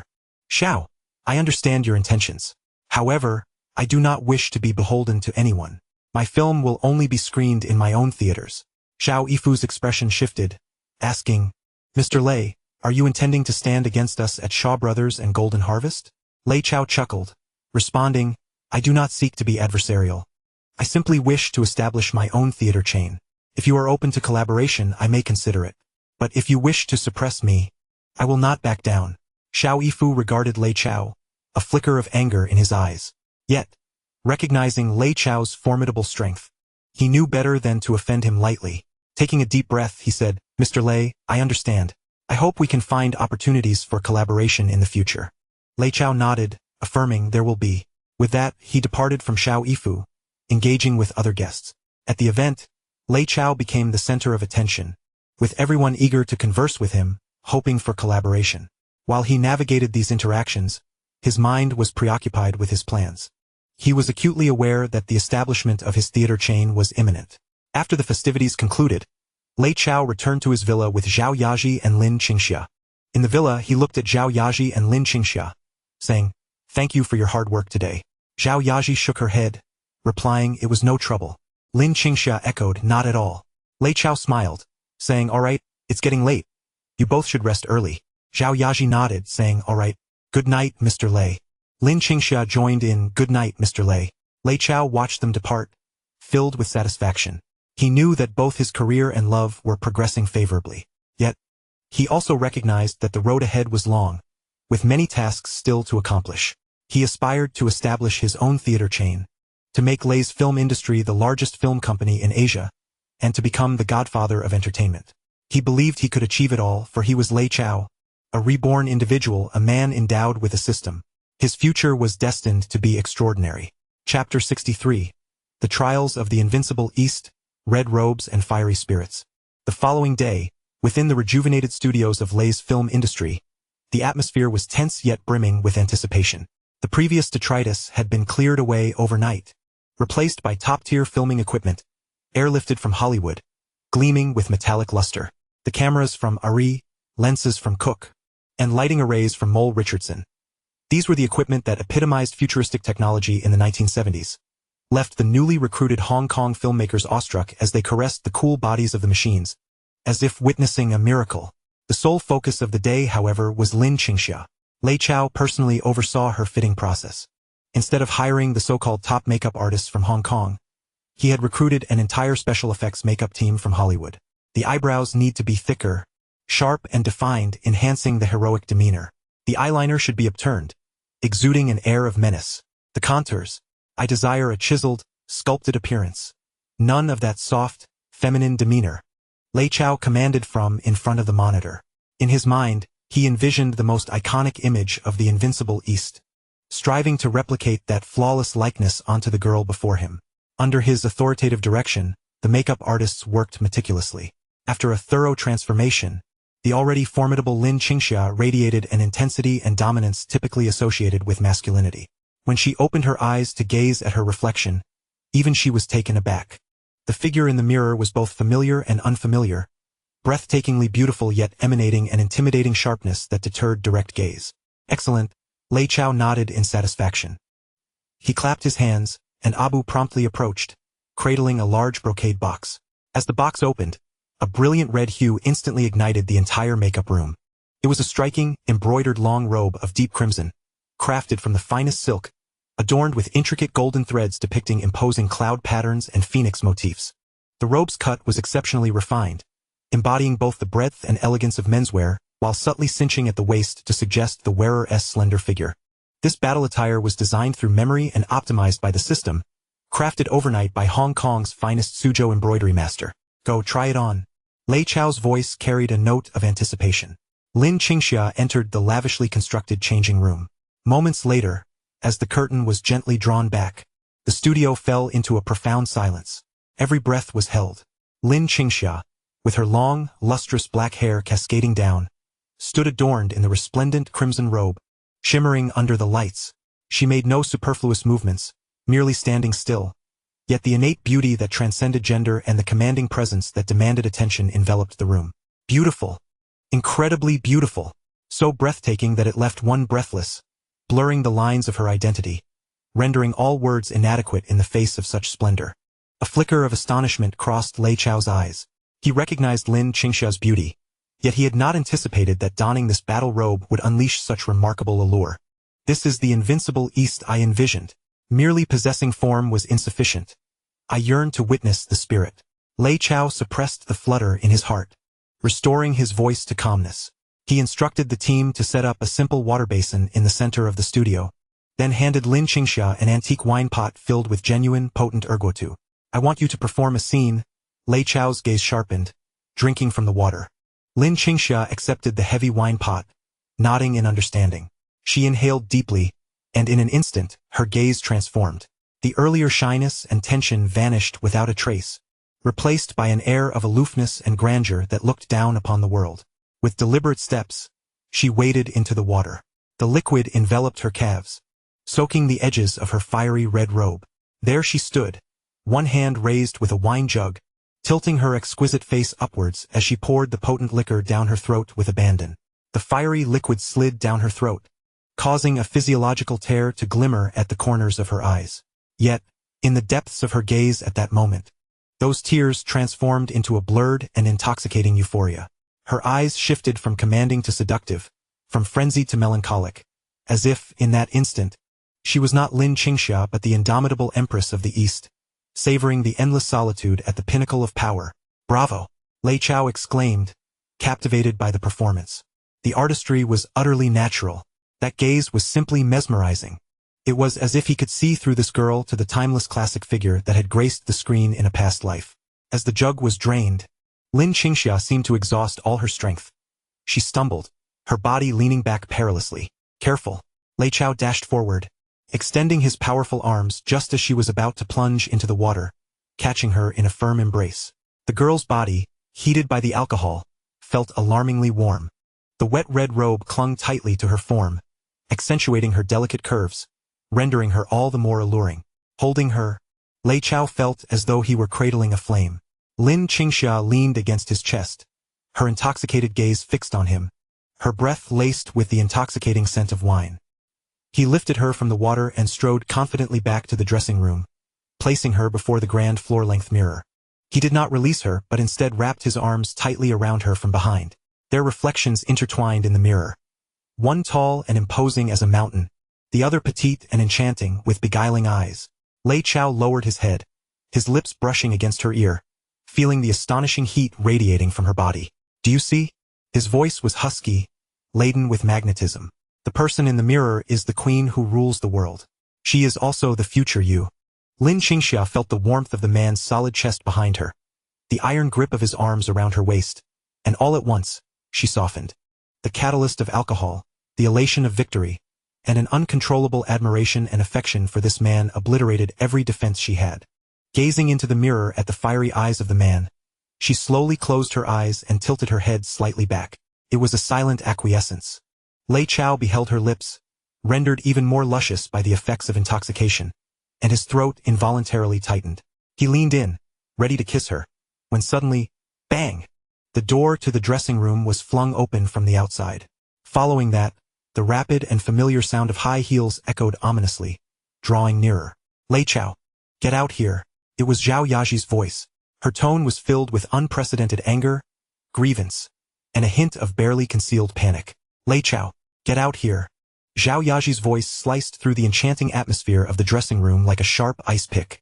Lei Chao's actions halted mid-motion, his lips mere centimeters from Lin Qingxia's vibrant ones, the intoxicating aroma of wine and youthful allure wafting from her breath. He slowly raised his head, his brow furrowing slightly. Meanwhile, Lin Qingxia, as if awakening from a dream, abruptly opened her eyes. She saw the furious figure at the door and glanced at the mirror, where their intimate embrace was reflected. Her flushed face, heightened by intoxication, turned as pale as death. Zhao Yaji burst in, clad in a sharp sapphire blue business suit. The V-neck white blouse subtly outlined her impressive curves, while the fitted pencil skirt showcased her perfect legs clad in nude stockings. She clutched a newspaper tightly, her knuckles whitening from the force. Her gaze immediately fell upon Lei Chao and Lin Qingxia. When she noticed Lei Chao's hand resting brazenly on Lin Qingxia's slender waist, her usually gentle eyes filled with hurt, fury, and an intense, instinctive wariness. An invisible tension crackled in the air. One was the principal secretary who had just shared a moment of intimacy with him, while the other was the newly discovered, breathtaking talent he had personally unearthed. A silent war was on the verge of erupting. Feeling the hostility emanating from Zhao Yaji's gaze, Lin Qingxia instinctively attempted to break free from Lei Chao's embrace. However, his arms, like iron pincers, held her firmly in place. Not only did he not release her, but he also tightened his hold around her. Then, he slowly turned to face the red-eyed Zhao Yaji, his expression devoid of panic or guilt, instead adorned with a hint of playful amusement. "What's the matter? Such a fiery temper?" He feigned ignorance, his tone casual as if teasing. Zhao Yaji regarded his unapologetic demeanor, her feelings of grievance and rage intensifying. With a swift motion, she slammed the newspaper onto the vanity. The headline, dripping with innuendo and exaggeration, featured a candid shot of Lei Chao rescuing Lin Qingxia in an alley yesterday, lifting her chin with a civilized gesture. Is Lei Chao's heart straying? His new love is the pure and innocent Lin Qingxia. Straying? Upon seeing the headline, Lei Chao chuckled. He released his hold on Lin Qingxia but did not let her depart. Instead, he draped his arm protectively over her shoulders. Moving closer to Zhao Yaji, he gazed into her reddened eyes and introduced, "Yaji, allow me to introduce you." He gestured to the slightly anxious Lin Qingxia beside him. "This is Miss Lin Qingxia, our future pillar at Lei's film industry, the very first artist I have personally signed." Then, turning to Lin Qingxia, he spoke with a tone of affection and assertion. "Qingxia, this is Miss Zhao Yaji. She is the matriarch of the Lei Group. In the future, should you encounter any unresolved issues at the company, you can approach her directly." Her words carry the weight of mine. With that single statement, the entire dynamic shifted. It not only affirmed Lin Qingxia's significant status as a pillar, making her feel valued, but it also firmly established Zhao Yaji's unassailable position as the main consort, instantly alleviating all of Lin Qingxia's insecurities and grievances. Hearing these words, Lin Qingxia felt a stirring in her heart. She gazed at Zhao Yaji, her initial awkwardness giving way to newfound respect, and extended her hand. "Miss Zhao, it is a pleasure to meet you." Upon hearing the title of female host, the frost on Zhao Yaji's face melted significantly. The pangs of jealousy and a sense of crisis in her heart were replaced by an inexplicable feeling of satisfaction and sweetness. She looked at the stunningly beautiful girl before her and then at the man beside her, who had the ability to resolve any issue with a mere utterance. Any lingering annoyance she felt dissipated in an instant. She gently shook hands with Lin Qingxia, managing to muster an appropriate smile. "Hello, Miss Lin. Welcome to Leisure." A crisis that could have ignited a firestorm was effortlessly diffused by Lei Chao. He glanced at the time and addressed the stunned director beside him. "That will be all for today. Let Miss Qingxia return to rest." He then took Zhao Yaji's hand, firmly leading her back to his lavishly transformed temporary office. With a resounding thud, the door closed behind them. Lei Chao pressed Zhao Yaji against the wall in a classic wall embrace. "Feeling jealous?" he teased, grasping her chin and observing her slightly swollen eyes with a mischievous grin. Zhao Yaji felt flustered under his gaze, turning her head away defiantly. "I am not." Still denying it? Lei Chao leaned closer, his lips brushing against her ear, his warm breath sending shivers down her spine. "I can smell the distinct scent of jealousy." As he spoke, his hands began to wander, slipping beneath the hem of her professional skirt, gently caressing her smooth thigh encased in stockings. Zhao Yaji's body instantly softened. She grasped his mischief-making hand, her face a blend of shame and anger. "Stop it, we're at the office." Lei Chao did not relent. Instead, he intensified his advances. He swept her up into his arms and placed her on the spacious desk, leaning over her as he pinned her down. "Now you know fear?" he murmured, kissing her delicate collarbone, his words muddled. "Who was it that stormed in here with such fury just moments ago? I was wrong. Okay?" Zhao Yaji, completely flustered by his teasing, could only emit a helpless mewl. Only then did Lei Chao cease his actions, lifting Zhao Yaji off the desk and settling her onto his lap. This position brought them intimately close, exuding an air of exquisite ambiguity. Holding her close, he patiently explained, "These rumors in the entertainment industry are mere marketing ploys, designed to generate buzz for the new film. It's all part of a business strategy, understand?" Zhao Yaji nodded, somewhat comprehending. As a marquee name of leisure film, she was responsible for garnering attention and generating revenue. Lei Chao held her, whispering in a voice meant for only their ears, "And you, my dear, are my precious treasure, the one who brings me comfort at home. Can they be compared?" His candid declaration of affection left Zhao Yaji blushing furiously, yet her heart felt as though it had been sweetened with honey. All her grievances and discontent evaporated in that moment. She had been thoroughly soothed by this man, wrapping her arms around his neck and breaking into a smile. "You are insufferable."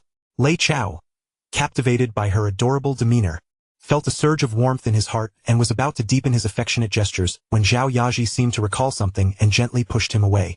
"Oh right. Tonight is the TVB Anniversary Gala. Mr. Xiao Yifeng personally called to invite you to attend." The mention of the TVB anniversary sparked a glimmer in Lei Chao's eyes. This was the annual premiere event of Hong Kong's entertainment industry, the perfect opportunity for him to stake his claim in this realm.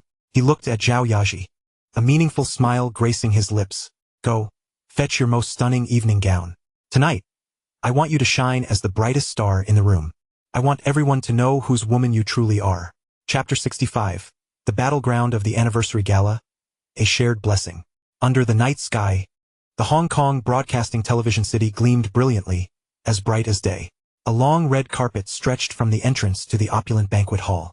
Flanking the red carpet were throngs of reporters and fervent fans from all over Hong Kong, their flashbulbs illuminating the night sky like a constellation of stars.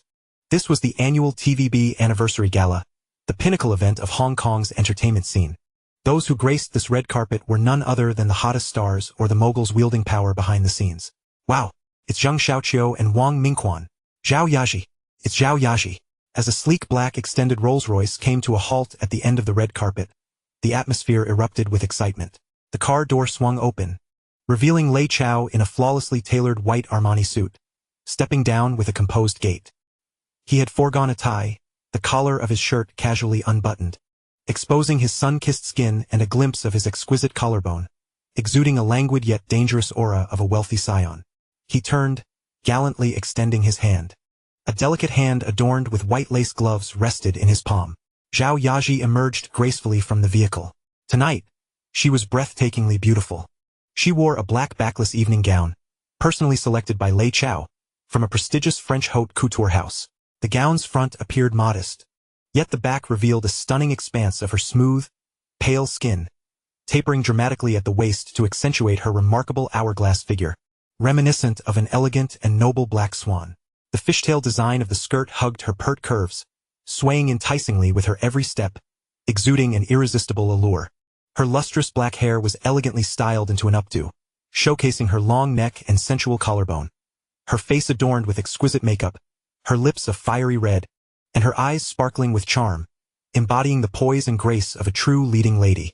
As she linked her arm with Lei Chao's and ascended the red carpet, all the flashing lights converged upon them in a frenzy. "Mr. Lei, over here. Miss Zhao, you look stunning." The reporters clamored excitedly.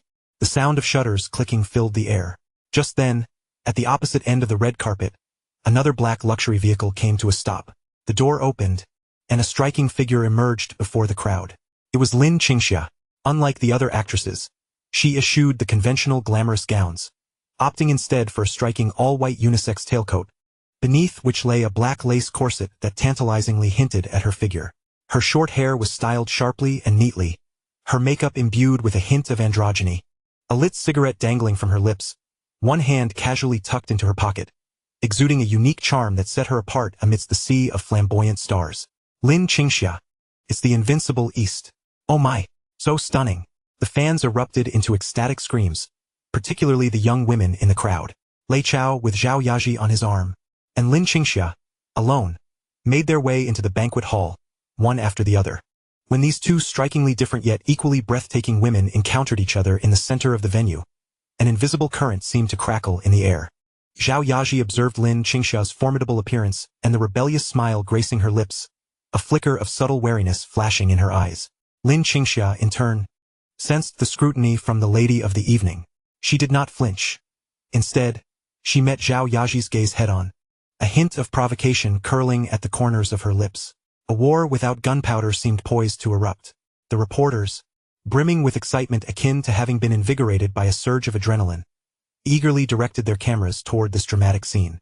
However, at the center of the storm, Lei Chao displayed not a trace of embarrassment. Rather than attempting to mediate, he extended his other arm and drew the recently arrived Lin Qingxia into his embrace. To his left stood Zhao Yaji, exuding regal elegance and embodying the aura of a rightful queen. To his right was Lin Qingxia, vibrant and imbued with a captivating wild charm. There stood Lei Chao in the midst of the hall, flanked by two stunning women, a playful smile gracing his features as he reveled in the envious glances cast by the men around him. This was the pinnacle of fortune.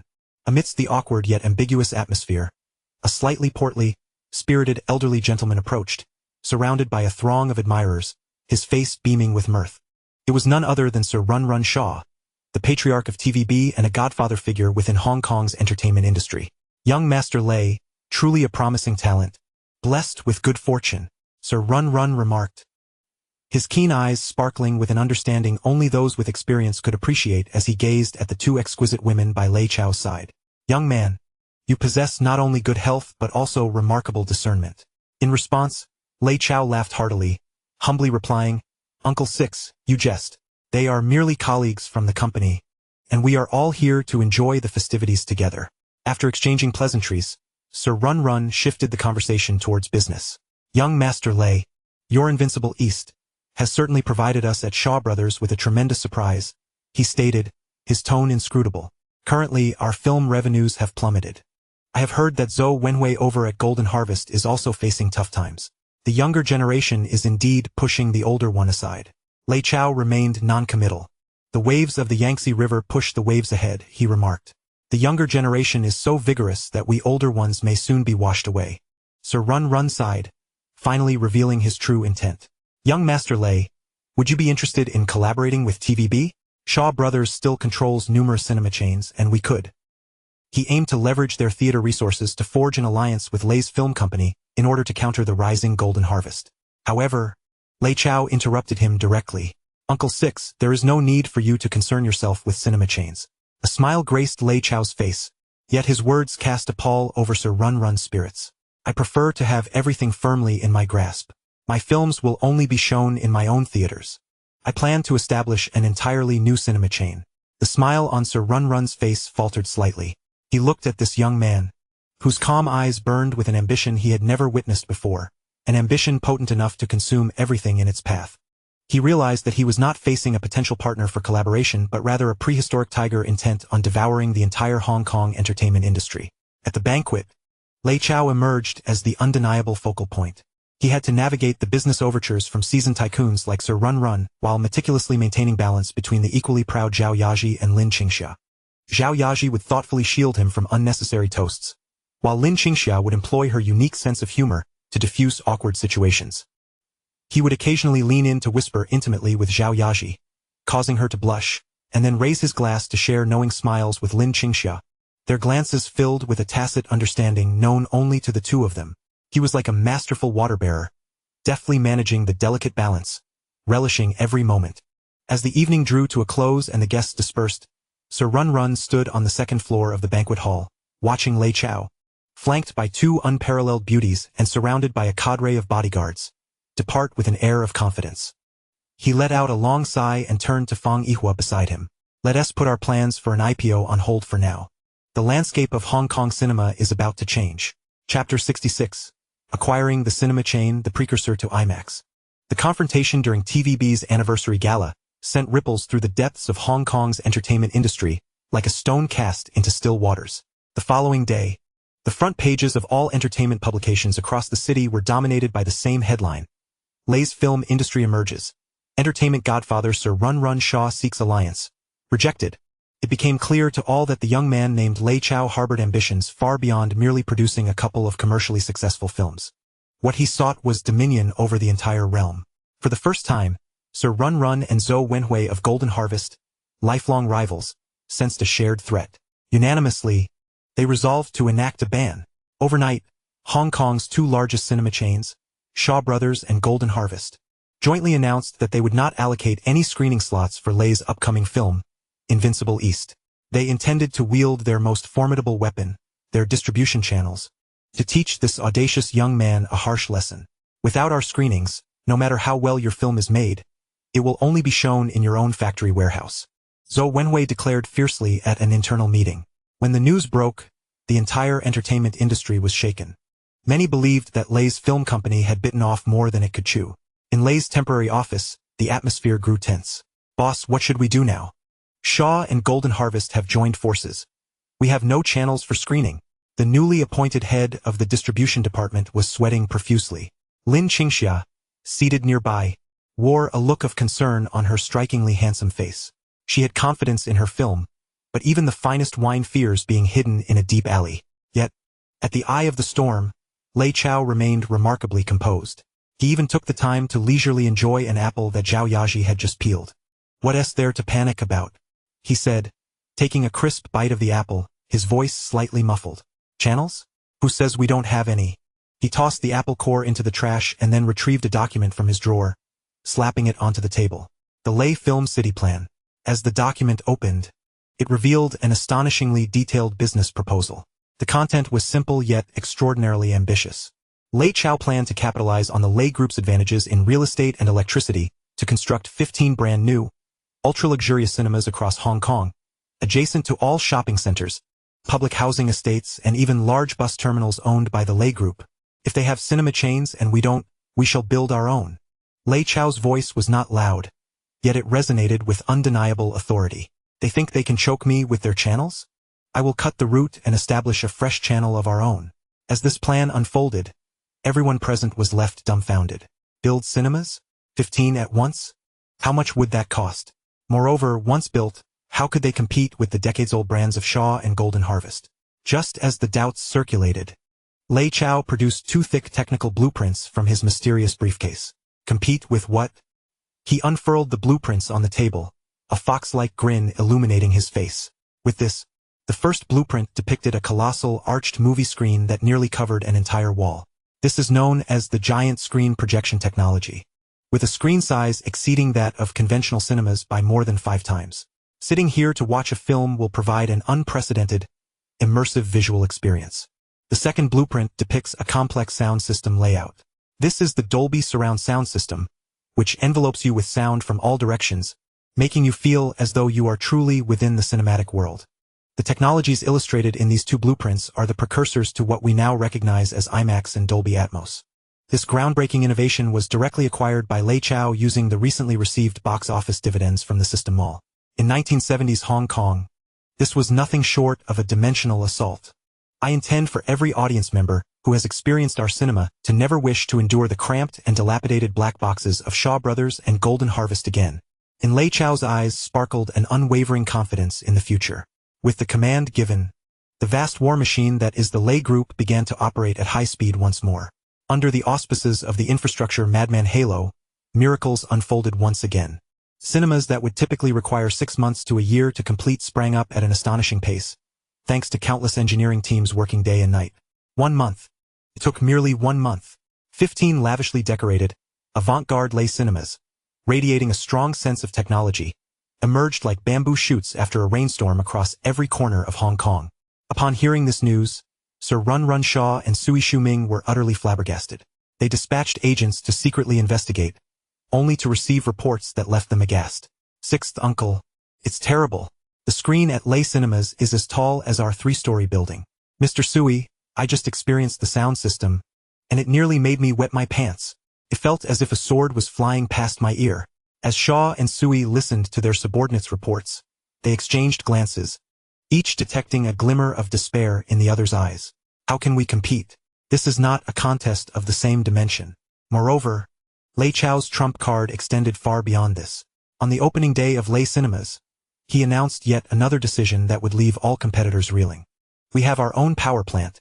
Hence our cinemas will have air conditioning operating 24 hours a day, and it is the most powerful in all of Hong Kong. Our ticket prices will be half those of Shaw Brothers and Golden Harvest. Ample air conditioning, low ticket prices, top-notch audio-visual effects. With these three strikes, the cinema lines of Shaw Brothers and Golden Harvest instantly became desolate. Citizens preferred to walk several extra blocks to Lei Cinemas to savor that imperial-level viewing experience. Meanwhile, the post-production of The East is Red was also completed. Under Lei Chao's direct supervision, the classic martial arts choreography and cinematography of future generations were perfectly replicated. Although the special effects may now seem rather rudimentary, in 1970s Hong Kong, the scenes of soaring through the sky and traversing the earth were nothing short of miraculous. After watching the 2-hour final cut in the internal screening room, Lei Chao calmly uttered 4 words as the final shot concluded and the lights came on. Prepare to collect money. A sweeping promotional campaign officially commenced. Giant posters of Zhao Yaji and Lin Qingxia adorned every Lei bus, covered every advertising space in Lei Cinemas, and filled every page of the Lei Daily. The martial arts are dead. The East shall rise. This provocative slogan tantalized the appetite of all Hong Kong citizens. The premiere of The East is Red was set for 3 days later. Tickets for the premiere would not be sold to the public but distributed through various industries under the Lei Group via a lottery and giveaways. In an instant, the entire population of Hong Kong went mad for a chance to obtain a premiere ticket.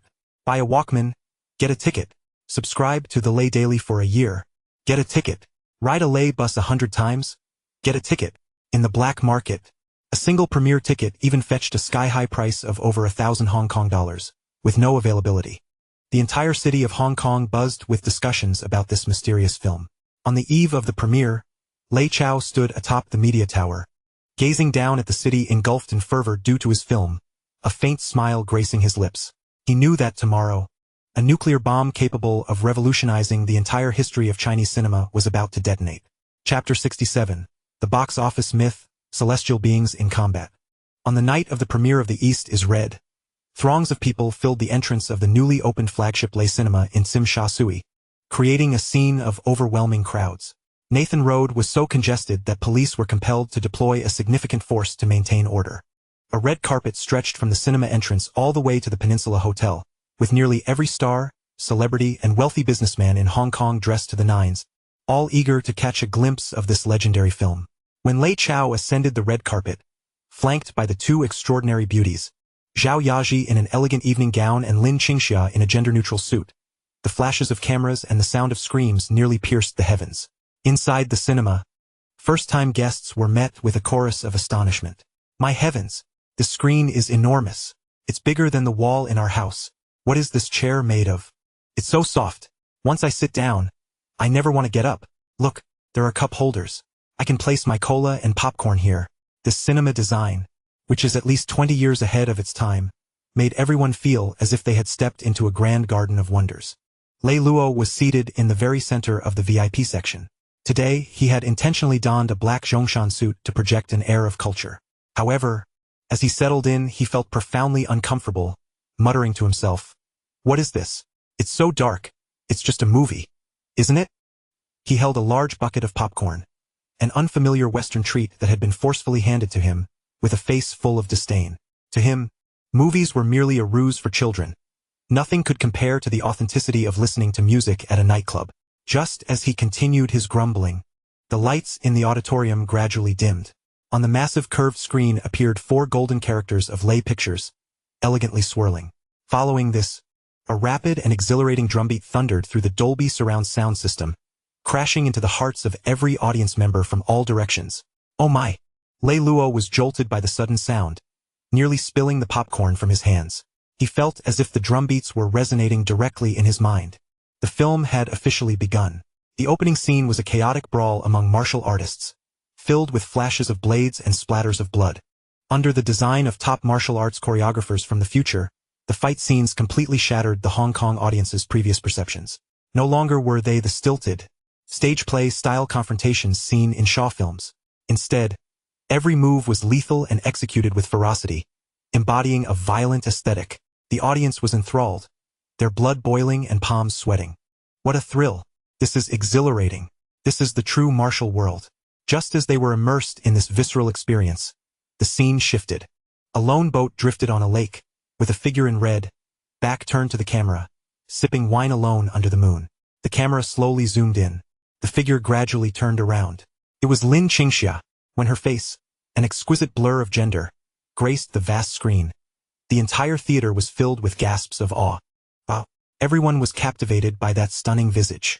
Shortly thereafter, the film surged into its most climactic sequence, the battle at Blackwood Cliff. Lin Qingxia portrayed the invincible Dongfang Bubi, descending from the heavens in a flowing red gown.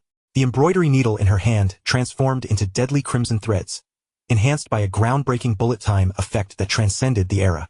The flying needles pierced throats, with Qi guiding her needles, treading upon the water's surface. Each scene, seemingly miraculous in the eyes of the 1970s, combined with the grand screen and surround sound, delivered an unprecedented audiovisual impact to the audience. When Dongfang Bubi, with a mere embroidery needle, staunchly blocked Ling Huchang's Dugu 9 swords, the entire theater erupted with fervor. Seated in the VIP section, Lei Luo had completely forgotten about the popcorn in his hands. His eyes widened, mouth agape, utterly transfixed. He pointed excitedly at the screen where the elusive, lethal figure in red danced, fervently slapping the thigh of his companion Zhu Yuzi, exclaiming with unrestrained enthusiasm, "My goodness! Is this what they call martial arts? This is a celestial battle, absolutely thrilling." Zhu Yuzi grimaced at the impact but remained fixated on the screen, murmuring to himself, "She is soaring." As the film drew to a close, Dongfang Bubi, grievously wounded by several swords, plummeted from Blackwood Cliff. She gazed at Ling Huchong, her eyes brimming with boundless love, hatred, and reluctance, ultimately transforming into a poignant smile. That glance, that smile, magnified by the grand screen, left an indelible imprint on the hearts of every viewer. When the end credits rolled and the lights illuminated the theater, an eerie silence enveloped the room. Everyone remained ensnared in the recent visual feast and the transcendent figure, unable to extricate themselves. Moments later, clap. It was unclear who stood first to applaud. Soon, a thunderous ovation, akin to a tsunami, swept through the theater. The applause resounded continuously for a full 10 minutes. Everyone rose to pay their heartfelt tribute to this magnificent work, to the character known as Dongfang Bubi. Following the premiere, the word of mouth exploded. The next day, all 15 cinemas under Lei's Cinemas were fully booked from the very first showing. The lines outside the theaters were more exaggerated than those during the initial rush for Walkman. The first day box office was announced. 120,000 Hong Kong dollars. This figure shattered the long-standing single-day box office record in Hong Kong cinema, previously held by Bruce Lee's The Way of the Dragon. In the following week, the box office continued to soar. 3 million, 5 million, 10 million. Dongfang Bubi relentlessly shattered every record in Hong Kong cinema. Lin Qingxia's name echoed throughout Asia overnight. She became the super idol in the hearts of countless men and women of all ages, the most dazzling cultural icon of that era. Meanwhile, Lei's film industry skyrocketed to fame with this film, cementing its unassailable dominance in Hong Kong's cinematic realm. The owners of Golden Harvest and Shaw Brothers, witnessing the desolate scenes in their own cinemas, glanced at the bustling crowds outside Lei's Cinemas, only to retreat behind closed doors, sighing in despair. They knew that an era belonging to the two of them had come to an end, while a new era belonging to Lei Chao had only just begun. At the headquarters of the Lei Group in the chairman's office, Lei Chao reclined leisurely in his executive chair, feet resting on the desk, gazing at the box office report just delivered by Zhao Yaji, a satisfied smile gracing his face. He had anticipated victory, but never to such an extent. Just then, the office door creaked open. A faint scent of wine wafted in. Lei Chao looked up to see Lin Qingxia entering. She was still clad in the fiery red embroidered robe from the film, her long hair cascading over her shoulders, a hint of intoxicating flush gracing her cheeks, her beautiful eyes ablaze with fervor. Approaching Lei Chao's desk, she leaned forward, hands bracing the surface, unabashedly presenting her curvaceous figure before him. Gazing into Lei Chao's eyes, her voice was husky and laden with seduction. "Boss, the film is a hit. How shall we celebrate tonight?" Chapter 68. The celebration on the yacht, life imitates art. "Boss, the film is a hit. How shall we celebrate tonight?" Lin Qingxia's voice was sultry and enticing, her slightly intoxicated eyes shimmering as they locked onto Lei Chao as if seeking to ensnare his very soul. The neckline of her fiery robe, slightly ajar due to her forward lean, revealed a vast expanse of smooth, delicate skin and a deep, alluring cleavage. Lei Chao set down the report, his gaze unabashedly roaming over her form. He stood, approached her, and gently grasped her delicate chin. "How do you wish to celebrate?" His voice was low, tinged with playful intrigue. Lin Qingxia remained silent, boldly meeting his gaze, then rose onto her toes, willingly pressing her wine-scented, warm lips onto his. An hour later, the night over Victoria Harbor resembled an overturned ink palette, deep and serene. A luxurious private yacht, pristine white, glided silently from the sheltered bay into the boundless sea. On the deck stood only two figures. Lei Chao had changed into a comfortable silk robe, leaning against the railing, a glass of expensive whiskey in hand, the sea breeze tousling his hair, rendering him less domineering and more languorous in content. Meanwhile, Lin Qingxia had just emerged from the yacht's bathroom. She had donned a matching silk robe, her wet hair cascading loosely over her shoulders, droplets of water trailing down her smooth neck, disappearing into the profound neckline. Barefoot, her delicate, porcelain-like feet touched the cool deck. The sea breeze enveloped her, clinging the thin robe to her form, accentuating her alluring curves that could drive any man to madness. She approached Lei Chao, took the glass from his hand, and, emulating Dongfang Booby from the film, tilted her head back, downing the fiery liquid in one go. The strong liquor heightened the already rosy hue of her cheeks, making her appear even more enchanting. Leaning against Lei Chao's chest, her body warmed by the alcohol, she asked, "Do you truly love me, or do you love my roles?" She looked up, her eyes glazed with intoxication, posing the question that had lingered in her heart for so long. "Or perhaps, do you merely cherish the wealth I can bring you?" Upon hearing this, Lei Chao chuckled. He reached out, gently lifting her breathtaking face to meet his gaze. His eyes were profound, as if perceiving all her insecurities and uncertainties. "Life imitates art." His voice resonated clearly in her ears amidst the sea breeze. "I love it all." Upon concluding his words, he no longer afforded Lin Qingxia any opportunity for contemplation. Lowering his head, he bestowed upon her lips a kiss imbued with possessiveness, heavy and fervent. This kiss was wilder and more domineering than those shared in the office. Lin Qingxia, casting aside all hesitation and entanglement, extended her arms, embracing this powerful man tightly, responding with fervor. The sea breeze grew stronger, causing the yacht to sway gently. On the deck, two silk robes lay carelessly discarded on the ground. Under the moonlight, two youthful and passionate bodies intertwined closely. Here, 5,000 words are omitted. As the first rays of dawn pierced the horizon, illuminating the entire sea surface, the cabin of the yacht remained in disarray. Lei Chao sat up from the bed, feeling refreshed. He glanced at the woman beside him, still deep in slumber, curled up like a languid cat in his embrace. A glistening tear lingered on her long eyelashes, and her exquisite face bore the marks of utter contentment and fatigue. A smile curled at the corners of Lei Chao's mouth. At that moment, a series of cold, mechanical notification tones erupted in his mind. "Ding! Congratulations, host, on successfully unlocking and taking charge of the Hong Kong entertainment industry landscape. Detected that the box office of the host's film The East is Invincible has surpassed 10 million Hong Kong dollars, triggering the super cash flow feedback mechanism. System funds increased by 200. Current available funds, 500 million Hong Kong dollars. Congratulations, host, on acquiring a new skill. Charisma Aura, passive. Skill description.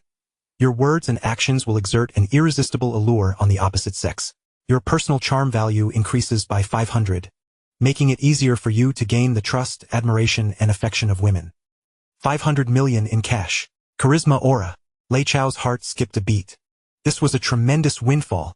With this substantial influx of funds, the subsequent plans for the underwater tunnel project and larger-scale real estate development had found the most solid backing.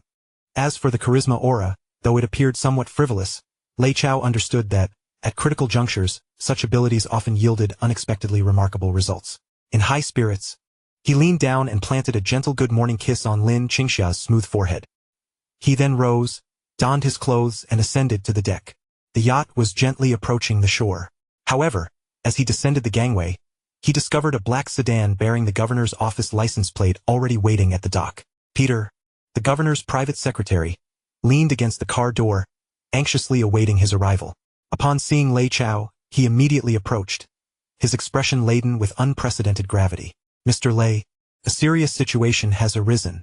Peter's voice was subdued, yet the panic in his tone was unmistakable. The governor requests your immediate presence. It concerns the Hung Ham underwater tunnel. Chapter 69. Shaw Brothers Bow Down, Television Domination. Mr. Lei, a serious situation has arisen. The morning air at the dock still carried a hint of the sea's saltiness. Peter, the governor's private secretary, a gentleman known for his elegance and composure, now bore an expression rife with uncontainable urgency. The governor requests your immediate presence. It concerns the Hung Ham underwater tunnel. Upon hearing this, the remnants of Lei Chao's lingering drowsiness vanished in an instant.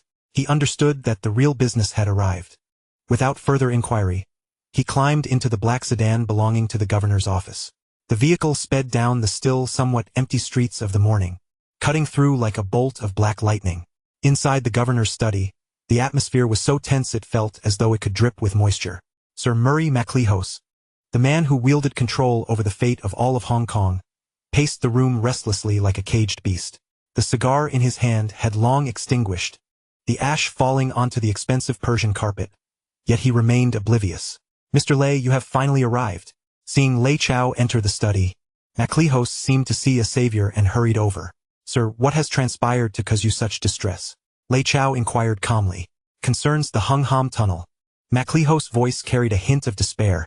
We are facing a monumental crisis. It turned out that this vital transportation project connecting Hong Kong Island and Kowloon had encountered severe technical issues during construction. The British construction company responsible for the project had made a critical miscalculation during the underwater segment's connection, resulting in a significant leak and displacement of a crucial section. This not only brought the entire project to a standstill but, more alarmingly, if mishandled, could trigger a chain reaction leading to the collapse of the already completed sections of the tunnel. That cursed British company, upon realizing their inability to resolve the issue, had fled overnight with the funds. MacLehose trembled with rage. They have left us with a colossal mess. Now, the citizens of Hong Kong are complaining about the inconvenience of cross-sea transportation, and it has even sparked several small-scale riots. London has issued me an ultimatum. If the tunnel is not operational within the original timeframe, I will have to pack my bags and leave as the governor. MacLehose turned his pleading blue eyes toward Lei Chao. Mr. Lei, I know you possess remarkable capabilities. Only you can save me, save Hong Kong. After listening, Lei Chao's expression remained impassive. He simply walked over to the nearby sofa, sat down, and leisurely poured himself a cup of tea, savoring it at a leisurely pace. However, his heart was already brimming with joy. Truly, when one is drowsy, a pillow arrives unbidden. He had been pondering how to legitimately intervene in Hong Kong's infrastructure sector, and unexpectedly, an opportunity had presented itself. Sir, this is no trivial matter. Lei Chao set down his teacup, feigning difficulty as he spoke. Infrastructure projects, especially underwater tunnels, are extremely technically challenging. If even the British experts cannot resolve it, what can an outsider like me possibly do? MacLehose grew anxious. Mr. Lei, do not be modest. Your Lei Electronics, Lei buses, each is a marvel. I believe you can find a solution. He regarded Lei Chao intently, gritting his teeth and presenting his offer. If you can resolve this dilemma, the government will pay you every last penny of the remaining project funds. Additionally, I will personally offer you a generous reward. Upon hearing this, Lei Chao chuckled, shaking his head. Sir, I am not particularly motivated by money. MacLehose was momentarily taken aback. Just then, a knock echoed at the study door. Sir Run Run Shaw, the entertainment magnate in his 60s, entered, guided by Peter. Upon seeing Lei Chao present, he momentarily froze, his expression shifting to one of complexity. Uncle Lou, what brings you here? Lei Chao rose to greet him. Run Run Shaw offered a wry smile, bowing to MacLehose before addressing Lei Chao. Mr. Lei, I have come to submit to you. It turned out that ever since Lei's film studio and the East is Invincible burst onto the scene, the Shaw Brothers film business had suffered a devastating blow. Audiences could no longer tolerate the Shaw's outdated cinemas and obsolete filmmaking techniques. In just 2 months, the Shaw Brothers box office attendance had plummeted below 10%. The company was incurring substantial losses daily. Astute as Run Run Shaw was, he realized that if this continued, the entire Shaw Group could be dragged under. Hence, he was here today to seek reconciliation. Lai Sheng, I have grown old. This cinematic world now belongs to you, the youth. There was a hint of melancholic resignation in the tone of Sir Run Run Shaw, akin to a hero in the twilight of his years. I have resolved to lease all the cinema chains under Shaw Brothers to you, with the sole request that you allow a lifeline for our Shaw films. After hearing this, Lei Chao did not respond immediately. His gaze flickered anxiously between the worried Governor MacLehose and the despondent Sir Run Run Shaw. One was the political leader of Hong Kong, and the other the godfather of its entertainment industry. At this moment, both once mighty figures found themselves in dire straits, seeking his assistance. An extraordinary opportunity to consolidate the realms of politics, entertainment, and infrastructure in Hong Kong lay before him. He looked at Sir Run Run Shaw and slowly spoke. Uncle Six, I do not require the cinema chains, for I shall soon possess the finest cinema chains in all of Hong Kong. Sir Run Run Shaw's expression darkened. However, Lei Chao swiftly shifted his tone. But I am quite interested in another asset you hold. What? TVB. The undeniable glimmer in Lei Chao's eyes made his intentions clear. I wish to exchange 20 of my newly established Lei film industry for 15 of your television station, TVB, and to gain a seat on the board. Sir Run Run Shaw's heart skipped a beat. To trade a nascent film company for a stake in Hong Kong's largest television network? On the surface, it seemed that Shaw was gaining the better end of the deal. Yet, Sir Run Run Shaw understood that the potential of Lei film industry was limitless. It represented the future. More importantly, behind Lei Chao's proposal lay a blatant ambition. He sought not only films but also television. He aimed to command the two most powerful voices in Hong Kong. After much deliberation, Sir Run Run Shaw let out a long sigh. He realized he had no choice. Either collaborate or be completely left behind by the tides of time. Very well, he nodded slowly, I agree. Having resolved matters with Sir Run Run Shaw, Lei Chao then redirected his attention to Governor MacLehose. Sir, I can take over the tunnel project. His voice was calm yet imbued with formidable confidence. Furthermore, I guarantee that it will be operational within 3 months. Really? MacLehose's eyes lit up instantly, excitement flooding his expression as he grasped Lei Chao's hand. British experts say it will take at least 3 years. Lei Chao smiled, withdrawing his hand. He raised a finger and waved it before MacLehose. However, I have one condition. What condition? Speak freely. Lei Chao looked him in the eye and stated clearly, I require not a single penny from the government for the project. However, once the tunnel is completed, the exclusive rights for the next 30 years must belong to Lei Group. MacLehose's breath caught at that moment. 30 years of exclusivity. This meant that for the next 3 decades, every vehicle passing through the Cross Harbor Tunnel would have to pay a toll to the Lei family. This was not merely a business transaction. It was a perpetual money-printing machine to be handed down through generations. It was an audacious proposition, yet, as MacLehose gazed into Lei Chao's confident eyes and considered his precarious position, he found himself with no alternatives. I agree. To preserve his position, MacLehose gritted his teeth and signed the franchise agreement that would alter the future landscape of Hong Kong. Holding that seemingly light yet heavy as a mountain agreement, Lei Chao stepped out of Government House. In the sunlight, a radiant smile graced his face. He knew that, from this moment onward, he had truly become the undisputed sovereign of this city, unadorned by a crown. He waved the agreement in front of his waiting associate, Lei Luo, at the entrance. Father, prepare the bags. We are off to fish for gold in the sea. Chapter 70. The Tunnel Debacle and the Governor's Plea for Help. I agree. In the study of Government House, Sir MacLehose almost squeezed out those 4 words through clenched teeth. He looked at the freshly minted franchise agreement in Lei Chao's hands, feeling as though he had signed not a document, but a deed of servitude. Trading the lifeblood of a city's transportation and 30 years of cash flow for the assurance of keeping his position, no matter how he calculated it, he was at a profound loss. Yet he had no alternatives. Holding that seemingly light yet weighty agreement, Lei Chao's smile was gentle and humble, but to MacLehose, it resembled a devil's pact. Sir, may our collaboration be fruitful. Lei Chao extended his hand. MacLehose stiffly shook it, his well-groomed hand now devoid of warmth. Lei Chao did not linger. He gracefully turned and exited the study that had yielded him such bountiful rewards. As he reached the entrance of Government House, Lei Luo and Zhu Yuze had been waiting for quite some time. How did it go, Chao?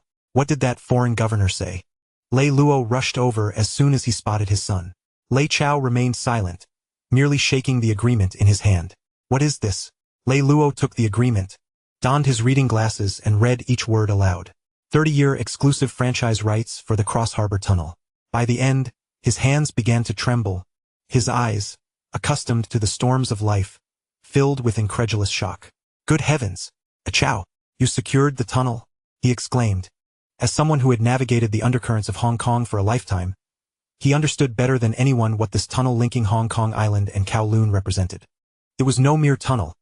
It was an inexhaustible gold mine. So, does this mean every vehicle passing through will have to pay us? Zhu Yuze, also stunned, swallowed hard and asked cautiously. Lei Chao nodded, then patted his father's shoulder. Father, prepare the bags. We are off to fish for gold in the sea. Early the next morning, Lei Chao took his team to the construction site of the Cross Harbor Tunnel.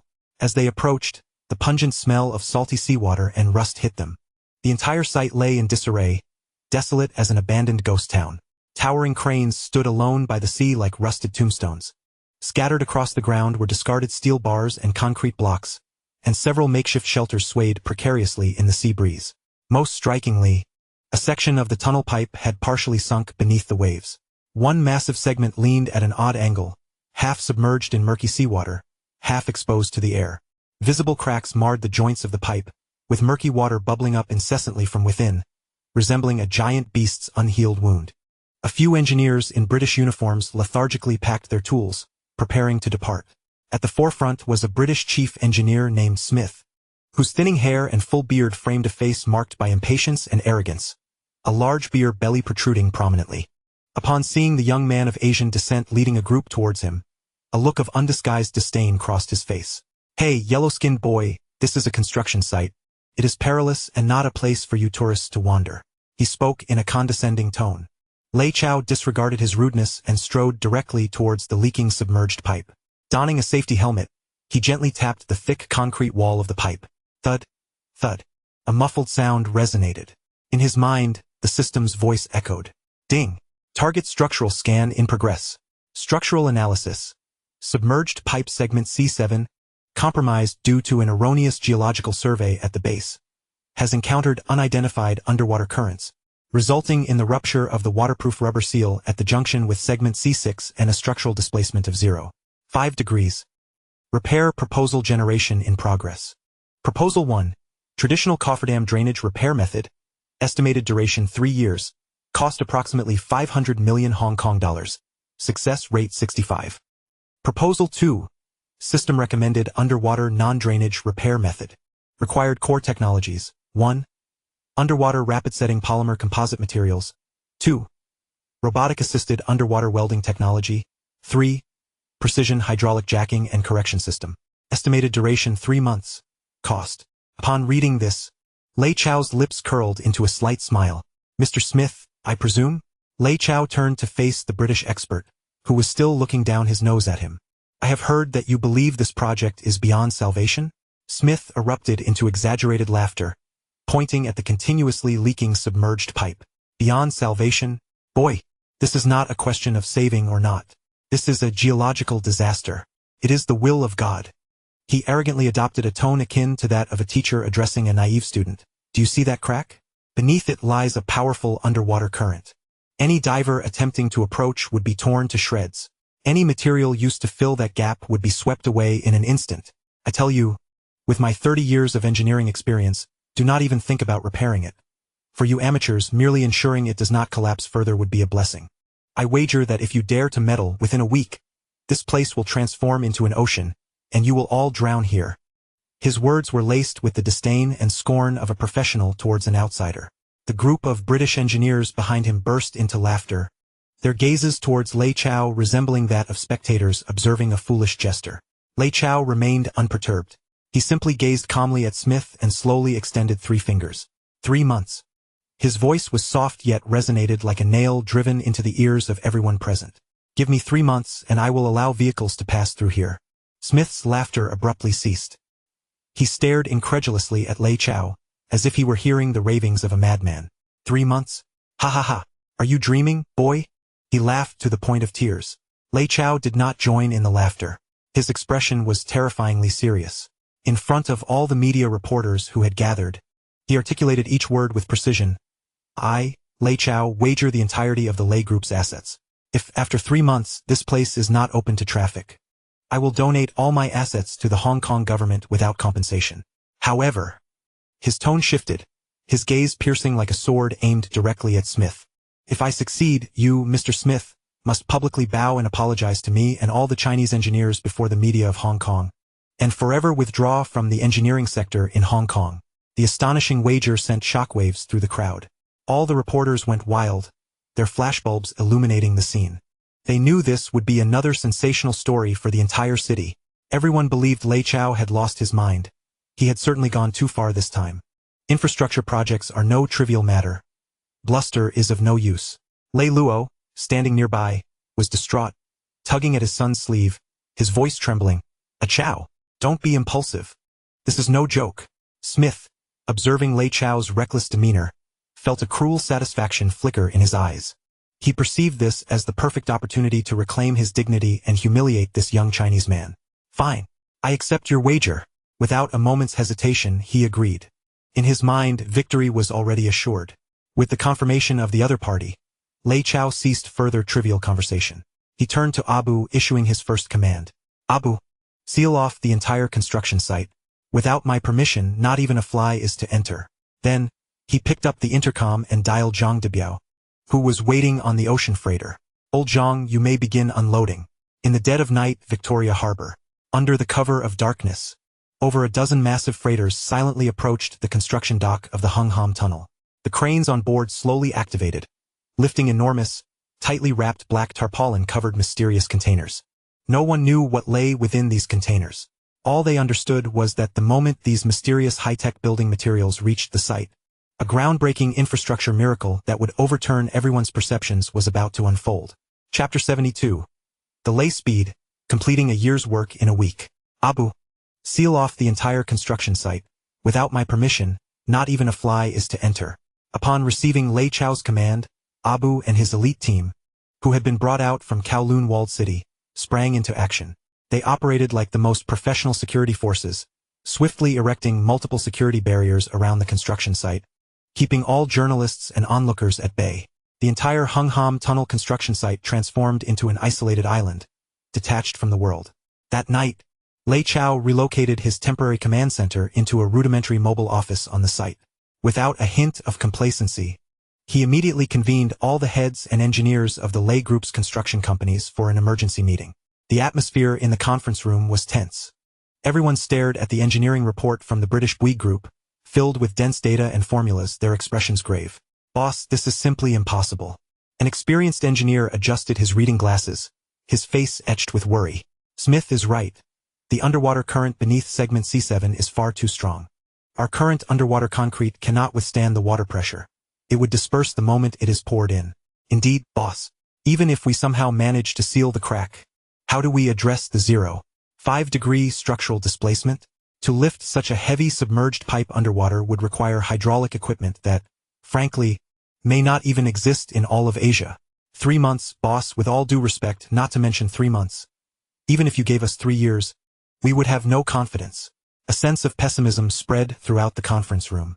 However, Lei Chao, as the commanding officer, exhibited no signs of anxiety. He merely listened quietly until everyone had expressed their professional opinions. Have you all finished? He lifted his eyelids, scanning the room. Then he tossed a fresh set of blueprints, consisting of only a few pages, onto the conference table. From this moment forward, forget all the outdated engineering knowledge in your minds. Follow this.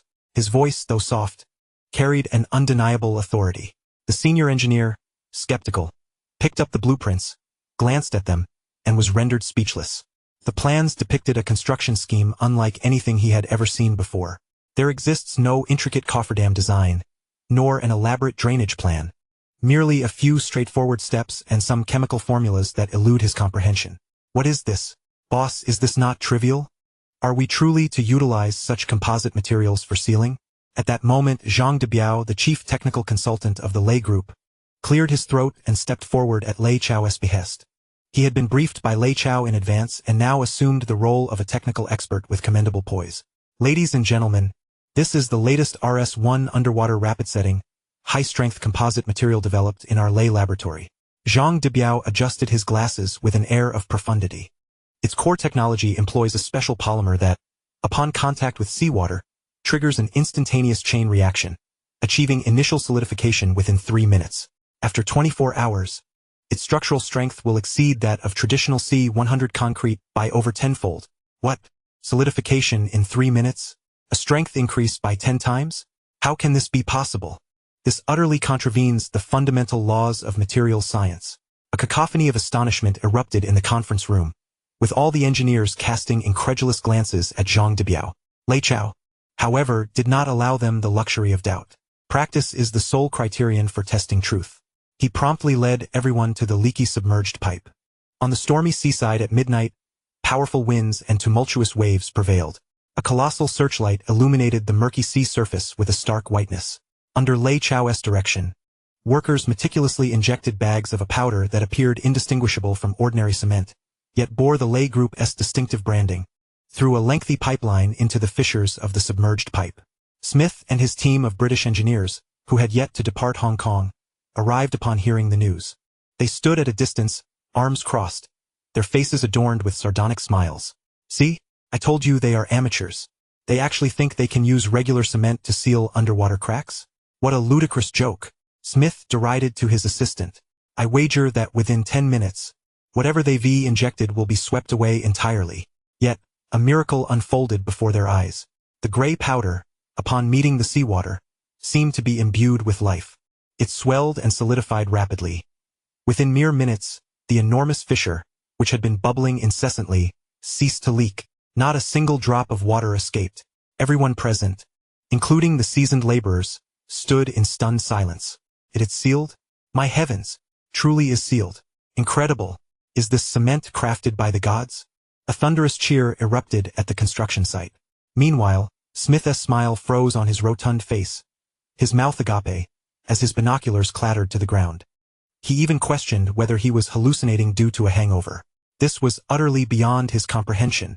With the leakage resolved, Lei Chao promptly issued a second directive. Bring me that tunneling machine. The workers sprang into action. A peculiar machine, resembling a massive metallic beetle, was slowly hoisted by a heavy crane and precisely placed at the tunnel's opposite entrance. Small intelligent shield tunneling machine, produced by the system. This was another piece of black technology that Lei Chao had redeemed from the system marketplace.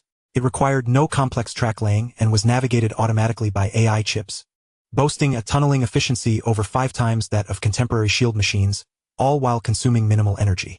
As this tunneling machine activated, its colossal drill head, adorned with alloy cutters, began to spin at high speed, the hard rock and soil before it crumbled like tofu. A deep, resonant sound of excavation reverberated across the construction site, reminiscent of a tireless steel beast roaring greedily as it delved into the earth's depths. The site buzzed with bright lights and the cacophony of machinery. Lei Chao did not retreat to his comfortable villa, but instead settled into the temporary office at the construction site. He shed his expensive suit for standard work attire, sharing communal meals with the laborers and personally overseeing the operations. His presence served as a steadfast anchor, instilling vigor in all the workers. With the aura of the infrastructure madman and various black technologies backing him, the project progressed at an astonishing pace. In just 1 week, the previously stalled work due to leakage advanced by a remarkable 20%. This speed left everyone astounded. Media outlets daily headlined this miraculous feat achieved by the Lei Group with the most extravagant titles. Completed a year's work in 1 week. Hong Kong's Lu Ban Lei Chao creates another myth. British experts at their wits' end. Chinese wisdom turns the tide. Within the governor's office, Sir Murray MacLehose perused the daily progress reports from his secretary, his furrowed brow lifting to reveal genuine joy and relief. He knew he had made the right bet this time. Meanwhile, Smith, who had been lurking in his hotel, observing the site's progress through binoculars, fell into a pit of self-doubt.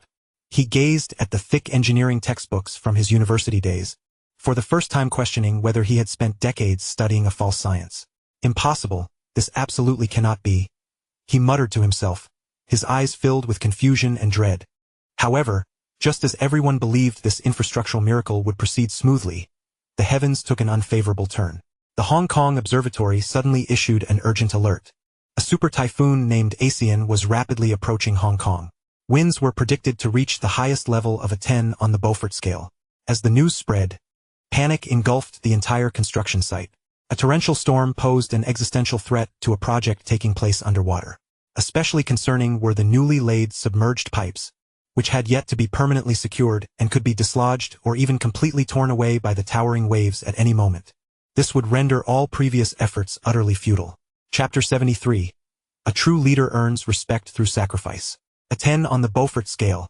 The super typhoon Asian is expected to make landfall in Hong Kong in 12 hours. The blaring alarm echoed through every corner of the Hung Hom Tunnel construction site via the radio. The sky darkened at a visible rate, with ominous clouds rolling across the skyline like spilled ink, suffocating in their weight. The sea surface began to churn with fierce winds, whipping up layer upon layer of white foam that crashed violently against the coastal rocks, producing a deafening roar. The construction site fell into an eerie silence. All work ceased as everyone looked up at the darkening sky, their faces etched with fear and despair. It's all over. An elderly worker responsible for underwater monitoring, gazing at the wildly fluctuating curves on the screen, trembled as he spoke.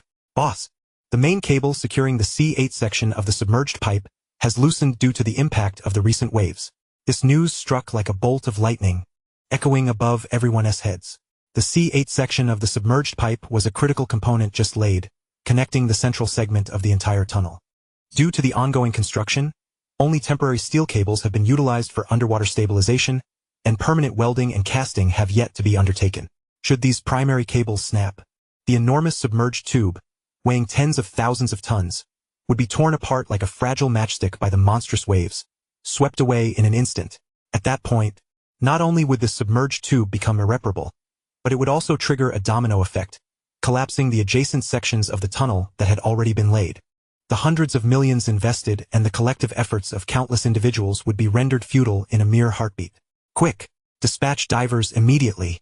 We must reinforce the cables at once," project manager shouted hoarsely. However, his voice was soon drowned out by the howling winds and the roar of the waves. A few of the most seasoned divers approached the shore, casting a glance at the churning, boiling Black Sea, their faces paling in fear as they retreated. "The manager can't go down there," one diver exclaimed, his voice quivering with despair. "Going in now is tantamount to signing a death warrant. The waves would smash a person to pulp. Indeed, the undercurrents down there are certainly chaotic. Entering would mean being swept away to feed the fish. I refuse. No amount of money could convince me. I have a wife and children at home." In the face of nature's fury, human life appeared so fragile. A profound silence of despair enveloped the construction site. Everyone stood helplessly, gazing at the submerged tube teetering amidst the monstrous waves. Lei Luo and Pig Oil Boy arrived at the scene, their legs trembling at the apocalyptic sight before them. "Should we just give up?" Lei Luo grasped his son's hand, his voice trembling. "Money can be earned again, but once life is lost, nothing remains. We must retreat." At that moment, when everyone had chosen to surrender, Lei Chao made a decision that astonished all. Without uttering a word, he shed his work jacket, revealing his bronze-toned, well-defined muscles. He then strode purposefully toward the equipment room. Minutes later, he emerged clad in a professional, heavy-duty black diving suit. The onlookers regarded him with incredulity, as if he were mad. "Boss, what are you doing?" Zhang Debiao was the first to rush forward, gripping Lei Chao's arm tightly, his eyes wide with disbelief. Abu, accompanied by several bodyguards, positioned himself in front of Lei Chao, his face etched with urgency and confusion. "Boss, you can't go down there. It's far too dangerous. Step aside." Lei Chao's voice was calm yet bore an undeniable authority. "My money, my life, I will stake it myself." He pushed past Abu, without a trace of hesitation, his heavy footsteps leading him toward the roaring sea, resembling the very entrance to hell. Everyone was left in shock. The boss was diving in personally? A billionaire was willing to risk his life for this project? The workers and the divers, who had previously hesitated, felt a flush of shame as they beheld Lei Chao's resolute figure. If the boss was leading the charge, what reason did they have to remain idle? With a splash, Lei Chao leapt fearlessly into the icy, tumultuous waters. His form was instantly engulfed by a towering wave. "Damn it! The boss has jumped in. Are we just going to stand here and wait to die?" Abu's eyes reddened as he watched Lei Chao disappear beneath the waves. With a primal roar, he tore off his shirt, revealing a torso marked with scars and tattoos. "Brothers, the boss sees us as equals. Today we shall return the favor with our lives. Follow me." Without any diving gear, he leapt in, bare-chested, the first to plunge into the raging sea. "Jump!" The dozen or so loyal bodyguards from Kowloon City followed suit, without a moment's hesitation, diving in like dumplings into boiling water. This heroic scene ignited a fierce spirit within all the workers present. To hell with it. If they're fighting, so shall we. The boss fears not death. What do we have to fear? Count me in. If we die, we die. The workers' morale surged at that moment. No longer were they fearful or hesitant. One by one, they grabbed their tools, donned life jackets, and leaped into the water. In an instant, dozens, if not hundreds of figures, formed a fragile yet unyielding human wall, charging toward the precarious submerged tube. Below the surface, the world was murky. The immense undercurrents clawed at Lei Chao's body like an invisible hand, while the frigid sea water seeped through the seams of his diving suit, eroding his body heat. Yet he showed no signs of retreat. Empowered by the physical enhancement system's aura, his strength and endurance surpassed that of ordinary men. Like a nimble fish, he navigated through the turbulent waters, struggling toward the loosened cable. At last, he grasped the cold steel cable, thicker than his own arm. With every ounce of strength, he secured himself to the submerged tube, gripping the cable tightly to prevent it from loosening further. Soon, Abu and several of the best swimmers joined him. Without uttering a single word, they communicated with their eyes, executing the most seamless coordination. Some tightened the cable, while others swiftly drove new anchor bolts into the seabed's rocks. Above the surface, the storm raged, with thunder and lightning. Below, a silent battle unfolded, racing against death. Time passed second by second. Lei Chao felt his strength rapidly depleting, the air in his lungs growing thinner, and his limbs numb from the cold. Yet he gritted his teeth, refusing to yield even a fraction. He understood that, if he let go, not only would the project fail, but the livelihoods of the thousands of workers on shore would be doomed, their hopes sinking into the depths. Finally, as the first light of dawn tinged the horizon, just before Typhoon Aishin's I made landfall in Hong Kong, a resounding thud echoed. The final anchor bolt was driven deep into the seabed. All cables were tautened once more, firmly securing the swaying submerged tube amidst the storm. The crisis was averted. As Lei Chao emerged from the murky waters, utterly exhausted, the workers hastily pulled him ashore. The moment he reached land, he could no longer support himself. His legs buckled, and he collapsed onto the muddy ground, gasping for breath. Rainwater and sweat mingled on his handsome face, cascading down like a waterfall. Surrounding him, the workers gathered spontaneously. They neither cheered nor spoke. Instead, they regarded this young man, who had emerged from the gates of death alongside them, with profound respect and admiration. In that moment, Lei Chao transcended being merely the payroll provider in their eyes. He had become a true leader. Chapter 74. The opening ceremony. Lei Chao's ambitions extend far beyond this. Typhoon Aishin ultimately made landfall. The fierce winds, accompanied by torrential rains, ravaged the city throughout the night, reminiscent of an army of thousands. Countless trees were uprooted, billboards were torn to shreds, and low-lying areas were submerged in water. However, as dawn broke the following morning, and the storm passed, sunlight pierced through the clouds once more. At the construction site of the Hungham Tunnel, the once-tossed submerged pipe stood resolutely in the sea, akin to a stabilizing pillar. After a night of life-and-death struggle, it emerged not only unscathed but even reinforced. This news, captured by the cameras of journalists who had vigilantly waited outside the site all night, swiftly spread across Hong Kong. A miracle in the storm. The Lei team fought valiantly overnight to save the Hungham Tunnel. Leading by example, billionaire Lei Chao personally entered the water for rescue, composing a hymn of leadership. The photograph of Lei Chao, drenched and collapsed in the muddy waters, was prominently displayed on the front page of newspapers. Despite his disheveled appearance, his eyes conveyed an indomitable resolve. This image ignited a fervor among the public in Hong Kong. Everyone was captivated by Lei Chao's spirit of leading from the front, sharing hardships with the workers. Wow, now that's a true boss. He's the first to step up in times of trouble. Those British folks just hide in their offices sipping wine and flee when trouble arises. Compared to Mr. Lei, they are nothing but trash. Anyone who dared to label Mr. Lei as a profiteer would face my wrath. Following the trials of the typhoon, Lei Chao's reputation not only remained intact but soared to unprecedented heights. He became the embodiment of responsibility, determination, and compassion in the hearts of the people of Hong Kong. In the aftermath of the storm, the progress of the tunnel project accelerated once again. Inspired by their boss's tireless example, the workers' spirits soared to new heights.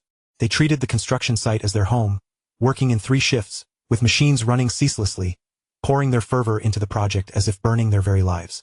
With the dual support of advanced technologies and the overwhelming morale of the entire workforce, a miracle unfolded once more. The original 3-month construction timeline was drastically compressed.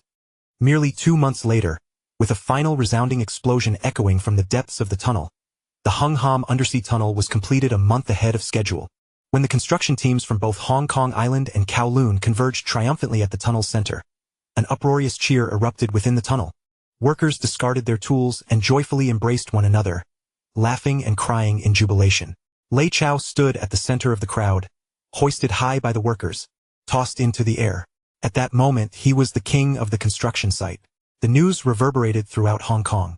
The media lavishly praised him, bestowing upon him a plethora of grand titles. Infrastructure wizard, the Hong Kong Luban, the man who creates miracles. Lei Chao's name became the most dazzling legend of this era. The day before the opening ceremony, before dawn, Lei Luo was so exhilarated that he could no longer sleep. Clad in a red tracksuit, he rallied his companions, including the 4 retired detectives, and they triumphantly made their way to the still unopened Hung Hom tunnel. In the early morning, the tunnel was deserted, illuminated by rows of brand new lights, bright as day. Ha ha ha, come on, let us run. Like a child, Lei Luo sprinted down the smooth, wide asphalt road. His companions, similarly sporting beer bellies, huffed and puffed as they trailed behind. Wow, this road is incredibly smooth. Indeed, it's even better than the road in front of the government house. As he ran, Lei Luo spread his arms wide, shouting into the empty tunnel. Do you see this? This was built by my son. My son. From now on, every vehicle passing through here must pay my son. His voice echoed in the tunnel, filled with an unparalleled pride and joy. At that moment, his love for his son transcended mere paternal affection, evolving into a near-blind admiration. He realized that the greatest achievement of his life was not becoming the chief of police nor amassing a fortune of 500 million, but rather giving birth to Lei Chao, such an extraordinary son. On the day of the opening ceremony, the scene was unprecedentedly grand. Governor MacLehose personally attended to inaugurate the event, with all the notable political and business figures of Hong Kong present. Lei Chao, as the architect of the entire project, naturally stood center stage, dressed in ordinary blue work attire, like all the workers involved, and sporting a yellow hard hat emblazoned with the Lei Group logo. He stepped to the microphone to deliver a brief speech. Today, standing here, it is not just me, Lei Chao. It is the thousands of ordinary Hong Kong workers, who with our sweat, our wisdom, and our hands, have collectively created this miracle that belongs to us Hong Kong people. It proves that as long as we unite, there is nothing we cannot achieve. This statement, broadcast live on television, resonated throughout Hong Kong. All who watched the live stream felt a surge of passion, igniting a peak of national pride. Following the ribbon-cutting ceremony, under the watchful eyes of the public, Lei Chao personally drove the Lei Group bus with the license plate number 1 Hong Kong dollar, as the first vehicle to slowly enter the Hung Hom undersea tunnel. On the other side of the tunnel, a brand new toll station officially opened. As the first private car followed the bus and approached the toll booth, the driver dropped a coin into the metallic toll box. Clink. The crisp sound of metal resonated. From his vantage point in the driver's seat, Lei Chao witnessed this moment through the rearview mirror. A faint smile crept across his lips. To him, that clear sound of the coin was more melodious than any symphony in the world, for he understood that this was no ordinary coin. It represented a relentless machine that would ceaselessly print money as long as the city of Hong Kong existed. Gazing into the rearview mirror at the endless stream of vehicles flowing into the tunnel, his mind began to contemplate an even more significant matter. With money comes the question how to spend it, the chip that the Americans had monopolized for the Walkman. It was time to resolve that. Chapter 75. Is 10 billion enough? If not, I'll earn another 10 billion. Clink. The sound of that crisp coin striking metal was like a starting gun, definitively ushering in the Lei Group's era of money printing. In the first week following the opening of the Hung Hom undersea tunnel, Hong Kong was engulfed in a frenzy of crossing the sea. Countless citizens, even without a need to cross, made special trips to drive and experience the colossal undersea dragon constructed by the master builder, Lei Chao. The traffic volume far exceeded the government's most optimistic projections. Reaching a breaking point, the toll station at the tunnel entrance became the busiest and most coveted location in all of Hong Kong. With 24 toll booths operating around the clock, long lines still formed, overflowing with vehicles. Every morning, As the toll station concluded its overnight operations and commenced the tallying of accounts, the scene was enough to drive any banker to madness. Boxes upon boxes of coins and bundles upon bundles of banknotes piled high like mountains. The sheer volume of cash was so immense that ordinary armored vehicles could not accommodate it.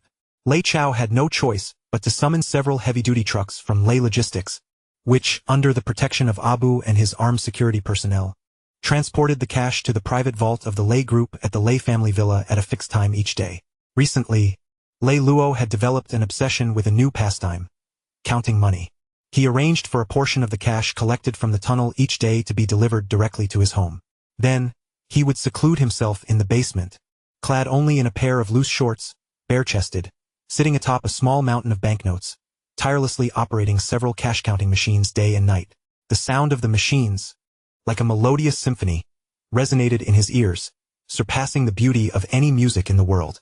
"Father, it's time for dinner." Zhao Yaji, dressed in a delicate pink camisole, the hem of which was quite short, revealing her long, snow-white legs, entered the basement holding a bowl of freshly stewed bird's nest. Upon witnessing the exaggerated spectacle before her, she was at once amused and bewildered. Lei Luo lifted his head, massaging his sore wrist from counting, yet his face radiated with a blissful worry. "Oh dear, Yaji, come help me count," he complained, pointing to several cash-counting machines that had begun to smoke from overheating. "These contraptions are far too fragile. After less than an hour of use, several have already broken down. Goodness, they break down faster than when I used to rob banks." Gazing at the towering piles of cash, he felt as though he had squandered his entire life. Having served as a police officer for decades, navigating both the legitimate and the underworld, risking his life to amass a modest fortune, he was astonished that his son, having merely constructed a tunnel, now reaped more daily than he had ever embezzled in his lifetime. Zhao Yaji placed the bowl of bird's nest on the table and, looking at her father, who was boasting like a child, gently laughed. "Father, you needn't count anymore. Be careful not to cramp your hand. Chao Gu has said that this money is merely the tip of the iceberg. The tunnel brings not only a colossal cash flow but, more importantly, it has thoroughly stabilized the financial chain of the Lei Group. With this relentless money-printing machine as our backing, Lei Chao has completely liberated himself from dependence on banks.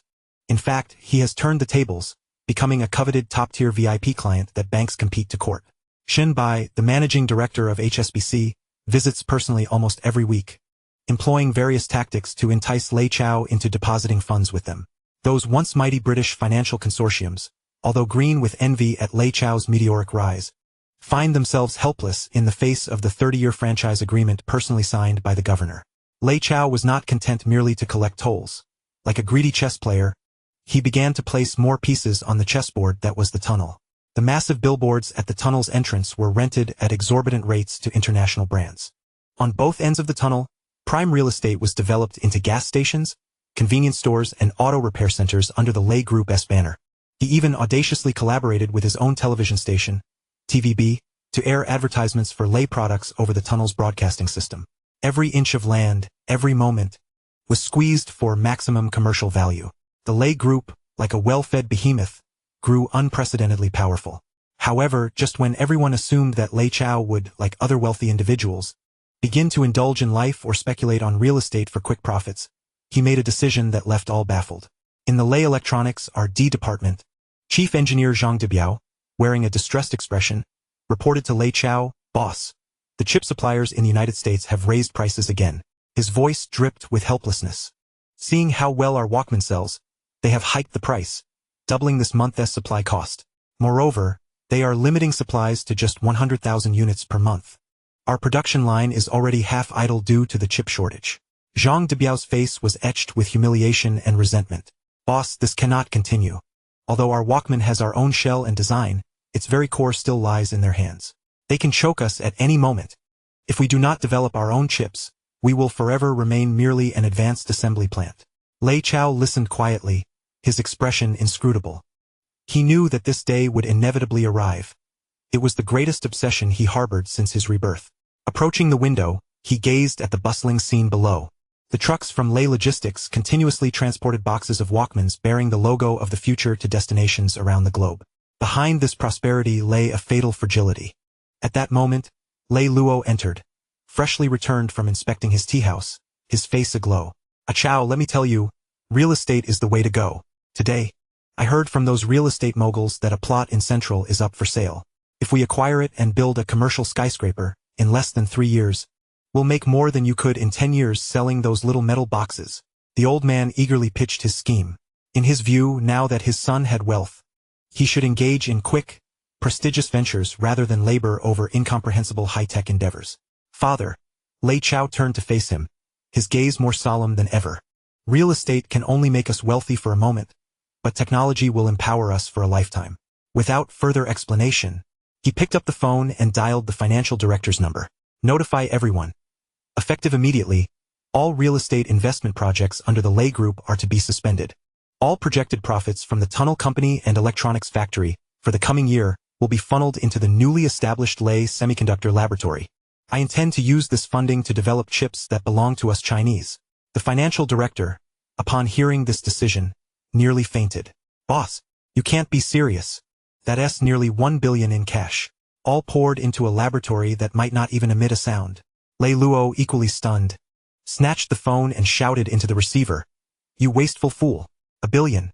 Do you know how much land that could buy? Lei Chao disregarded his father's outburst. He merely stared out at the sky belonging to the British, speaking each word with gravity. Though his voice was low, it bore the weight of mountains. Is 1 billion enough? If not, I will earn another billion or even 2 billion. I will make it happen. Chapter 76. Night tour of the tunnel. Just for a smile from the beauty. 1 billion. If that isn't enough, I will earn another billion.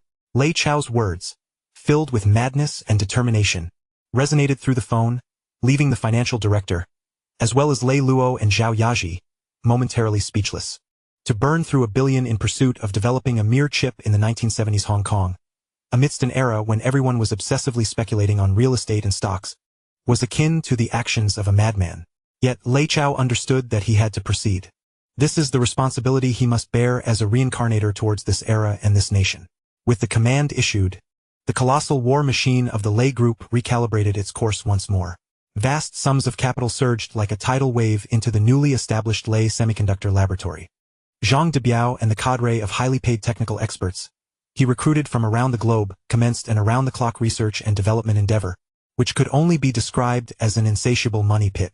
However, distant waters cannot quench immediate thirst. The development of chips requires time, yet the pressing logistics issues loomed large. The downfall of Kowloon Bus, while catapulting the Lei Transportation Group to the forefront of Hong Kong's ground transport, also incited envy and covetousness from countless competitors. In no time, various small transportation companies sprang up like mushrooms after rain.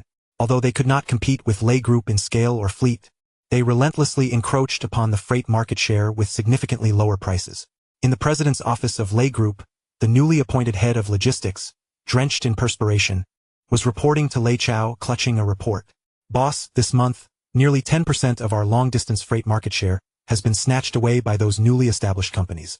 They are engaging in a price war, slashing rates recklessly. While our vehicles are superior, we simply cannot compete with their costs. Listening intently, Lei Chao tapped his fingers lightly on the desk. He picked up a pen and circled the Hungham Tunnel on the paper, then drew an arrow pointing from the circle to Lei Logistics. Unable to compete on costs? A cold smile crept across his lips. Who said we needed to compete on costs?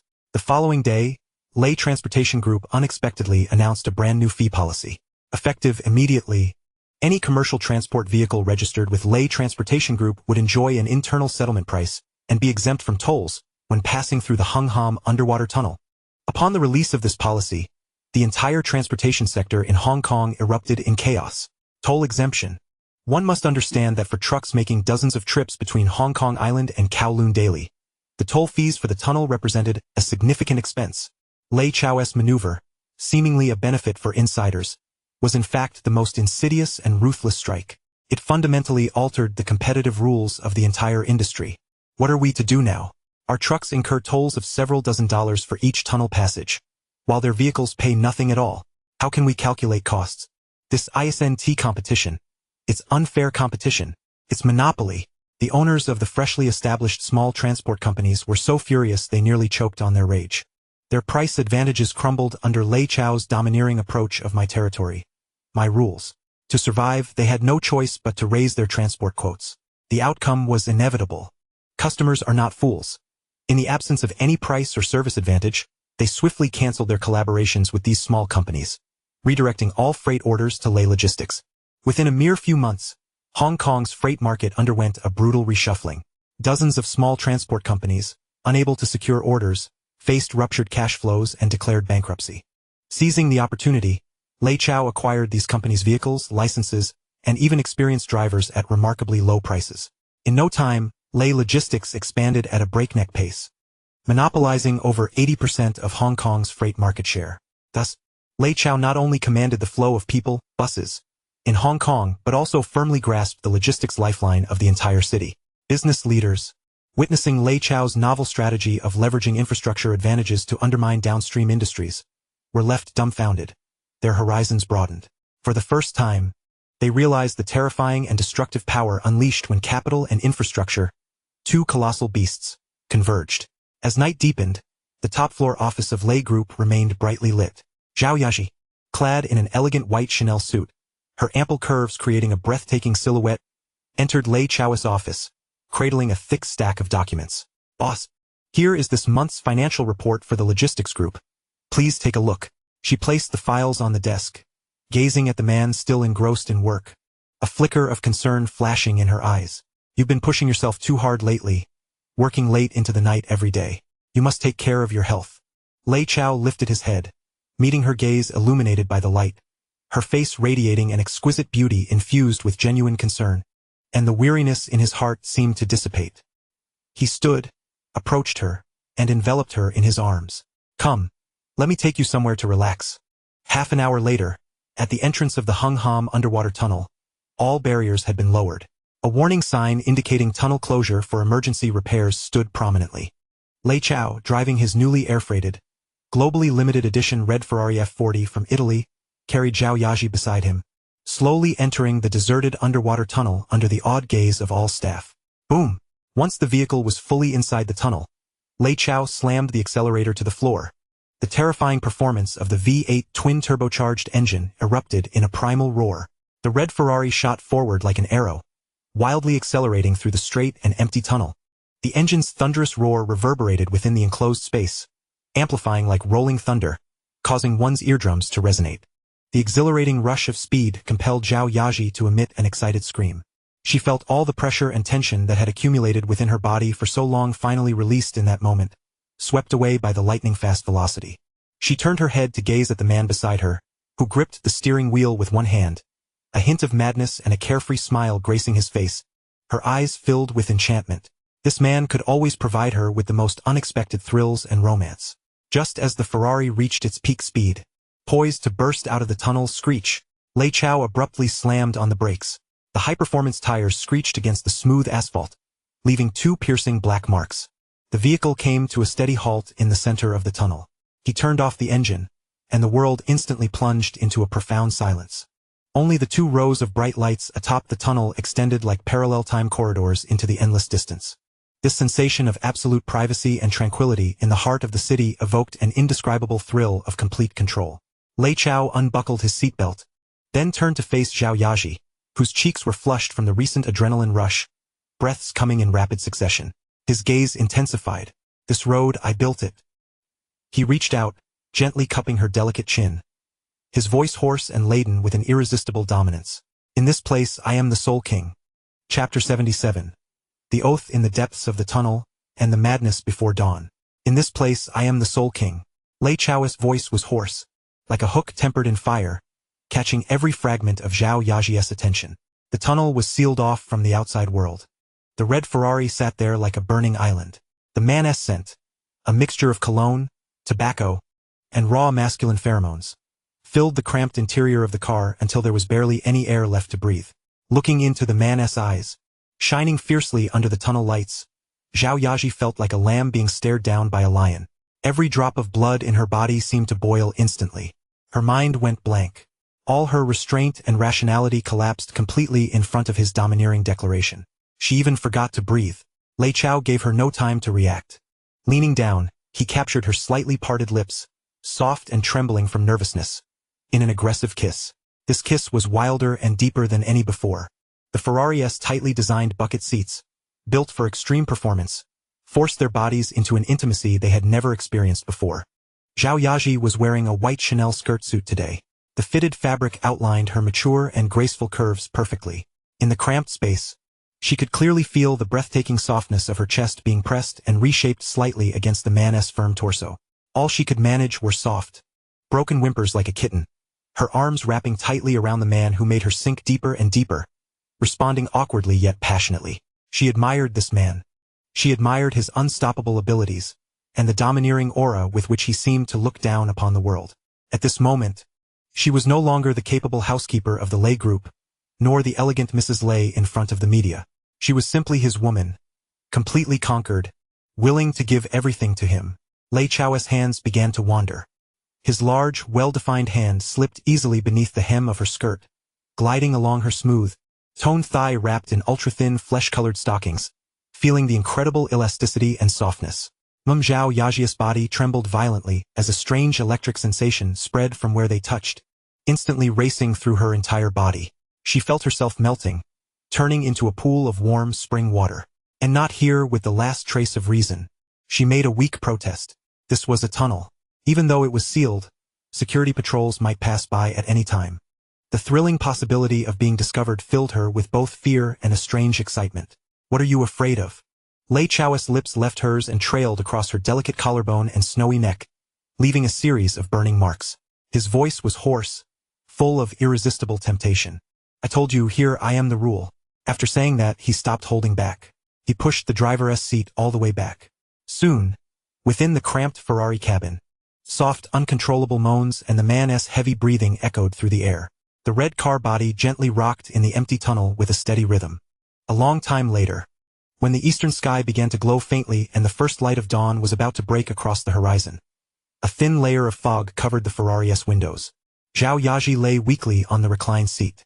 Her expensive Chanel suit was now wrinkled, and several buttons had been roughly torn off at some point. A lingering blush remained on her stunning face. Her beautiful eyes shimmered with moisture, filled with both deep satisfaction and exhaustion. Lei Chao leaned back in the driver's seat and lit a cigarette, looking at the woman beside him, like a delicate flower thoroughly nourished by rain. He felt a deep sense of satisfaction rise within him. Zhao Yaji turned slightly and rested her head gently on his thigh. Her pale fingers traced small circles on his chest. You've been pushing yourself too hard lately, the tunnel, the logistics, and now worrying about the chip project. Her voice carried a hoarse softness after everything they had done. You need to take better care of yourself. Lei Chao exhaled a ring of smoke and held her mischievous hand. I have no choice. His gaze passed through the car window toward the sky brightening at the end of the tunnel. This world is a jungle. If I'm not the hunter at the very top, someone else will treat me like prey. Only by becoming strong enough can I protect you and everything I want. Zhao Yaji felt deeply moved listening to his words. She lifted her head and looked up at the man's sharp jawline. A new spark of desire flickered in her hazy eyes. Lei Chao, she softly called his name. I want to have a child for you. She had brought up the topic again. But this time there was no hesitation in her voice, only determination. She wanted to bind her life completely to this powerful man through a child. Lei Chao's hand, which had been stroking her smooth cheek, paused. Looking into her eyes filled with admiration and resolve, something soft in his heart was touched. He knew that, for a woman, this was everything she could give. All right. He leaned down and placed a solemn kiss on her forehead. Once the chip issue is solved, we'll hold the grandest wedding in all of Hong Kong. He paused, then added with a playful tone, although you might not be the only bride. Zhao Yaji lightly punched his chest in mock annoyance. Yet the corners of her lips lifted into an uncontrollable smile. She knew this man could never belong to her alone. But as long as she could be the most special and irreplaceable person in his heart, that was enough. After their wild night deep in the tunnel, their relationship had become even closer. Zhao Yaji had completely begun to see herself as the future mistress of the Lei family. Roar! The red Ferrari started again like a waking beast, carrying the two lovers, still immersed in tenderness, out of the tunnel and into the first rays of Hong Kong's dawn. After dropping Zhao Yaji off at home, Lei Chao did not rest for a moment. A gentle paradise could ruin a hero. He had to remain clear-headed at all times. He drove straight to the heavily guarded Lei Semiconductor Laboratory in the Kuntong Industrial District. But when he pushed open the laboratory door, the first thing he saw was Zhang Debiao's exhausted and worried face. The atmosphere in the lab was heavy. All the technicians were gathered silently around a massive, sophisticated machine. "What's wrong, old Zhang?" Lei Chao felt a bad premonition. Seeing him, Zhang Debiao looked as if he had spotted a savior. Holding a test report, he hurried over, frustration written all over his face. "Boss, we failed." His voice was dry, filled with the helplessness of a technician facing an insurmountable barrier. "Our chip architecture is perfect in theory, but we can't manufacture it. The issue lies with the lithography machine." He pointed to the top-tier lithography machine imported from Germany, the pinnacle of this era, and spoke with palpable anguish. "This precision can only reach a mere 3 microns. Yet, to achieve the desired performance of our chips, we require at least a 15-micron process technology. This is a substantial hardware gap, a glaring flaw of our time. Boss, unless we can procure a more advanced lithography machine, our previous investment of 1 billion will be in vain." Chapter 78. If we cannot produce chips, let us first sell electronic vices. "Boss, we have failed." Zhang Debiao's voice resonated like a heavy stone, crashing into the silence of the laboratory. His face, usually brimming with the confidence of a tech enthusiast, was now etched with defeat and helplessness. "The architecture of our design chips is theoretically flawless. However, we cannot fabricate them. The problem lies with the lithography machine." He gestured toward the exorbitantly priced lithography machine from Germany, the apex of contemporary technology, his voice tinged with despair. "This precision can only reach a maximum of 3 microns. Yet, to realize the expected performance of our chips, we need a process technology of at least 15 microns. This is a significant hardware disparity, a critical flaw of our era. Boss, unless we can obtain a more advanced lithography machine, our previous investment of 1 billion will be utterly wasted." 1 billion. This staggering figure left all the young engineers in the laboratory breathless. After tirelessly toiling for months, they were thwarted by a machine, a technological barrier insurmountable. Lei Chao remained silent. He approached the colossal lithography machine, extending his hand to gently caress its cold metallic exterior. The lithography machine, the jewel of the semiconductor industry. This is the true national treasure, a testament to a country's industrial prowess. He understood that to conjure a lithography machine capable of achieving 15 microns or even higher precision in the 1970s was a challenge on par with launching an artificial satellite. Even with the assistance of the system mall, the astronomical points and funds required to exchange for a top-tier lithography machine were far beyond his current means. The fortune earned from the tunnel was but a drop in the bucket before this true money-devouring behemoth. At that moment, the laboratory door swung open. Lei Luo and Zhu Yuzi entered. The old man had heard of a significant breakthrough in the laboratory and had come to join the excitement. Upon entering, he spotted his precious son leisurely sipping tea while a group of scientists, he had hired at great expense, were gathered around a battered tin box, thoroughly engrossed. "Nonsense. Utter nonsense." The old man was fuming. "I brought you here to conduct research, not to play. What is there to enjoy about this? Is it more thrilling than playing mahjong?" As he berated them, he strode forward, intending to drag the most animated Zhang Debiao away. "Dad, don't be hasty. Come give it a try," Lei Chao said with a smile, handing him a coin. "I refuse to play with such childish nonsense." Lei Luo scowled in disdain but, unable to resist his son's urging, reluctantly dropped the coin into the machine. 10 minutes later. "I lost. I'm out. Let us go again. Fatty, quick. Get me more coins. Today, if I don't conquer this, I won bear the surname Lei." Lei Luo's eyes were bloodshot as he fixated on the screen, the joystick in his hand creaking with every movement. His fervor surpassed that of any young engineer in the laboratory. After a lifetime of playing mahjong, he discovered for the first time that there existed something far more addictive than a pure hand of tiles. That very night, Lei Luo had the prototype transported back to the grand hall of his villa. He stayed up all night, determined to achieve the highest score in the entire laboratory.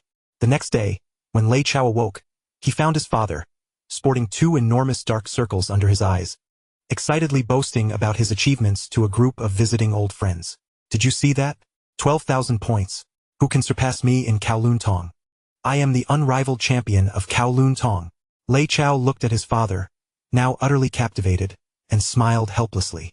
He approached and patted Lei Luo's shoulder. "Dad, enough of the games. We need to head to Tsim Sha Sui to open the store. Prepare the bags. This time we won't just be carrying money, but also coins." He knew that the development of the lithography machine was an endless pit requiring long-term and continuous investment. He had to find a new cash cow that would yield quicker returns and even more terrifying profits to continually fund this grand plan. he decided to pursue a dual approach. On one hand, he would continue to invest funds, allowing Zhang Debiao's team to conduct foundational theoretical research and technological reserves. On the other hand, he would leverage his advantages as a reborn individual to identify a lucrative project with swift returns. He opened the system mall visible only to him. Among the dazzling array of products, he bypassed those requiring cutting-edge technical support and focused his attention on the category of entertainment software. Soon, a pixelated game icon, somewhat rudimentary in appearance, caught his eye. The icon depicted a small spaceship firing bullets at rows of wriggling aliens above. Game title: Space Invaders. Era: 1978. Developed by Japan's Taito Corporation. Historical achievement: sparked a global arcade craze, creating the first commercial miracle in video game history, with its profitability dubbed by the media as legal electronic heroin. This is it. Lei Chao's heart raced. In this era, video games remained an untapped, vast frontier. Nintendo was still struggling with their card and toy business, and Atari was just beginning. The phenomenon that would be Space Invaders would not emerge for several more years. This presented a substantial opportunity, a time gap that would allow him to seize the global market. He picked up a pen from the table and swiftly sketched on a clean sheet of paper. What he drew was not a complex circuit diagram but a simple rectangular box, complete with a large screen and a few basic buttons. An arcade machine. This contraption, which would later be deemed an antique, was the most advanced and fashionable form of entertainment of this era. Since high-end chips could not be produced for now, he would utilize the existing low-end chips imported from the United States to create this simply structured game console. The technical threshold for this endeavor was even lower than that of a Walkman. Yet its profitability was more terrifying than selling illicit substances. Lei Chao's eyes gleamed with a combination of greed and excitement. He could almost envision countless young people queuing up, eagerly inserting coin after coin into the money-devouring machine he was about to create. He presented the sketch he had drawn to Zhang Debiao, who was still frowning over the chip issue. Old Zhang, stop researching that broken chip. Pause the development of the second-generation Walkman. Now, mobilize all available manpower and resources to launch an all-out assault on this tin box. Chapter 79. This contraption will yield greater profits than films in the future. Boss, you are asking us to halt all our projects merely to focus on this tin box? Inside the Lei Semiconductor Laboratory, Zhang Debiao clutched the sheet of paper featuring a rudimentary sketch of an arcade machine, disbelief written all over his face. He and his team of technical elites had just been toiling over the intricate challenges of 15-micron chip fabrication. And now the boss unexpectedly directs them to develop what appears to be a child's toy. This stark contrast was difficult for him to digest. Boss, does this thing possess any technical merit? A PhD carefully recruited from MIT inquired. To him, the internal structure of this so-called gaming machine seemed as simplistic as his freshman design project. Technical merit? Lei Chao chuckled. He refrained from explaining concepts such as business models or user experience. Instead, he picked up another sheet of paper and sketched several little figures composed of simple blocks. A pixelated spaceship in motion, a series of pixelated alien invaders shifting left and right, descending ominously. Do you see these? Lei Chao pointed at the pixelated figures, gently guiding his exceptionally intelligent yet emotionally challenged tech-savvy subordinates. What we need to focus on now is not conquering those insurmountable technological barriers, but rather utilizing our existing, simplest technologies to create a novel, addictive form of joy. Imagine a young individual, dropping a coin to control the spaceship, shooting at the encroaching enemies. Each hit would produce a crisp sound effect and scoring feedback. When he defeats all the enemies and progresses to the next level, that sense of achievement and satisfaction will be irresistible. He will repeatedly insert coins, striving for higher scores and to showcase his prowess before friends. Lei Chao observed the captivated expressions of his team and unveiled his revolutionary business concept. What we are selling is not merely this machine. We are selling happiness, the sense of accomplishment found in a virtual world. Our profits will stem from the endless stream of coins. Zhang Debiao gazed at the simplistic design and his mind began racing with technical possibilities. Utilizing the existing Z80 processor, coupled with a basic video memory chip and a few logic gate circuits, it was technically feasible. Moreover, the cost was astonishingly low. He looked at Lei Chao. His eyes ignited once more with the fervent glow characteristic of a tech enthusiast. Boss, I understand. This design is nothing short of genius. Yet hardware alone is insufficient. Lei Chao knew that the essence of gaming lies in the software, in the code. In this era, professional programmers were rarer than pandas. He needed a cadre of truly skilled coders, brimming with creativity. Piggy, Lei Chao called out towards the door. Yes. Young master, I'm here. Piggy scampered in, breathless. Go. In the name of Lei Group, collaborate with the University of Hong Kong to host the inaugural Lei Cup Programming Genius Competition for all of Hong Kong. Programming? What on earth is that? Piggy looked utterly bewildered. You need not understand. Just disseminate the information. Lei Chao pulled out a checkbook from his drawer, swiftly signing a check and slapping it onto the table. The grand prize is 1 million Hong Kong dollars. What? Piggy's eyes nearly bulged out of his head. 1 million? Just to find a few programmers? This news rapidly spread throughout Hong Kong via the relentless bombardment of the Lei Daily and TVB. A programming competition? A prize of 1 million? Are they insane? What is Boss Lei up to this time? The whole of Hong Kong was in an uproar. Countless tech enthusiasts, math geniuses, and computer aficionados, hidden away in university computer labs and electronic workshops, were ignited by this astronomical prize. They surged forth from every corner of Hong Kong, like sharks scenting blood. The competition venue was set in the auditorium of the University of Hong Kong. Lei Chao personally served as the chief interviewer. The challenges he posed were particularly intricate, not testing complex algorithms or profound theories. He merely assigned all participants the task of using the most basic language to draw a movable figure composed of characters on a monochrome screen. This seemingly simple task eliminated 90% of the contestants. Many were at a loss even on how to illuminate a single point on the screen. Ultimately, only a handful of genuinely talented young individuals emerged victorious. Lei Chao invited all of them to his office. Most were disheveled geeks sporting thick glasses, their eyes filled with curiosity and a hint of confusion as they gazed at Lei Chao. I know you may think I'm joking, spending 1 million to recruit you for a simple game involving moving figures. Lei Chao addressed them directly. But I must tell you, he gestured towards the recently completed Lei Center, the tallest commercial building in Hong Kong. This will be more profitable in the future than constructing skyscrapers, making films, or any of my other ventures. The young individuals present did not believe his words.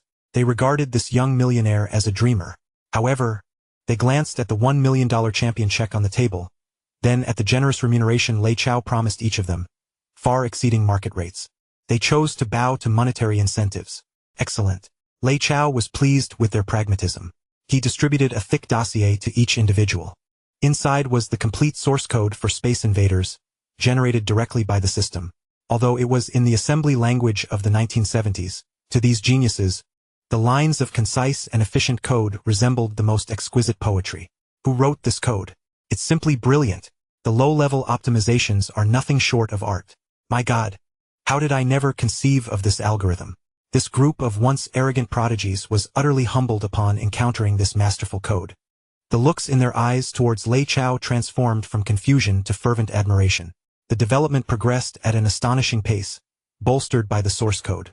Zhang Debiao's hardware team and these newly recruited software prodigies achieved perfect synergy.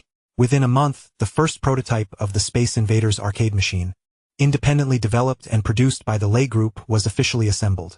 It stood prominently in the center of the laboratory, like a soldier awaiting inspection. Its body was made of sturdy metal, the screen a 14-inch black and white cathode ray tube, and the joystick and buttons, after repeated adjustments, offered a crisp and robust tactile experience. Lei Chao approached the machine, retrieving a brand new $1 coin from his pocket. Under the expectant gazes of all, he dropped the coin into the small coin slot. Ding! A crisp sound, imbued with an electronic synthetic quality, resonated. The black and white screen flickered to life. A line of pixelated text reading "Insert coin" transformed into PRESSSTART, accompanied by the unmistakably familiar yet mesmerizing background music that echoed with a catchy ding ding ding ding. Lei Chao gripped the joystick and pressed the start button. As he beheld the pixelated spaceship he had meticulously crafted, a pure, radiant smile reminiscent of a child illuminated his face. He understood that a new era, a new printing press had been born. Chapter 80. Lei Luo's Moment of Glory. The birth of the premier gamer of Kowloon Tong. Ding. The crisp sound, simultaneously retro and futuristic, resonated clearly in the quiet laboratory. Everyone held their breath, their eyes fixed intently on the bulky metal box. On the black and white screen, the pixelated press start flickered with a vibrant glow. Lei Chao grasped the weighty joystick, gave it a gentle shake, and then pressed the red start button. Ding ding ding ding. Ding ding ding ding. A simple yet rhythmically captivating and tense 8-bit tune emanated from the rudimentary built-in speaker. The screen changed, revealing a petite spacecraft composed of a dozen pixelated dots at the bottom, while the top displayed 5 rows of densely packed, pixelated alien invaders, slowly shifting from side to side. They advanced menacingly, creating a palpable sense of pressure. Lei Chao's gaze sharpened with focus. His left hand maneuvered the joystick, deftly guiding the spaceship to evade the pixelated bullets fired by the aliens. His right thumb swiftly pressed the fire button. Pew, pew, pew. Streams of laser fire, also pixelated, erupted from the spaceship's cannon. Bang! The first alien was struck, bursting into a dazzling pixelated display of fireworks before disappearing from the screen. A vibrant score of 10 points appeared in the upper right corner. Pew, pew, bang, bang. Lei Chao's movements flowed seamlessly. His mind was filled with the strategies of countless top players from the future. He understood the patterns of the aliens' movements, recognized the intervals between their shots, and even knew where to aim to pierce through 2 foes at once. Initially, the onlookers in the lab were merely curious. However, as the game's pace quickened and the background music intensified, their hearts involuntarily raced. Careful. To the left. Quick. Evade. That big one is coming down. Beautiful. Hit. They began to cheer for the little spaceship on the screen. Zhang Debiao, a technology enthusiast immersed in hardware for decades, momentarily forgot the concepts of circuits and chips. His eyes widened, mouth agape, utterly captivated. He could not fathom why these simple black and white pixelated graphics possessed such a heart-pounding, exhilarating magic. Abu, a brute accustomed to resolving issues with fists and knives, was equally enthralled. His typically expressionless face now radiated tension and excitement, fists clenched tightly, as if he longed to leap into the screen and assist his boss in obliterating those aliens. 5 minutes later, as the last alien exploded, the screen displayed a colossal "You win," followed by the second and third levels. The game's speed escalated, and the enemy's bullets became increasingly dense. Ultimately, in the 5th level, a misstep led to Lei Chao being struck by a bullet from above. Boom! The spaceship detonated in a flurry of pixelated flames. The screen flashed game over, along with his final score of 5,820 points. Lei Chao released the joystick and let out a long, relieved sigh. Behind him, an eerie silence enveloped the room. Everyone remained engrossed in the thrilling space battle they had just witnessed, still in a state of disbelief. How was that? Lei Chao turned to face the now petrified crowd, a triumphant smile gracing his face. Boss, this thing, Zhang Debiao stammered, pointing at the arcade machine, his eyes gleaming with an unprecedented light. It's addictive. He was the first to rush forward, pulling a coin from his pocket and mimicking Lei Chao's actions. Let me give it a try. I will definitely score higher than you.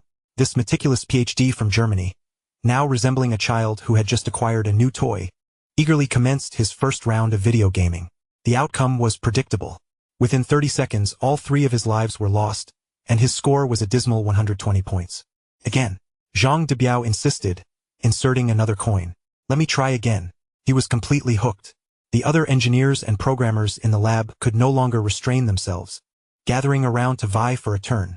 Even Abu, who could barely read, clumsily inserted a coin and began flailing his arms in excitement, exclaiming, I hit. Oh no, I'm dead.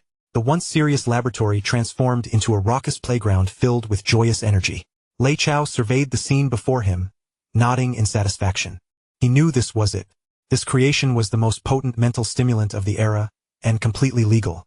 He immediately issued commands. Old Zhang, commence mass production. The first batch should consist of 1,000 units. Additionally, inform the legal department to secure patents and copyright protection for Space Invaders, including all gameplay mechanics and artistic designs. On a global scale, with a serious glint in his eyes, Lei Chao added, most importantly, every machine S-core circuit board must be sealed with black epoxy resin before leaving the factory. I want to ensure that those aspiring to copy us, whether from Japan or America, cannot decipher our machines, even if they dismantle them. This anti-piracy measure, later known as epoxy sealing, was a significant leap ahead in this era. Just as Lei Chao was diligently strategizing, Lei Luo arrived at the laboratory, having heard the news. Upon entering, he spotted his precious son leisurely sipping tea while a group of scientists, whom he had hired at great expense, were engrossed in the rudimentary metal box, delighting in its play. This is absurd. Utterly ridiculous. The elder's frustration surged. I brought you all here for research, not for frivolity. What is so entertaining about this? Is it more thrilling than playing mahjong? As he scolded, he approached to pull Zhang Debiao away from the screen. Dad, don't be hasty. You should give it a try too. Lei Chao chuckled, offering him a coin. I refuse to engage with such childish nonsense.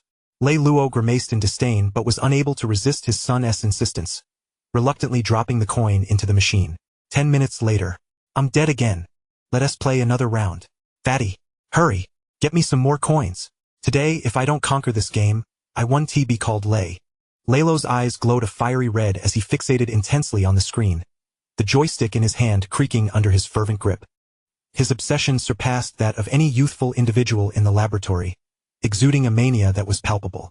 After a lifetime of playing mahjong, he had discovered for the first time that there existed something even more addictive than achieving a perfect hand. That very evening, he ordered the prototype to be transported directly to the grand hall of his villa. He remained awake throughout the night, determinedly elevating his score to the pinnacle of the entire laboratory. The following day, when Lei Chao awoke, he was greeted by the sight of his father, sporting 2 prominent dark circles under his eyes, exuberantly boasting to a group of old friends about his achievements. Did you see that? 12,000 points. Who in Kowloon Tong can surpass me? I am the unrivaled champion of Kowloon Tong. Lei Chao gazed at his father, now thoroughly ensnared, and could only manage a resigned smile. He approached and placed a hand on Leilo's shoulder. Dad, it's time to stop playing. We need to head to Tsimsha to open the shop. Prepare the sacks. This time we won't just be carrying cash, but coins as well. Chapter 81. Leilo's Glory, Kowloon Tong's Supreme Player. Dad, it's time to stop playing. We need to head to Tsimsha to open the shop. Lei Chao observed his father, still brimming with energy despite the prominent dark circles under his eyes, and found the situation both amusing and exasperating. Prepare the sacks. This time we won't just be carrying cash, but coins as well. A week later in Hong Kong, Tsimsha. This area is the most bustling and fashionable in all of Hong Kong, where real estate is worth its weight in gold. At the prime intersection of Nathan Road and Canton Road, a 3-story building, adorned in a futuristic style, sprang up overnight. The exterior was cloaked in massive, seamlessly connected black glass panels, reflecting a cold metallic sheen under the daylight. At night, the countless LED lights, hidden within the glass facade illuminated, transforming the building's exterior into a colossal dynamic screen showcasing pixelated spaceships and alien chases. Above the structure, for gigantic neon signs, artistically inscribed with the words Futuristic Entertainment City, glowed vibrantly. This was the first and most luxurious flagship store that Lei Chao had crafted for his arcade empire. On the day of the grand opening, even before dawn, the entrance of the entertainment city was thronged with a sea of eager individuals. Most of these young people had learned about the opening through a teaser in the Leia's Daily. Dressed in stylish flared trousers and sporting Beatles-esque long hair, their faces radiated curiosity and excitement for this novel experience. Wow, is this really the futuristic entertainment city mentioned in the newspaper? It's absolutely stunning. I heard there are over 100 of those machines called Space Invaders inside. Just $1 for a game. I've saved my pocket money for a week. Today, I'm going to dominate the game. At 10 in the morning, the doors of the entertainment city swung open promptly. The staff, donned in coordinated sci-fi style uniforms, pulled apart the 2 massive automatic glass doors. With a resounding crash, the pent-up crowd surged into the entertainment city like a flood bursting through a dam. They were utterly astonished by the spectacle before them. The entire first-floor hall had been transformed into a cyberpunk-inspired sci-fi realm. The ceiling was adorned with LED lights simulating a starry sky, and the floor gleamed with blue light trails embedded in epoxy resin. A pulsating electronic soundtrack emanated from hidden speakers, invigorating everyone's adrenaline. Most striking of all were the hundreds of neatly arranged Space Invaders arcade machines. Each screen displayed an enticing game trailer, accompanied by a crisp electronic soundscape that coalesced into a symphonic crescendo, thrilling the players. Wow! The crowd erupted in a massive cheer. Then, like a frenzy, they dashed toward the machines, eagerly pulling out their pre-prepared $1 coins to feed them into the slots. The sound of coins clinking, the music signaling the start of the game, the laser blasts, the explosions of aliens, and the excited shouts and frustrated curses of the players melded together to elevate the atmosphere of the entertainment city to its zenith. At $1 per game, it was not a small sum for a student in 1970s Hong Kong. It equated to the cost of their lunch. Yet, Once they grasped the joystick and experienced the exhilarating tension of maneuvering a spaceship through a hail of bullets. When each hit on an enemy resulted in a score increment displayed on the screen, the sheer, unadulterated joy made them forget the price entirely. This was a wholly new form of entertainment, offering a level of engagement surpassing that of watching a film and a sense of immediate gratification greater than playing football. It was undeniably addictive. The overwhelming success of the opening far exceeded everyone's expectations. The traffic in Tsim Sha Tsui became paralyzed once more due to the surging crowd. The line to PlaySpace Invader stretched from the entrance of the entertainment city all the way to the Star Ferry Pier several kilometers away, a scene far more exaggerated than the initial rush for Walkman. On the second floor of the entertainment city, in the VIP lounge, Lei Chao lounged comfortably on a sofa, clad in a white Versace leisure suit, holding a glass of red wine as he gazed down through a one-way glass at the vibrant chaos below. Zhao Yaji, dressed in a delicate lavender spaghetti strap dress that hugged her curves impeccably, approached him, holding a freshly compiled report, her expression one of incredulity. Chao Ge, look at this. It's barely noon, and the coin boxes in our machines are already completely filled. Her voice trembled slightly. The staff had to halt batches of machines every half hour to open the cabinets and empty the coins, now resorting to using sacks instead of counting machines. Lei Chao smiled, seemingly unfazed by this outcome. He pulled Zhao Yaji onto his lap. Ah! She gasped, her body instantly stiffening. She could distinctly feel the warmth radiating from his solid thigh muscles through the thin fabric of her dress, accentuating the captivating curve of her figure. There's no need to panic, Lei Chao reassured her, wrapping his arm around her slender waist, pulling her closer. He leaned in, his warm breath sending shivers down her spine. You will soon become accustomed to this rapid pace of earning. Just then, Zhu Yuzi burst in, rolling and scrambling, sweat beading on his forehead, his face a portrait of urgency. Young master, it's bad. There's a problem. What is it? Lei Chao furrowed his brow. The coins are gone. Zhu Yuzi's voice was nearly in tears. I just received a call from HSBC. They said we have exchanged too many coins and have completely depleted their entire supply at the Tsim Sha Tsui branch. Now, not only HSBC but even Standard Chartered, Hang Seng, and all the surrounding banks are experiencing a coin crisis. Citizens are holding banknotes, yet they can't exchange for a single coin. This news left Zhao Yaji utterly dumbfounded. Opening an arcade, and astonishingly depleting the entire bank supply of coins in Hong Kong? This is nothing short of a fantastical tale. Goodness, this contraption operates faster than a printing press. In the opulent VIP suite on the third floor, Lalo, bare-chested with a cigar clenched between his teeth, is fervently engaged with a custom-made, golden arcade machine that boasts an infinite supply of game coins. Behind him stands a row of subordinates, bowing in respect, vociferously cheering for his extraordinary prowess. Brother Lo is magnificent.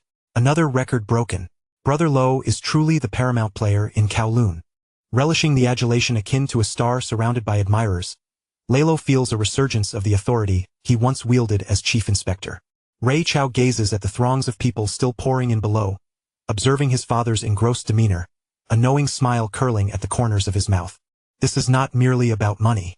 By commandeering the time, joy, and social hubs of the youth, the potential energy he can harness will surpass all imaginations. He picks up the phone and dials Abu's number. Abu, send someone to keep an eye out. I suspect guests from the island nation across the sea will be arriving soon. The arcade frenzy in Hong Kong is like an unstoppable hurricane, swiftly crossing oceans, with news rapidly disseminating throughout Southeast Asia. Ultimately, it reaches Japan, a nation renowned for its electronic industry. Sony, Nintendo, and Sega's headquarters receive an urgent report from Hong Kong regarding the future of entertainment venues almost simultaneously. Chapter 82. The Pocket Money Reaper starting from childhood. Abu, send someone to keep an eye out. I suspect guests from the island nation across the sea will be arriving soon. Lei Chao hangs up and stares through the glass into the distance. He is acutely aware that the pixelated flames he has ignited will soon engulf all of Asia, if not the world. The reality is even more frenzied than he anticipated. In the ensuing month, the arcade craze initiated by Space Invaders spread like wildfire, infecting every corner of Hong Kong. Seizing the momentum, Lei Chao concurrently opened dozens of branches of the future entertainment venue across all 18 districts of Hong Kong. Each new location, without exception, incited frenzied enthusiasm among the local youth. Arcades have transformed into a novel form of social interaction, a vibrant cultural phenomenon. Hey, Amin, are you going to the future to play after school? Absolutely. I just perfected a new maneuver yesterday. I'm sure I can score over 5,000 points today. I'm out of money. I've spent all my pocket money on it. Can you treat me? Conversations like this play out daily across various middle schools in Hong Kong. The arcade has supplanted soccer fields and basketball courts, emerging as the primary gathering place for boys after school. Here, they compete for scores, exchange techniques, and passionately vie for higher rankings. Even some girls, who previously dismissed such childish pursuits, have begun to venture into this raucous realm, drawn by the allure of a boy skilled in arcade games. However, this phenomenon has ignited a chorus of complaints and concerns from countless parents. Goodness, my son has squandered this month's tutoring fees on that so-called invader. Indeed, mine is the same, neglecting homework just to rush to the arcade. His eyesight is nearly ruined. This is electronic poison, a harmful contraption. The government should intervene. The letters section of major newspapers is inundated with parents' heartfelt laments. Yet, in the face of this citywide trend, parental opposition appears feeble and ineffective. The more they prohibit, the stronger the children's curiosity and rebelliousness become. They devise every means possible to save breakfast money, deceive their parents for tutoring fees, or even pilfer coins from home, just to bask in the ephemeral yet pure joy found in that sanctuary filled with electronic sounds and youthful exuberance after school. Ray Chow, perusing the negative reports compiled by the Ray's Daily, finds no cause for concern. Instead, he revels in the joy. Controversy, after all, breeds notoriety. What he desires is precisely this effect that ignites discussions and fervor throughout society. To further stoke the flames, he unleashes his most adept and straightforward marketing strategy: spending. The Ray Group, in collaboration with TVB, announces the inaugural Space Invaders Ultimate Championship across Hong Kong. This news, bombarded through television and newspapers, instantly ignites a frenzy within the city. This competition has no entry barriers. Every citizen is welcome to participate. The ultimate champion will receive a cash prize of 100,000 Hong Kong dollars, courtesy of the Ray Group. 100,000 Hong Kong dollars. In 1970s Hong Kong, that sum could purchase a respectable apartment in Kowloon. The announcement sends everyone into a frenzy. Those who previously viewed gaming as mere entertainment now shine with excitement, as if they've glimpsed a golden path to success. Even adults who once scoffed at gaming can no longer sit idly by. What? You can earn 100,000 by playing games? Let us go practice. This is way faster than working. In no time, every future entertainment venue in Hong Kong is engulfed in a fervor of preparation. Everyone is relentlessly honing their skills and strategizing. The arcade is no longer solely the domain of students. One can now spot suited professionals sweating as they practice during lunch breaks, and laborers, after a long day's work, delicately maneuvering joysticks with their calloused hands.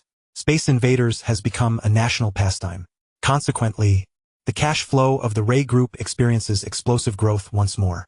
The ceaseless influx of coins converges into a formidable metallic torrent, visibly swelling the coffers of the Ray Group. Simultaneously in Tokyo, Japan, at the headquarters of Sega, in a top-floor conference room, an atmosphere of tension and gravity prevails. All executives, including founder Nakayama Hayao, sit upright, their expressions solemn as they fixate on a video displayed on the large screen. The footage depicts the throngs at the future entertainment venue in Hong Kong, a scene reminiscent of a religious pilgrimage. When they witness the lengths to which young people in Hong Kong are willing to wait for hours just to play a game.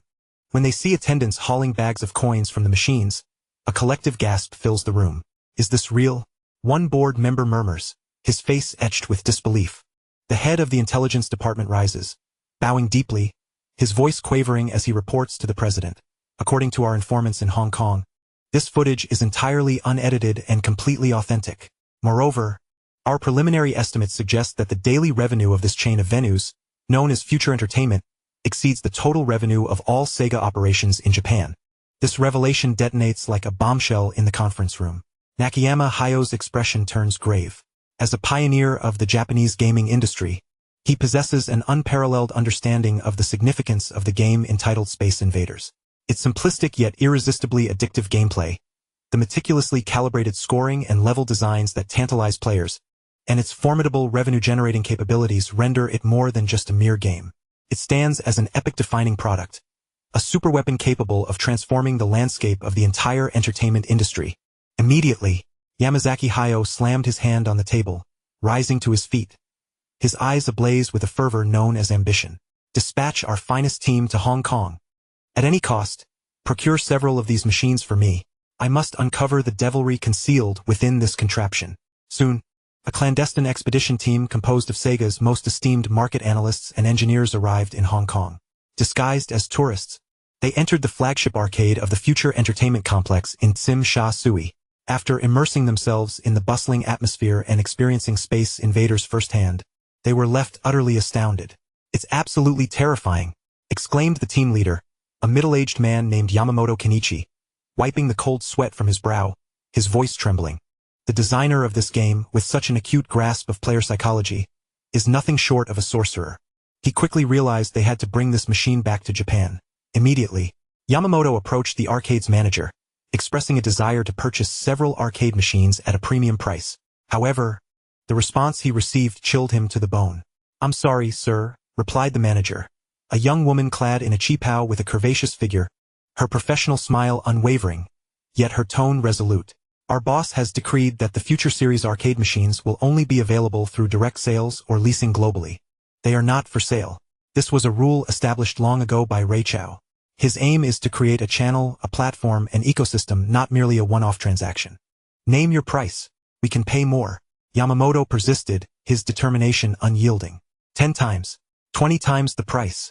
The manager shook her head, her smile still intact, but her gaze had grown colder. "Sir, this is not a matter of money. It is our company's strategy. Please do not make this difficult for me." Undeterred by this setback, Yamamoto resolved to pursue alternative avenues. Recognizing that formal channels were futile, he turned to the underworld. Utilizing all contacts and resources Sega had in Hong Kong, he eventually managed to covertly acquire a second-hand Space Invaders arcade machine from a remote arcade owner through a smuggling syndicate at an exorbitant price, 50 times the normal rental cost. When this machine, bearing the weight of Sega's future, was airlifted back to the Tokyo headquarters laboratory overnight, the engineers erupted with excitement. They gathered around the metal box from Hong Kong like scientists poised to dissect an alien. "Hurry! Dismantle the casing. Be careful. Don't damage the circuit boards inside. I want to see what secrets the mind of that Chinese creator holds." The laboratory head, a silver-haired German engineer named Klaus, took it upon himself to meticulously pry open the arcade's rear cover with the most precise tools. Complex circuitry and dense wiring unfolded before their eyes. Everything aligned with their expectations. The core was that Z80 processor which they could also procure. "Humph! I expected something more impressive," Klaus scoffed, realizing that the Chinese creator's advantage lay solely in the innovative game concept. If we can replicate his code, Sega could create games 100 times better with superior hardware. He picked up a specialized pair of tweezers, preparing to extract the ROM chip that housed the game's core code. However, that chip was firmly encased in a thick layer of black, hardened epoxy resin, sealing it tightly to the motherboard. Encapsulated? Klaus paused momentarily, then smirked derisively. "Does he think such childish anti-piracy measures can deter me?" He signaled to his assistant to retrieve an ultrasonic cutter and chemical solvents. He intended to strip away the obstructive shell using the most professional and aggressive methods available. After half an hour of painstaking work, the resilient epoxy resin was gradually dissolved and peeled away, revealing a small, glimmering chip beneath. Klaus's face broke into a triumphant smile. He grasped the tweezers, ready to retrieve the chip and place it into the analyzer to read the internal data. Yet, just as the tip of his tweezers was about to make contact with the chip's pins, a faint crack echoed through the air. A thin wisp of acrid smoke, tinged with a burnt odor, wafted from the chip's surface. Almost instantly, the chip that contained the soul of Space Invaders cracked open, revealing a minuscule fissure, nearly imperceptible to the naked eye. The laboratory fell into a profound silence.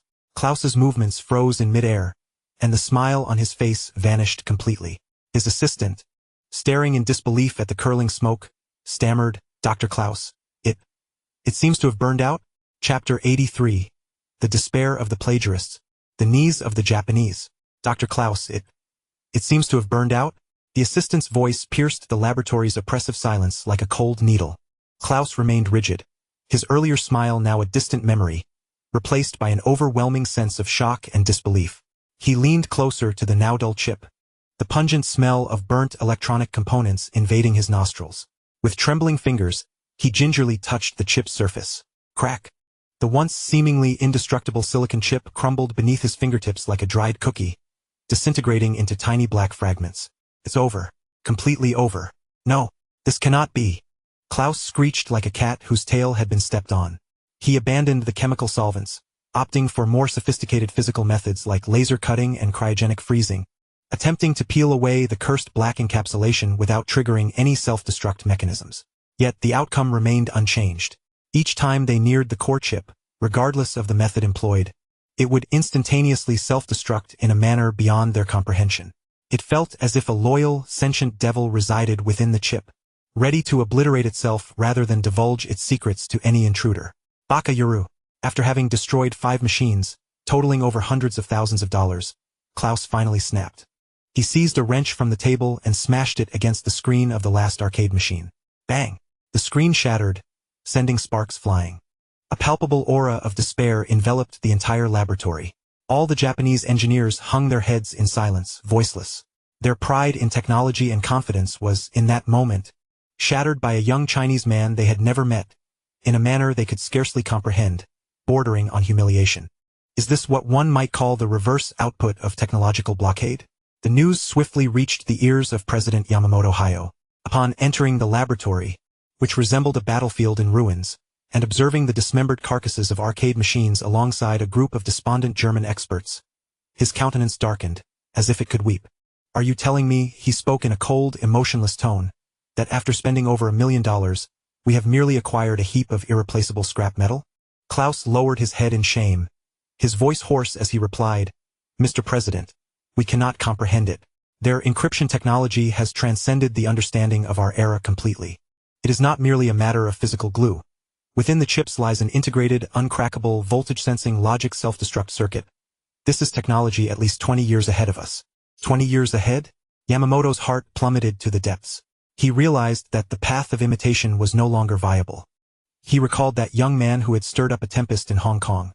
A man who, not only in business but also in technology, had toyed with century-old giants like Sony, Jardine Matheson, and Swire. Lei Chao. He understood that if Sega wished to secure a stake in the impending gaming revolution, or even merely survive, they had but one choice: to cast aside their arrogant pride, travel to Hong Kong, and humbly beseech that young man for a morsel of sustenance. 3 days later, in Hong Kong at the headquarters of the Lei Group, in the chairman's office on the top floor, Lei Chao reclined leisurely in his executive chair, his feet comfortably resting on the expansive desk. In his lap sat a stunning beauty clad in a form-fitting OL skirt, Zhao Yaji. Today, she wore a sky-blue fitted blouse, the buttons straining against her astonishing fullness as if they might burst at any moment. Below, she donned a dangerously short white pencil skirt, its hemline daringly brief, exposing her long, shapely legs enveloped in nude stockings to the air. She perched on Lei Chao's thigh in an exceedingly suggestive manner, holding a document as she spoke to him in a voice as soft as silk, reporting on work matters. Brother Chao, the representative from Sega Japan has been waiting downstairs for nearly 2 hours. Are you really not going to see him? Her tone was sweet, tinged with a hint of playful coaxing. Lei Chao's arm naturally encircled her slender waist, relishing her astonishing softness and elasticity. Not content. His hand glided along her waist's curve, eventually resting upon the breathtakingly soft flesh beneath her blouse. Zhao Yaji shivered involuntarily, emitting a soft, delicate moan. Her cheeks flushed. She grasped his mischievous hand, playfully admonishing him, don't be naughty. Let's focus on business. Lei Chao wore a cat-and-mouse grin, reminding those self-important Japanese of what decorum truly meant. He suspected that the individual Sega sent was likely an old acquaintance. Sure enough, after another hour, when the front desk called to inform him that Mr.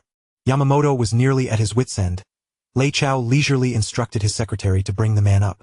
The office door swung open, and leading the way was indeed Kenichi Yamamoto. However, this time, the shrewdness and confidence he had displayed in the arcade were conspicuously absent, replaced by profound exhaustion and a smile that was almost obsequiously humble.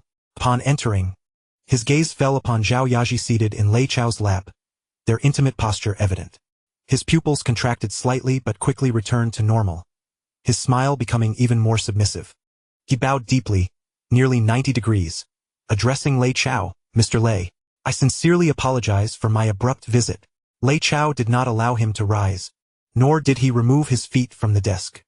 He lounged languidly in his chair, enjoying the warmth of the beauty in his embrace while regarding the man who had once attempted to pilfer from his plate with a disdainful gaze. Mr. Yamamoto, is it? His voice dripped with mockery. Such a grand gesture. I cannot possibly accept. I fear that if you bend that waist of yours, it may never straighten again. Yamamoto's body stiffened, cold sweat beading on his forehead. He recognized this as an intimidation tactic. He maintained his bowing position, pleadingly stating, Mr. Lei, I come representing Sega, with utmost sincerity to discuss a partnership. We are willing to pay a premium for the patent rights to your GameSpace Invaders. Oh, you wish to purchase the patent? Lei Chao chuckled, as if he had heard something amusing. He released Zhao Yaji, gesturing for her to retire to the adjacent lounge. Obediently, she stood, deliberately accentuating her ample bosom as she passed by Yamamoto, sporting a victorious smile befitting a mistress. Once they were alone in the office, Lei Chao leisurely placed his feet on the ground. He rose and approached Yamamoto, gently patting his back, which had stiffened from the prolonged bowing. Mr. Yamamoto, do you wish to learn? His voice was soft yet struck like a hammer upon Yamamoto's heart. If you wish to learn, kneel and I shall teach you. Lei Chao's expression turned benign once more, yet his words plunged Yamamoto into despair. I will not sell the patent. If you wish to collaborate, we will only discuss agency. Yamamoto's head snapped up, a flicker of struggle in his eyes. Being an agent meant Sega would be reduced to mere laborers for the Lei Group in Japan. Mr. Lei, this does not align with business etiquette. Etiquette? Lei Chao laughed. Here I am the etiquette. He gestured toward the massive cargo ship preparing to set sail for Japan outside the window. Do you see that vessel? It carries 500 of my arcade machines. If you do not sign this agency agreement, in 3 days, the first direct store of future entertainment will open in the heart of Tokyo's Ginza. By then, Sega may not even have a drop of soup to drink. Yamamoto's complexion turned pale as he realized he had no choice. Gritting his teeth, he mustered the strength to squeeze out a few words. All right, we will discuss agency. We hope for a 50-50 profit share.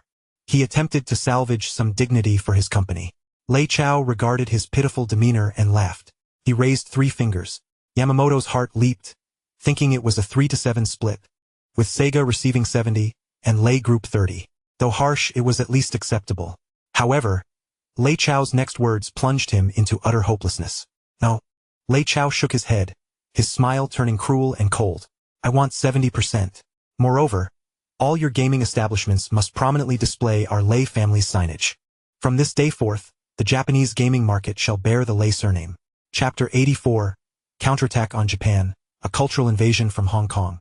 70%.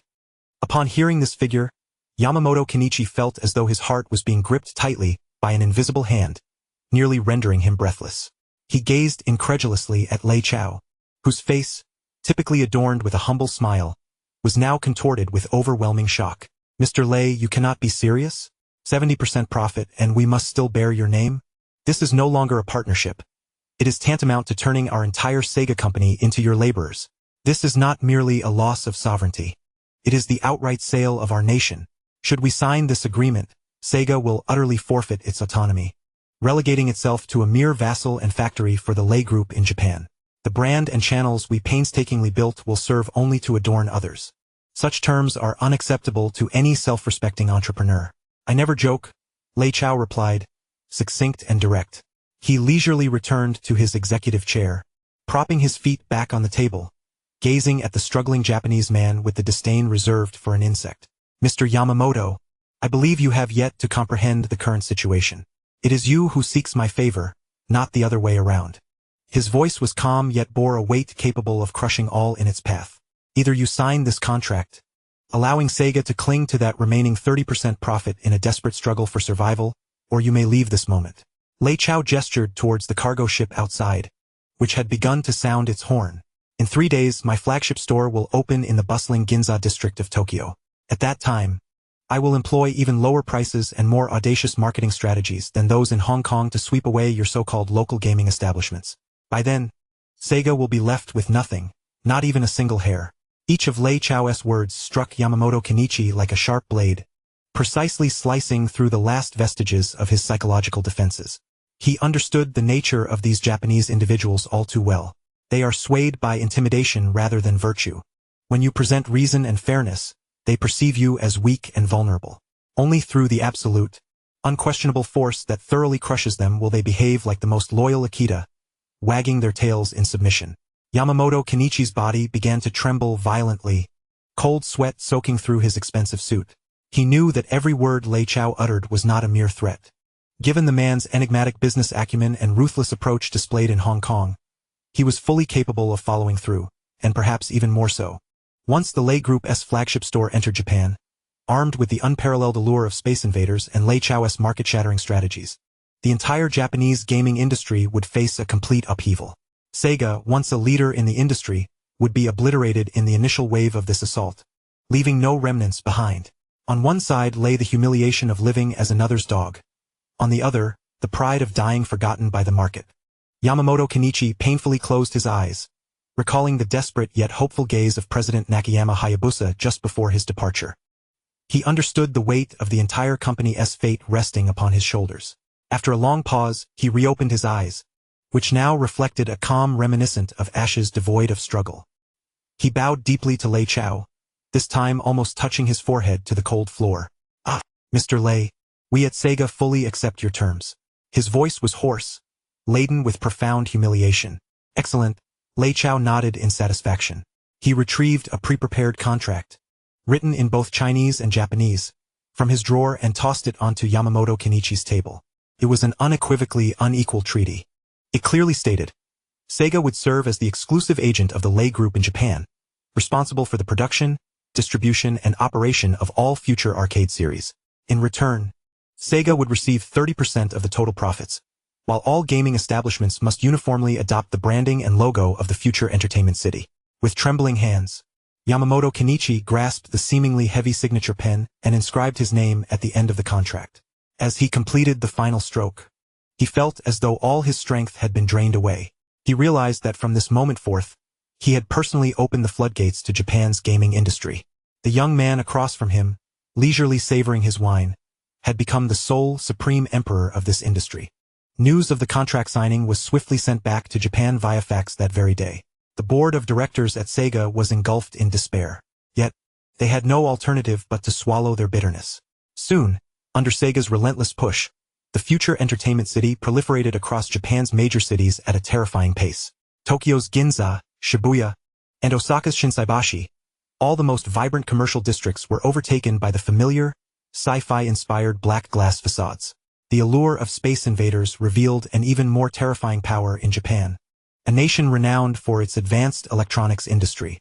The youth of Japan, even more fervent than their counterparts in Hong Kong, revered this game from Hong Kong as a masterpiece.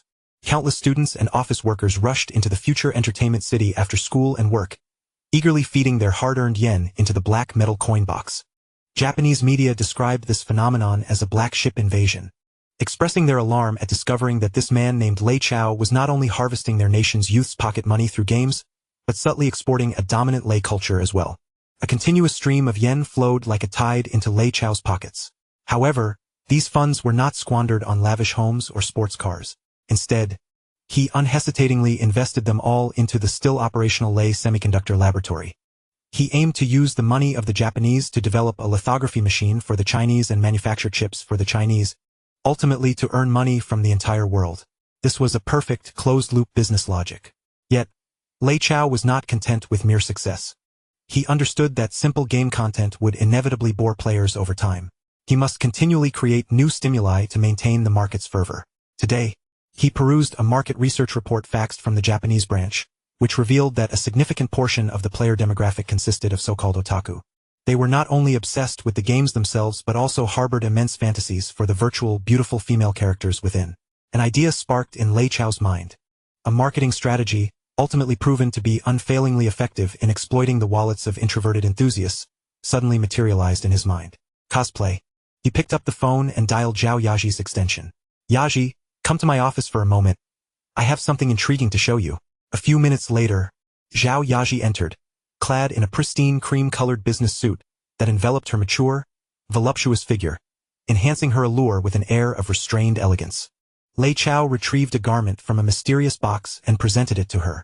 It was a modified, royal blue cheongsam, crafted from glossy silk, its form-fitting design poised to accentuate the feminine silhouette exquisitely.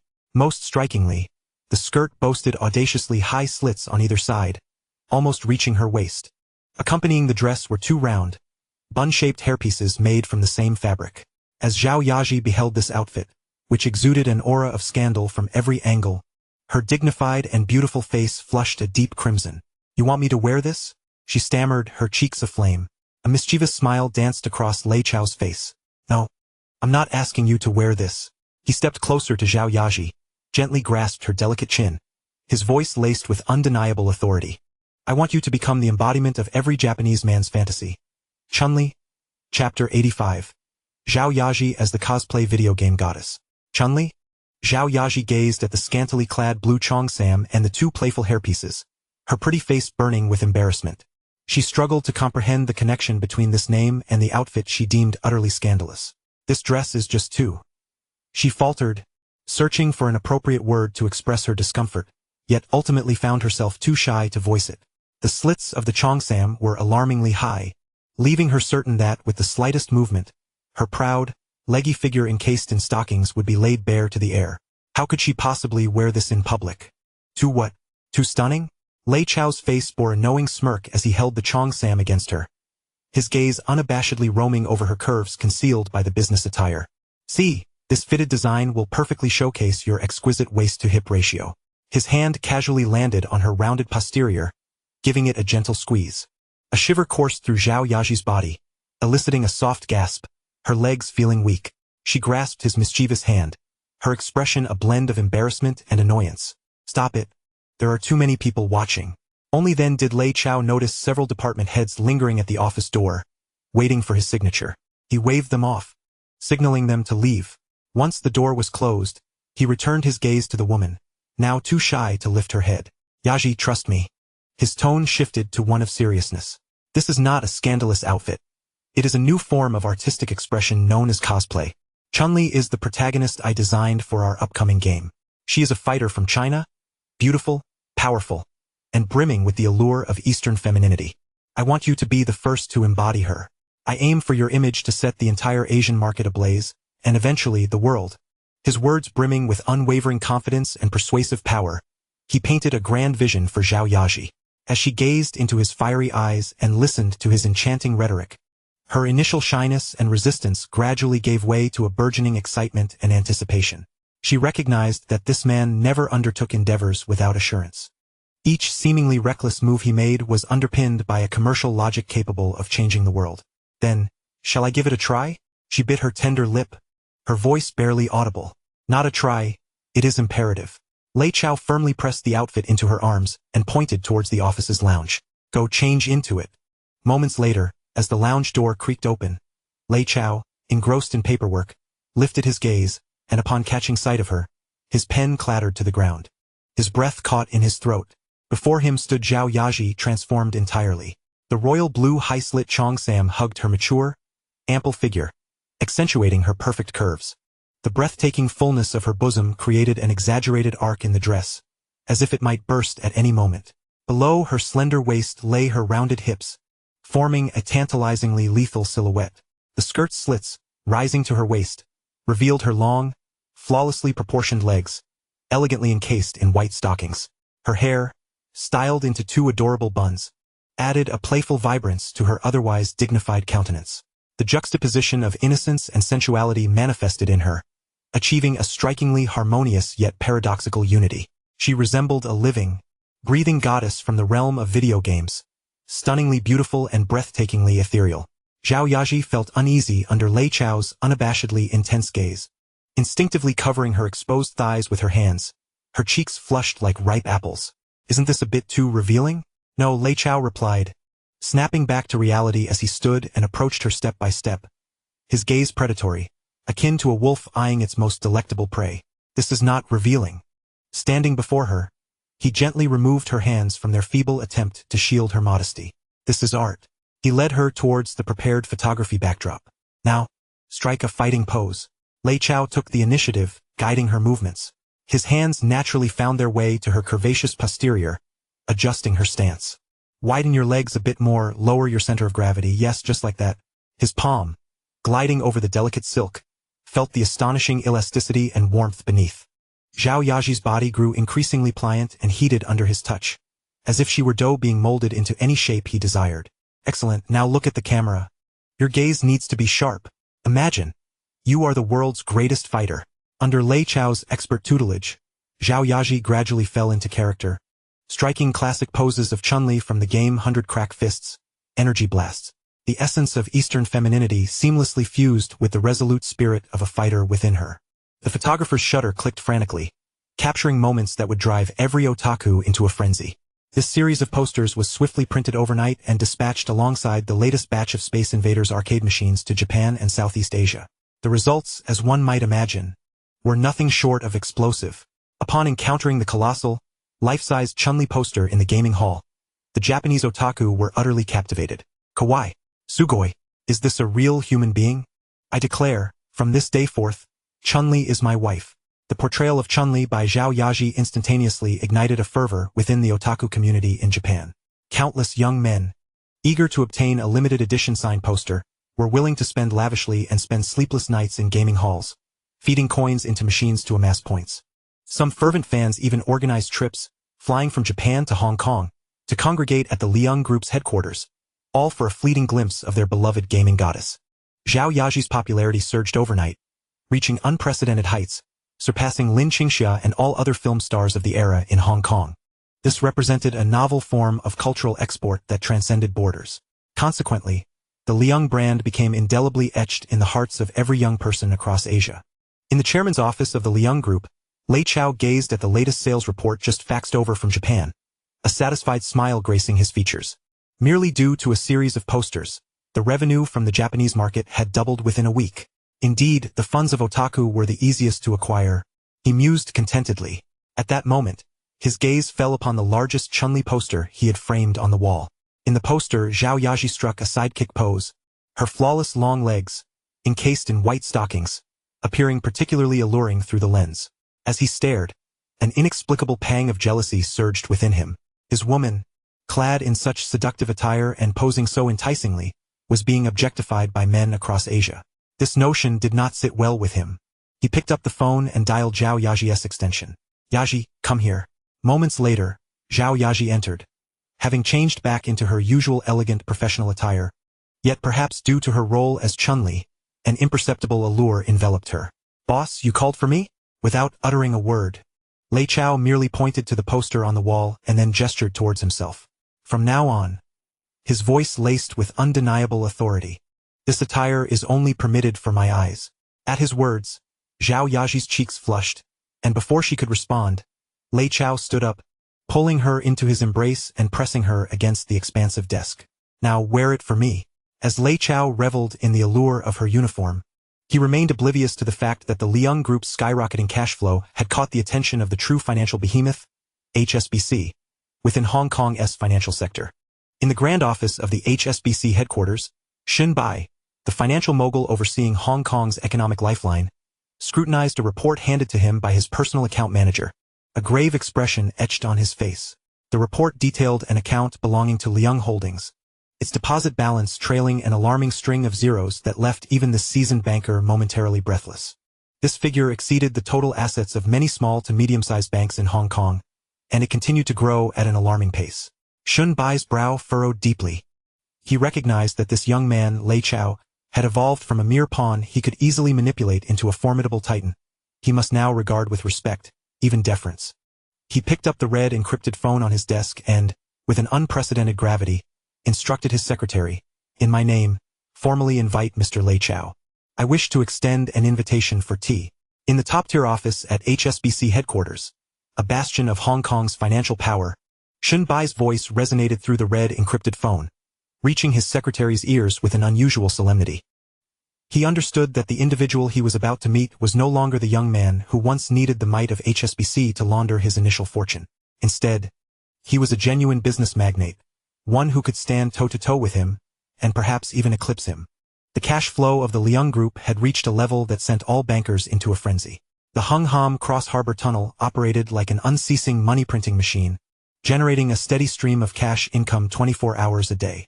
Liang Transportation Group monopolized ground transportation throughout Kowloon, with bus fares and logistics fees converging into a formidable financial torrent. Meanwhile, Liang Film's The East is Invincible not only shattered all box office records in Hong Kong but also spawned a commercial miracle with its merchandise sales. Most astonishing was the newly burgeoning entertainment complex, whose revenue-generating capacity had exceeded anyone's wildest imagination. Daily, agents from across Asia queued outside the Liang Group's building, each carrying boxes of cash, eager to secure a few additional arcade machine distribution rights from Lei Chao. They required no invoices from the Liang Group, opting instead for the most primitive method of cash transactions, fully aware that once the machines were transported home, they would recoup their investment along with profits within a month. The private vault of the Liang Group had expanded 3 times yet remained overflowing with cash amassed from around the globe. As Shun Bai reviewed the asset evaluation report concerning the Liang Group presented by the finance department, his typically haughty blue eyes revealed a flicker of trepidation for the first time. He realized that he must take action. No longer could he maintain the high ground, treating Lei Chao as merely a favorable customer he could easily manipulate. He needed to humble himself and extend goodwill, for in the world of bankers, there are no eternal friends or enemies, only perpetual interests. And Lei Chao represented the largest slice of that interest pie in contemporary Hong Kong. 3 days later, in Central HSBC headquarters, in the top-floor private meeting room, offering the finest views in Hong Kong, the expansive floor-to-ceiling windows framed the breathtaking panorama of Victoria Harbour, while below lay the densely packed skyscrapers of Central, resembling a stack of building blocks. Standing there, one could feel as though they were overlooking the entirety of Hong Kong, a sensation of sovereign omnipotence. Shun Bai personally poured Lei Chao a cup of premium Ceylon black tea airlifted from Sri Lanka. "Mr. Lei Chao, please enjoy," he said, his face beaming with warmth, a stark contrast to the earlier coldness he had exhibited during their phone conversation in the ICAC interrogation room. Lei Chao, dressed in a well-tailored navy suit without a tie, appeared both relaxed and at ease. He accepted the teacup yet refrained from sipping its contents, instead making his way to the expansive floor-to-ceiling window, gazing down upon the territory he had forged with his own hands. "Sir Shun, your invitation today must surely extend beyond merely offering me a cup of tea and enjoying the scenery?" Lei Chao's tone remained tranquil. Shun Bai chuckled heartily, joining him at the window and gesturing towards the view, complimenting Mr. Lei, "You are indeed the true sovereign of our Hong Kong. Observe this thriving land. Half of its prosperity is sustained by the enterprises under your stewardship." "Just jesting," Lei Chao replied noncommittally. Noticing Lei's lack of engagement, Shun Bai abandoned the pretense and candidly articulated his intent. "Mr. Lei, given the current pace of development within the Lei Group, I can only surmise that your demand for capital must be exceedingly substantial, correct?" He produced a document from his pocket and presented it. "This is a bespoke credit proposal meticulously crafted by our HSBC board for you. We are prepared to extend an unsecured credit facility of up to 2 billion Hong Kong dollars, accompanied by the most favorable interest rates our bank offers. We aspire to be your most steadfast financial ally in the expansion of your commercial empire." Shun Bai's visage radiated the unique confidence of a banker. He was convinced that no merchant could possibly reject such an alluring gift. 2 billion in unsecured loans. This was unprecedented in the annals of Hong Kong's history. Such was the utmost sincerity that HSBC could proffer. Yet, Lei Chao merely cast a cursory glance at the document, not even reaching out to take it. Turning to face Shun Bai, whose expression brimmed with anticipation, he calmly replied, "I appreciate your kindness, sir. However, you may have misconstrued one matter. Present, what I lack least is capital." Shun Bai's smile abruptly froze. He regarded Lei Chao in disbelief, convinced he must have misheard. A rejection? He had actually turned down the bounty from HSBC? How could this be? In Hong Kong, no Chinese entrepreneur had ever dared to spurn the olive branch extended by HSBC. "Mr. Lei, are you jesting?" Shun Bai's voice carried a slight dryness. "Do I appear to be joking?" Lei Chao's tone remained unperturbed. Not only had he declined the loan, but he had also issued a threat that sent a shudder through Shun Bai. "To be candid, I have been contemplating whether I should transfer the tens of billions in cash from my company's accounts out of your HSBC holdings. After all, the interest you provide for current accounts is woefully inadequate."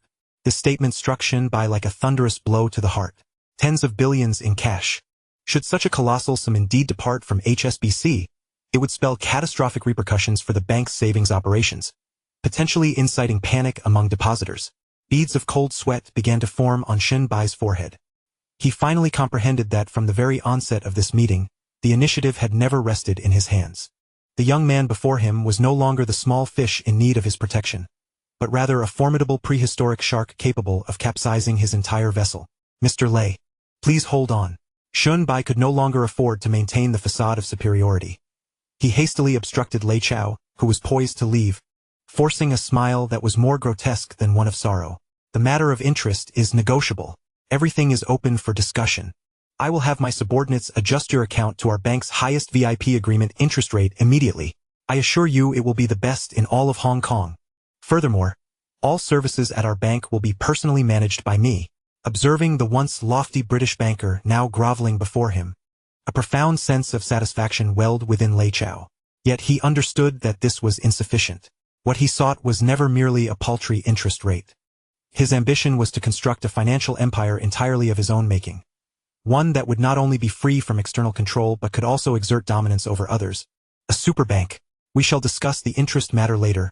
Lei Chao waved his hand dismissively, then turned to Shun Bai, casually inquiring. I have heard that several Chinese banks in Hong Kong are facing tumultuous times lately.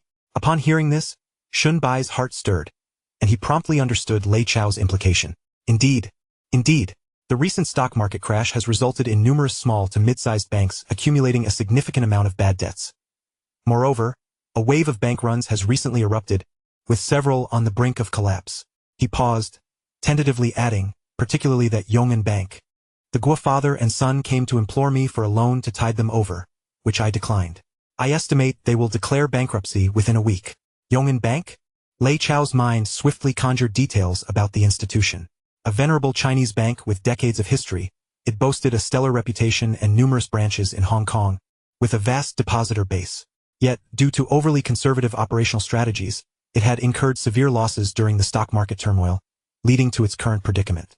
This was indeed a fortuitous prey. A glimmer of greed flickered in Lei Chao's eyes. He recognized that it was time to set his audacious plan into motion. Departing from HSBC Tower, Lei Chao did not return to the office but instead drove directly to the Lei family villa. Upon entering the study, he found Lei Luo and Zhu Yuze engrossed in a game of mahjong, exuberantly shuffling tiles. However, their mahjong was not composed of ordinary tiles, but rather solid gold bars of substantial weight. I win. A complete set. Lei Luo triumphantly slammed a gold bar onto the table, laughing boisterously. Lei Chao observed this extravagant scene with a mix of amusement and exasperation. He approached and interrupted their game. Dad, Zhu Yuze, enough of the play. Gather every accessible cash asset from our accounts. Tomorrow we are going to rob a bank. Lei Luo and Zhu Yuze stared at the name Yong'an Bank on the list, the gold bars in their hands clattering to the ground. Chapter 87. The Twilight or Renaissance of Chinese Banks. Rob a bank? Lei Luo gazed at the list his son had handed him, his gold bar clattering to the floor, his face usually adorned with a smug smile, now reflecting sheer terror for the first time. Throughout his life, he had been a police officer, accepted bribes and clashed with gangsters. He had seen all manner of storms. Yet, the very notion of robbing a bank sent chills coursing through him. That was a matter of life and death.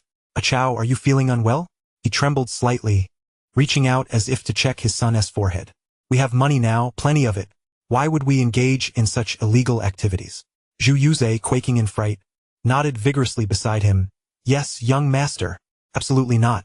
If the ICAC were to catch wind of this, our Lei family would be utterly doomed. Lei Chao regarded his bewildered father and Zhu Yuze with a touch of exasperation. He tucked the list away and sat down, patiently explaining, Dad, Uncle, when I say rob, it is not in the sense you are imagining. He pointed to the name Yong'an Bank on the list. The bank is currently confronted with the most significant crisis since its inception, a tumultuous run on deposits. What exactly is a bank run? It is when all depositors, seized by panic, rush to the bank simultaneously, eager to withdraw their entire savings. One must consider that no bank can possibly hold all depositors' funds in liquid cash within its vaults. Most of that money is lent out or invested. Once a run occurs, if the bank cannot produce sufficient cash to meet the demand, the depositors' panic will escalate, leading to a complete collapse of the bank's credibility, ultimately resulting in its demise. Lei Chao paused, observing the two individuals who were beginning to grasp the situation, and continued. What we must do is seize the opportunity while the bank is at its most vulnerable, in dire need of cash, and appear like a savior, armed with our funds. Then we will consume it whole at the lowest possible price. This is known as taking advantage of a crisis. In the realm of finance, it is referred to as a hostile takeover. This will be a genuine war, a financial battle between us and all the British capital consortiums. Should we falter, every cent we invest will be lost, and the entire Lei family group's financial chain will shatter. At that point, we will plummet from our current heights back into the abyss. Lei Chao's words brought Lei Luo, who had been brimming with excitement, back to a state of calm. He gazed at his son's youthful yet resolute countenance, remaining silent for a long while. He understood that every decision his son made, though seemingly reckless, ultimately proved to be correct.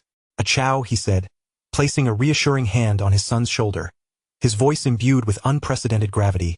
"Go forth and act. At worst, we shall start anew together. With your father by your side, the sky shall not fall." With his father's support, Lei Chao felt a surge of warmth. He immediately convened all the core advisors within the Lei family group, including the financial director, Philip from the legal department, and the recently joined Zhao Yaji, to hold an emergency meeting of the utmost importance. The sole agenda was how to most swiftly and effectively absorb Yong'an Bank. "Boss, I oppose this." The financial director was the first to voice his dissent. A meticulous British gentleman named Stephen, he stated, "This plan is far too perilous. Though our cash flow is substantial, primarily stems from our industrial operations. If we withdraw these funds to invest in this uncertain financial acquisition, our factories, bus company, and tunnels will stagnate due to a lack of operational capital." "I concur with Stephen's assessment," Philip added, furrowing his brow.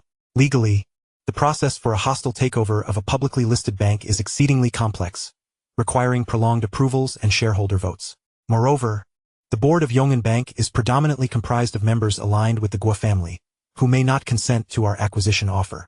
The expressions of concern were evident on everyone's faces. To these professionals, Lei Chao's plan appeared nearly insurmountable. Nevertheless, Lei Chao listened calmly before uttering a phrase that left everyone astounded. "Who says we must follow formal procedures?" He stood up, approached the whiteboard, and inscribed 2 simple characters. "Cash. I need not negotiate with them, nor engage in convoluted legal processes. What I intend to do is straightforward." Turning to the utterly bewildered crowd, a devilish smile crept across his face. "Tomorrow, the run on Yong'an Bank will reach its zenith. At that time, I shall mobilize all our subsidiaries' cash, filling armored cash transport vehicles to the brim, and drive directly to the entrance of Yong'an Bank. I will construct a wall of cash to reassure all frightened depositors, to inform the despairing Guo father and son, and to convey to the British capital consortiums lurking in the shadows. This bank, I, Lei Chao, shall safeguard. This is a gamble, one that wagers on the human spirit." Lei Chao's plan is simple, brutal, yet irresistibly enticing. It circumvents all intricate commercial regulations and legal protocols, targeting the very essence of the issue: confidence. If he can restore the depositors' faith in the bank through an overwhelming display of cash power, this crisis will dissipate without conflict, and he will emerge as the sole savior. The conference room fell into a profound silence. Everyone was utterly stunned by Lei Chao's audacious yet brilliant strategy.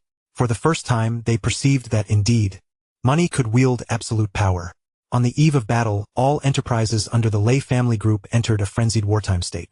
Enormous sums of cash were withdrawn from various subsidiary accounts and funneled into a clandestine fund. Lei Luo even transferred the last remnants of his pension, hidden in a Swiss bank back home. The entire Lei family had staked their fortunes. Standing alone at the window of his study, Lei Chao smoked a cigarette, gazing out at the dazzling nightscape of Hong Kong. Yet, he was acutely aware that beneath this veneer of prosperity lurked countless undercurrents and perils. Tomorrow would mark the most critical battle of his resurgence. Victory would grant him his own financial empire, liberating him from the clutches of the British capital consortiums and elevating him to the status of true sovereign of the city. Defeat would leave him with nothing, plunging him into irredeemable despair. The immense pressure weighed upon him like an invisible mountain. Even with the memories of 2 lifetimes coursing through his soul, he felt a twinge of fatigue. At that moment, the door to his study creaked open gently. A faint, familiar fragrance wafted in, a cool, delicate scent. Lin Qingxia appeared, clad in a black silk robe, its ties loosely fastened, revealing expanse of smooth, fair skin and exquisite collarbones. Unadorned, her striking face bore a hint of natural purity. In her hand, she held a glass of amber whiskey, a glimmering ice ball nestled within. Silently, she approached Lei Chao from behind and offered him the glass. Chapter 88. Support me? You shall never have the chance in this lifetime. Lin Qingxia presented the whiskey with the ice ball to Lei Chao. The amber liquid, illuminated by the soft light of the study, radiated an enchanting glow. Lei Chao accepted the glass but did not drink. Instead, he stared intently at the ice ball as it gradually melted. Lin Qingxia remained silent. She quietly moved behind him, extending her slender fingers, still bearing traces of calluses from her recent action scenes, to gently massage his tense temples. Her touch was light and tender. The warmth of her fingertips penetrated his skin, soothing the throbbing in his mind that had arisen from overthinking. The room was tranquil, punctuated only by the occasional crisp sound of ice colliding with the glass. This wordless, perfectly timed companionship offered a greater solace than any verbal comfort could provide. Lei Chao's taut nerves gradually began to ease. He grasped her hand, the one that was diligently massaging him.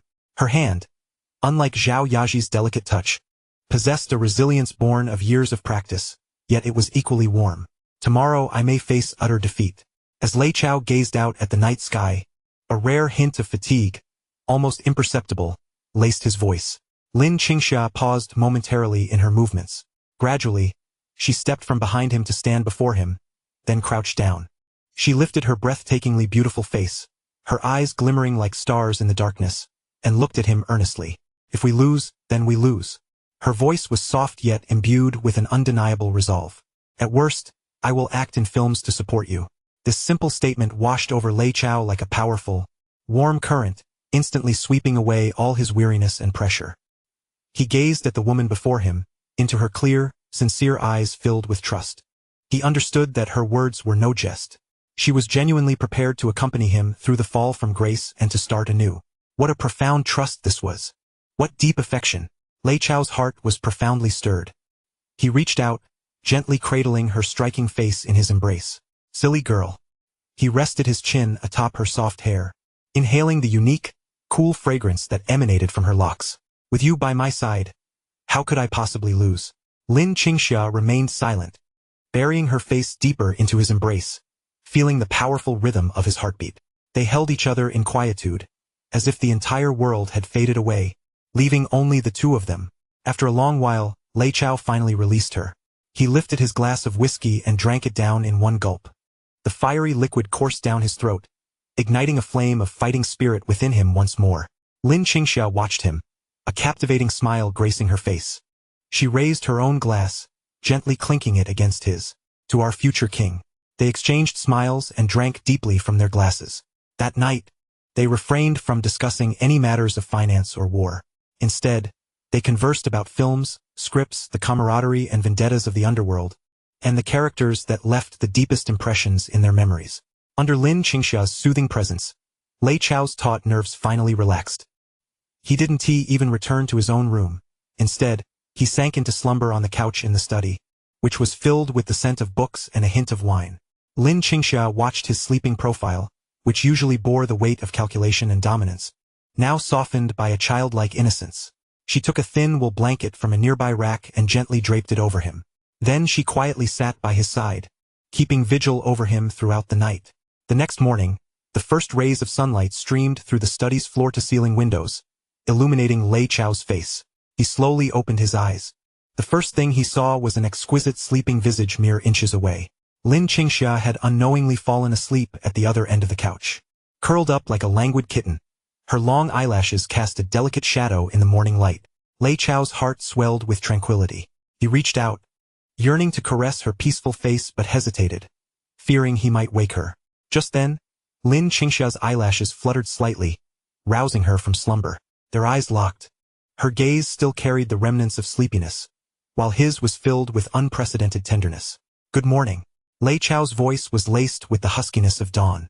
Good morning. A blush crept across Lin Qingxia's cheeks. As Lei Chao looked at her, an intense impulse surged within him. He leaned down and placed a gentle, morning-kissed kiss upon her lips. This kiss bore no trace of desire, only pure, heartfelt affection and tenderness. After the kiss, Lei Chao stood up. He removed his slightly wrinkled suit jacket and donned a pristine black battle attire that had been prepared in advance. As he adjusted his tie and fastened his cufflinks, the languor that had enveloped him vanished without a trace. In its place emerged that familiar sharpness and dominance that commanded respect. His fighting spirit had been reignited. Lin Qingxia gazed at him, her eyes shimmering with enchantment. Remembering her words from the previous night, a fresh blush surfaced on her face. Lei Chao seemed to read her thoughts. He approached her, gently teasing her upturned nose with his fingers. "Support me?" He leaned down, whispering in her ear with an air of absolute confidence. "You will never have the chance in this lifetime."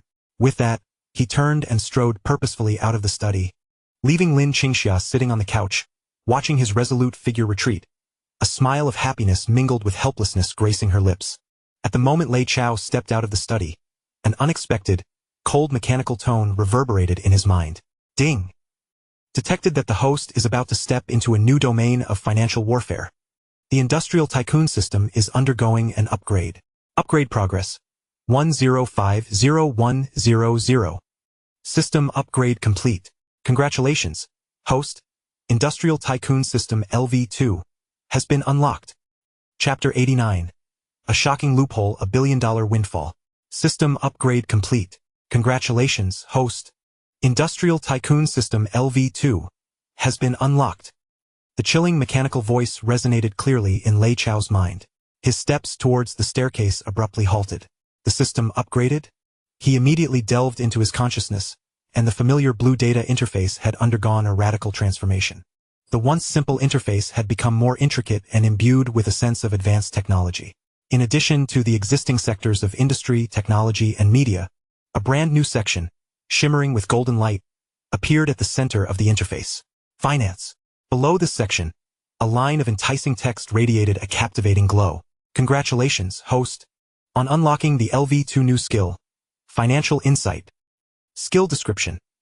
Upon activation, the host can instantly perceive the true intrinsic value, potential risks, and price fluctuation trends of any financial asset, including but not limited to stocks, bonds, futures, companies, real estate, antiques, etc., over the next 3 days.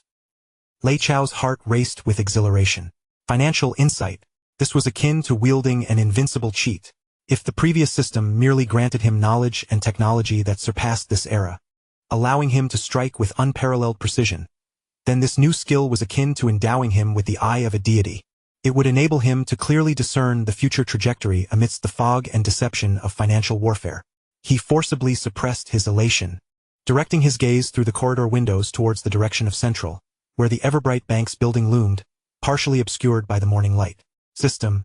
Activate Financial Insight on my target for today, Everbright Bank. In his heart, he issued a command. Ding! The Financial Insight eye has been activated. Target. Everbright Bank. Scanning target asset data for analysis. In the next moment, a torrent of vast and lucid data surged into his mind like a cascading waterfall. Target name. Everbright Bank Limited. Current market value. 1.2 billion Hong Kong dollars, severely undervalued due to a run on the bank. True intrinsic value assessment. 4.5 billion Hong Kong dollars. Primary asset composition. 1. Cash and equivalents. Approximately 20 million Hong Kong dollars, nearing depletion. 2. Loans and receivables, approximately 1.5 billion Hong Kong dollars, with a bad debt ratio of about 30. 3. Fixed assets, total value approximately 3.1 billion Hong Kong dollars, 12 branch properties across Hong Kong, valued at approximately 1 billion Hong Kong dollars. The central headquarters building of Everbright Bank, valued at approximately 1.5 billion Hong Kong dollars. Land reserves awaiting development. As Lei Chao's gaze fell upon the land reserve entry, his pupils contracted sharply, for he beheld an item highlighted in glaring red by the system. Warning. Severely undervalued hidden asset discovered. Asset name. Lot at 1881, Canton Road, Sim Sha Sui. Current book value, 3 million Hong Kong dollars. Purchase cost in 1950. System assessed true value 1.2 billion Hong Kong dollars, based on projected growth models for Hong Kong's tourism and luxury retail sectors over the next decade. Value fluctuation forecast. No significant change in value over the next 3 days. Expected increase of 200 in 1 year. Anticipated increase of 1,000 in 5 years. Loophole rating. Shocking. In an instant, images of the future landmark, transformed from the old Water Police headquarters into a luxurious hotel and premier luxury goods marketplace, flooded Lei Chao's mind. He could hardly fathom that this piece of land, valued at hundreds of billions in the future, had been treated as mere ordinary warehouse space by Everbright Bank, quietly lying on its balance sheet, unnoticed. And now, if he could acquire the entire Everbright Bank for less than 2 billion, this billion-dollar land would become his possession. This was no mere acquisition. This was an unprecedented gamble. A surefire profit. Lei Chao's breath quickened. He had initially believed that purchasing Everbright Bank was solely to secure a financial license to build his own financial empire. Yet, it appeared to be a superlative gift of buy one get 10. With this billion-dollar ace up his sleeve, what did he have to fear? Any lingering anxiety regarding the joint stranglehold of the British consortium had dissipated.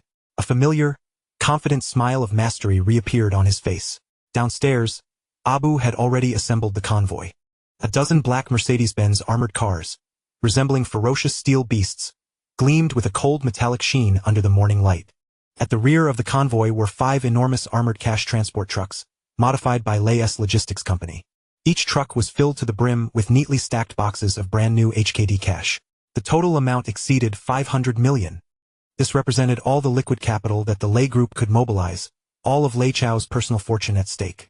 Lei Luo and Zhu Yuze stood before the convoy, watching in awe at the extravagant display they had never witnessed in their lives, their palms sweating. "Son, are you truly going through with this?" Lei Luo inquired, his voice trembling as he gazed at the money-laden trucks. Lei Chao descended the stairs, patting his father's shoulder with a relaxed smile. "Dad, do not worry. Today, we are not gambling. We are here to collect money." With that, he opened the door and settled into the Rolls-Royce bearing the license plate $1 HK. The convoy slowly commenced its journey. Like an impending tide of black steel, it surged forward with an unbeatable aura toward Central. As the vehicles entered the streets of Central, the direction of Everbright Bank's headquarters loomed in the distance, a mass of chaos and turmoil. Angry shouts and terrified cries mingled with the blaring of police sirens, creating a cacophony of confusion and despair that could be heard several streets away. The entrance of Everbright Bank was besieged by thousands of enraged depositors, their frustration palpable as they pounded on the bank's tightly sealed metal shutters, faces etched with anger and the fear of losing everything. "Open the door. Return our money. Get out here, Gua family. You swindlers.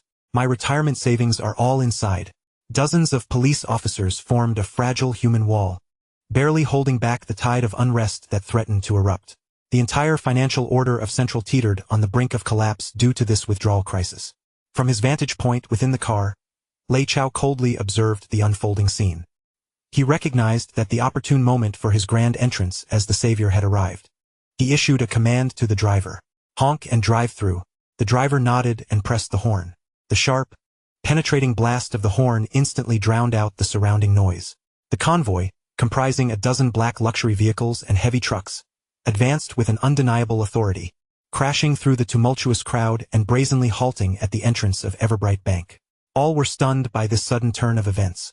They gaped at the imposing convoy, watching as formidable men clad in black suits and sunglasses disembarked. A strange silence enveloped the scene. Under the gaze of the crowd, the door of the Rolls-Royce $1 slowly swung open. Lei Chao, dressed in a sleek black Armani suit, descended with measured steps. Ignoring the uncertain glances around him, he ascended the steps to the bank entrance. He took a large megaphone from Abu's hands. Turning to face the thousands of angry and bewildered depositors, he appeared as a king surveying his subjects. The crowd fell silent, all eyes fixated on this remarkably youthful yet commanding figure. Lei Chao raised the megaphone, his voice cold yet powerful. "Silence." Those brief words reverberated like thunder, echoing in everyone's ears. The sheer force of his presence quelled the crowd, causing them to instinctively take a step back. Lei Chao surveyed the sea of faces before him, his expression impassive. He slowly raised his hand, gesturing toward the convoy behind him, making a gesture that would be etched in everyone's memory. With a grand sweep of his arm, his voice resonated across Central's skyline. "Open the doors. Let everyone see what true power looks like."